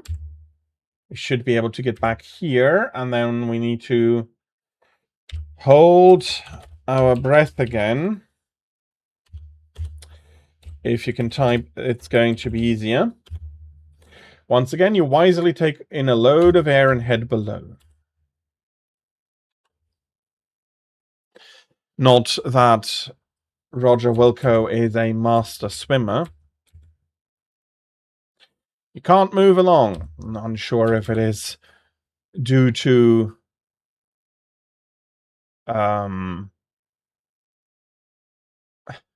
knocking your head or your feet. Okay, we should be. Are we getting out of the deep part and we're standing on soggy ground again?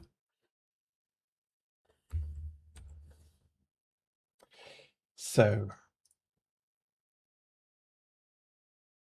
Space Quest 2 was released towards the later part of the decade, starting Space Quest 1, of course, but also the King's Quest series, which were equally deadly for little apparent reason, I have to say.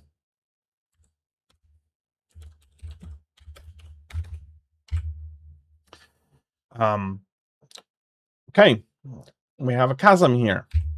What do you think happens when I step? If I make 2 more big steps, what happens?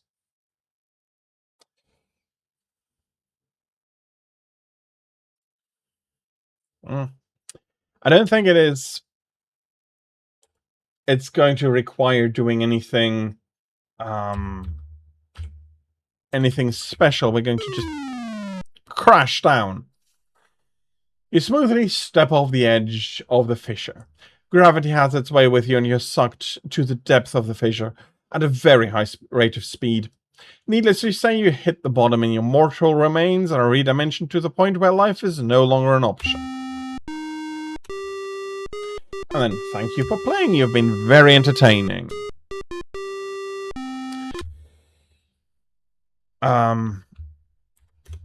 To a big degree, I feel like overly deadly. Can I climb the tree? The tree is too slick for that. Can I climb this tree? This tree is dead and seems to be free of the slick secretions some of the others generate. You begin your shiny way. You begin to shimmy your way up the snag. Crack. Holy log jams, Batman. You almost ate the big one.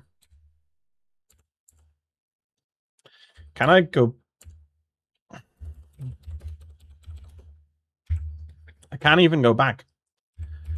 Okay. Yeah, so directed with the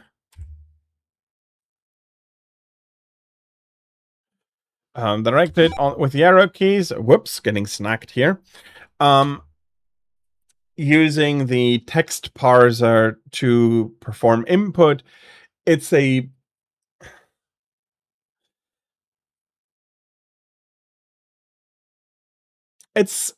it's a decent way of doing it before you have mouse control, but the deadliness is contraproductive to the to the stuff at hand. You need to explore, but everything kills you. That is antithesis to what the game needs you to do. You need to find stuff, you need to explore, but everything is deadly. So you're constantly saving, inching forward, unsure of everything. Everything might kill you. Troublesome. We're having a dream here that we are Larry. We're wearing a leisure suit, proven to generate large amounts of electric static. We're prowling a locale, the land of the lounge lizards, and then we wake up. We've been imprisoned once again. The captor seems to be the large oaf sitting near the fire. That does not compute. The hunter seems to ignore you.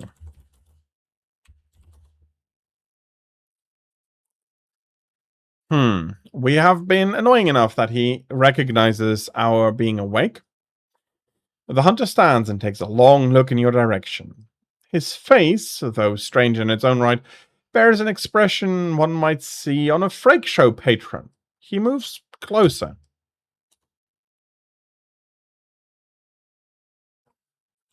Can we throw the spores? Not right now. The hunter has decided that it's a perfect day for a barbecue. As he slowly turns you over the fire, you begin to turn it a beautiful golden brown. You see, I need to call him over. But if I'm too slow, he decides that I'm going to be a snack. So let's load this game again. We're going to climb the tree again and all of that.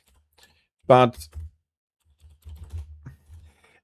that is what I mean. You can't experiment. You need to know what you really need to do there, or you're either going to be stuck in there or you're going to be eaten.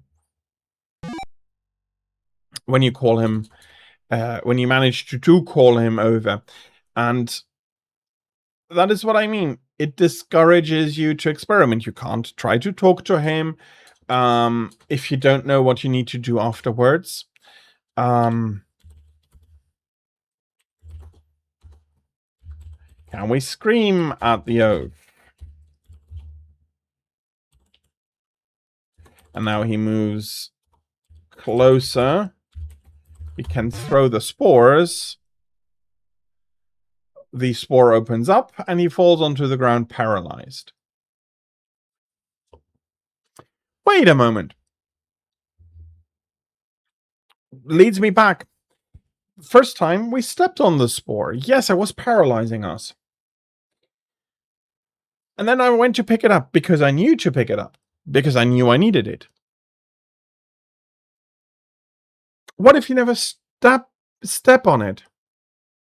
What if you never step on the spore, but you also don't pick it up? Or maybe you do see it and you do decide to pick it up. You don't know what it does, though.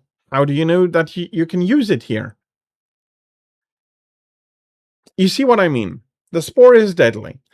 That usually means that you need to stay away from it. But no, you need to step close enough that you can pick it up and nothing more. And then you need to use it here, but if you have immediately picked it up and never stepped onto it, how do you know that it is going to be paralyzing you? If the game were to kill you, spawn you back at the point where it killed you and say, like, that kills you, move on, you could experiment. You maybe have a few,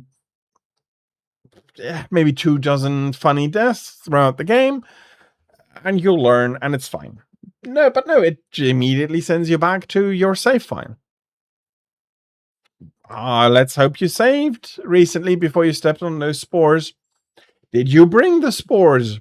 Because you can't go fetch them. If I hadn't picked them up here, game over. I can't do anything. I need to restart. I can't get out of the cage, go fetch them, and use them to get out of the cage. You see what I mean? Yes, it was the way to present story games during that time. You had small puzzles instead of plenty of gameplay, but so you needed to be able to explore. And exploring kills you. You forget something. It kills you. Later on, you're stuck at an impossible to solve situation. You saved over your only save file of the time? Too bad. They are fun games, and as a child, I managed to, well, we had a sheet with words that we could use and stuff, so we managed to get through some of it. But ooh,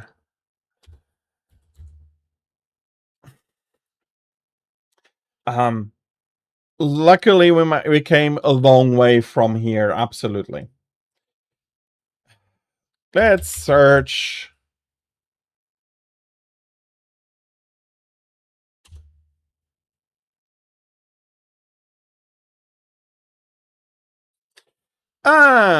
He wakes back up.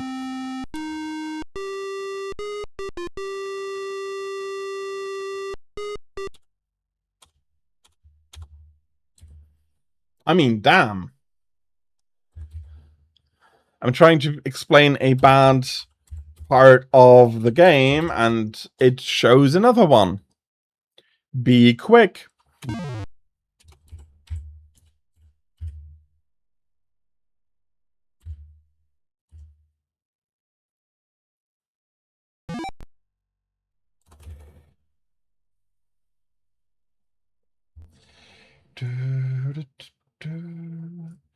Okay, something on OBS seems off. Give me a second to fix that.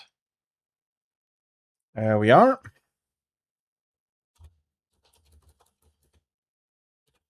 And we are imprisoned again. Yell at oath.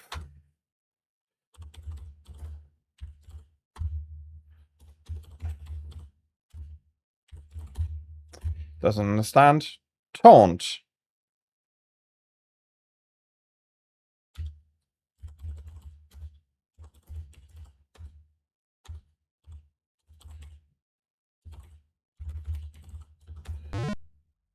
We're throwing the spores. He's paralyzed.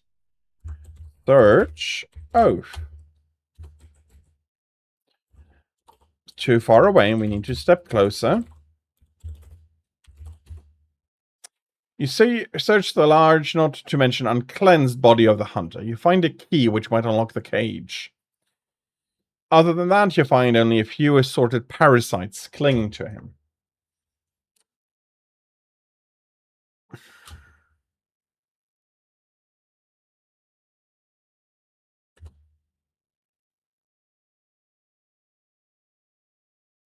Okay, seriously?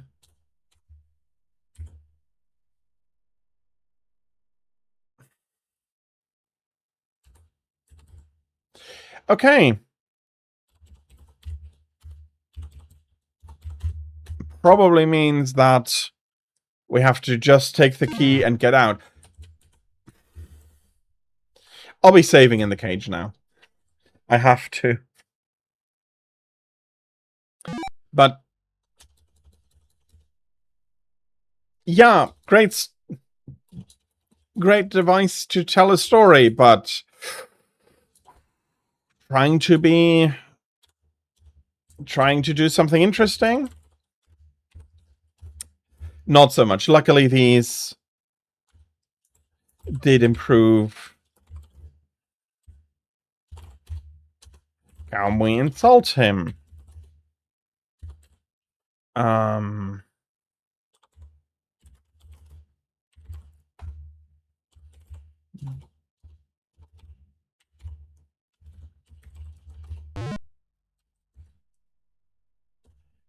get key. Use key. Okay, I can't get the key. Okay. Unlock door. Open door.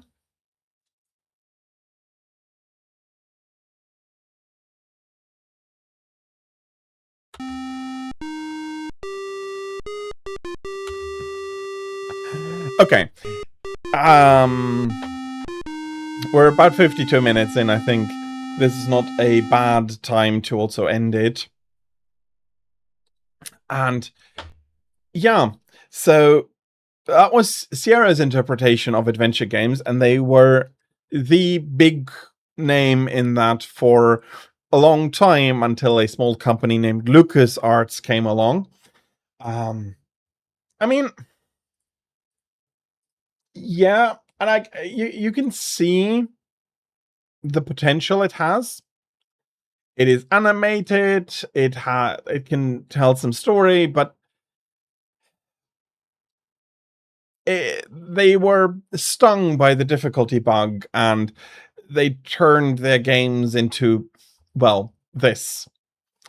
Ooh, very nice, Tira. You finally got it.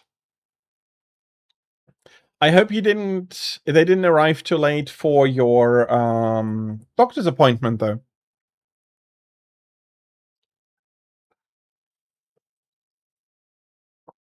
So we will be revisiting the idea of an adventure game later on. 1 minute 36 seconds? Or 1 hour 36 until you need to be at the doctor's?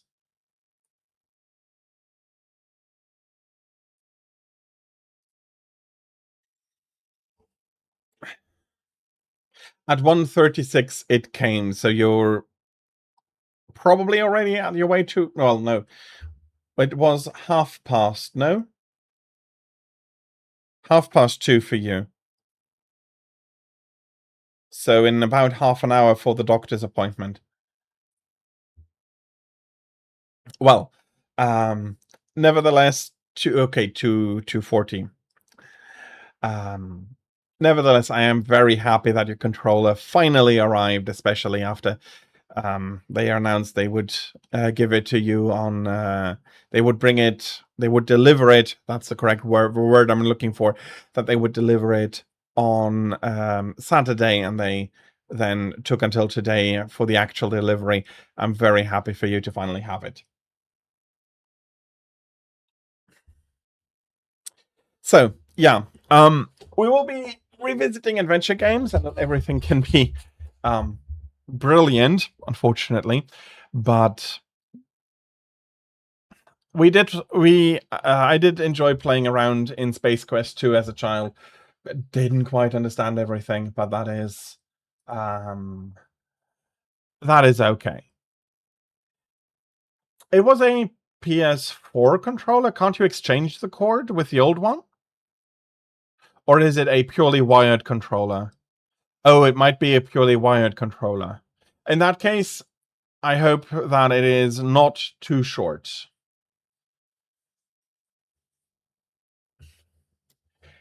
Okay, I'll be very quickly going back into another short break with ads. So thank you very much, everybody, for your patience during the break and ads. So, yeah, I hope that your controller, the new cord, is short, but not too short. Oh, okay, it's wireless. Okay.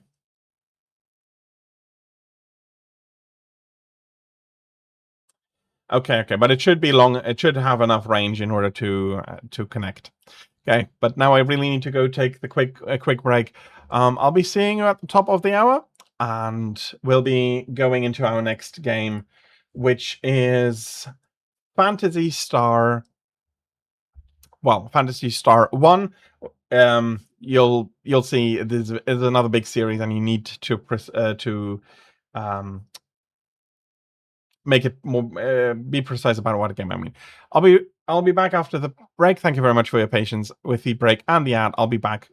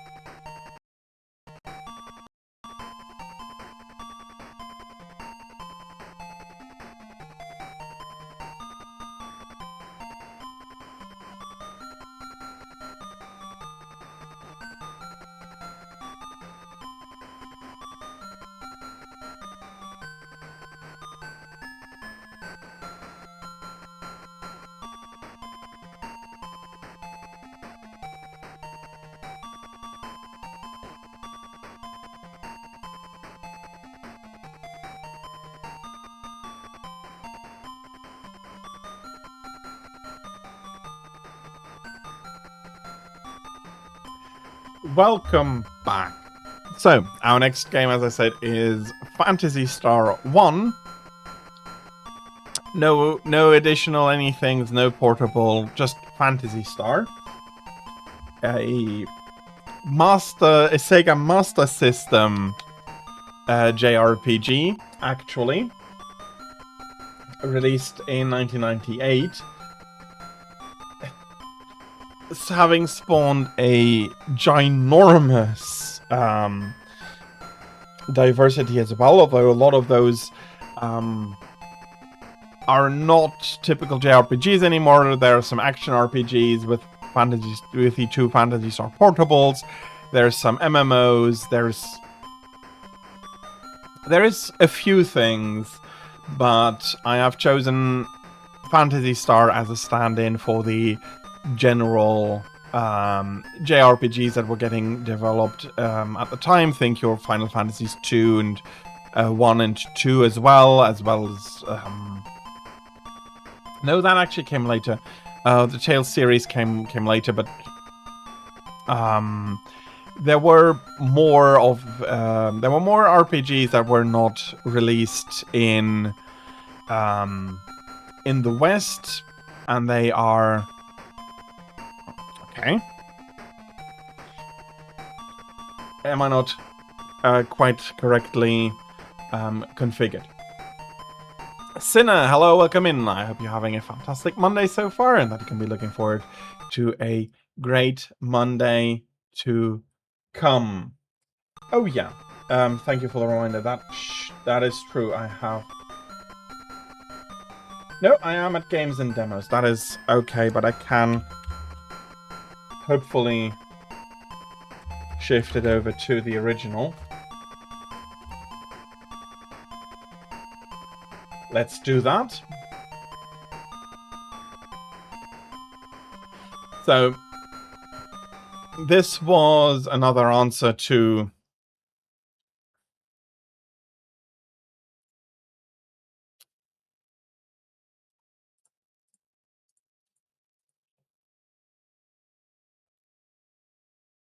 okay. Simple button press. Okay, my bad.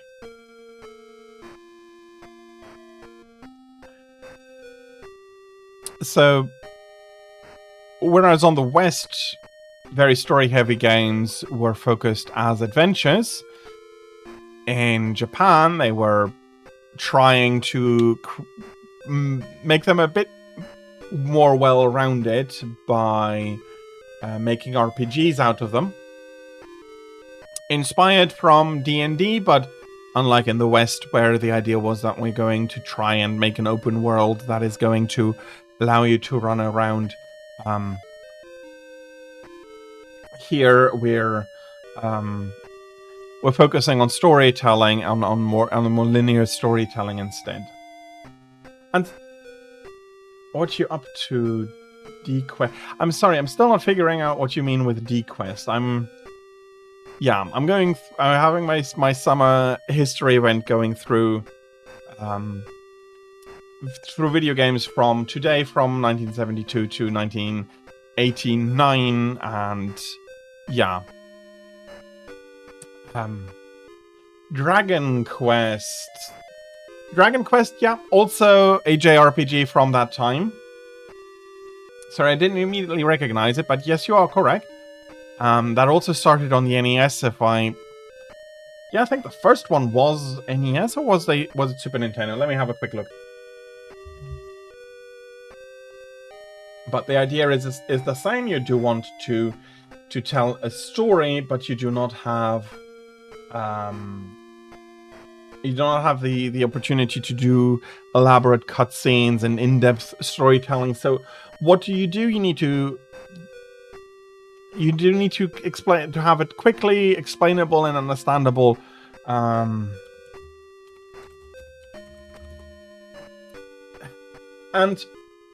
despite them taking a different route, they do still suffer from the problem of storage space, in that they cannot go as good into detail as they can do later on.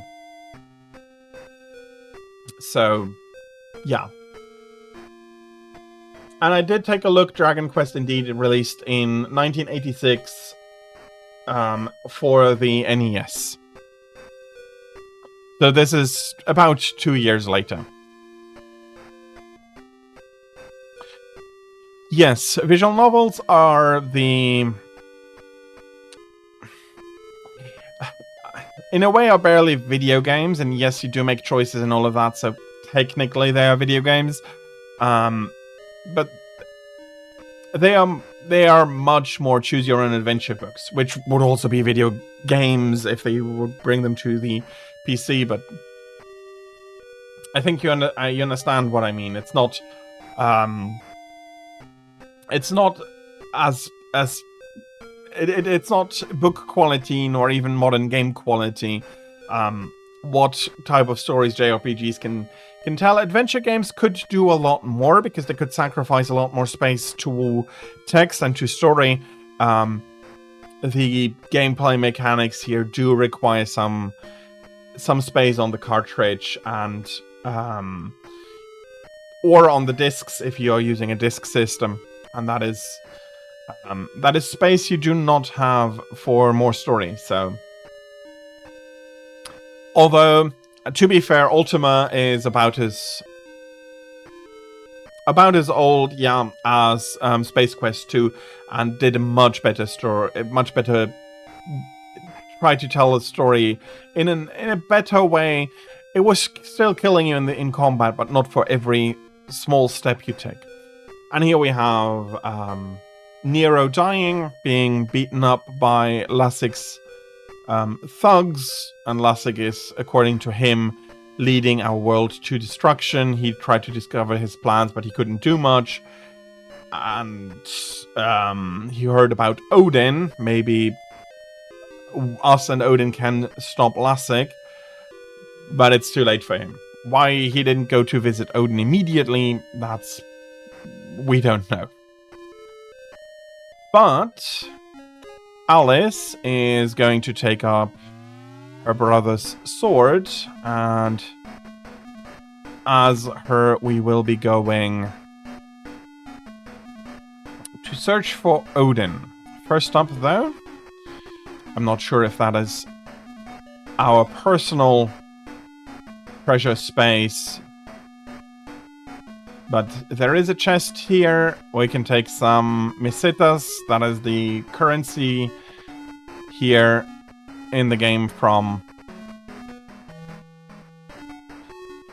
And there is no path over there, so let us return from the dungeon to the city. Now, as in Final Fantasy, you can talk to people by running into them, and they'll say short lines. Like here in some dungeons, you will not get far without some sort of light. So probably a light is probably something we can buy at some place. Here, there is a spaceport to the west of Kaminit. Okay, what is Kaminit? The Kaminit residential area is under martial law. Probably they mean this area. You need a dungeon key to open locked doors. Again, making some stuff quite clear here. There's a church here. This is a church. Do you wish to resurrect someone? Alice is alive. May the gods watch over you. To advance to the next level, Alice needs 20 experience points. We can search. We can take a look at our items. We have 50 money. We have not learned any magic yet, and we can take a look at our stats, but we don't see how much more experience we need in order to level up. Okay, unfortunately, let's have a look what they're carrying at the shops. A second-hand shop. A flash. An escape, a transer. We're, of course, buying the most expensive thing immediately. This is a first food shop. No, can't buy a cola nor money. Being told to come back later. An armory. Do we wish to buy something? That might have been good. Well, we can only buy shields here. And we do already have a leather shield ourselves, don't we? No. Okay. But we have a sword. And swords usually are good enough. There's some guards here. You had better not leave the residential area. Unless you hope to die, you had best stay here. Well, there are monsters about, so at least they're not stopping us from leaving. And there we see the band to the spaceport, which we can walk underneath, but there doesn't seem to be a way to access the spaceport from where we are. There's another residential area here.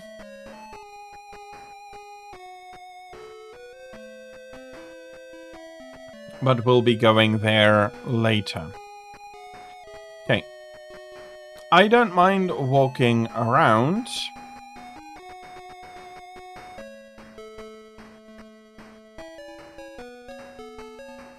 But please give me some enemies. Okay.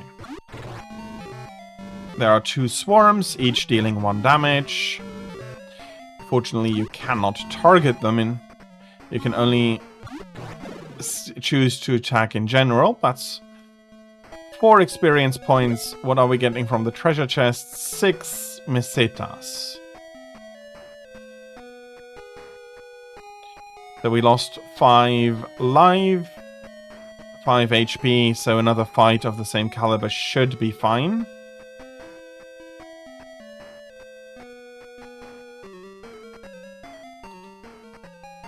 Oh, bloody hell. Okay, we're dead now.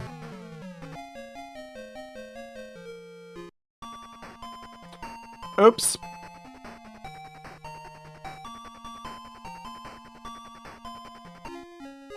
Okay. We have a little bit of experience. We have a few mesetas. We have a pot here. We have... But we still have the same armor. But having a little bit more money, I'll be buying the shield. So, good I prepared that. We're going to be buying the leather shield. We don't need anything else. Now we need to equip it. Again, it is... Okay, I hope it's not used up. Okay. Okay, she's a little bit stronger now.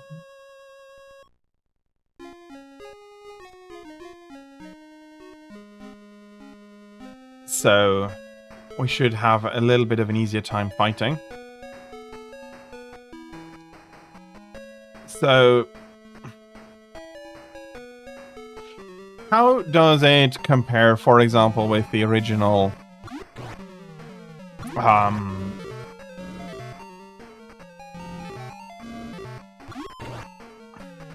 with the original Final Fantasy?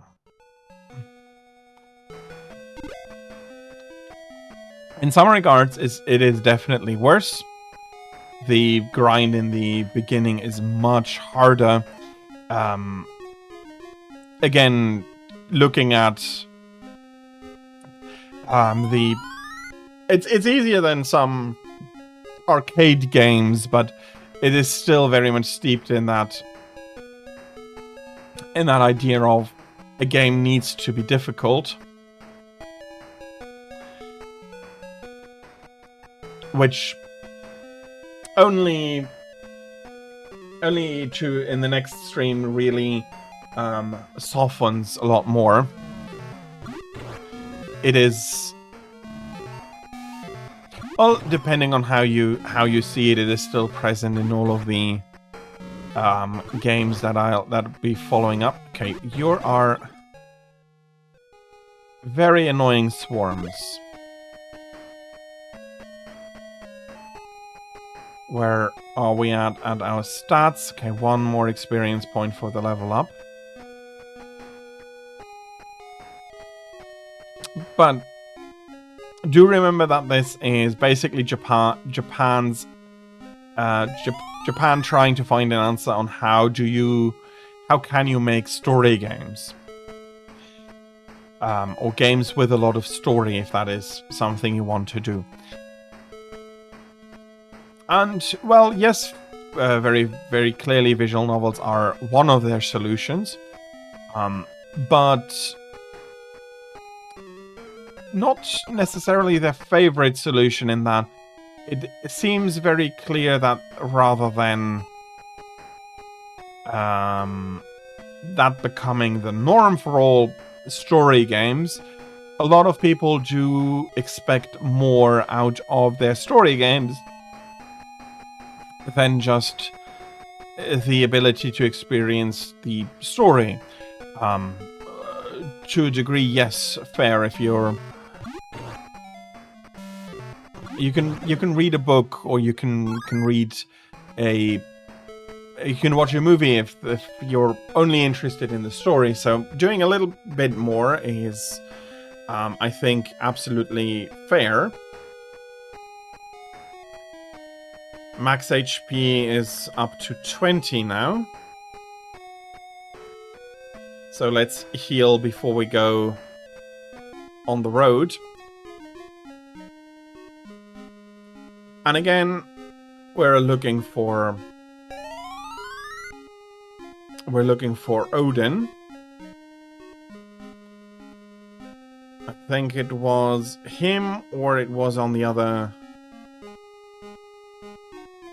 Okay, now he just would have given me something.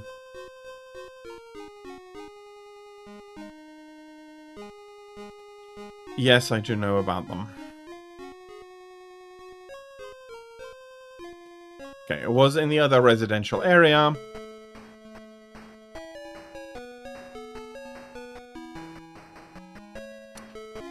So, basically you're told to look for Odin, but having no idea where he is, you go around. There's an underground passage somewhere. There are a few more shops here. Another armory. Can we buy... Okay, we can buy weapons here. Need a few more Meseta. To the east lies a port town called Sion, and from another source we learned that Odin is in Sion. There's a hospital that in the beginning I don't like using very much because it costs you money rather than it being a free heal. You're a single owlbear, please survive this. Oh.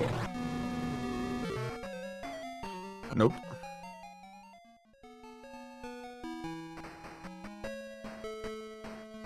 No, that is not yet survivable. Let's go over to Sion and then come back for the sword.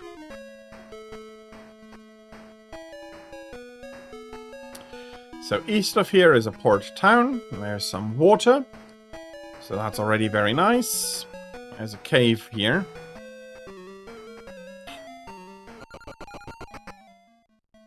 Yeah, that is not something to fight. Luckily we got away, and I do see the city there.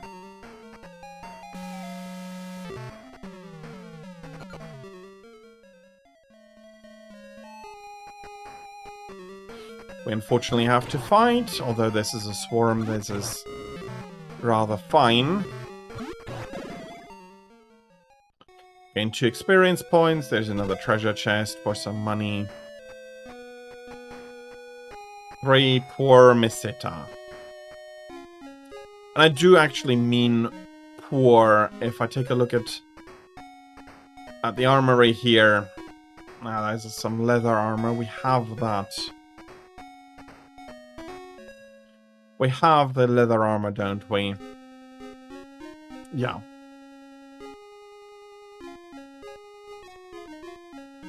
So now we need to find Odin in this town. A second-hand shop.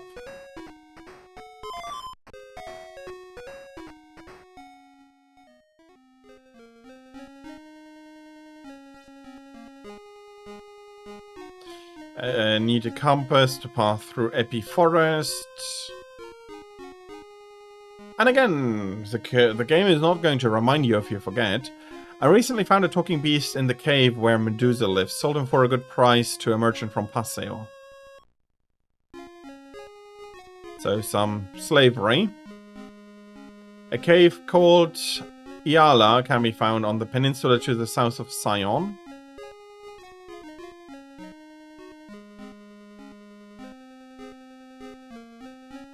Odin set off to kill Medusa. He went with an animal that can speak. The animal had a bottle of medicine hanging from its neck, but I don't know what it is for. So where does Medusa live? A cave called Naula lies on the north coast of Bay Male, rather. They say there are Motavian living on Motavia and Desorian on Desoris. Would you like to talk, a chance to talk to somebody? A door locked with magic can only be opened with magic. And so you need to go through and try and find the location of Medusa. We have a cave on the peninsula to the south, which I'm not sure, at least not soon able to beat them. So more grinding. Yeah, no, I'd rather not. I can save though.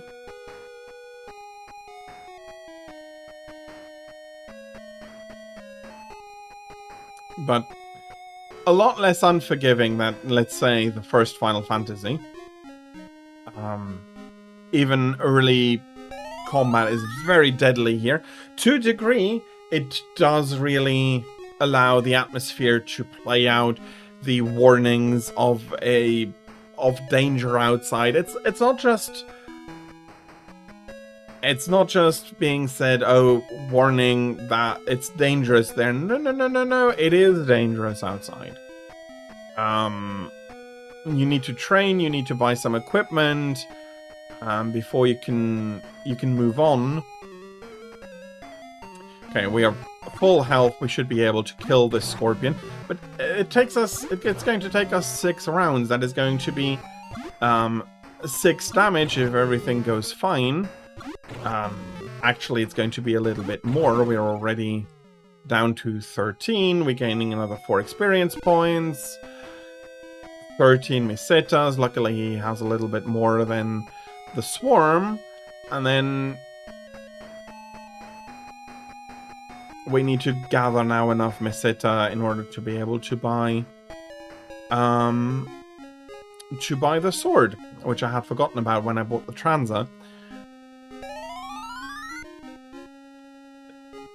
I can imagine you.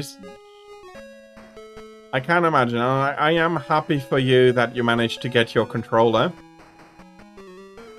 It took long enough with enough unpleasant disappointments in the meantime that I can really understand that you're really happy now. And I hope that you can enjoy some Monster Hunter Wilds later today.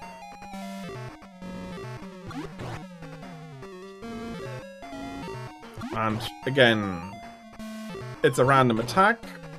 Attacking the same swarm twice here is a good thing. I am sorry. World, yes, I did mix them up. Maybe we can get another 4 Meseta here from the swarm.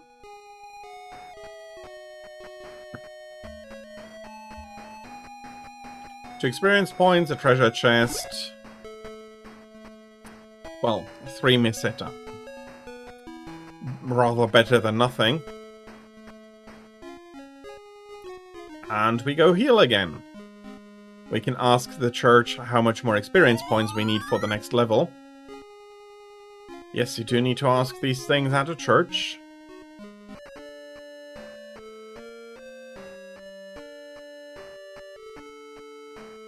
$17 more experience points.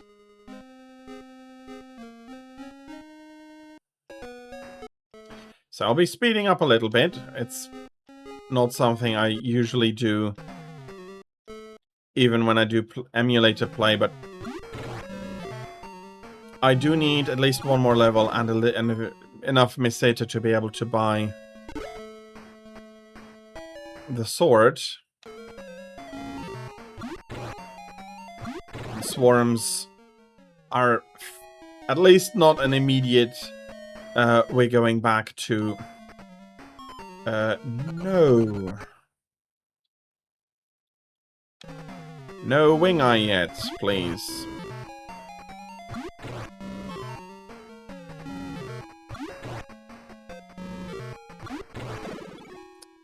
still a little bit more damage than we wanted. We have 6 Misitas here. And oh, the Scorpion. Oh, that could be...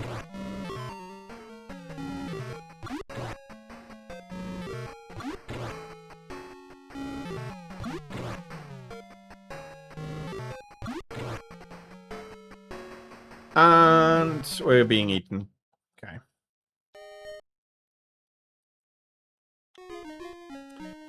No. Yeah, we do need to restart the emulation now.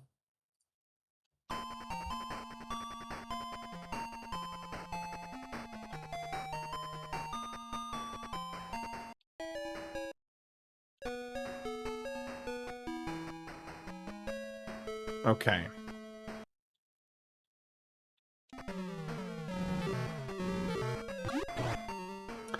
Lost some Miseta, of course, since I lost the save file. And we need to level again anyway, so...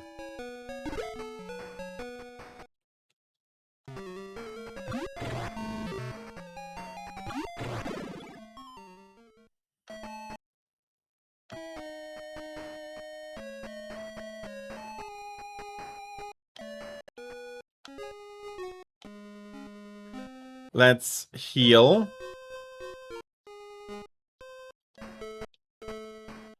Let's find the next monster. Kill it. Oof.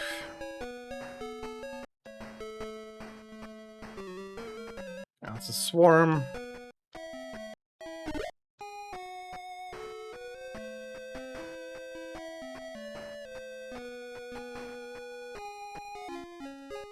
Do-do-do-do-do.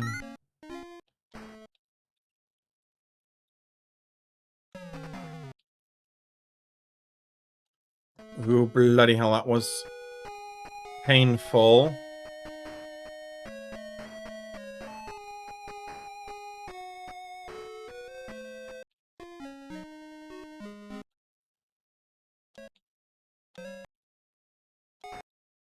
Okay, that went quite a bit better. Yeah, we're not going to fight these. The swarms, though, we can fight. And again, this is an unusually hard one, which is partially why I selected it, but also because personally, I do feel like going back to the roots of Phantasy Star is a really nice thing to do.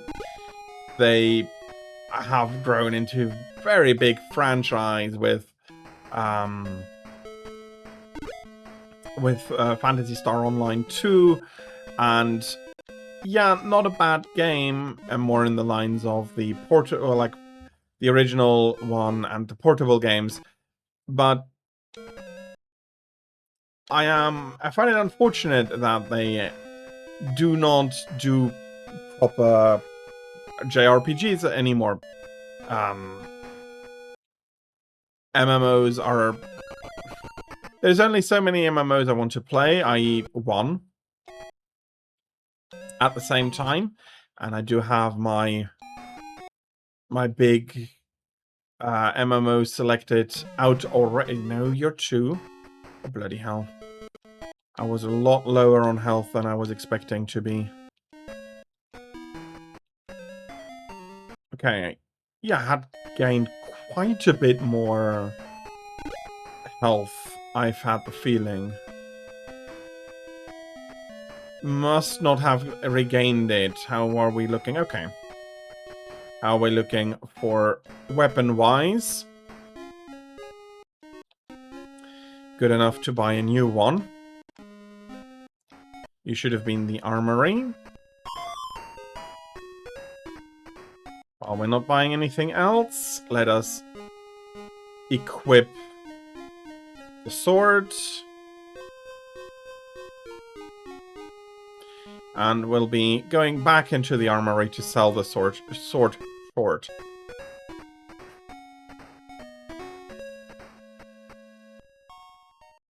No? Oh.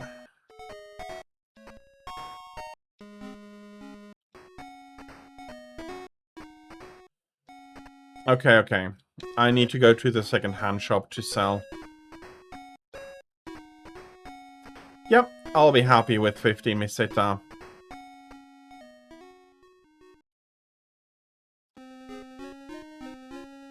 I am not full health. So let's go heal up.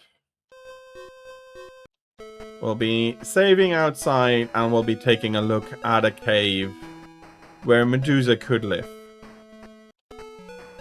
Because remember, that is what we wanted to do as we were setting out. There's a cave below here. Okay, that was a good kill.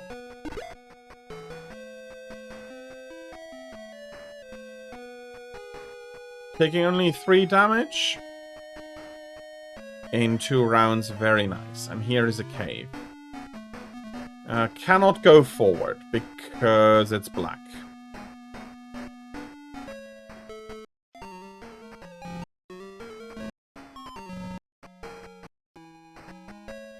Okay, we managed to kill 2 scorpion. Yeah, no. You see? You move a little bit, new monsters, dead.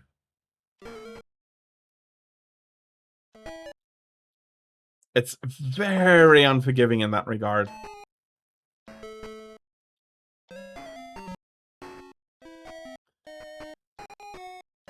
But for the rest, it's the typical JRPG. You go from town to town, you buy new items, you try to find quest locations by talking to people. No different than you would in Final Fantasy or you would in Dragon Quest or other things. Okay, we have.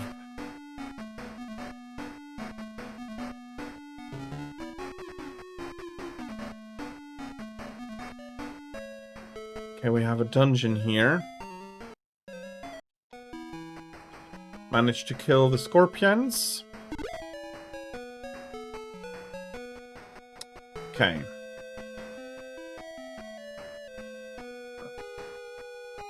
I will want to heal up.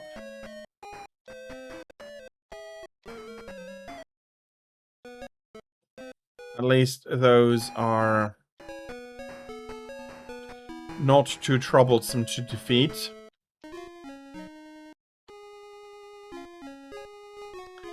And again, their warning about it being deadly outside is absolutely justified.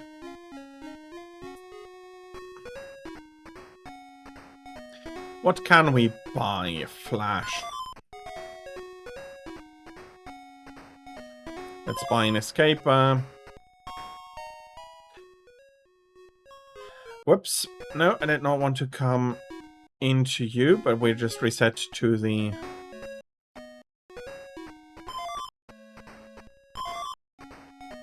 And another Coke and a burger. Okay. With that, we don't have enough money to buy anything anymore. We learned a spell. What spell did we learn? Heal, but we don't have enough magic points. Because we haven't rested. After gaining a level, let's do that.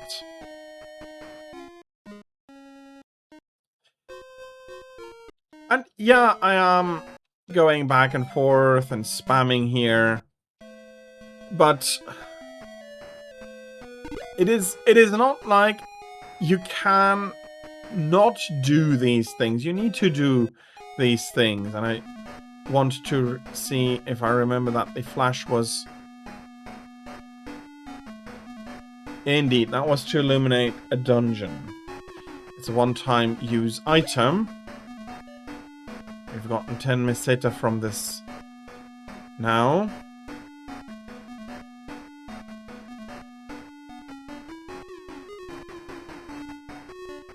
There's another treasure chest. I'd happily open it. Some more Misita. Oh, green slime. They don't look friendly. We get some experience points and we find a few more Misita.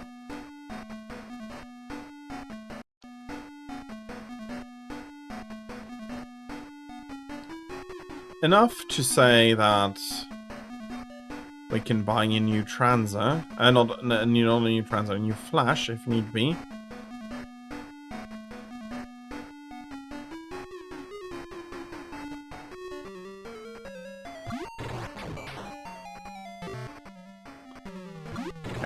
And while they hurt, it's not like they're impossible. And we're getting some more money.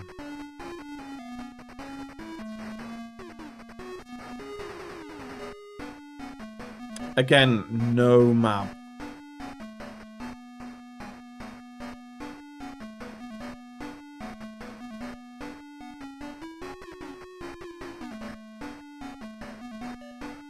It seems to be a man who has been turned to stone. I wonder if he can be returned to his original form.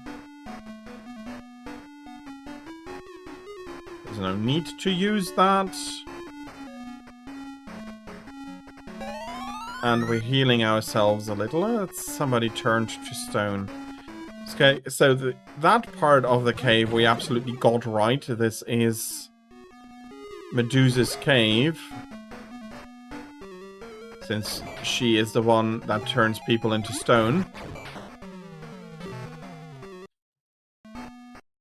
Okay. What was inside? Probably some Misita.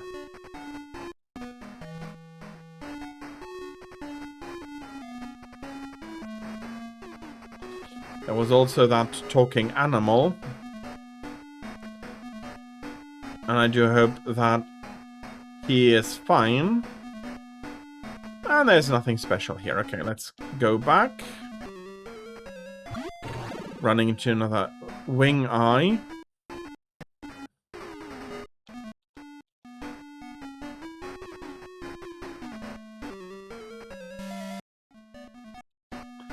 Okay, luckily we can kill them quickly.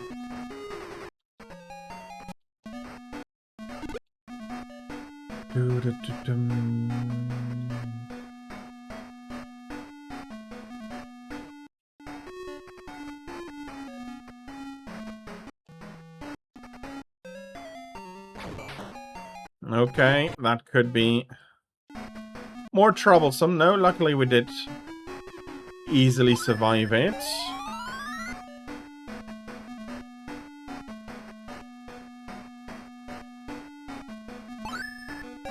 And healing ourselves a little bit more.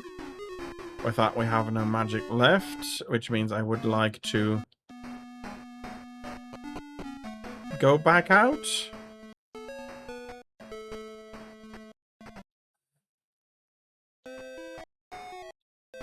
A bit more money. So all in all, we're going into the correct direction with our money and everything. Luckily we don't need to heal here. Let's see how much more experience we need for the next level. 78 more experience points. Another second-hand shop. We're buying another flash.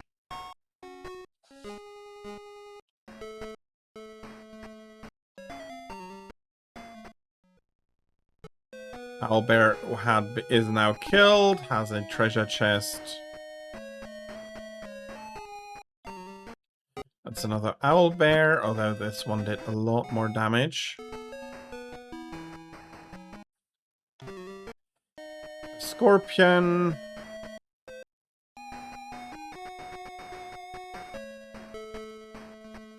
And I am a little bit paranoid. We're going to go heal again. We took a lot of damage there.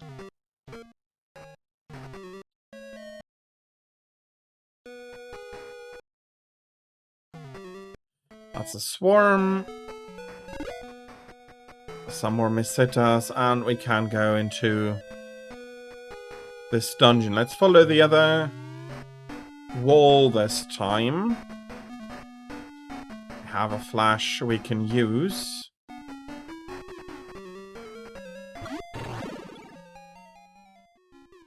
I was a little bit quick here.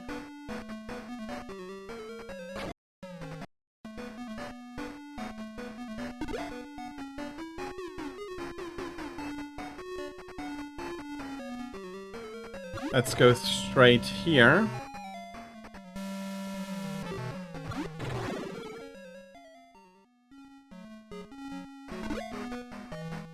And there are a few Meseta inside.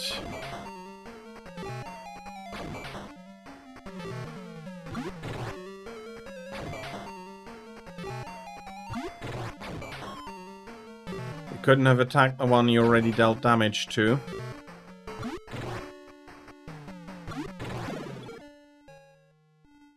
Okay, a good treasure chest, a few Meseta.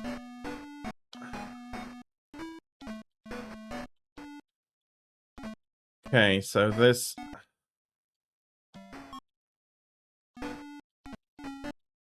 leads us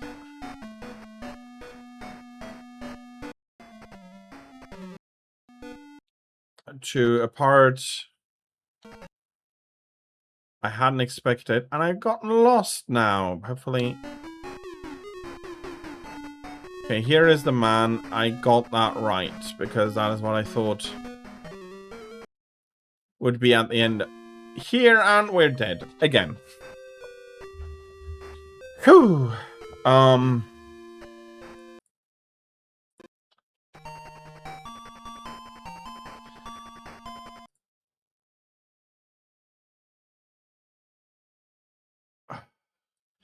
Yeah, no, there's only the save files. And I don't have the items yet for... Yeah, indeed.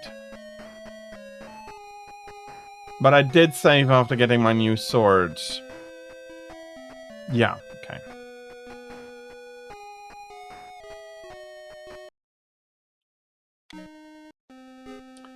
And that needed to happen, actually.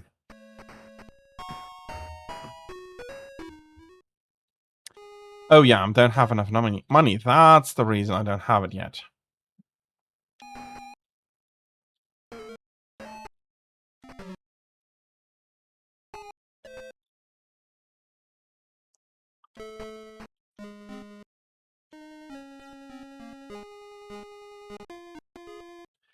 And again, even low-level enemies can be absolutely deadly. We're going to buy the flash and an escaper. Don't have any room for food. Okay, that's a man-eater. 3 experience points. Haven't even saw him beforehand. That's a scorpion. That's a good kill.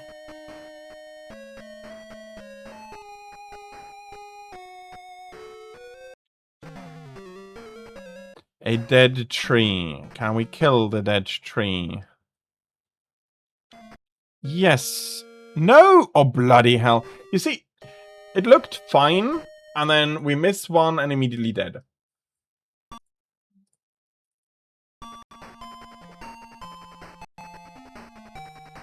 It's not a gentle RPG.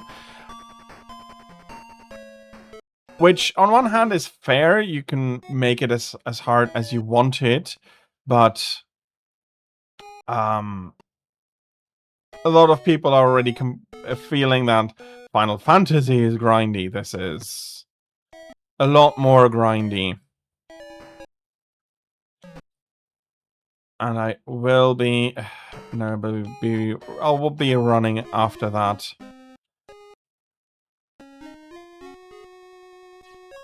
Yeah, we still need the level up to get the magic. We're not going back into the cave before that.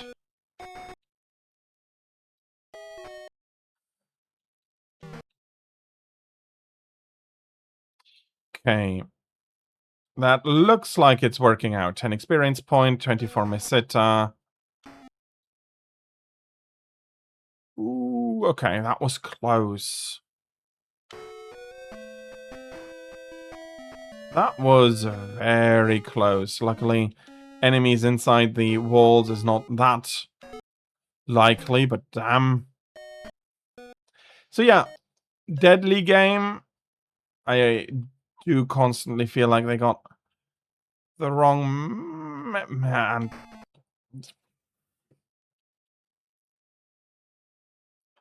If I don't save, we're just...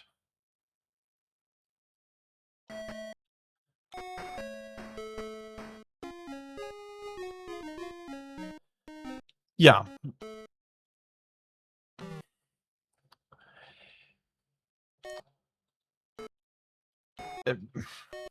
It has dungeons in a dungeon crawler format. Okay, luckily we got away from the coast.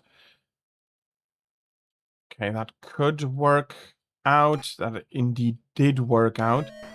But...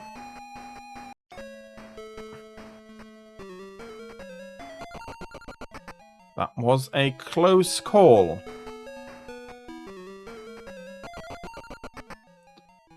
And 2 escapes that could have killed had we not escaped there. It does have internal memory. It has 5 save slots. That is actually something where I have to say that Nintendo screwed the pooch a little bit. I wish that they had standardized a 3-game save file.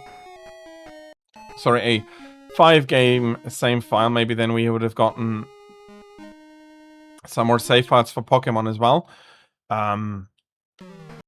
Fair enough, they have to save a ton of data for Pokemon. But I still feel that no, they should have had at least 2 save files per Pokemon game. You couldn't share it, you couldn't have your siblings play it.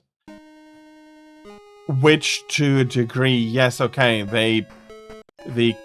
Nintendo would not have wanted games to be shared. Everybody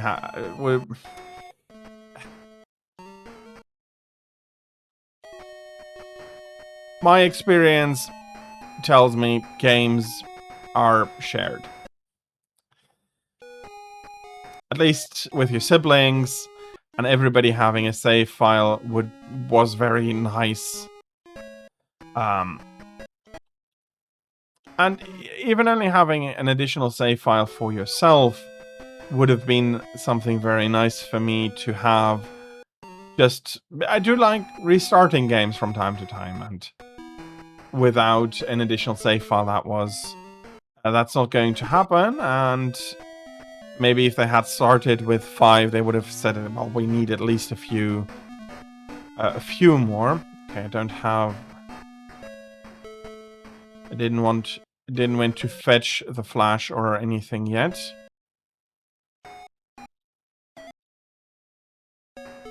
Scorpions die quite nicely.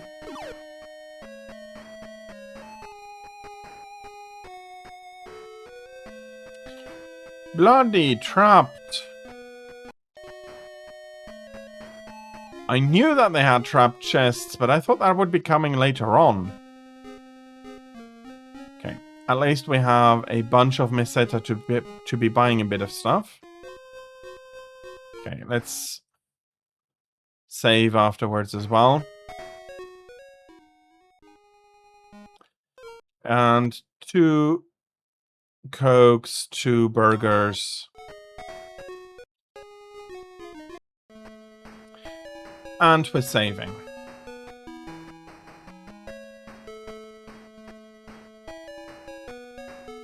Getting very close to the end though. And that is also something you might have noticed. You can save in a lot more places here than you can, for example, in Final Fantasy.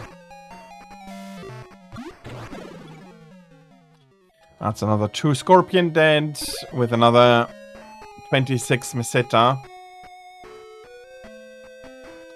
So quite valuable chests here. Which you have to open in order to get the money, and you need money. Magic item, flash, or items, flash, there we go. There's a treasure chest with 10 meseta, and then we'll be finding the rest as we go. But in the middle of a dungeon I can save, which is nice, and it maybe again would have been the norm had it been done on the NES as well, and not only on the Master System here. But I'm happy that they included it. I'm happy that it works the way it does. So yeah, there are some visual distinctions with any NES games. It's a Sega Master System, which means that the chipset is different, the memory is different, how everything works together is different. So it is going to look markedly different from an NES game, but the most important part, I think, again, is, and I know I'm repeating myself here, this was how Japan tried to get story games mixed with, story games. They decided they're going to have this a more solid RPG system than any adventure has, and sacrifice some detail and some volume of story for a better game. Well, better game compared to Sierra adventure games, because we'll say that that is not the only way to make an adventure game, and the other way is the far superior way. But as far as RPGs go, I very much enjoy the trend of JRPGs going for a told story rather than a freeform story, which is most Western RPGs. Don't get me wrong, I do like those as well, the Skyrims and so on. Elder Scrolls Fallout, all great games, all a lot more freeform than Final Fantasy, Phantasy Star, Dragon Quest, Breath of Fire, Star Ocean, Tales of Phantasia, and on and on and on.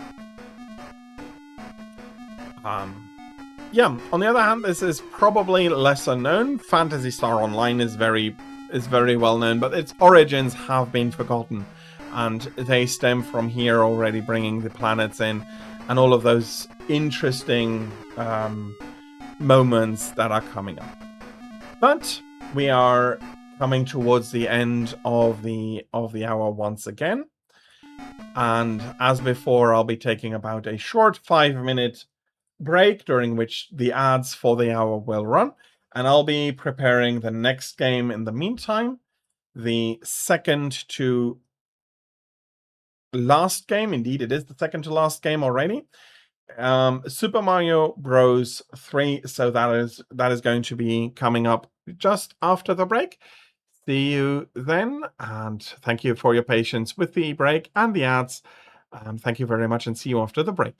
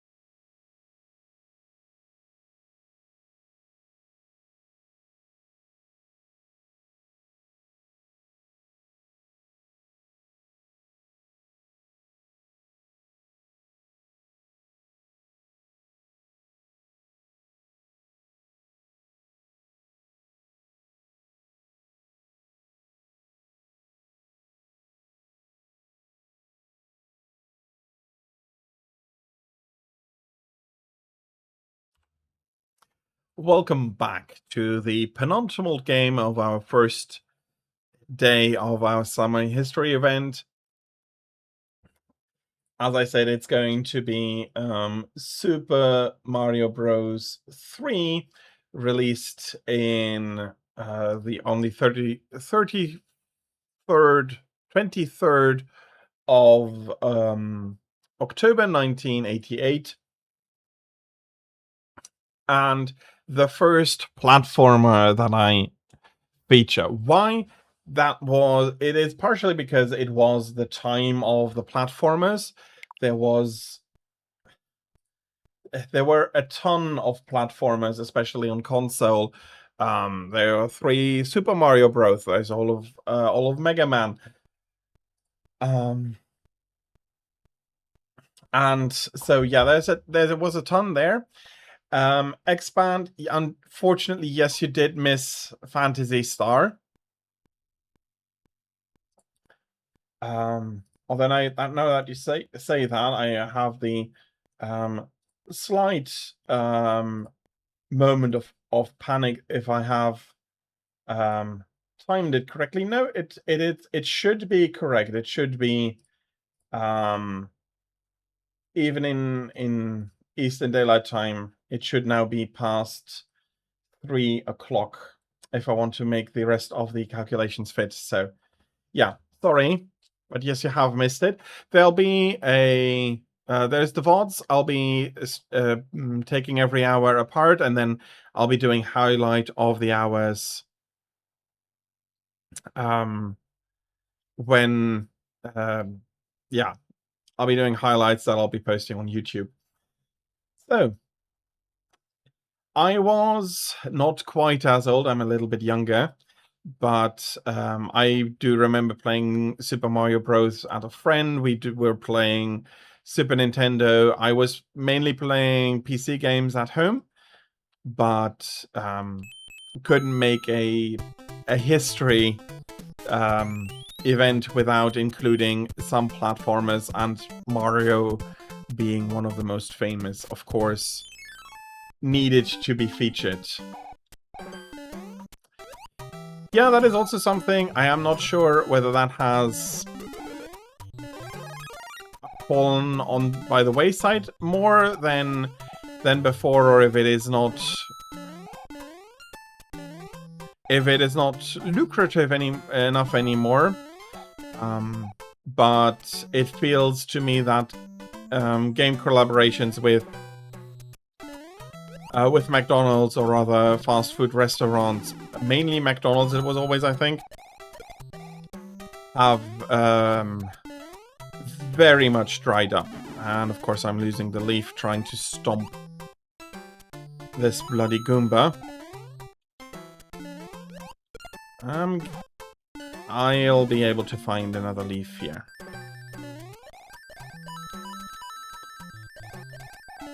So yeah, the first Super Mario Bros. Game where you could fly, actually a very nice addition to a general platformer, and actually I did not want to crash down there. Of course, I'm missing the direct jump into the star, I think if you take the least amount of time, I seem to remember that if you take the least amount of time, it'll really always a star. So yeah, platformers, very popular on console, less so on PC, mainly due to the fact that PCs did have a lot of trouble seamlessly scrolling. Oh, and I cannot enter the pipe now because I already took the coins.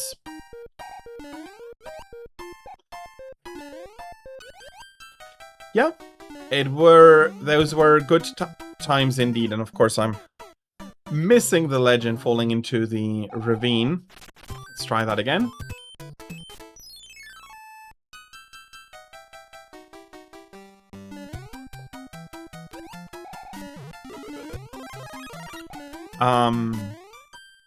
So yeah, there was a distinct lack of platformers on PC.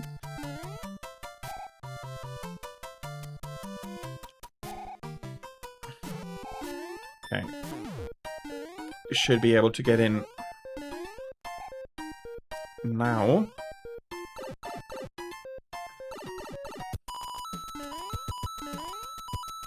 Well, stuff happens.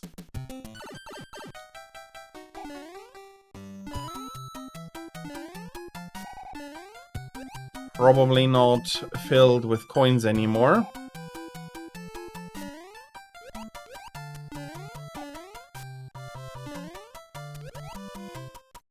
Okay, let's try not to make the same mistake. So we're taking a big leap.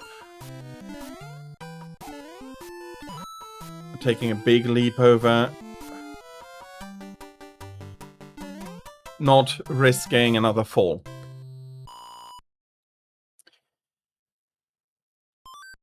So, yeah, while I did play platformers as a child, I may not have played them as much as others, since at home we were mainly playing on PC back in the day. There was a lot of variety there too, but the early PC games were less...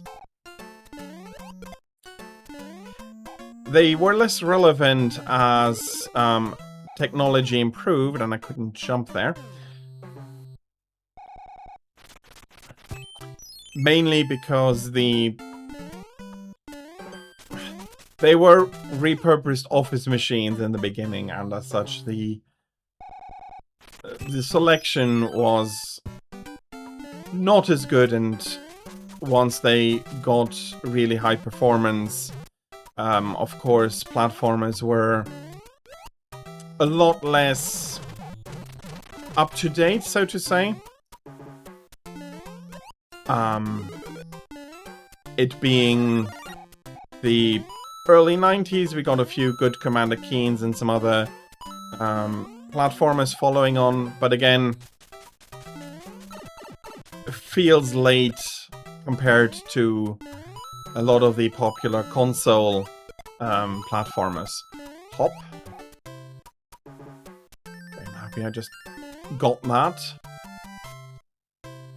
I'm not getting a lot of one-ups here, so I am happy I didn't lose another one. Pick a box.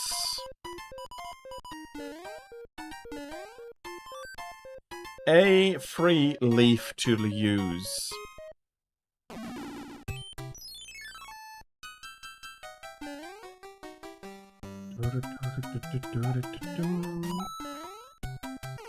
Okay.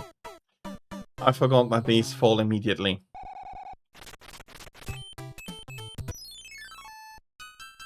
Immediately losing the one-up that I had worked for. So yeah, platformers though on console were a very popular genre all throughout the 80s. You had a few attempts on the Atari 2600, the machine being very limited itself, meaning that quality of the games was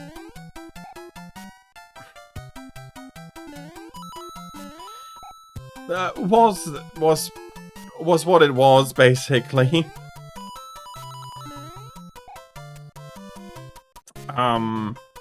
But arcades also had plenty of platformers. In Japan, at least, I'm off the top of my head not entirely sure what came over to the US when, but in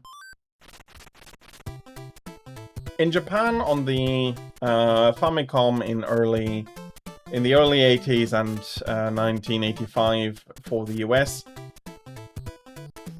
With Super Mario Bros. Came the first big wave of platformers. meaning that also most platformers were... Yeah, okay. I had a small mistake there. I thought that since it was a Famicom release, it would have been released early in Japan. Yes, a little bit, but 1985 still.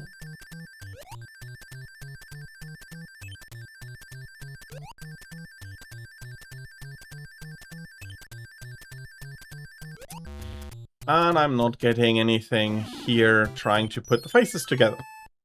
Sorry about that.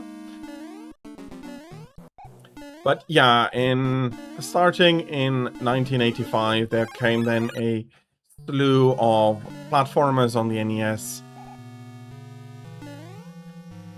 Starting with the original Super Mario Bros., Super Mario Bros. US, in Japan, the hard pack that became the Lost Levels in the US, and then came Mega Man, Metroid. While yes, Metroidvania is also a platformer. So this actually, now that I think about it, the second platformer that I am featuring, but it's the first Mario platformer that I am featuring. So let me retract my former statement that it is the first platformer that I am showing, because that is incorrect.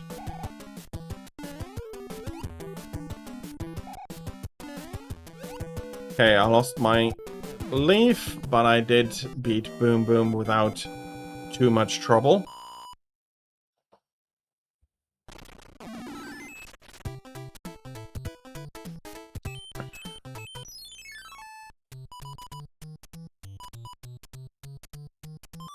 That is a star. That is 10 coins. That is a 1-up. And that's a star. Unfortunately, no pair. If you only have 2 tries, playing memory is actually quite a hard thing to do.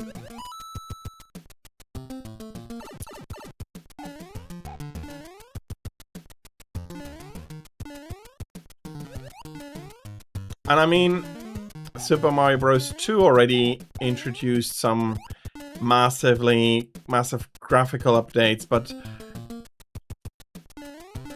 since it is a reskin of another game, and I do know that everybody knows the story by now. It was a game called Doki Doki Panic that was reskinned as a Mario game because fear was that the Lost Levels, or what became the Lost Levels, would be too hard for and too frustrating for a Western audience, US and European audience, and as such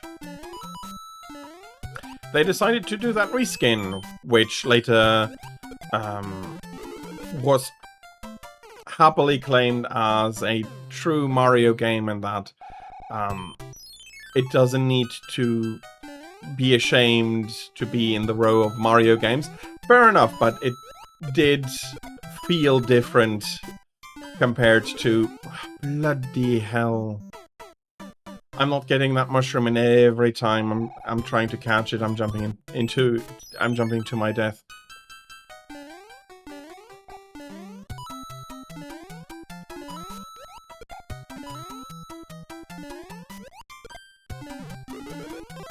Okay, finally was fast enough.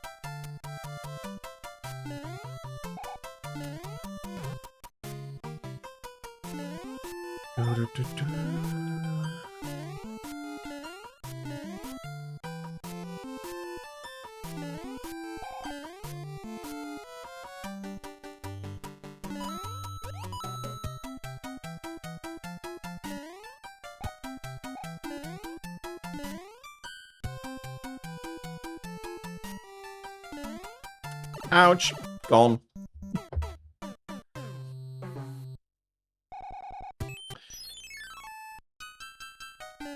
But yeah, it's...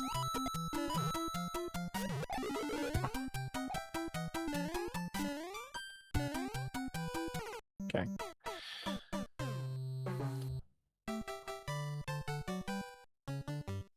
we are going to... Okay. To continue, did we lose the items we had collected in the back?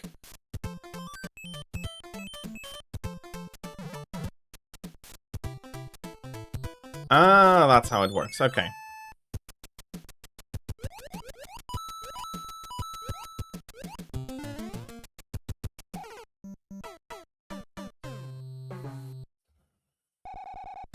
Okay.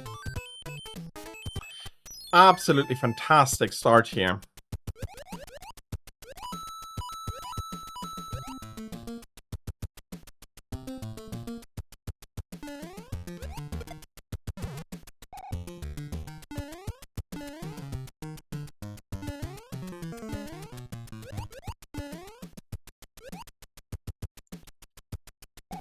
Okay, now that is where you're coming up from here. Come on.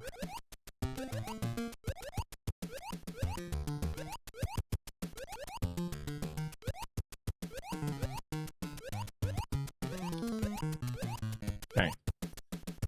For some reason I couldn't jump out of the water. At least I can get a proper mushroom here.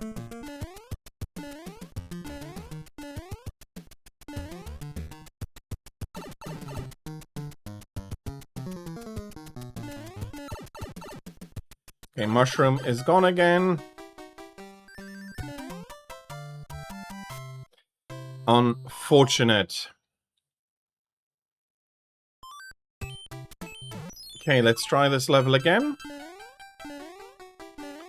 Let's try not to die too much. This time he came towards me. Boing.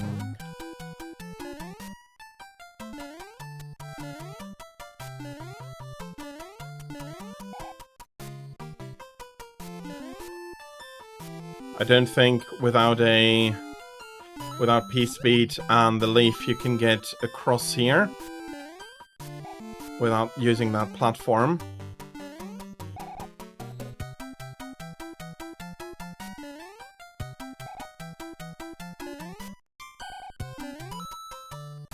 Okay, level finally finished after it tried to defeat me. Pick a box. A simple mushroom. And we're getting to the first castle. Oh, it's terrible. The king has been transformed.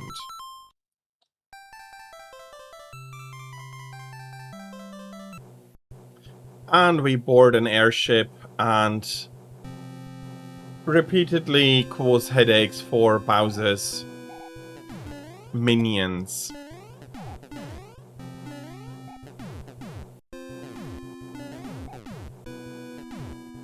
It's quite a dangerous environment here.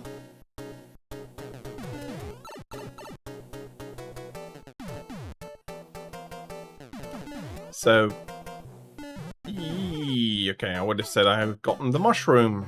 Looks like I hadn't. Okay.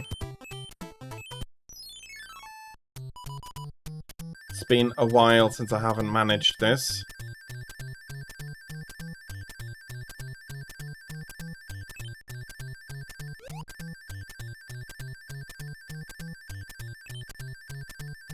Okay. Too bad.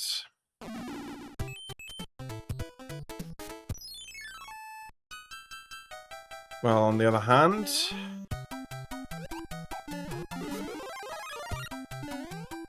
maybe with the airship having run away, we can...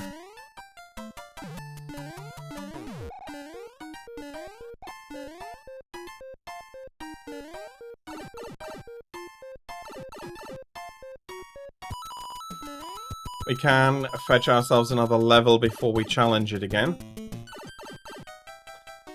This time, we don't need to worry about the coins.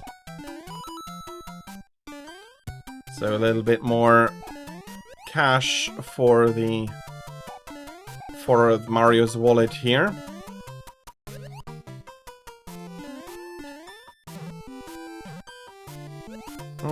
A star.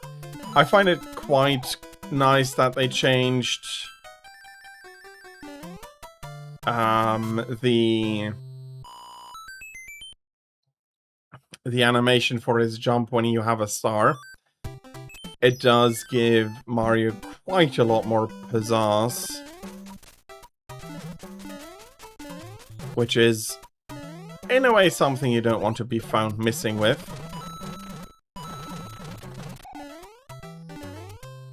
The hell?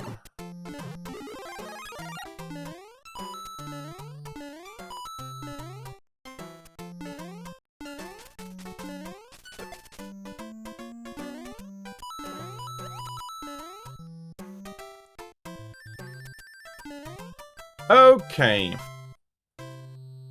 Let's try that airship again.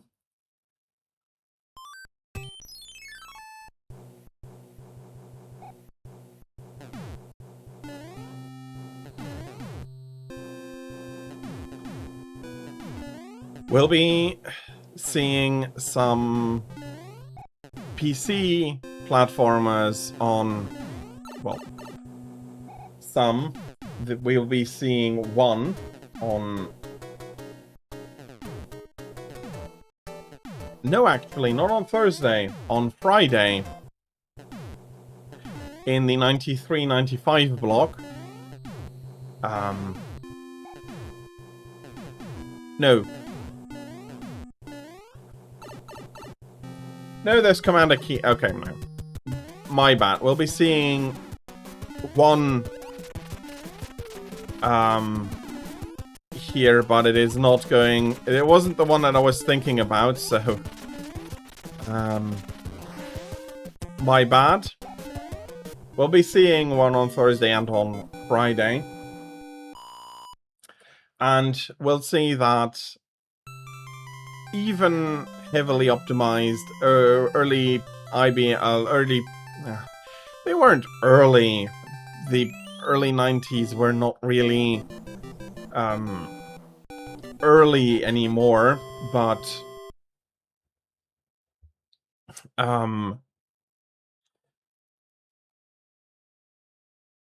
PCs for a long time struggled to correctly show not correctly, to smoothly run platformers, because they did not have the scrolling capacity of consoles, where that function was built in, whereas on the IBM by IBM compatible PCs, it had to be manually added, and as it didn't have any hardware capacity for it, I did say jump.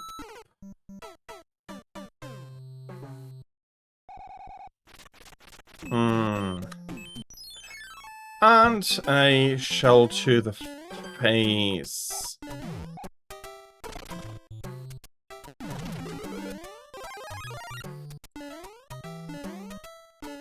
I should be able to do better.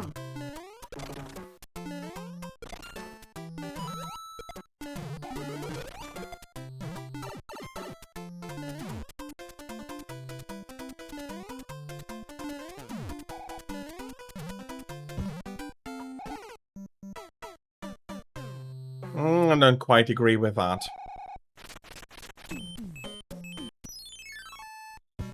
Of course I don't quite agree. If I hadn't been hit,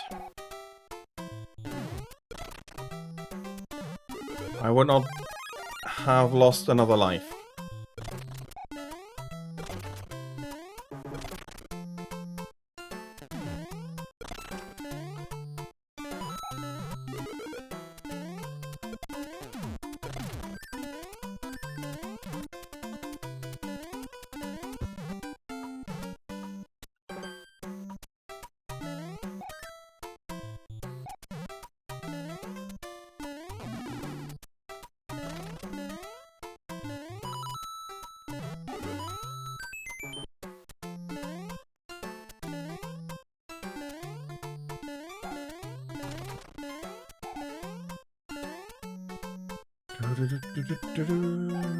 I don't need...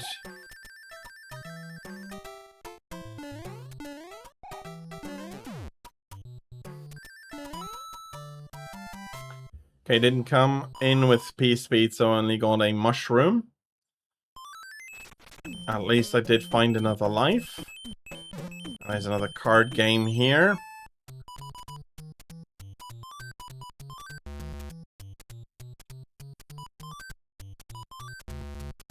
No luck. And it's pure luck to be winning those. These, though, can be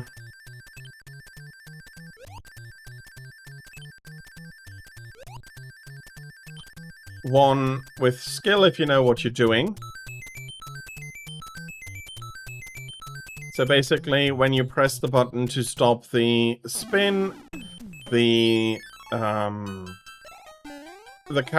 of the character that is currently visible is going to be the one it stops on, and since the speed is quite fair,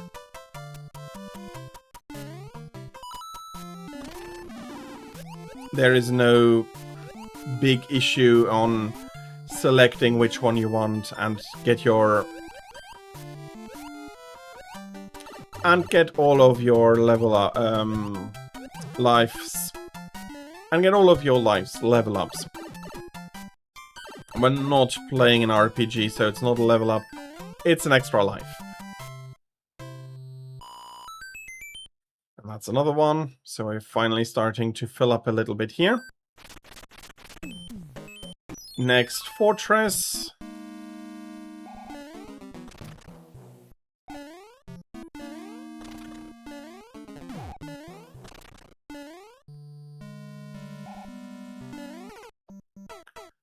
Oh, I can't jump over.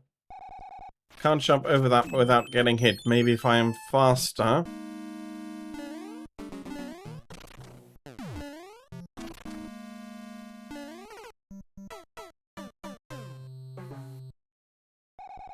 Okay, I'm not sure if that was again too slow or whether that is basically the max speed you can have through there. Can I reduce my jump height? I do want to try and get through there in one single go.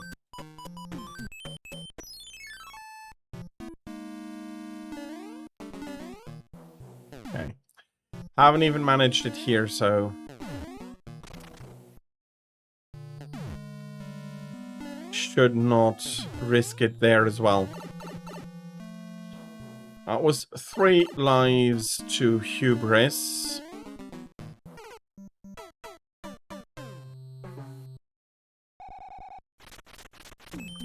Well, hello.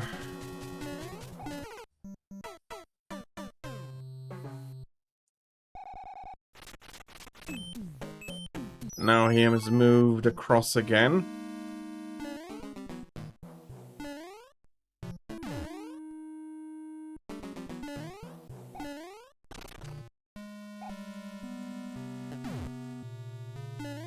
There's a very shy boo at the top there.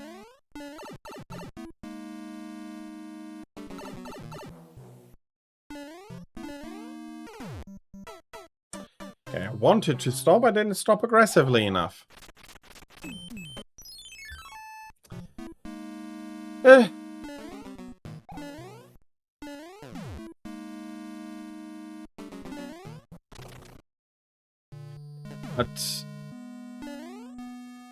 yeah, platformers will be some of the more popular genres for a little while yet.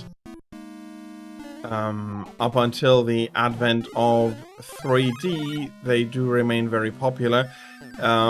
Afterwards, though, there is the... Of course.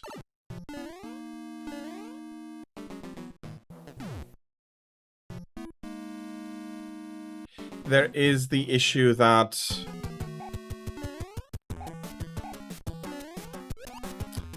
in 3D, platformers are a lot more complex, and not a lot of them really managed to be as popular as before, which led to them in general becoming less produced until overtaken by another genre, mainly first-person shooters, that then later on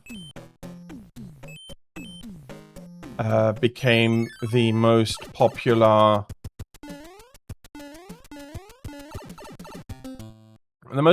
genre. I want to say, starting with Halo Combat Evolved, beforehand they did suffer from control issues, and we'll be getting into that as well. Personally, I still prefer any first-person shooter on PC. Controller just isn't precise enough for me to really enjoy the action. A lot of people, though, only experience their first shooters on console, and from that I can understand why you would not mind that control scheme. It's okay. Not what I want, though, personally, so...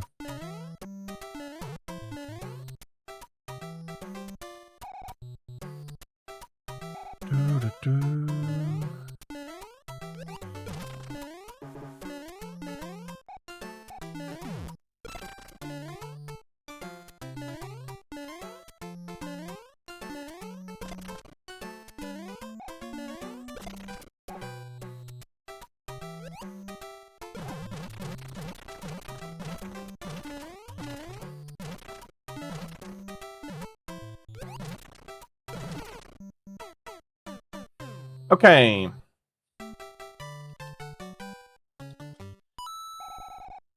That was painful. Luckily, we can just go back to the second half of the world without needing to play the first levels again.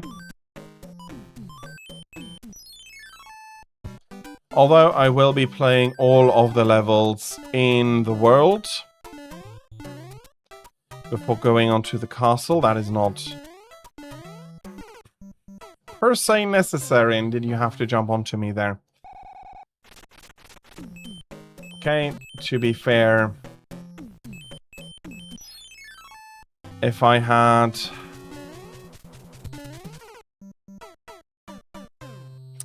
had paid better attention, it wouldn't have been an issue.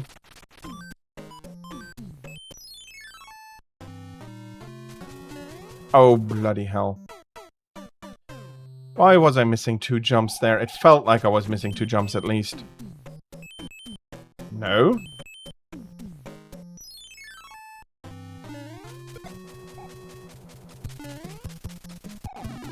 There we go.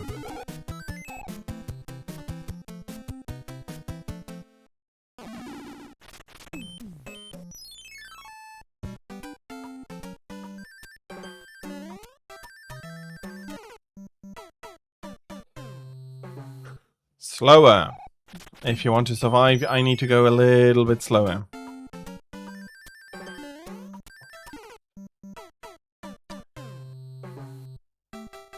Okay.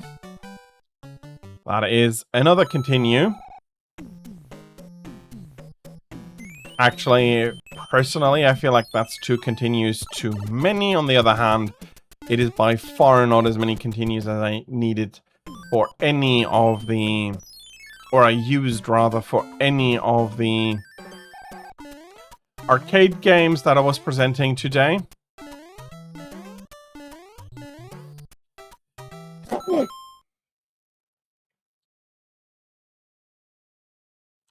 Sorry about that sneeze.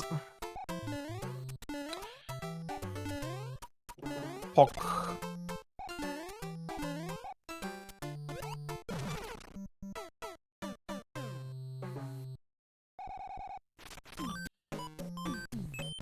Okay, I jumped. I thought at least I jumped. It's happening a little bit too often now.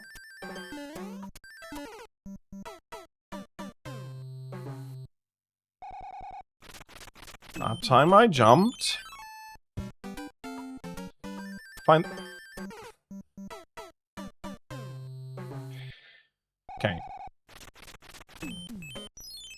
Something I'm not doing quite correctly.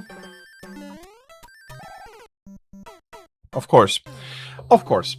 Let's just ignore the last 2 minutes.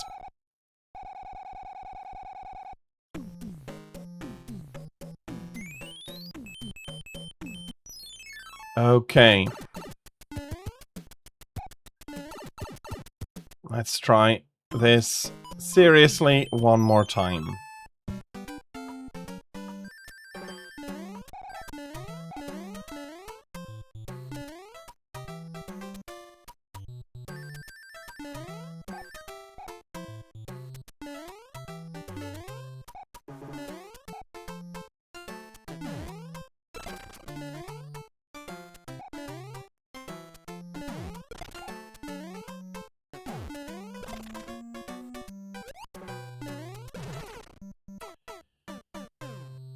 Okay, I understand the mistake I'm making there.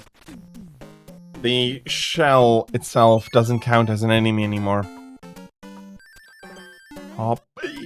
No, I need to hop there. And the more frustrated I get, the less I feel like going slow. Okay.